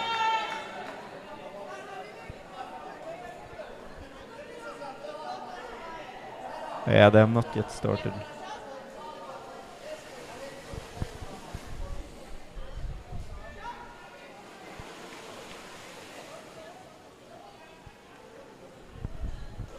But that game is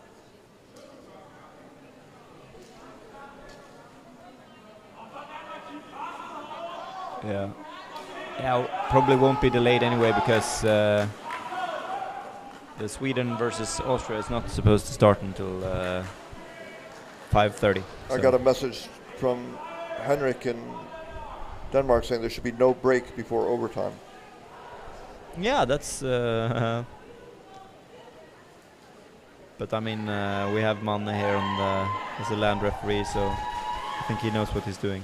Right. But there should be. I can agree with Henrik that there should be no rest between, because both teams I think were in a good flow. So 1 minute.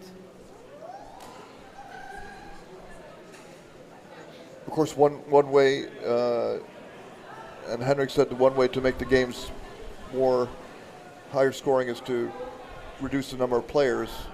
One way you could reduce the number of players is here in a period like this. You could say you have to take players out progressively through the overtime, so that you cut down the number of players. It ends up like I don't know.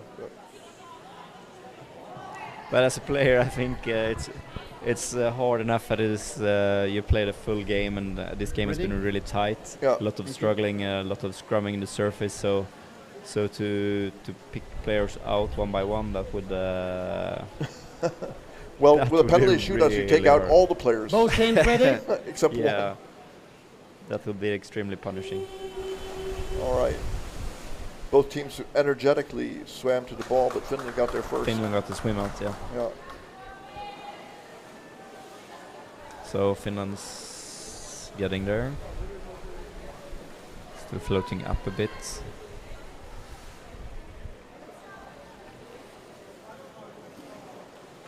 Ball. Forced to pass it away from the action. 2 lanes out.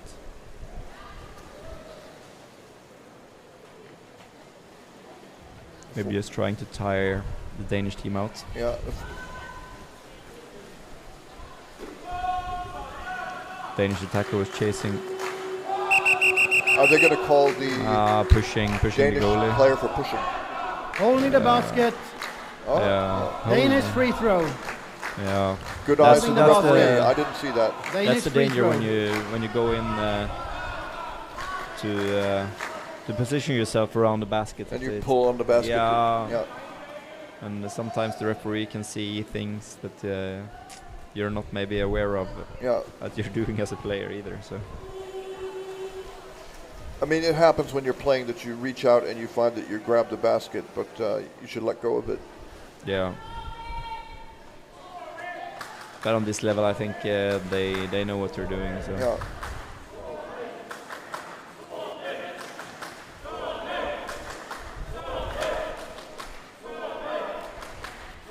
So we have Denmark with the ball now, playing the same game as Finland, more or less, going powerfully from the wall, but no one on the other side. She didn't swim with any speed there. That was no, and she didn't have an. I think maybe it was the wrong opportunity to pick to push out from the wall, because there were no other players around the basket. Dropping the ball down, picked up by Finland, passing it forward behind the back. Nice one. In midfield, lot of Danish players, lot of Finnish players down. Finland's got it. Passing over to the other side. Passing back into the middle. Good play here by Finland, but no one on the right side. There are 2 players coming in at the same time. Delivering the ball there. did not get it. Pushing. Number 22 there, Finland pushing. Yeah. I think she Danish free throw. Yeah. I think Holding. Olivia Helston Holding. there, Danish free throw. she expected the Holding. ball there. And almost thought she had it maybe and started pushing. Yeah. Well, that would have been a goal, I think. Yeah. So you think if she just held off, she... No, but she should have gotten the ball. I think that was the problem. She didn't get the ball in the right situation, and then she didn't have any other opportunity than to try to hold herself down to the bottom. Finland missed pass there over to Denmark. Denmark in control, still far away from the basket. It's easy for us to want to see more explosive swimming at this point, but they're tired. Yeah, but they haven't been swimming very explosively during the entire game. So here's some speed. Some speed, but good work from the Finnish defender there. But maybe a bit too much kicking. I don't know.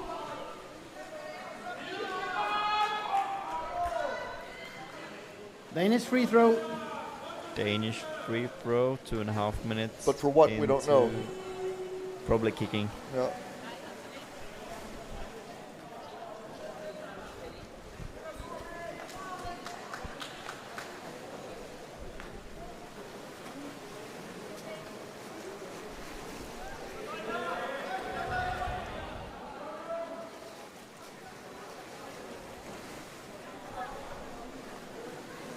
So if you were the coach in a situation like this and you have players who are less experienced but completely fresh on the bench, do you want to put them in the hopes that their energy will create some change, or would it be too risky because they make a mistake?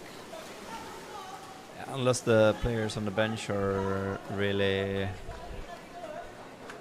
can really contribute to the situation. If you have a super fast swimmer maybe, then I would absolutely put them in, but these two teams have probably already put in their best player and best, fastest and strongest players in such an important game. So yeah. And, I doubt that they have what you call in that deep they've got a deep squads, that they have very fast strong players on the bench. But here's Marianne coming in from above. Could this be a dangerous situation? Oh, it was hard to see. That was the best chance for Denmark. Oh, the goal was empty. Denmark, yeah. But the ball is not close. Denmark again coming in from above.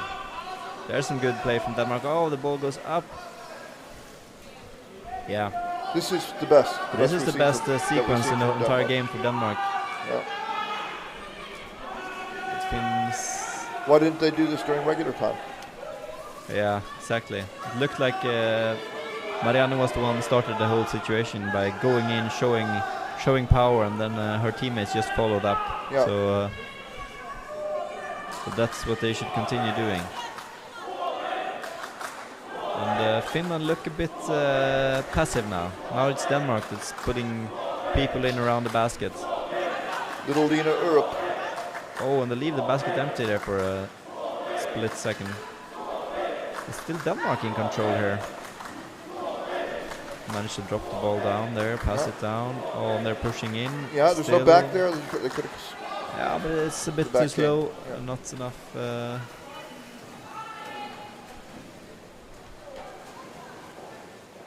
Meat around the basket. In this situation, very important not to have a counter. Finland recovering the ball. Yeah, so now... Could we have a fast break here? Oh, there are two Danish players going down, but Finnish...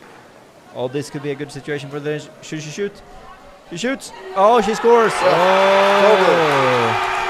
Oh! Nice one! That's a nice goal. Game-winning goal scored by number... It's hard to see.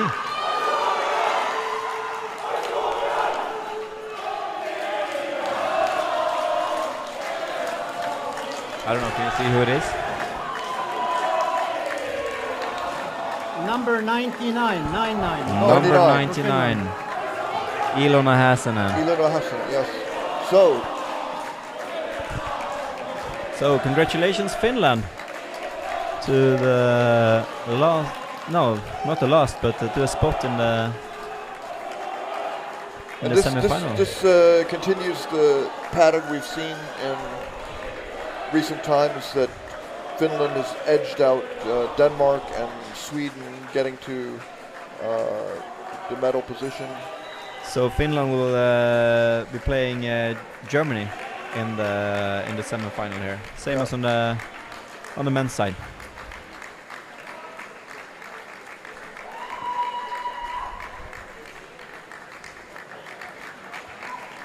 So I think the interview will have to be with the game winner, right? Yeah, absolutely. So we will. Let me go and try and chase her down, and you can sit here and compose some questions. Well, I don't think there's so much to compose, but.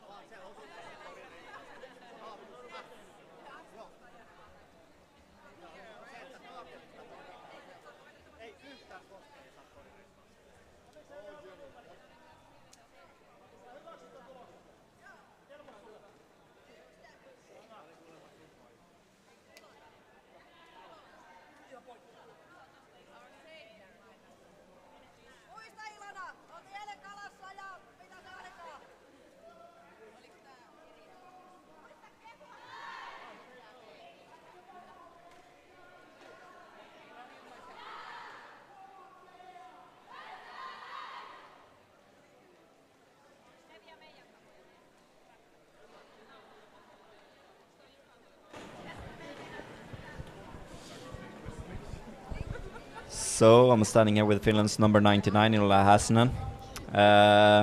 Congratulations on the spot in the semi-final. Thank you so much. It feels amazing, I must say. Tell us a bit about the game-winning goal.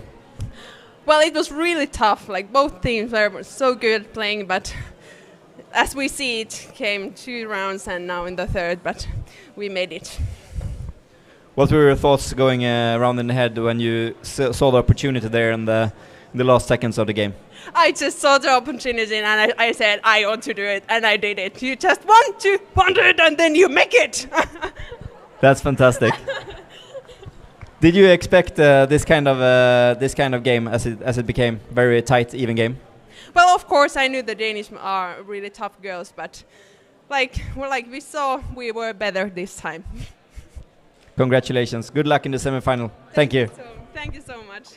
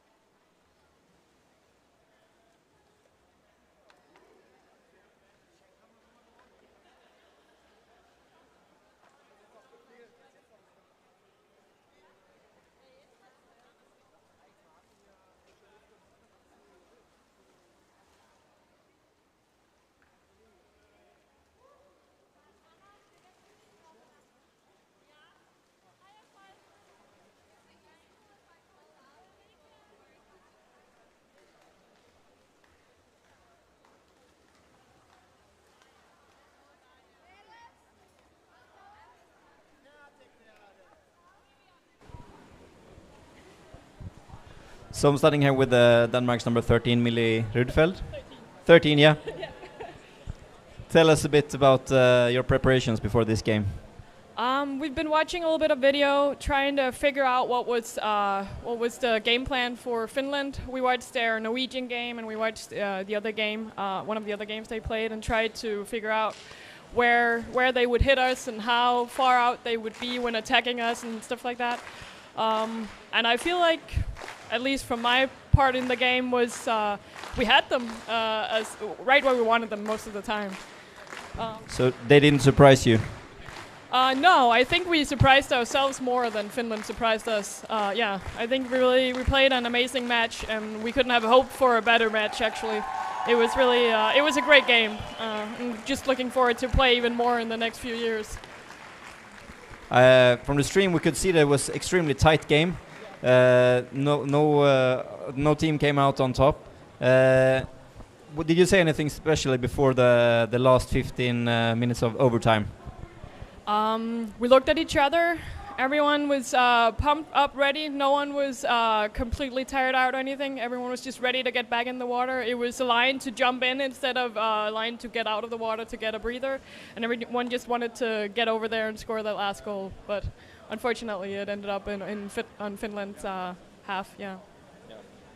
So, how do you manage to reload after a kind of disappointment like this for the last games? I think we have a little bit of being sad now. We really wanted to make it to the semifinals, but we'll give it 10 minutes in the water and then debrief, and then we're ready to jump back in tomorrow and fight for that 5th place instead. Thank you. Good luck in the future.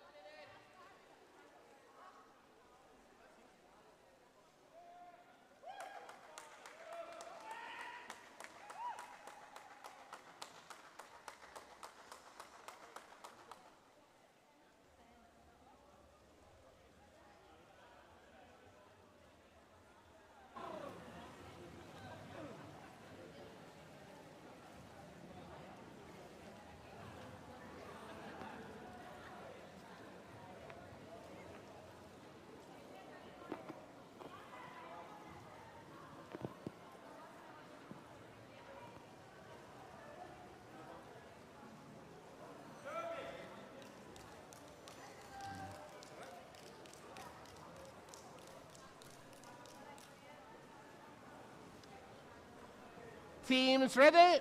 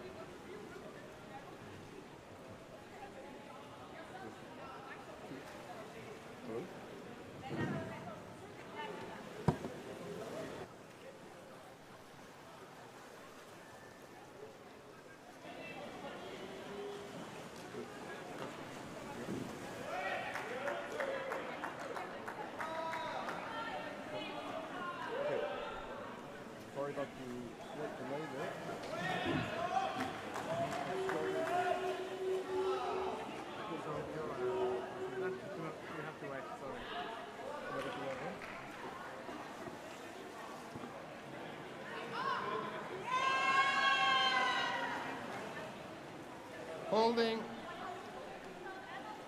Penalty throw. Penalty throw. Holding in basket.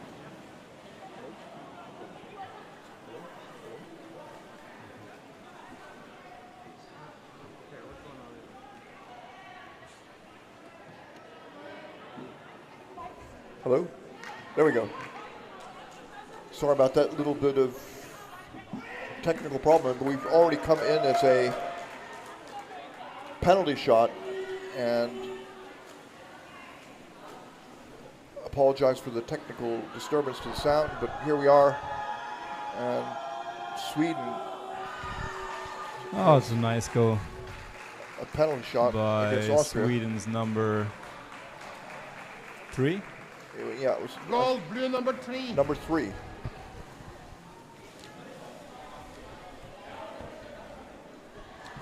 That's Will Matien. That's your family. I shouldn't pretend that I didn't know it was my Yeah, daughter. you shouldn't I pretend know. that you didn't know the number, huh?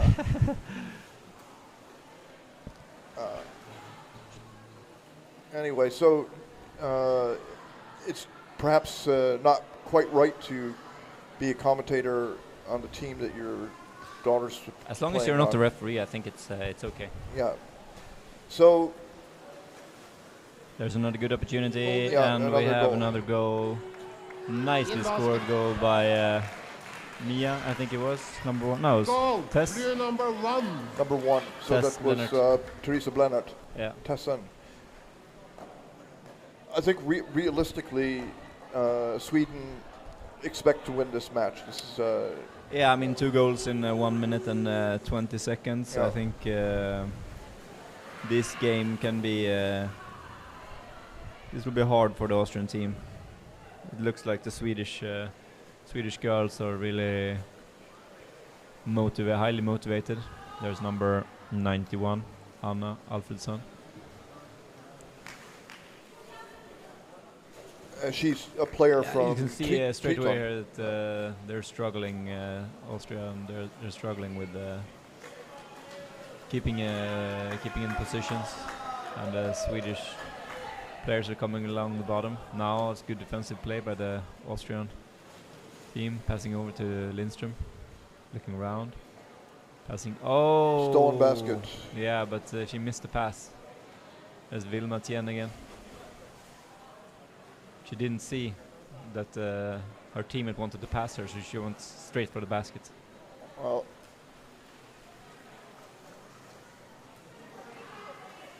now coming in from above.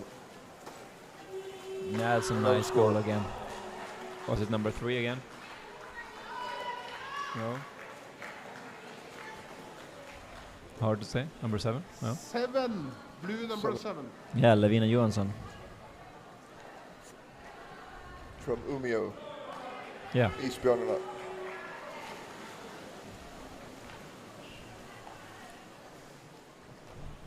So, is Ann-Sophie playing? Yeah.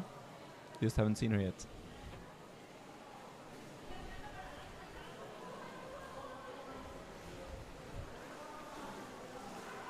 Sweden with possession. Number 7 there, passing over to number 8, Lena Kavalin. Play with a lot of routine. Lindström. Losing the ball. Number 36. Schwarz. Managed to get the ball out. So now we have, for the first time in the game, I think, Austria with a bit of control. Managed to pass the ball. In control.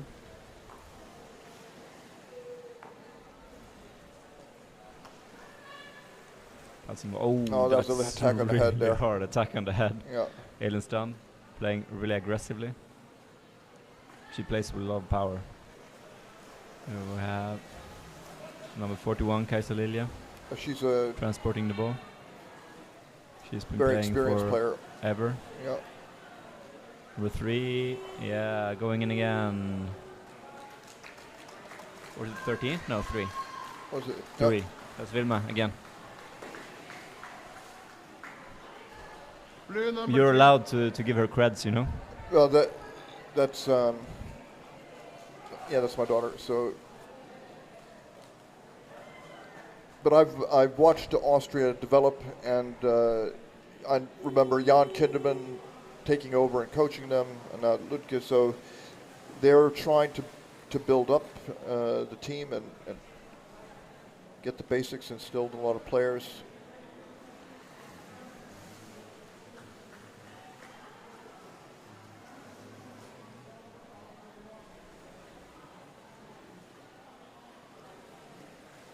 Many European teams don't have women's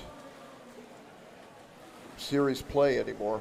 League, they just have mixed or championship. So this is a big opportunity for the women to play against women. Yeah, of course.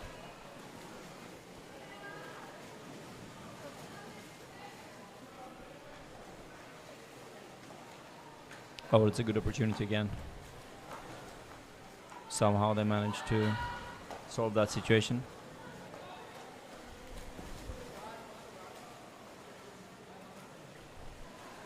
It feels like the Austrians are having a little trouble dealing with the pace, the tempo that Sweden presents them. I agree. Tess Blennerdt again, coming in alone, scoring, easy goal.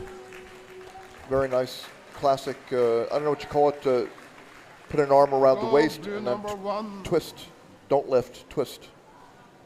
Push the ball at the same time. Tess Blennerdt.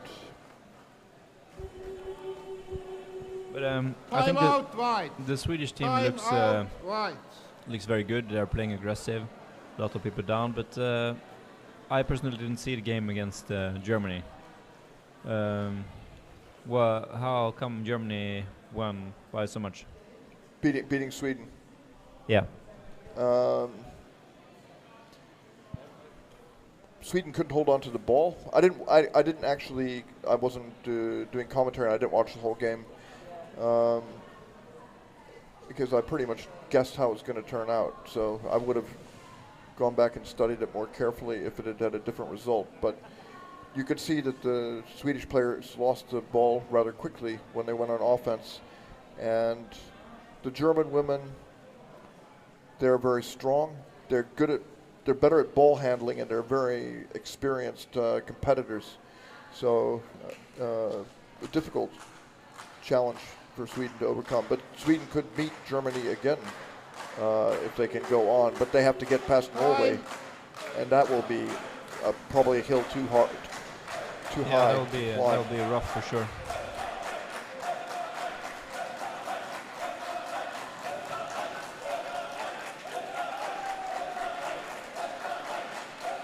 But there's talk about a women's Euro League, and that would be very good for the women's game, to give the younger players something to aim for, a higher quality, besides just waiting for European championships every 4 years. Well, that would be club teams, right? Yeah, that would be clubs. Probably mixed. But they could be mixed clubs. That wouldn't be a problem.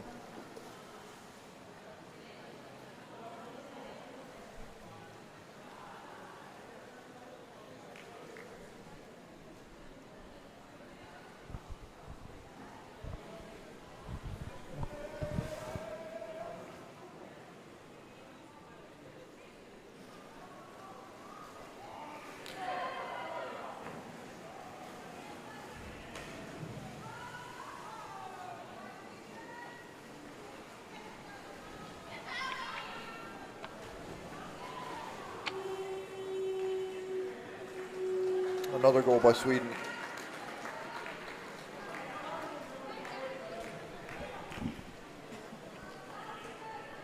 Blue 3, goal.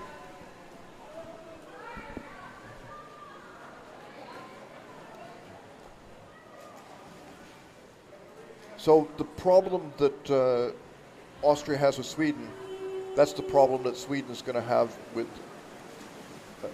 Norway, because the Norwegian women swim faster. So you're under pressure because of the speed.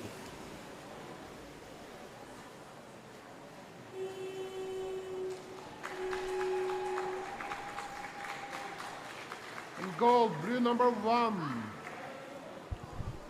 So I think we have as Tess has scored 3 and Vilma 3. Yeah, I think so, something like that. And then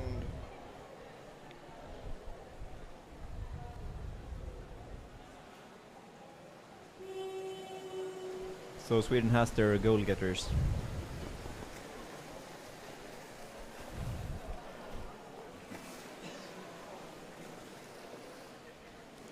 But it's so. Did you expect Sweden coming out this strong against Austria? They seem to have nothing to show here. The Austrian team.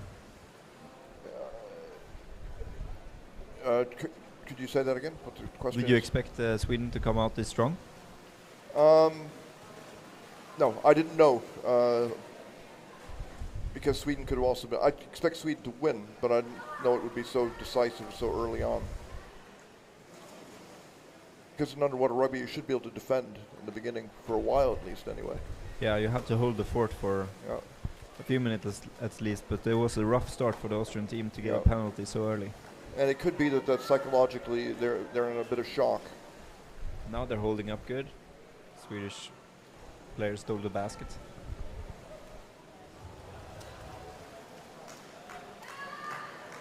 Austrian control, attacked by 3 Swedish players. Yeah, but you managed to get the ball out over to teammate, 59. number 59. Daria Roden. Now they've got it over to Elizabeth Weiss. A little bit of holding there. Picked up by Sweden. Good fake, good twisting, yeah. Turning.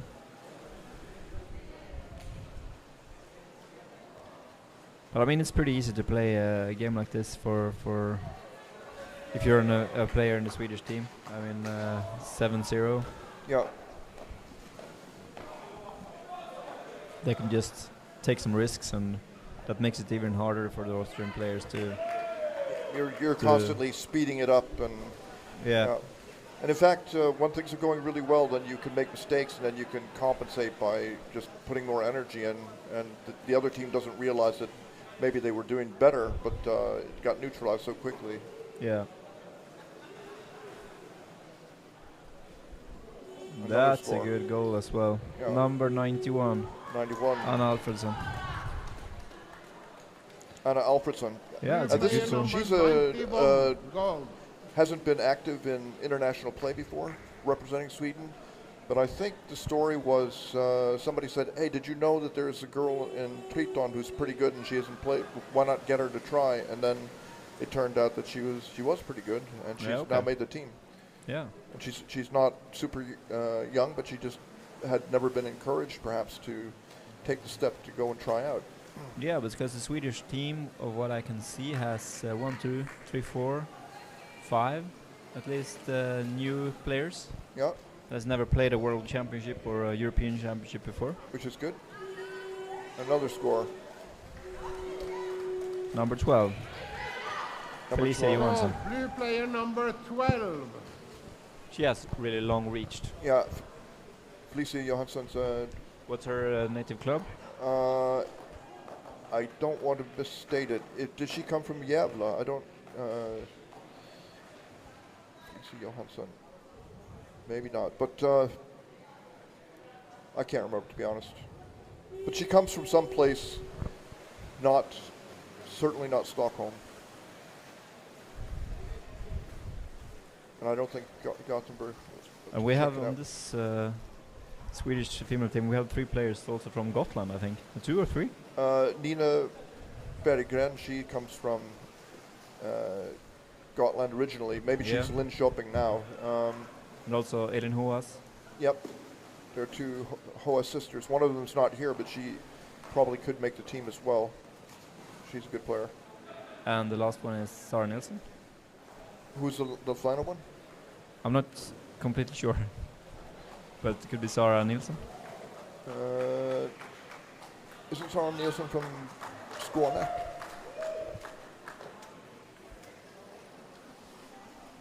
Anyway, Gotland's an important club for Swedish underwater rugby because they develop juniors.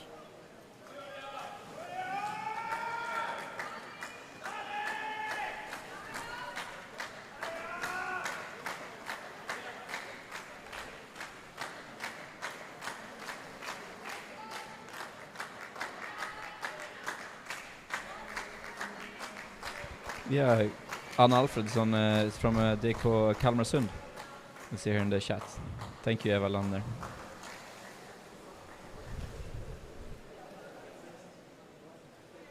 So if there were a women's EuroLeague, then the players from Austria could be a club, and they could. It could be essentially the national team. Wouldn't matter, and they would get a chance to play against. It would be the national teams, I guess. Just give it a name or put it under some club. Oh, now there's a chance. Oh, it's a possibility. 36. That's Elizabeth Schwartz.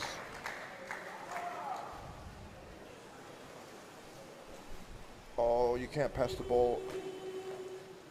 Yeah, straight into the hands of the opponent. Yeah. Oh yeah, some people say that we don't talk enough about what underwater rugby is like for people who don't actually play the sport. So why would someone pass the ball directly to an opponent? Being underwater, low on oxygen, things can be a little confusing, especially when things are going quickly. In the way that you're experiencing them, the mistakes happen. Yeah, mistakes happen. And when you first start playing underwater rugby, I think a lot of people say, what is going on? It's total confusion, you know. Yeah, but if you've been playing some other sports, many get hang of it pretty quickly as long as you know how to swim. So if you played handball, there we go, 33. Good snatch. Natasha Decker. Yeah. I mean, after a while, you don't even think about that you're underwater. Actually,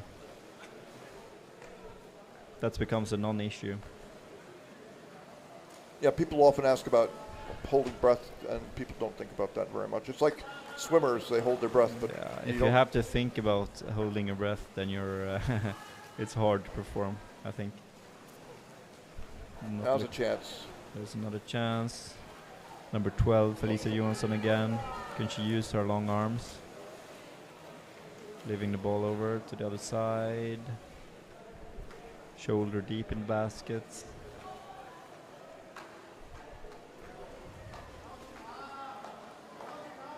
Oh, now they've got the opportunity. Good play, 1 against 1. No Austrian players. Oh, that's a cheap one. Yeah. Is it Anne-Sophie? No, number 5. Goal, blue player number 5. It is Anne-Sophie, exactly. you're right. I recognized her unique, original swimming technique. And I didn't know she had a knee brace on. That's new, for me anyway. Yeah.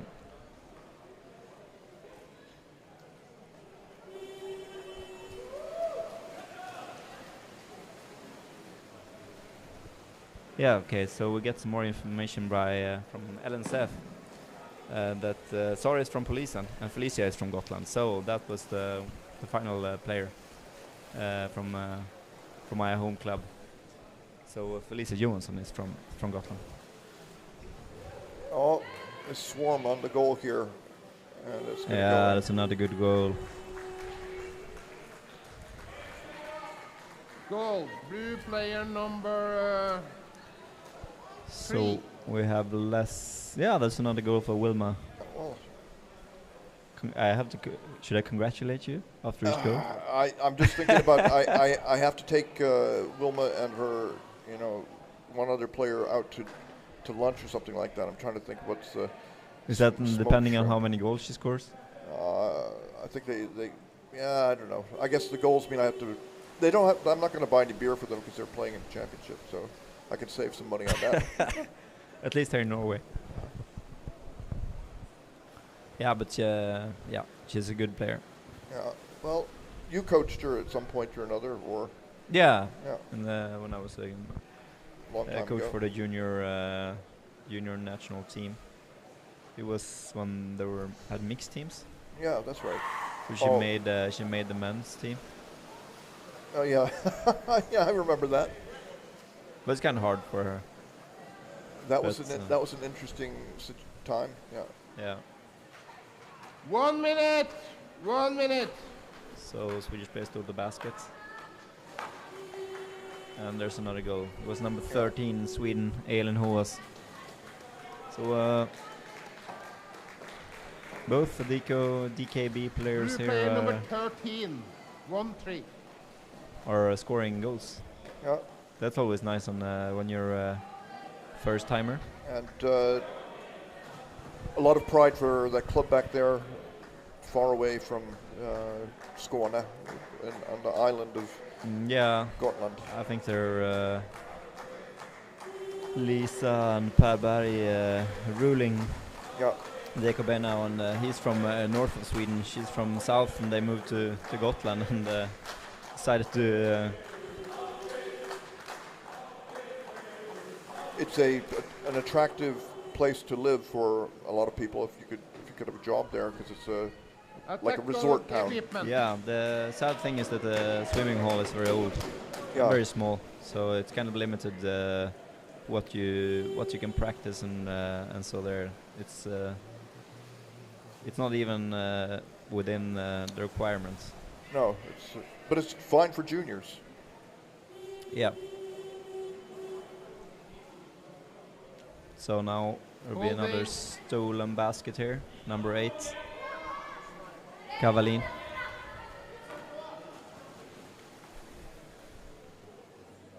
Oh, could she hold this entire time? No.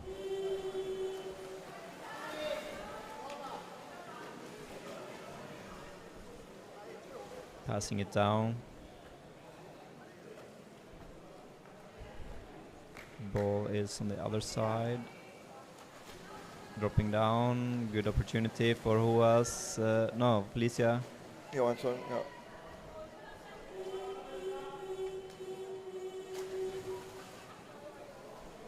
Kind of interesting that Felicia Johansson are playing with Felicia Nieberg's old number, right? She was always number 12. In the basket, penalty throw. Penalty throw, okay. So another penalty. Yeah, I think the Austrian goalkeepers have. So they should really give this to one of the newer players who needs experience. Yeah, to get some experience, right? But can't see who is there now. Number.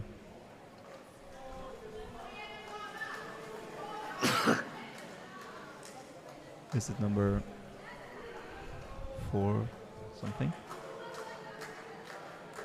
Or Ready? Who's it?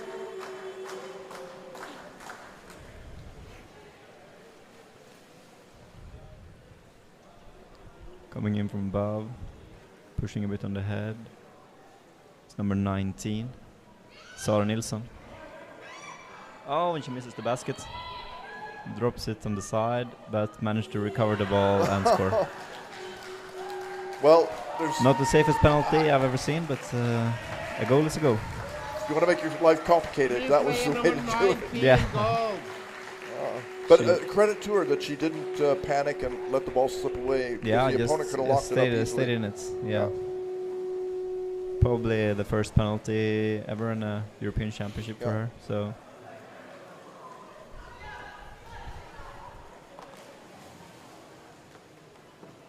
So important confidence-building experience. Absolutely. But as you said, the game against Norway tomorrow will be a completely different thing. Right. So in a way, it's good that Sweden can relax enough and enjoy beating a team that they know they should beat and not stumble on the way to going against a tough opponent. Yeah, it's true. Just that they have to maintain their this kind of aggressive play against a team that's faster and stronger with the ball. And could be challenging. Here you get some kind of indication. So Nina Berggren and the players who are not in the water now, Estelle, maybe they're saving them because they figured that they're going to be under a lot more pressure in the next game. So they want to have them to be fresher. Yeah, that could be a thing. So did they only have 2 exchange players? I think they've got a complete club. So what would your motivational words be for the Austrian team here? You're down 13-0. Well, since 15 more minutes to go. Since they can't, I mean, there are 3 things you could say. One is you want to have scoring a goal as a goal, but shutting down, stopping this flow of goals going in. Yeah. So, I guess compensating for the speed, because you don't want the Swedes to keep accelerating and zooming past. What would you? They've got to plan for that. So. Yeah. So start scrumming. Nah, I don't think that would help them. No. No. I mean, it might help them to keep the score down, but would it develop their underwater rugby very much? Probably not. Probably not. No. Yeah. Although scrumming can work in certain games, so. Yeah. But if their goal was to improve, to keep the numbers down, I think they should have started earlier. Yeah. So it looks like Nina Berggren is going in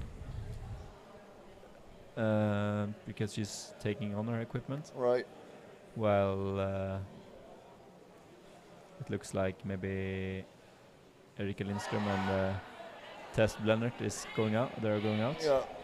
Well, if Nina Berggren goes in, that's not going to make it easier for Austria, because she's a very tenacious ball stealer, and if they meet her, she'll take it, I think, most of the time.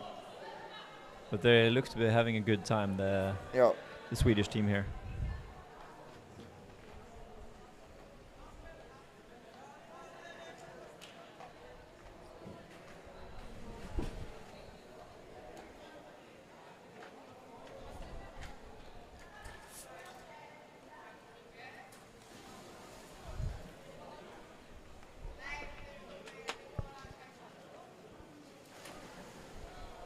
One thing that people might wonder is, how is it that the players diving in from the exchange bench don't crash into anybody? Well, sometimes they do. Sometimes they do. That must hurt. Yeah, but as a player in the water, you don't want to be in that zone, because that will... I mean, when you're diving in, you see what's happening, but it's dangerous to be there underwater close to the exchange field, because then you know that it can hurt. It can hurt. Yeah. So normally you try to stay Avoid out that of place. it. Yeah. So any changes in the Austrian team?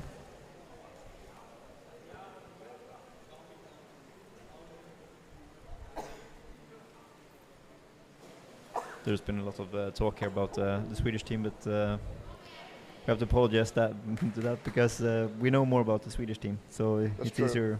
It's easier to. We should have studied I can tell the Austrian team more. A fact about the Austrian team: the number 27, Lisa Sebros. She's well known to everybody in underwater rugby, because she's the assistant director of the World Championship in Graz. Yeah. So it's nice to see her playing. So.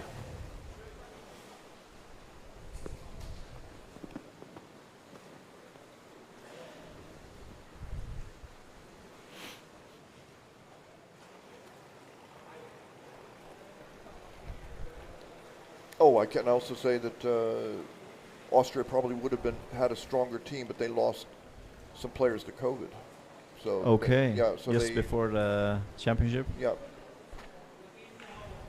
So they're missing probably, I don't know what it was, 2 or 3 or 4 players, or at least some players. Stephanie, what's her name? The tattoo artist. She's one of their stronger players. I don't see her. Something with Hop? No. Stephanie Shit. She's probably watching.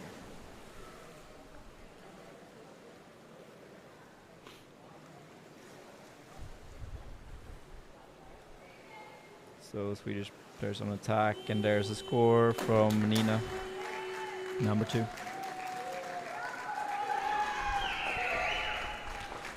Goal, blue player number 2. 2, yes.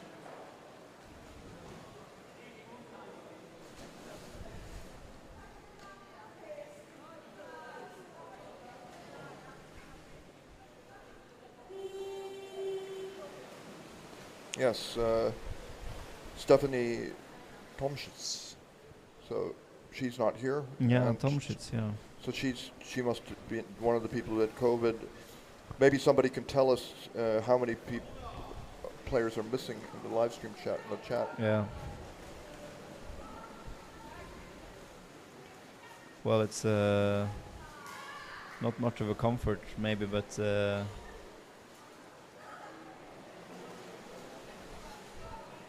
it's good to know that you have better players or some additional players that can make a difference for the World Cup next year, maybe.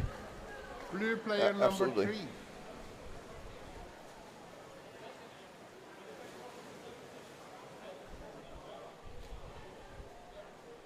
So there was another goal from Vilma. Oh, really? Okay, so now what's the score? It's 11 or 12? 13. Well, we could wonder if somehow Austria could score. That would probably be a lift, but they haven't really been close either. No. Maybe this could be something. Oh, that's a sloppy pass. That's a pass you never want to send just outside the fins of the goalkeeper.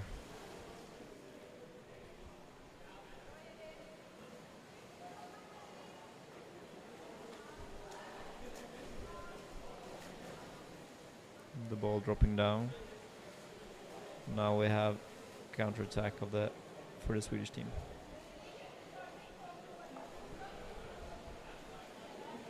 Three Swedish players going in, trying to score by herself for the goalie instead to of get down. passing.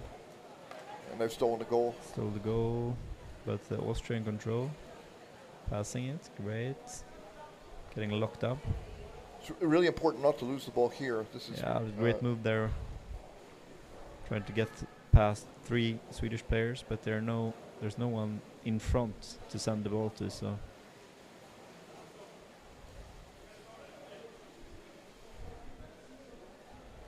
Obviously, when you're counter-attacking, you're stressed. You're trying to get away from tacklers.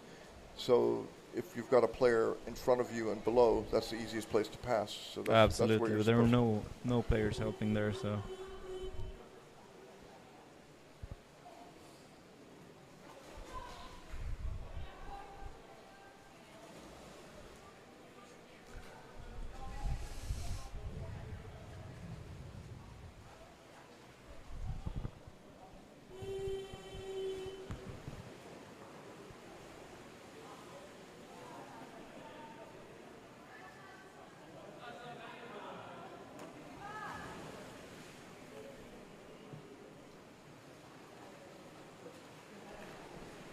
Oh, here's a...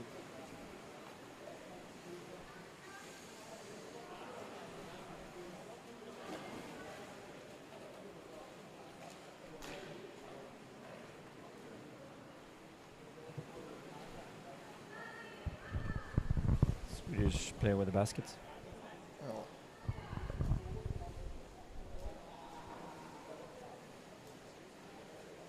Sweden in control, going in, shoulder in the basket. I don't know if that push was hard enough for the referees. There wasn't an actual tough hit on Yeah. it. No, this is bad for Austria. Yeah. Close one from the captain, Kajsa Lilja there. Yeah. Yeah, there's another goal. Well, that's what happens when one player creates difficulties. Then the second player coming down can finish it. Yeah.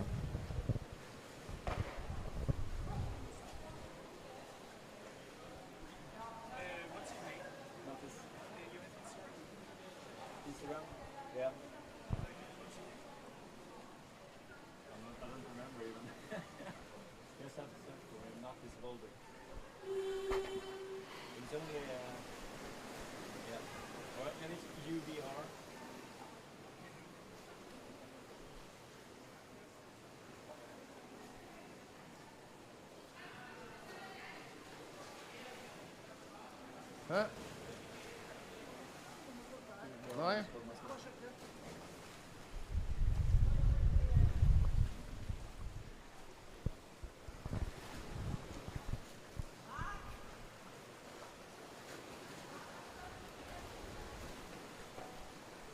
So another opportunity for Sweden, going in 3 along the bottom, slowly.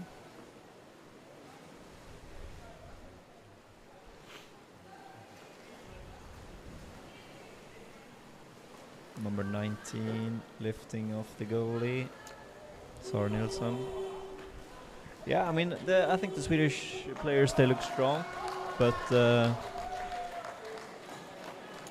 So blue is what happened player against number Germany? 19, gold. yeah, what happened against Germany? But I mean, as you said, maybe when they don't get enough space and time, it's a lot harder to do the things. But I mean, you see, compared to, well, I can say Germany, they seem to have practiced more on the actual goal scoring technique than the German players, because they didn't seem to. They scored when they moved the balls perfectly around the bottom, but 1 against 1 they almost didn't score anything.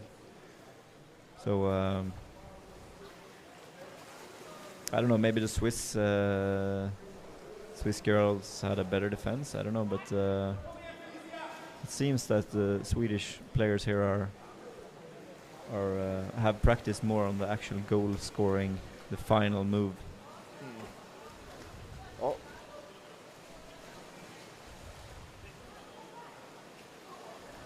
There's Anne-Sophie passing over, missed the ball. Oh, I tried a long shot there. Yeah. Also part of the reason that a team can be more dominant is just they have more playing experience. Yeah. And that they, to some degree, they're picking apart Austria.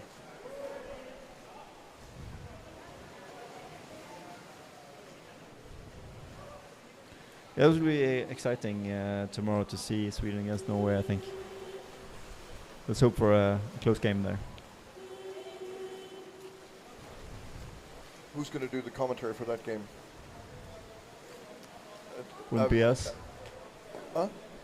For sure. You and me. Is it? Okay. All right. Well, that's good. We know the teams pretty well. You know Norway. You've been living here for 6 years now, so. Yeah. So I know more about the male Norwegian team, naturally, but I've seen most of the and then white time up. Norwegian women players as well, of course, in games. Have you discovered where Amanda's going to find any inspiration after coming here watching? Or maybe she'll be inspired after commenting here on this championship.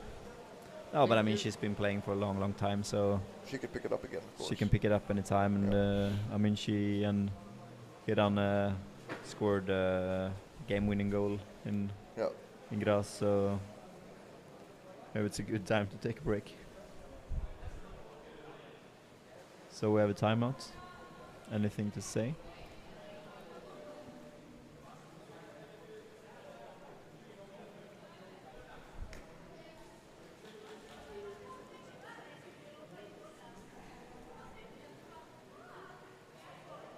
They look very happy, at least. Well, they should be. 17-0 in the quarterfinal.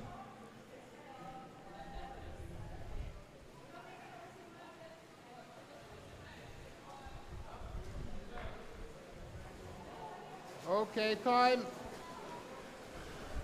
And we see two teams warming up for the final game of today. That's Great Britain against Sweden on the male side. The winner there gets to go to the game 5th or 6th place.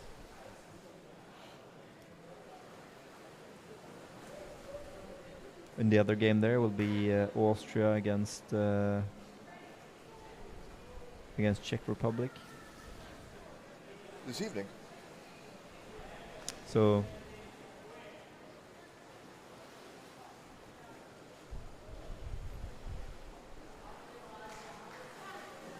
Austria with control, attacked hard by the Swedish players.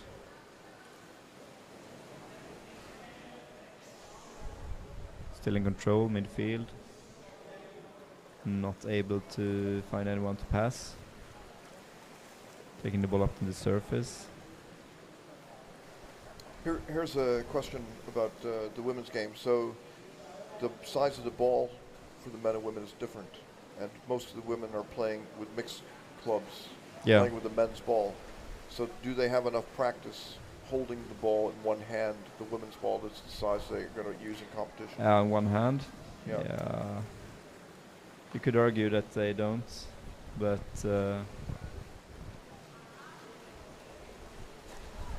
don't know, still when they play I mean there are male players also with smaller hands, like Øyvind Niels, for example, in Norway. He's got small hands, so he's not able to hold on to the ball with one hand. Or is a good position. Oh, nice defensive play there by number 33, Decker. No, but he solves it by moving the ball all the time, so he never grabs onto the ball, but just flicking the ball, pushing it around, so it makes it hard for opponents. So I mean, there's no reason that female players cannot develop those kind of skills as well. But I mean, he's practicing. Blue player number 14. I mean, at least I think 1 hour every week, just with the ball. Really? Yeah, just passing into the wall and just playing with the ball. So probably for at least 1 hour a week, and he's been doing that for, I don't know, many years. So I mean, it's a question about effort also. If you're a female player and wants to be, or if you're a male player for that sake, and we want to improve your technique with the ball, I mean, that's the way to do it. 1 hour alone, bouncing the ball against the wall. If you have 2 practices a week, for example, you come in half an hour early and just spend time with the ball.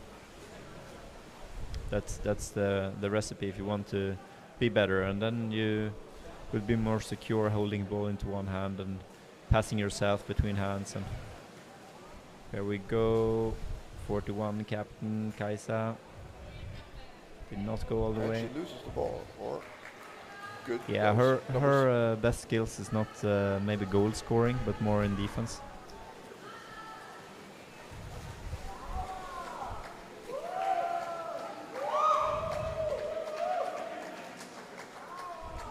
Still, the Swedish players are keeping up the aggression, the will to recover the ball. Ulrika Janowski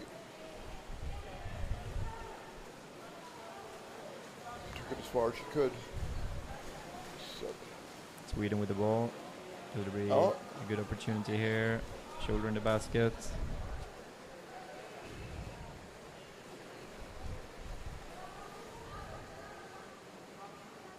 Oh, the goalkeeper left the basket. That was blue player number 13, 1-3. 13. So Ellen Hoas has scored again. So is Austria breaking down a bit now? Yeah, I mean, don't you think they started breaking down already in the first half a bit? Yeah, that's true. But I mean, that the goalie just left the basket entirely. Yeah, that's true.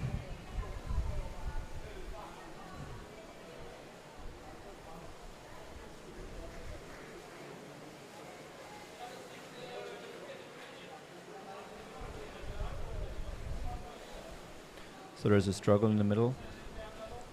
4 Austrian players down, only 1 Swede.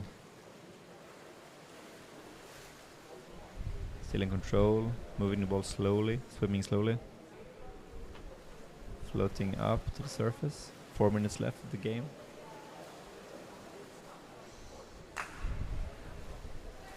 For any new players tuning in, or new viewers tuning in, how would you sum up the game so far? You're asking me the question, or are you asking them to comment on the live stream? I'm asking you a question. Yeah.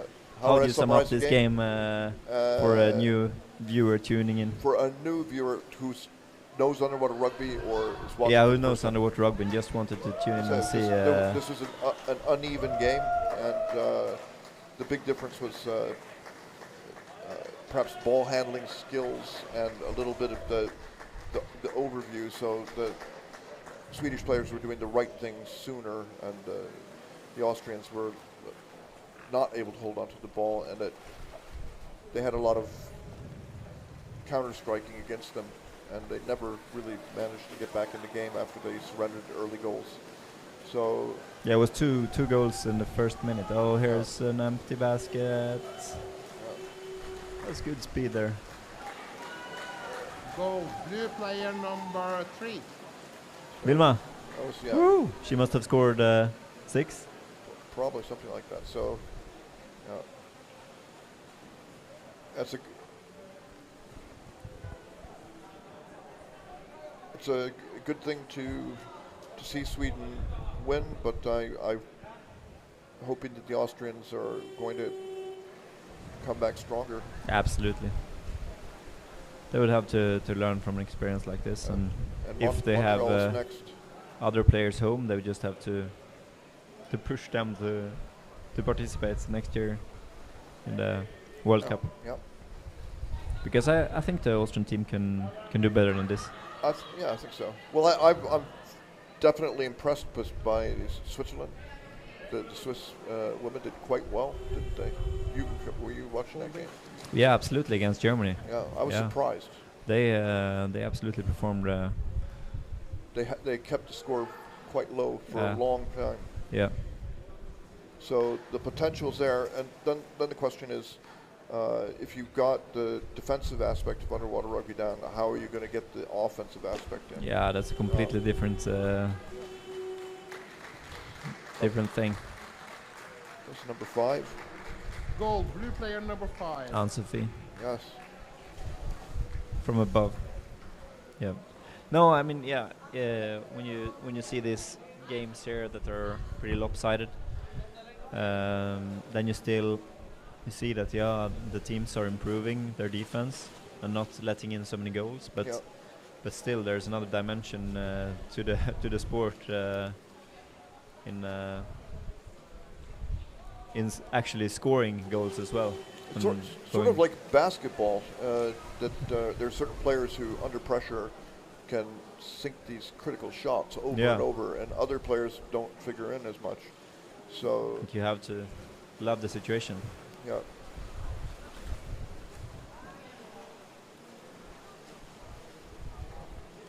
Swimming slowly, and there is another goal for Sweden. Was it Vilma again? No, I don't think so.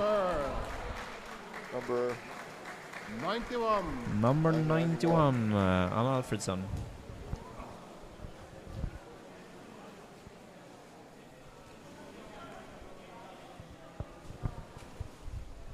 And there's still a lot of time left for Austria to take this punishment. Yeah. So it's kind of hard to watch this as a commentator, that you want them to enjoy the championship, but this kind of pounding is no fun. So yeah. It's not especially fun to watch either. But there have been other quarterfinals. It was more than 30. Was there? Yeah. The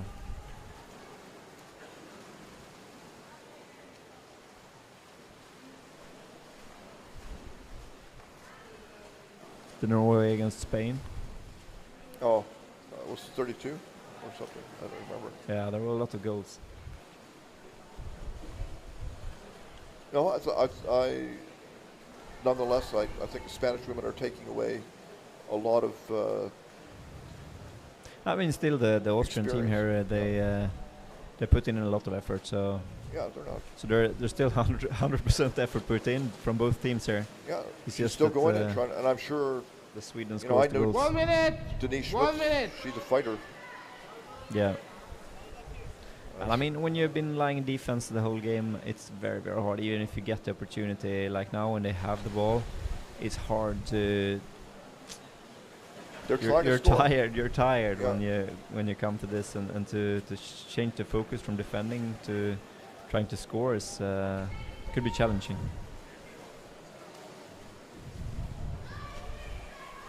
Well, now it's down to half a minute or less. Yeah. So interviews.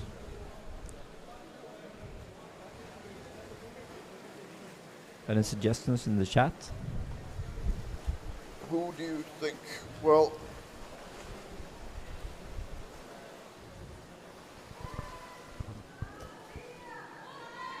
maybe the. Yeah, was it goal or was it time? Blue player number 19. Number 19, Sara Nilsson. Maybe it could be interesting with the father-daughter interview. That's kind of, it'd be kind of strange. But you, as a matter of entertainment, you would push for that. I would push for it. Yeah. But she might say, "Dad, that's kind of weird." Yeah, probably. Yeah. But I think Vilma would be. You can interview Wilma. I'm going to go and try and fetch somebody from Austria. Yeah. See who's in a mood to come over and talk. Yeah.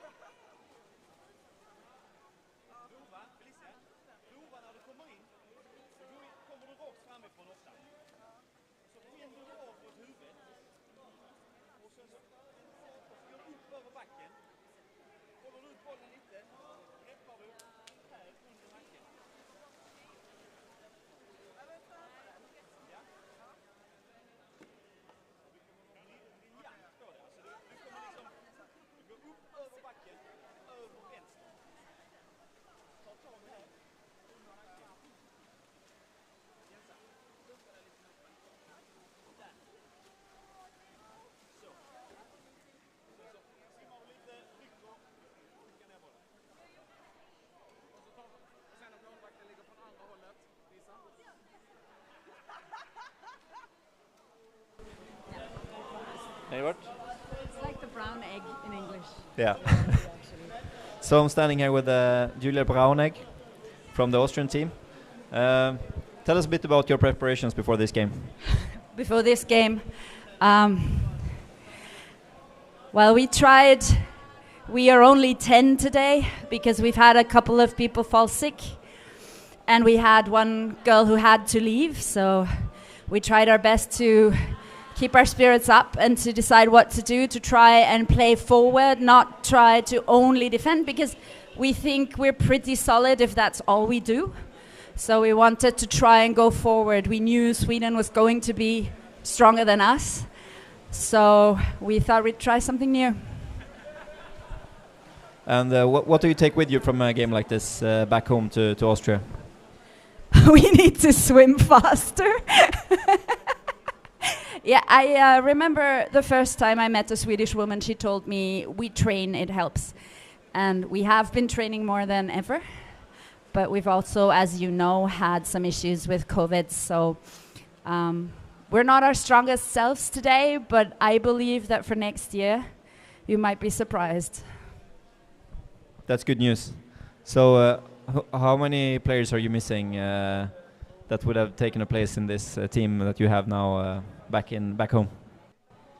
Of the original 20 in the wider selection, we had 5 who definitely didn't get the medical all clear. So yeah, that's quite a lot. So everybody who could be here is here. Yeah, of course, 5 players makes a big difference. Absolutely. So I wish you good luck in the final games of the tournament. Thank you very much. Thank you. And please remember, we've been playing since the 80s. We're not new.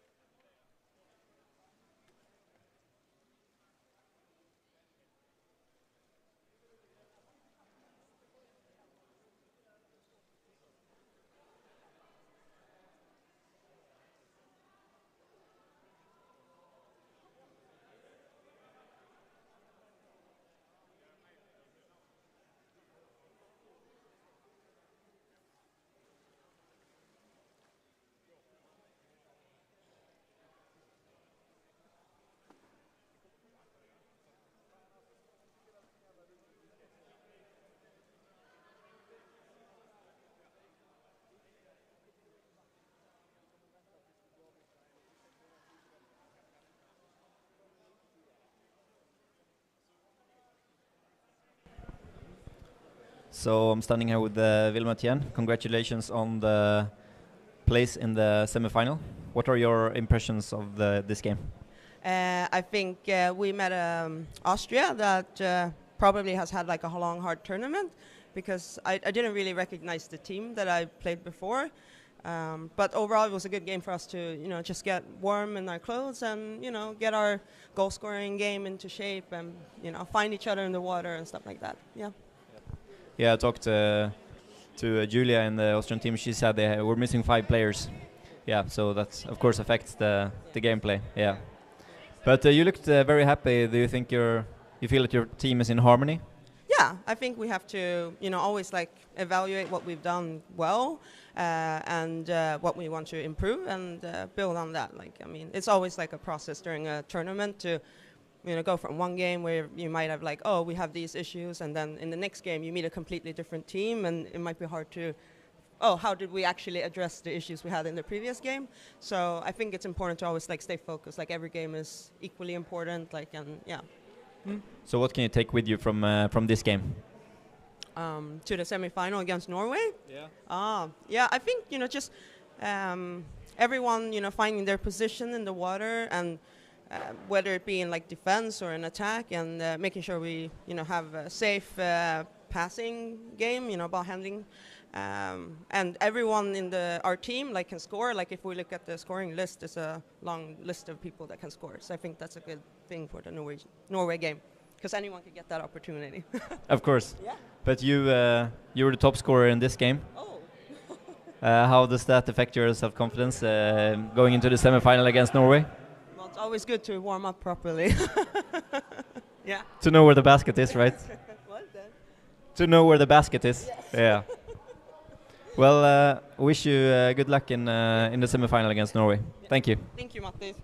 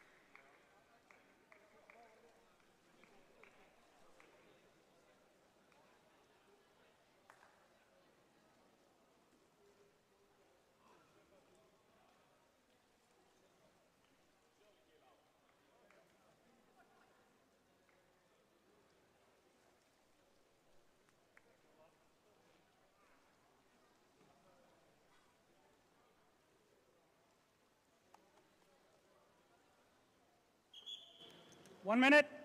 1 minute.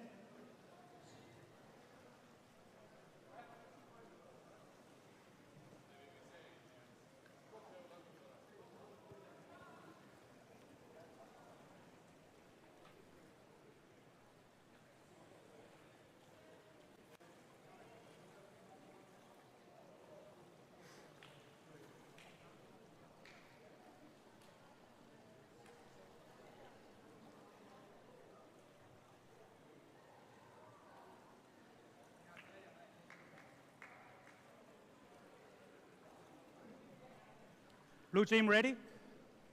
White team ready?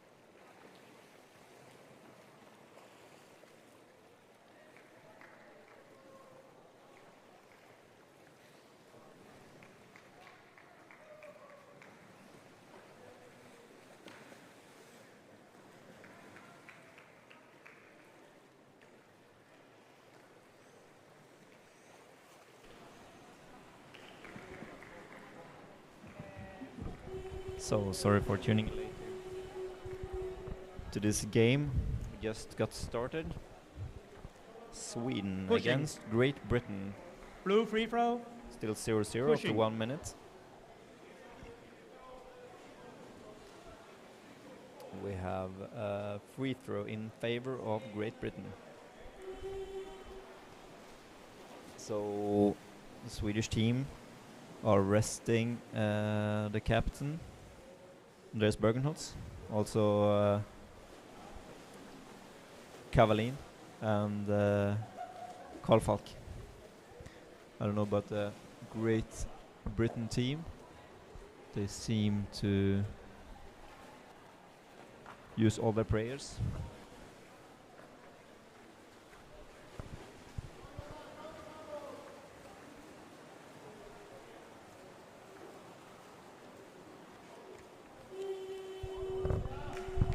So there's the first goal. Goal. White. Number 21. Number 21.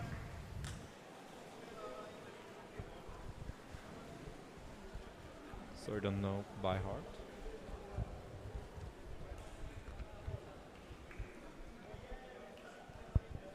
White number 21, 27 maybe. That's Emanuel Johansson.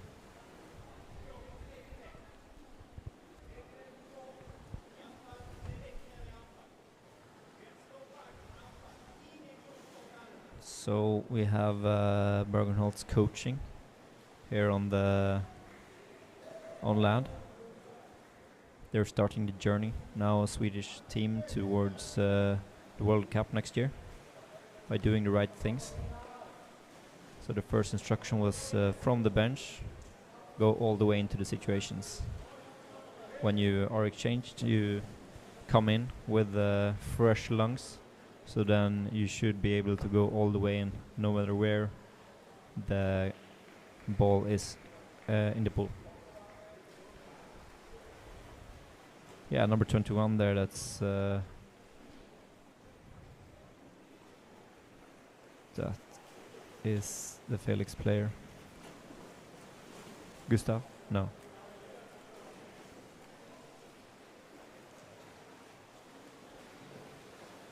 So there's probably shoulder in the basket.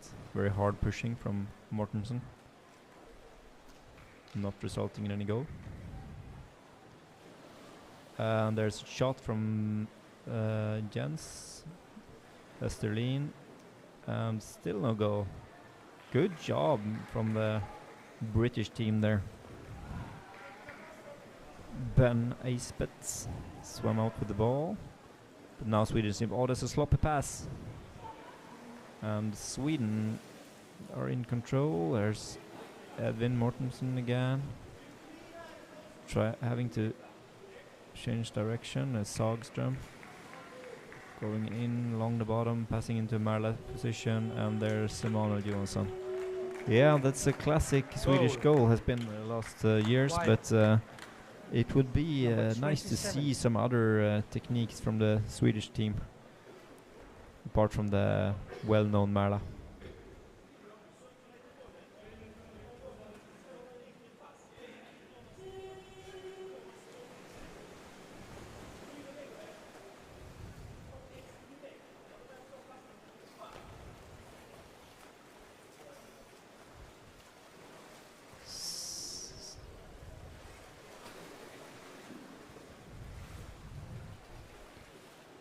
So Sweden in possession.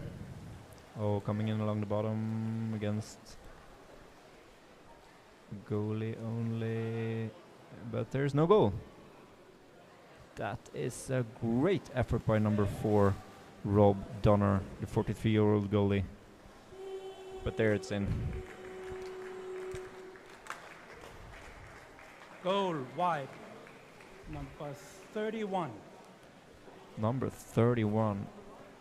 31. That's Erik Sustadius. He did not play against in the quarterfinal against Finland. So the winner here will face off against Austria or Czech Republic in the game between 5th and 6th place. Getting some further instructions here.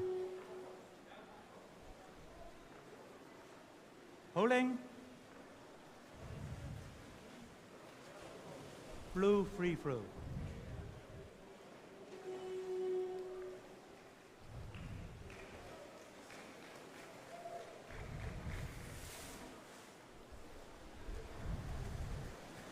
Sweden with the ball. Coming in diagonally from above is Poldrugac. Can he grab the neck? Yes. Can he score? No. Ivo Hachilundin struggling to get the ball past 3-4 great British players. And here's number 95, Matthias, coming in, and there's another goal. Still, there's a goal, but not very impressive play by the Swedish team. Wide. 96. 96. Scored by 96. Forsberg.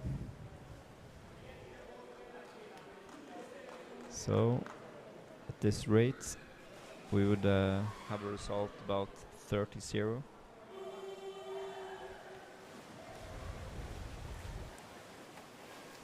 Great Britain will have to look back on this replay and see what they can improve in the future. They've already gone further than ever, so they should be very satisfied after this game.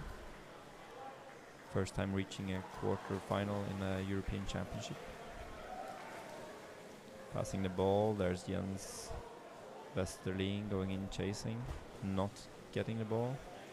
Still in, yeah, that drops down. Now it's full speed ahead from the Swedish team. Mortensson going with the ball into the corner. Passing over to the other side, a bit dangerous pass, stolen basket. And there's another goal. Goal wide. Number. So that's more of a old style Swedish 89. style of playing. Coming in full speed, 3 players along the bottom. It was a strategy that won Sweden many medals in the past.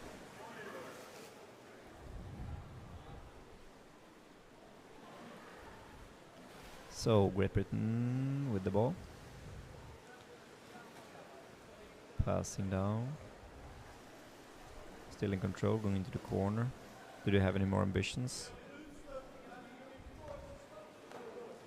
Now they're pushing out, Sweden, pushing out from the basket. They're getting instructions that they have to push out. Great Britain with control, almost losing the ball, the captain, Forsberg. Forsberg swimming, passing, okay pass. 2 against 2, losing the ball to the captain, Great Britain.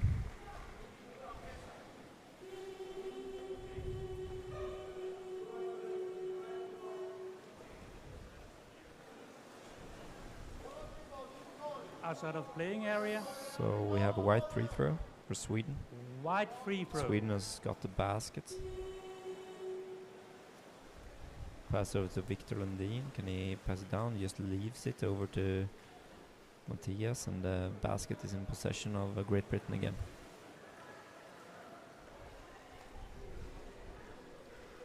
So now we have a scrum. They're floating up to the surface. Bit of struggle there. There's another good opportunity for Sweden, but it's a good, yeah, there's a goal anyway. Goal against Rob Bonner. Number 31. He was not in position. Number 31, Erik Stadius.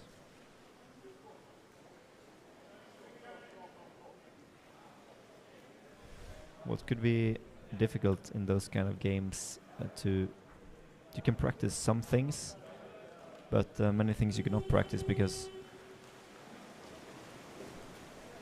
the opponents are not in the positions that you maybe expect them to be when you play against better teams, and you get more possession than you normally get playing better teams.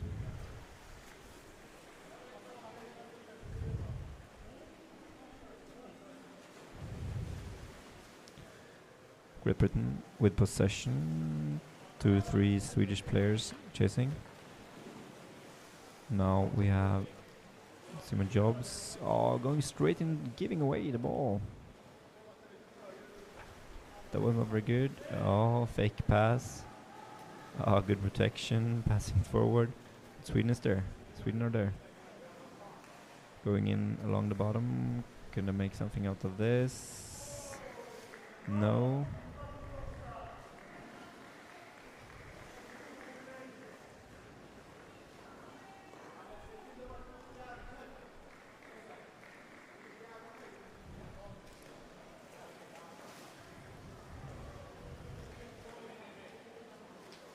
So Great Britain with the ball. See if they can create something here. Yes, wrong timed attack there by the Swedish player. 2 Swedish players taking the same position. Captain of the Great Britain team going in, protecting the ball and scoring. It was a goal, right? Amazing goal scored by number 6 in the Great Britain team, Nando Lewis. Fantastic goal, single-handedly, just going in and just shooting straight to the goalkeeper. That timeout blue. Was not very timeout blue. Good by the goalkeeper there to let up such a goal. You copy the goal? I see the goal. Goal. You saw the goal. So that's a goal. Yeah, there is a goal. No problem.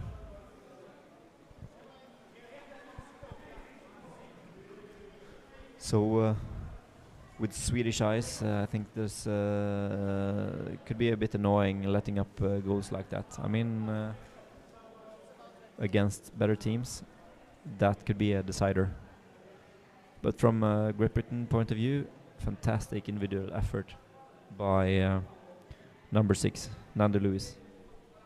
Very impressive. Going in and just punching the ball straight through the goalkeeper to score an important goal for the motivation of the last game in this tournament. Ja. Goal. Blå, nummer 6.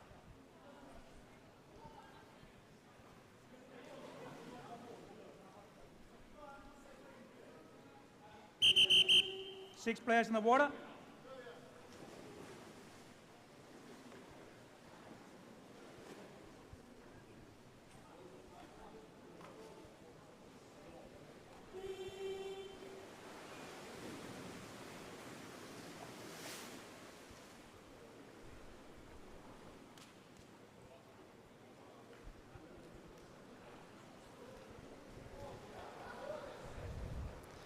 Yeah, we got a comment here in the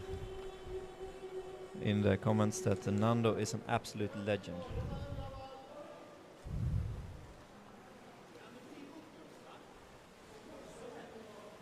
Blue free throw.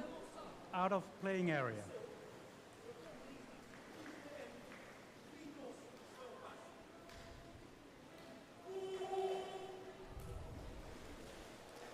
Yeah, that was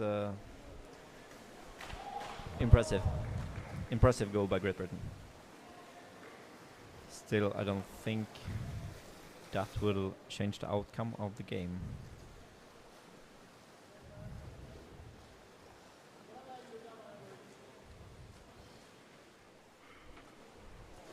So what's happening now? Sweden are they're just waiting for a fresh defender to come down, so that they could go into a fresh defender instead of a tired one.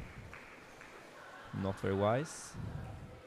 Passing over to the other side, pushing.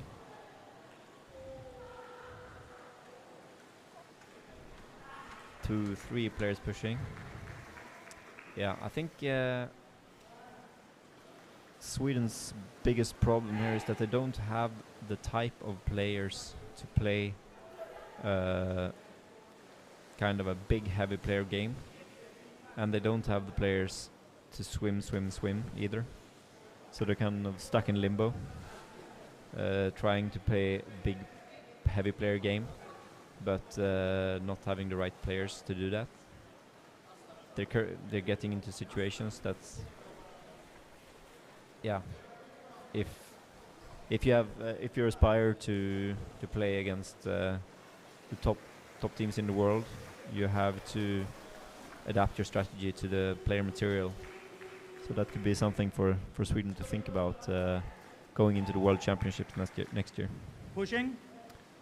On the other hand, for Great Britain, White. I think No. Blue? they playing solid in defense. I mean, Blue letting free go throw. six goals in 10 minutes against Sweden, I think it's pretty okay, decent.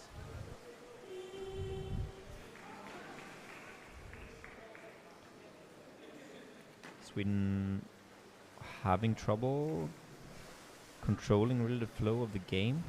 Still not really in sync between the defenders and the attackers. Sagström, yeah, it's a bit of sloppy play there by the Swedes. Good pick up there by number 18, Howard Pilbeam. Getting all the way into the basket. This could be a dangerous situation. Maybe not the right player that got the ball there, but I mean, Great Britain, they're doing great here, actually. They're really fighting for it. Passing under the defender, not very good. You should never let the ball out. The defender has no idea where the ball went. Number 13 there, Mallinson. Clueless in that situation. Ball dropping down, Sweden with the ball, shoots and scores. Goal. White.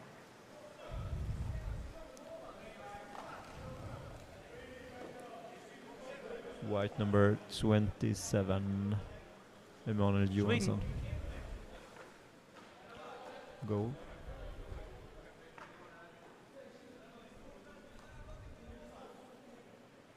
$27.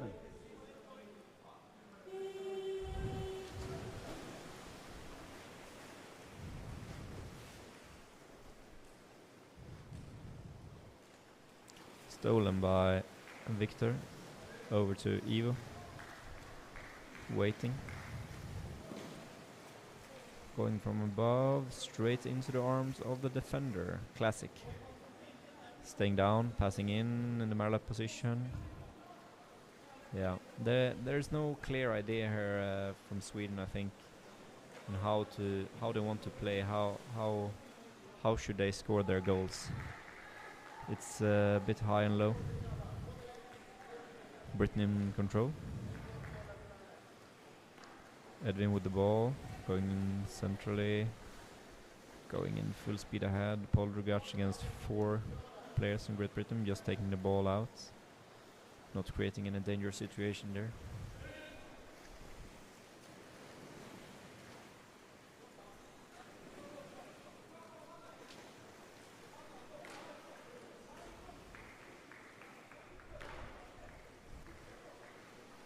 Yeah, we have some fun facts here from Leandra. That the coach of Great Britain, I think we mentioned before, is Felix player, so he actually lives in Sweden. We'll also get some sharing from Mari Price. Come on, daddy. But there we have another goal from Sweden. Goal wide, number 89. 89.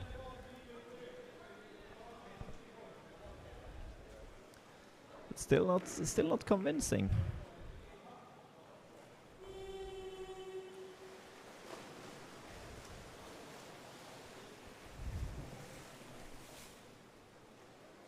Great Britain with the ball. Some nice passing moves. Still in possession. Good attack from the Swedes, trying to get the ball back. 31. Sir Stadius. Number 24. Ironside Smith with the ball. Actually, Great Britain are allowed to attack a bit here as well. But now Sweden swimming over, up to the surface in the corner.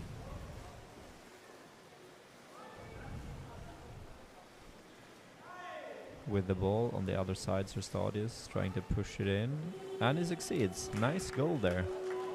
Very nice goal. Wide. Scoring in the 31. In the arrival phase. A really nice goal there. Okay. Less than 1 minute left of the first half here.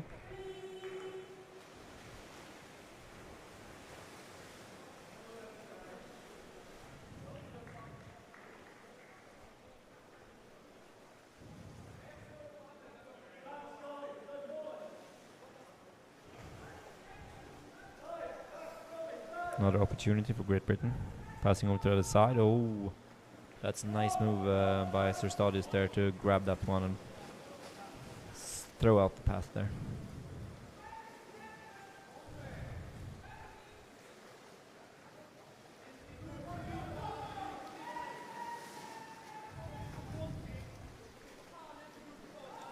Manuel Johansson on the basket. Did not manage to score there. British player just locking it up. And there we have it. The first half is over. 1-9.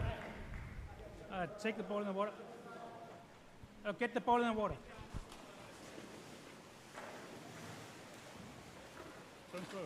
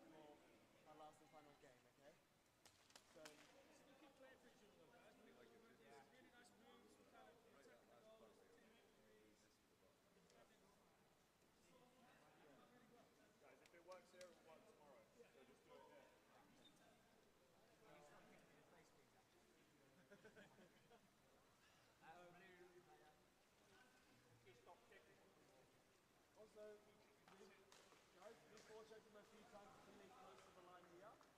But instead of just trying to grab the ball from the stuff, do what Lou does. Push him out. This is his way to win the ball back. Yeah. Alright. Good work.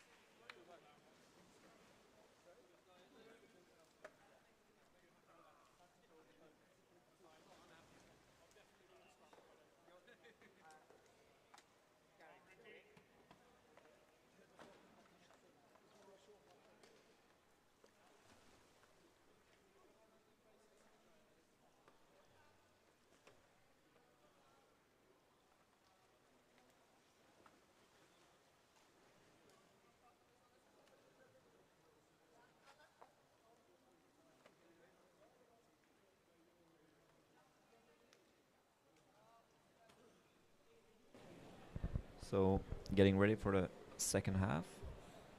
I was eavesdropping on the talk that Bobby Simonson had to his team.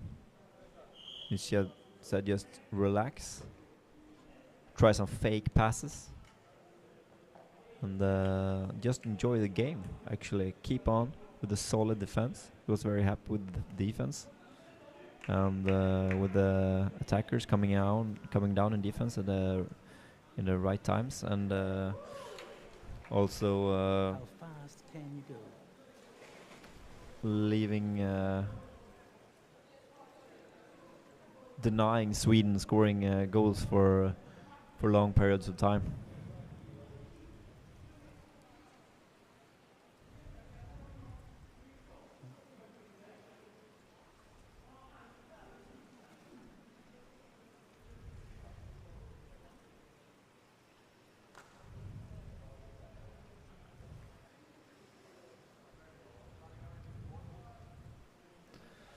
So, what will White be team ready? exciting with the second Blue half team is ready? if Sweden can show some more consistency in their offensive play, and also, of course, if Great Britain can score another goal.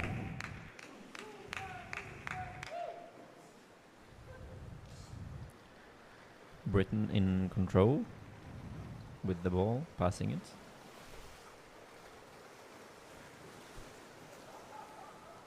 Gaining momentum.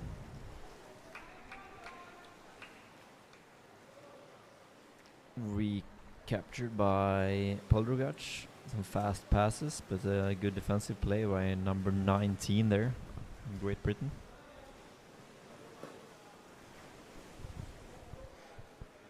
Sam Carter. So Sweden with the ball in possession. They have Sirstadius around the basket, not taking the basket, just lying there, trying to deliver the ball in, but we have a situation. Referees seen pushing the goalie. Okay. Pushing. Blue Okay. free throw. Seems Pushing. Blue free throw. I don't know who was pushing. It was there was no one on the goal, but yeah. So we have Great Britain with the ball, passing it. They are for sure hungry for more. There's Lewis, goal scorer.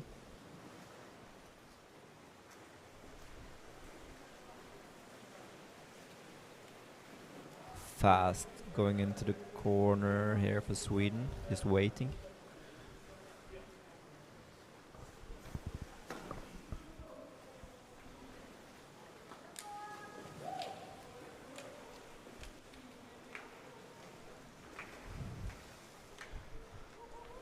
There we have Gustav with the ball. Victor.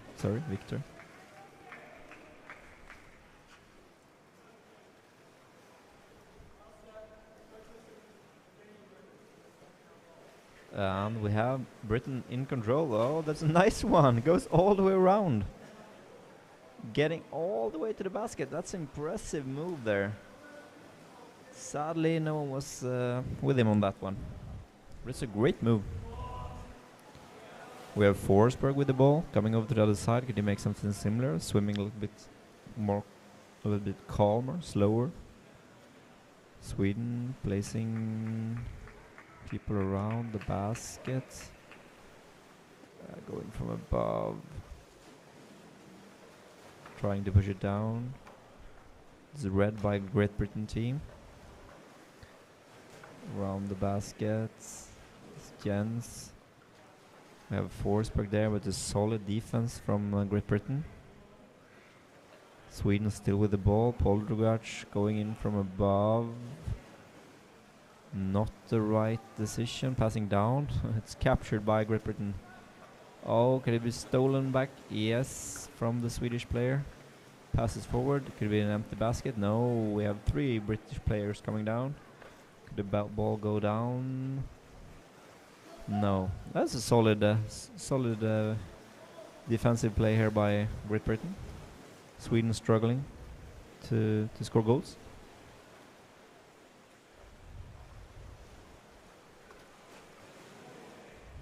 Number 14 from Eslöv.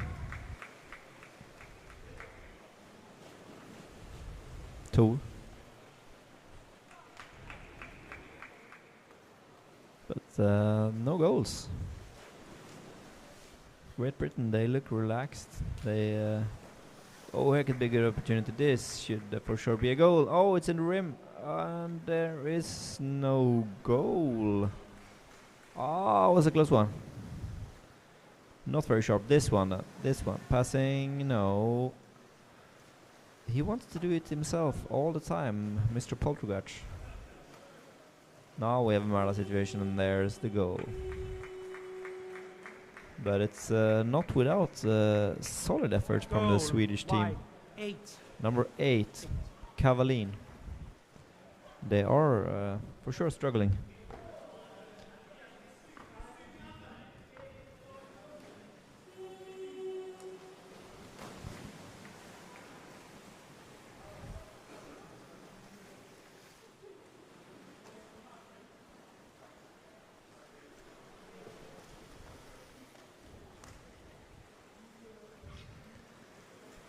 So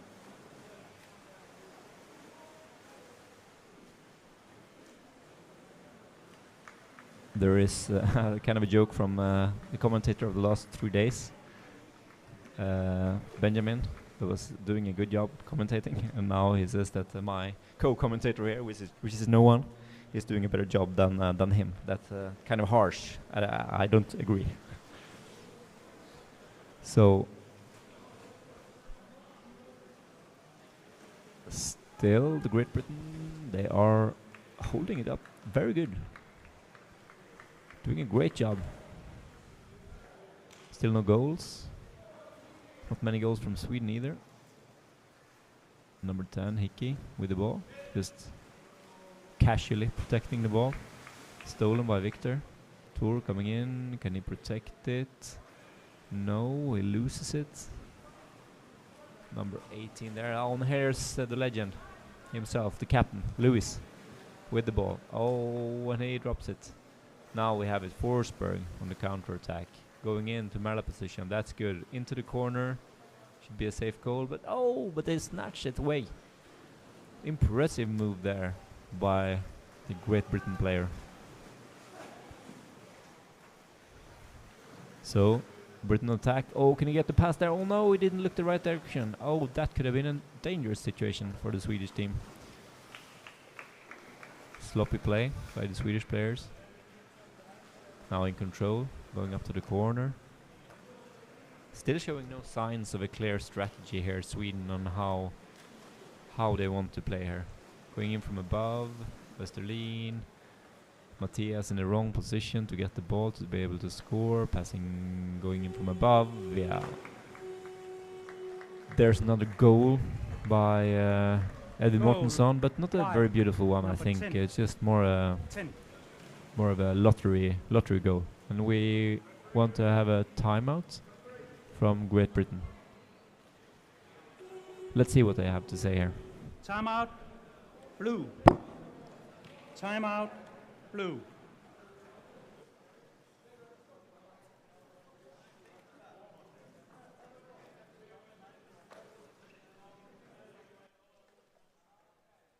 Guys,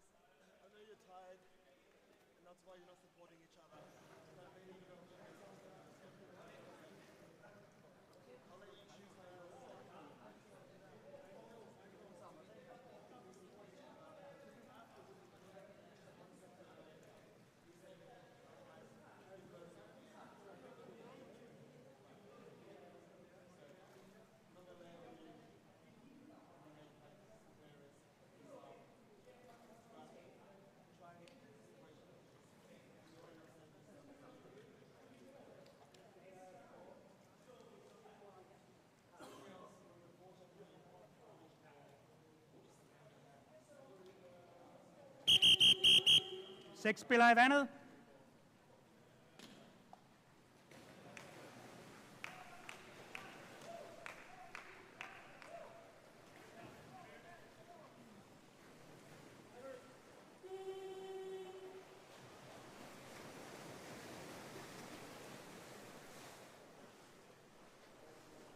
So we're back.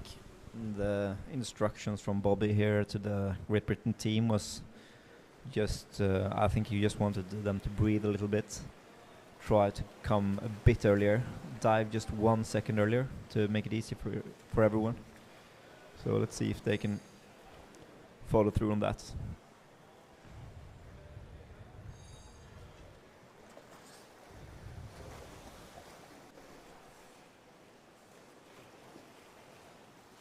Ball on the surface. Not many goals here in the second half.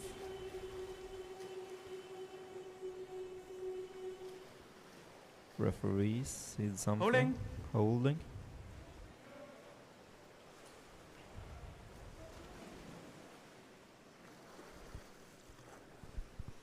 Blue free throw.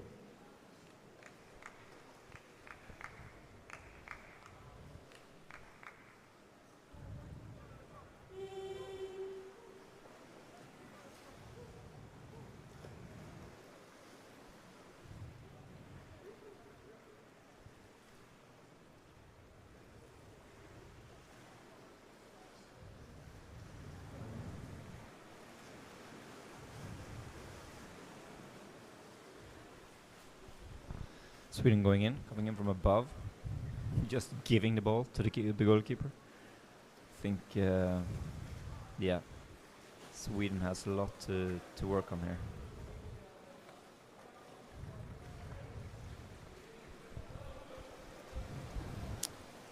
If I'm not mistaken, I think there's only been 2 goals in the second half. So, I don't know. That would be a success for Great Britain, not letting up much fewer goals. When you're an underdog, you have to set goals like that for yourself. Now coming in from left side, Forsberg on the other side. Yeah, this is fantastic defense, solid defense by Great Britain team. Just disallowing Sweden to do anything around the basket, just picking strawberries, swimming out, doing the right things here. Impressive by Great Britain, doing the right things here over and over again. The only thing missing here in the second half for them is another goal. Out of playing area. Sweden on the other side Blue free throw. Cannot be satisfied with this. Of course, they're disappointed after losing the quarterfinal against Finland, but if they want to start a journey to go towards the World Cup in this with this game, I think this is not a very good start. They have to go back to the drawing board for any chance on any medals in the next World Cup. This is just simply not good enough. Taking the ball out, Cavalin passing upwards. Matthias, can he go in and do something? He's get locked up, losing the ball again. Great Britain coming out on top. They have a solid defensive player here. Great Britain, they're not letting anything for the Swedes. Sweden trying to do some Norwegian moves up in the corner. Attacked. Oh, now they're forechecking with great confidence here, Great Britain. Far out. Paul Drugac with the ball. Should he try to do it himself once more?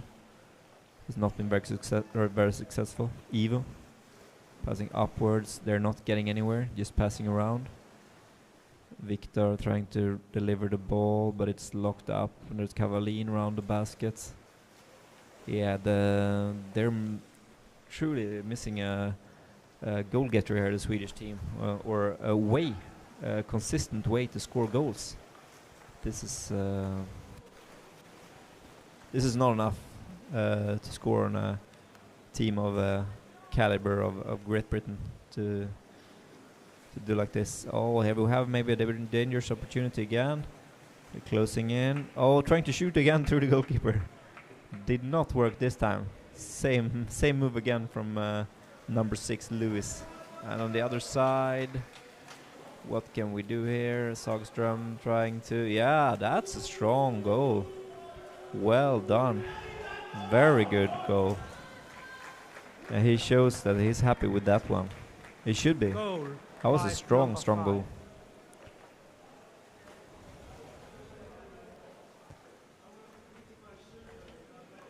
Very well. He should be doing that more often. Taking more responsibility like that.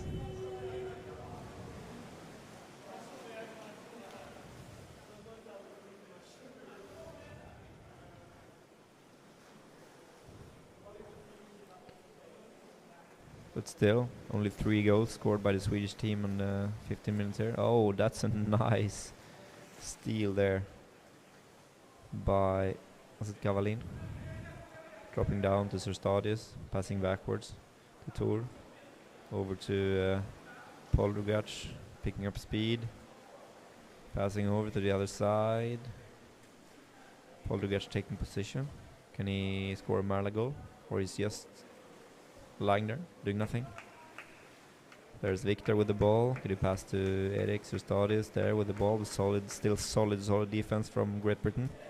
They're not getting anywhere with this. The Swedes coming in from above is Mortensson, twisting and turning on the goalie, still holding onto the ball. Nicely done there. Nice move by Mortensson. Attacking the head. Attacking the head. Blue free throw. Must have been a Swedish player around the basket. Attacking the head. Blue free throw. They are tiring a bit, but the Great Britain. But I mean, it's only 3 minutes left, and then they can rest. So Great Britain coming in for another attempt.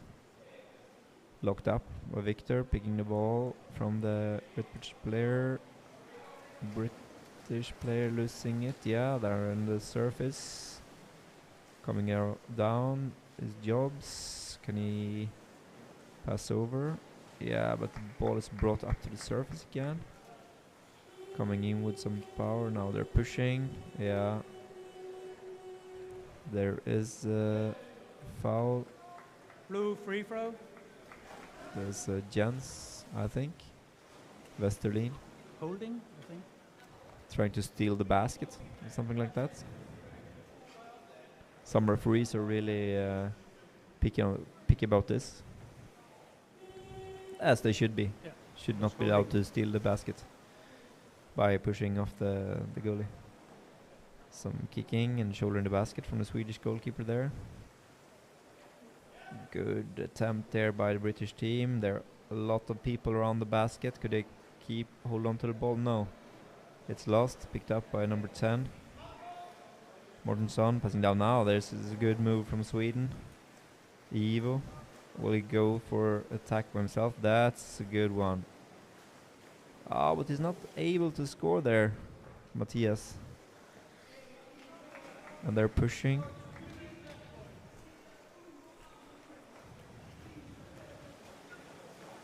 Two minutes left.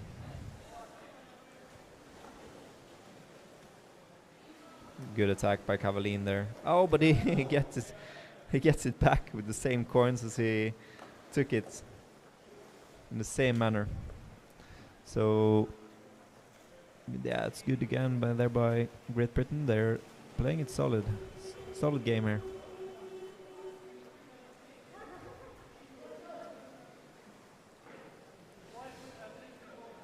Holding. Blue free throw. Holding. Blue free throw.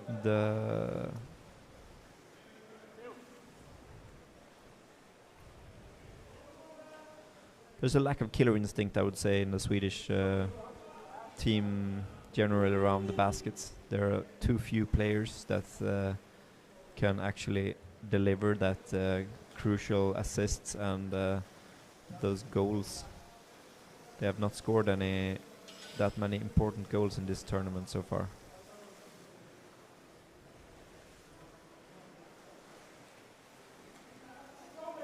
You see, every time they come in, they just seem to give away the ball.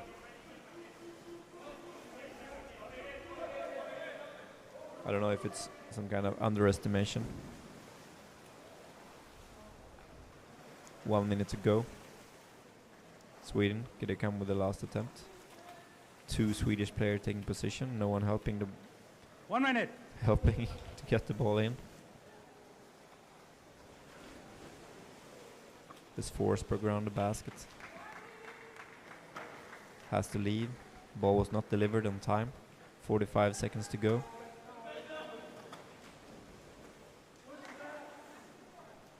Stadius going in diagonally from above, which has not resulted in that many goals. This is a goal, yeah. So they managed to score the goal number 4, Sweden here in the second half. Who scored? Quite amazing that Sweden.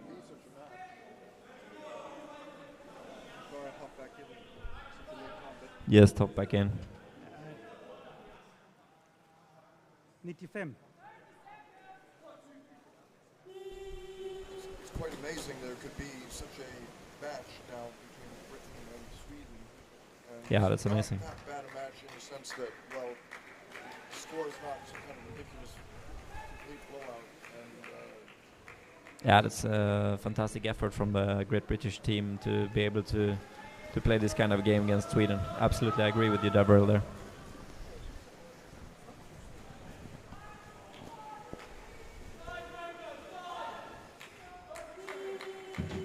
And it's over.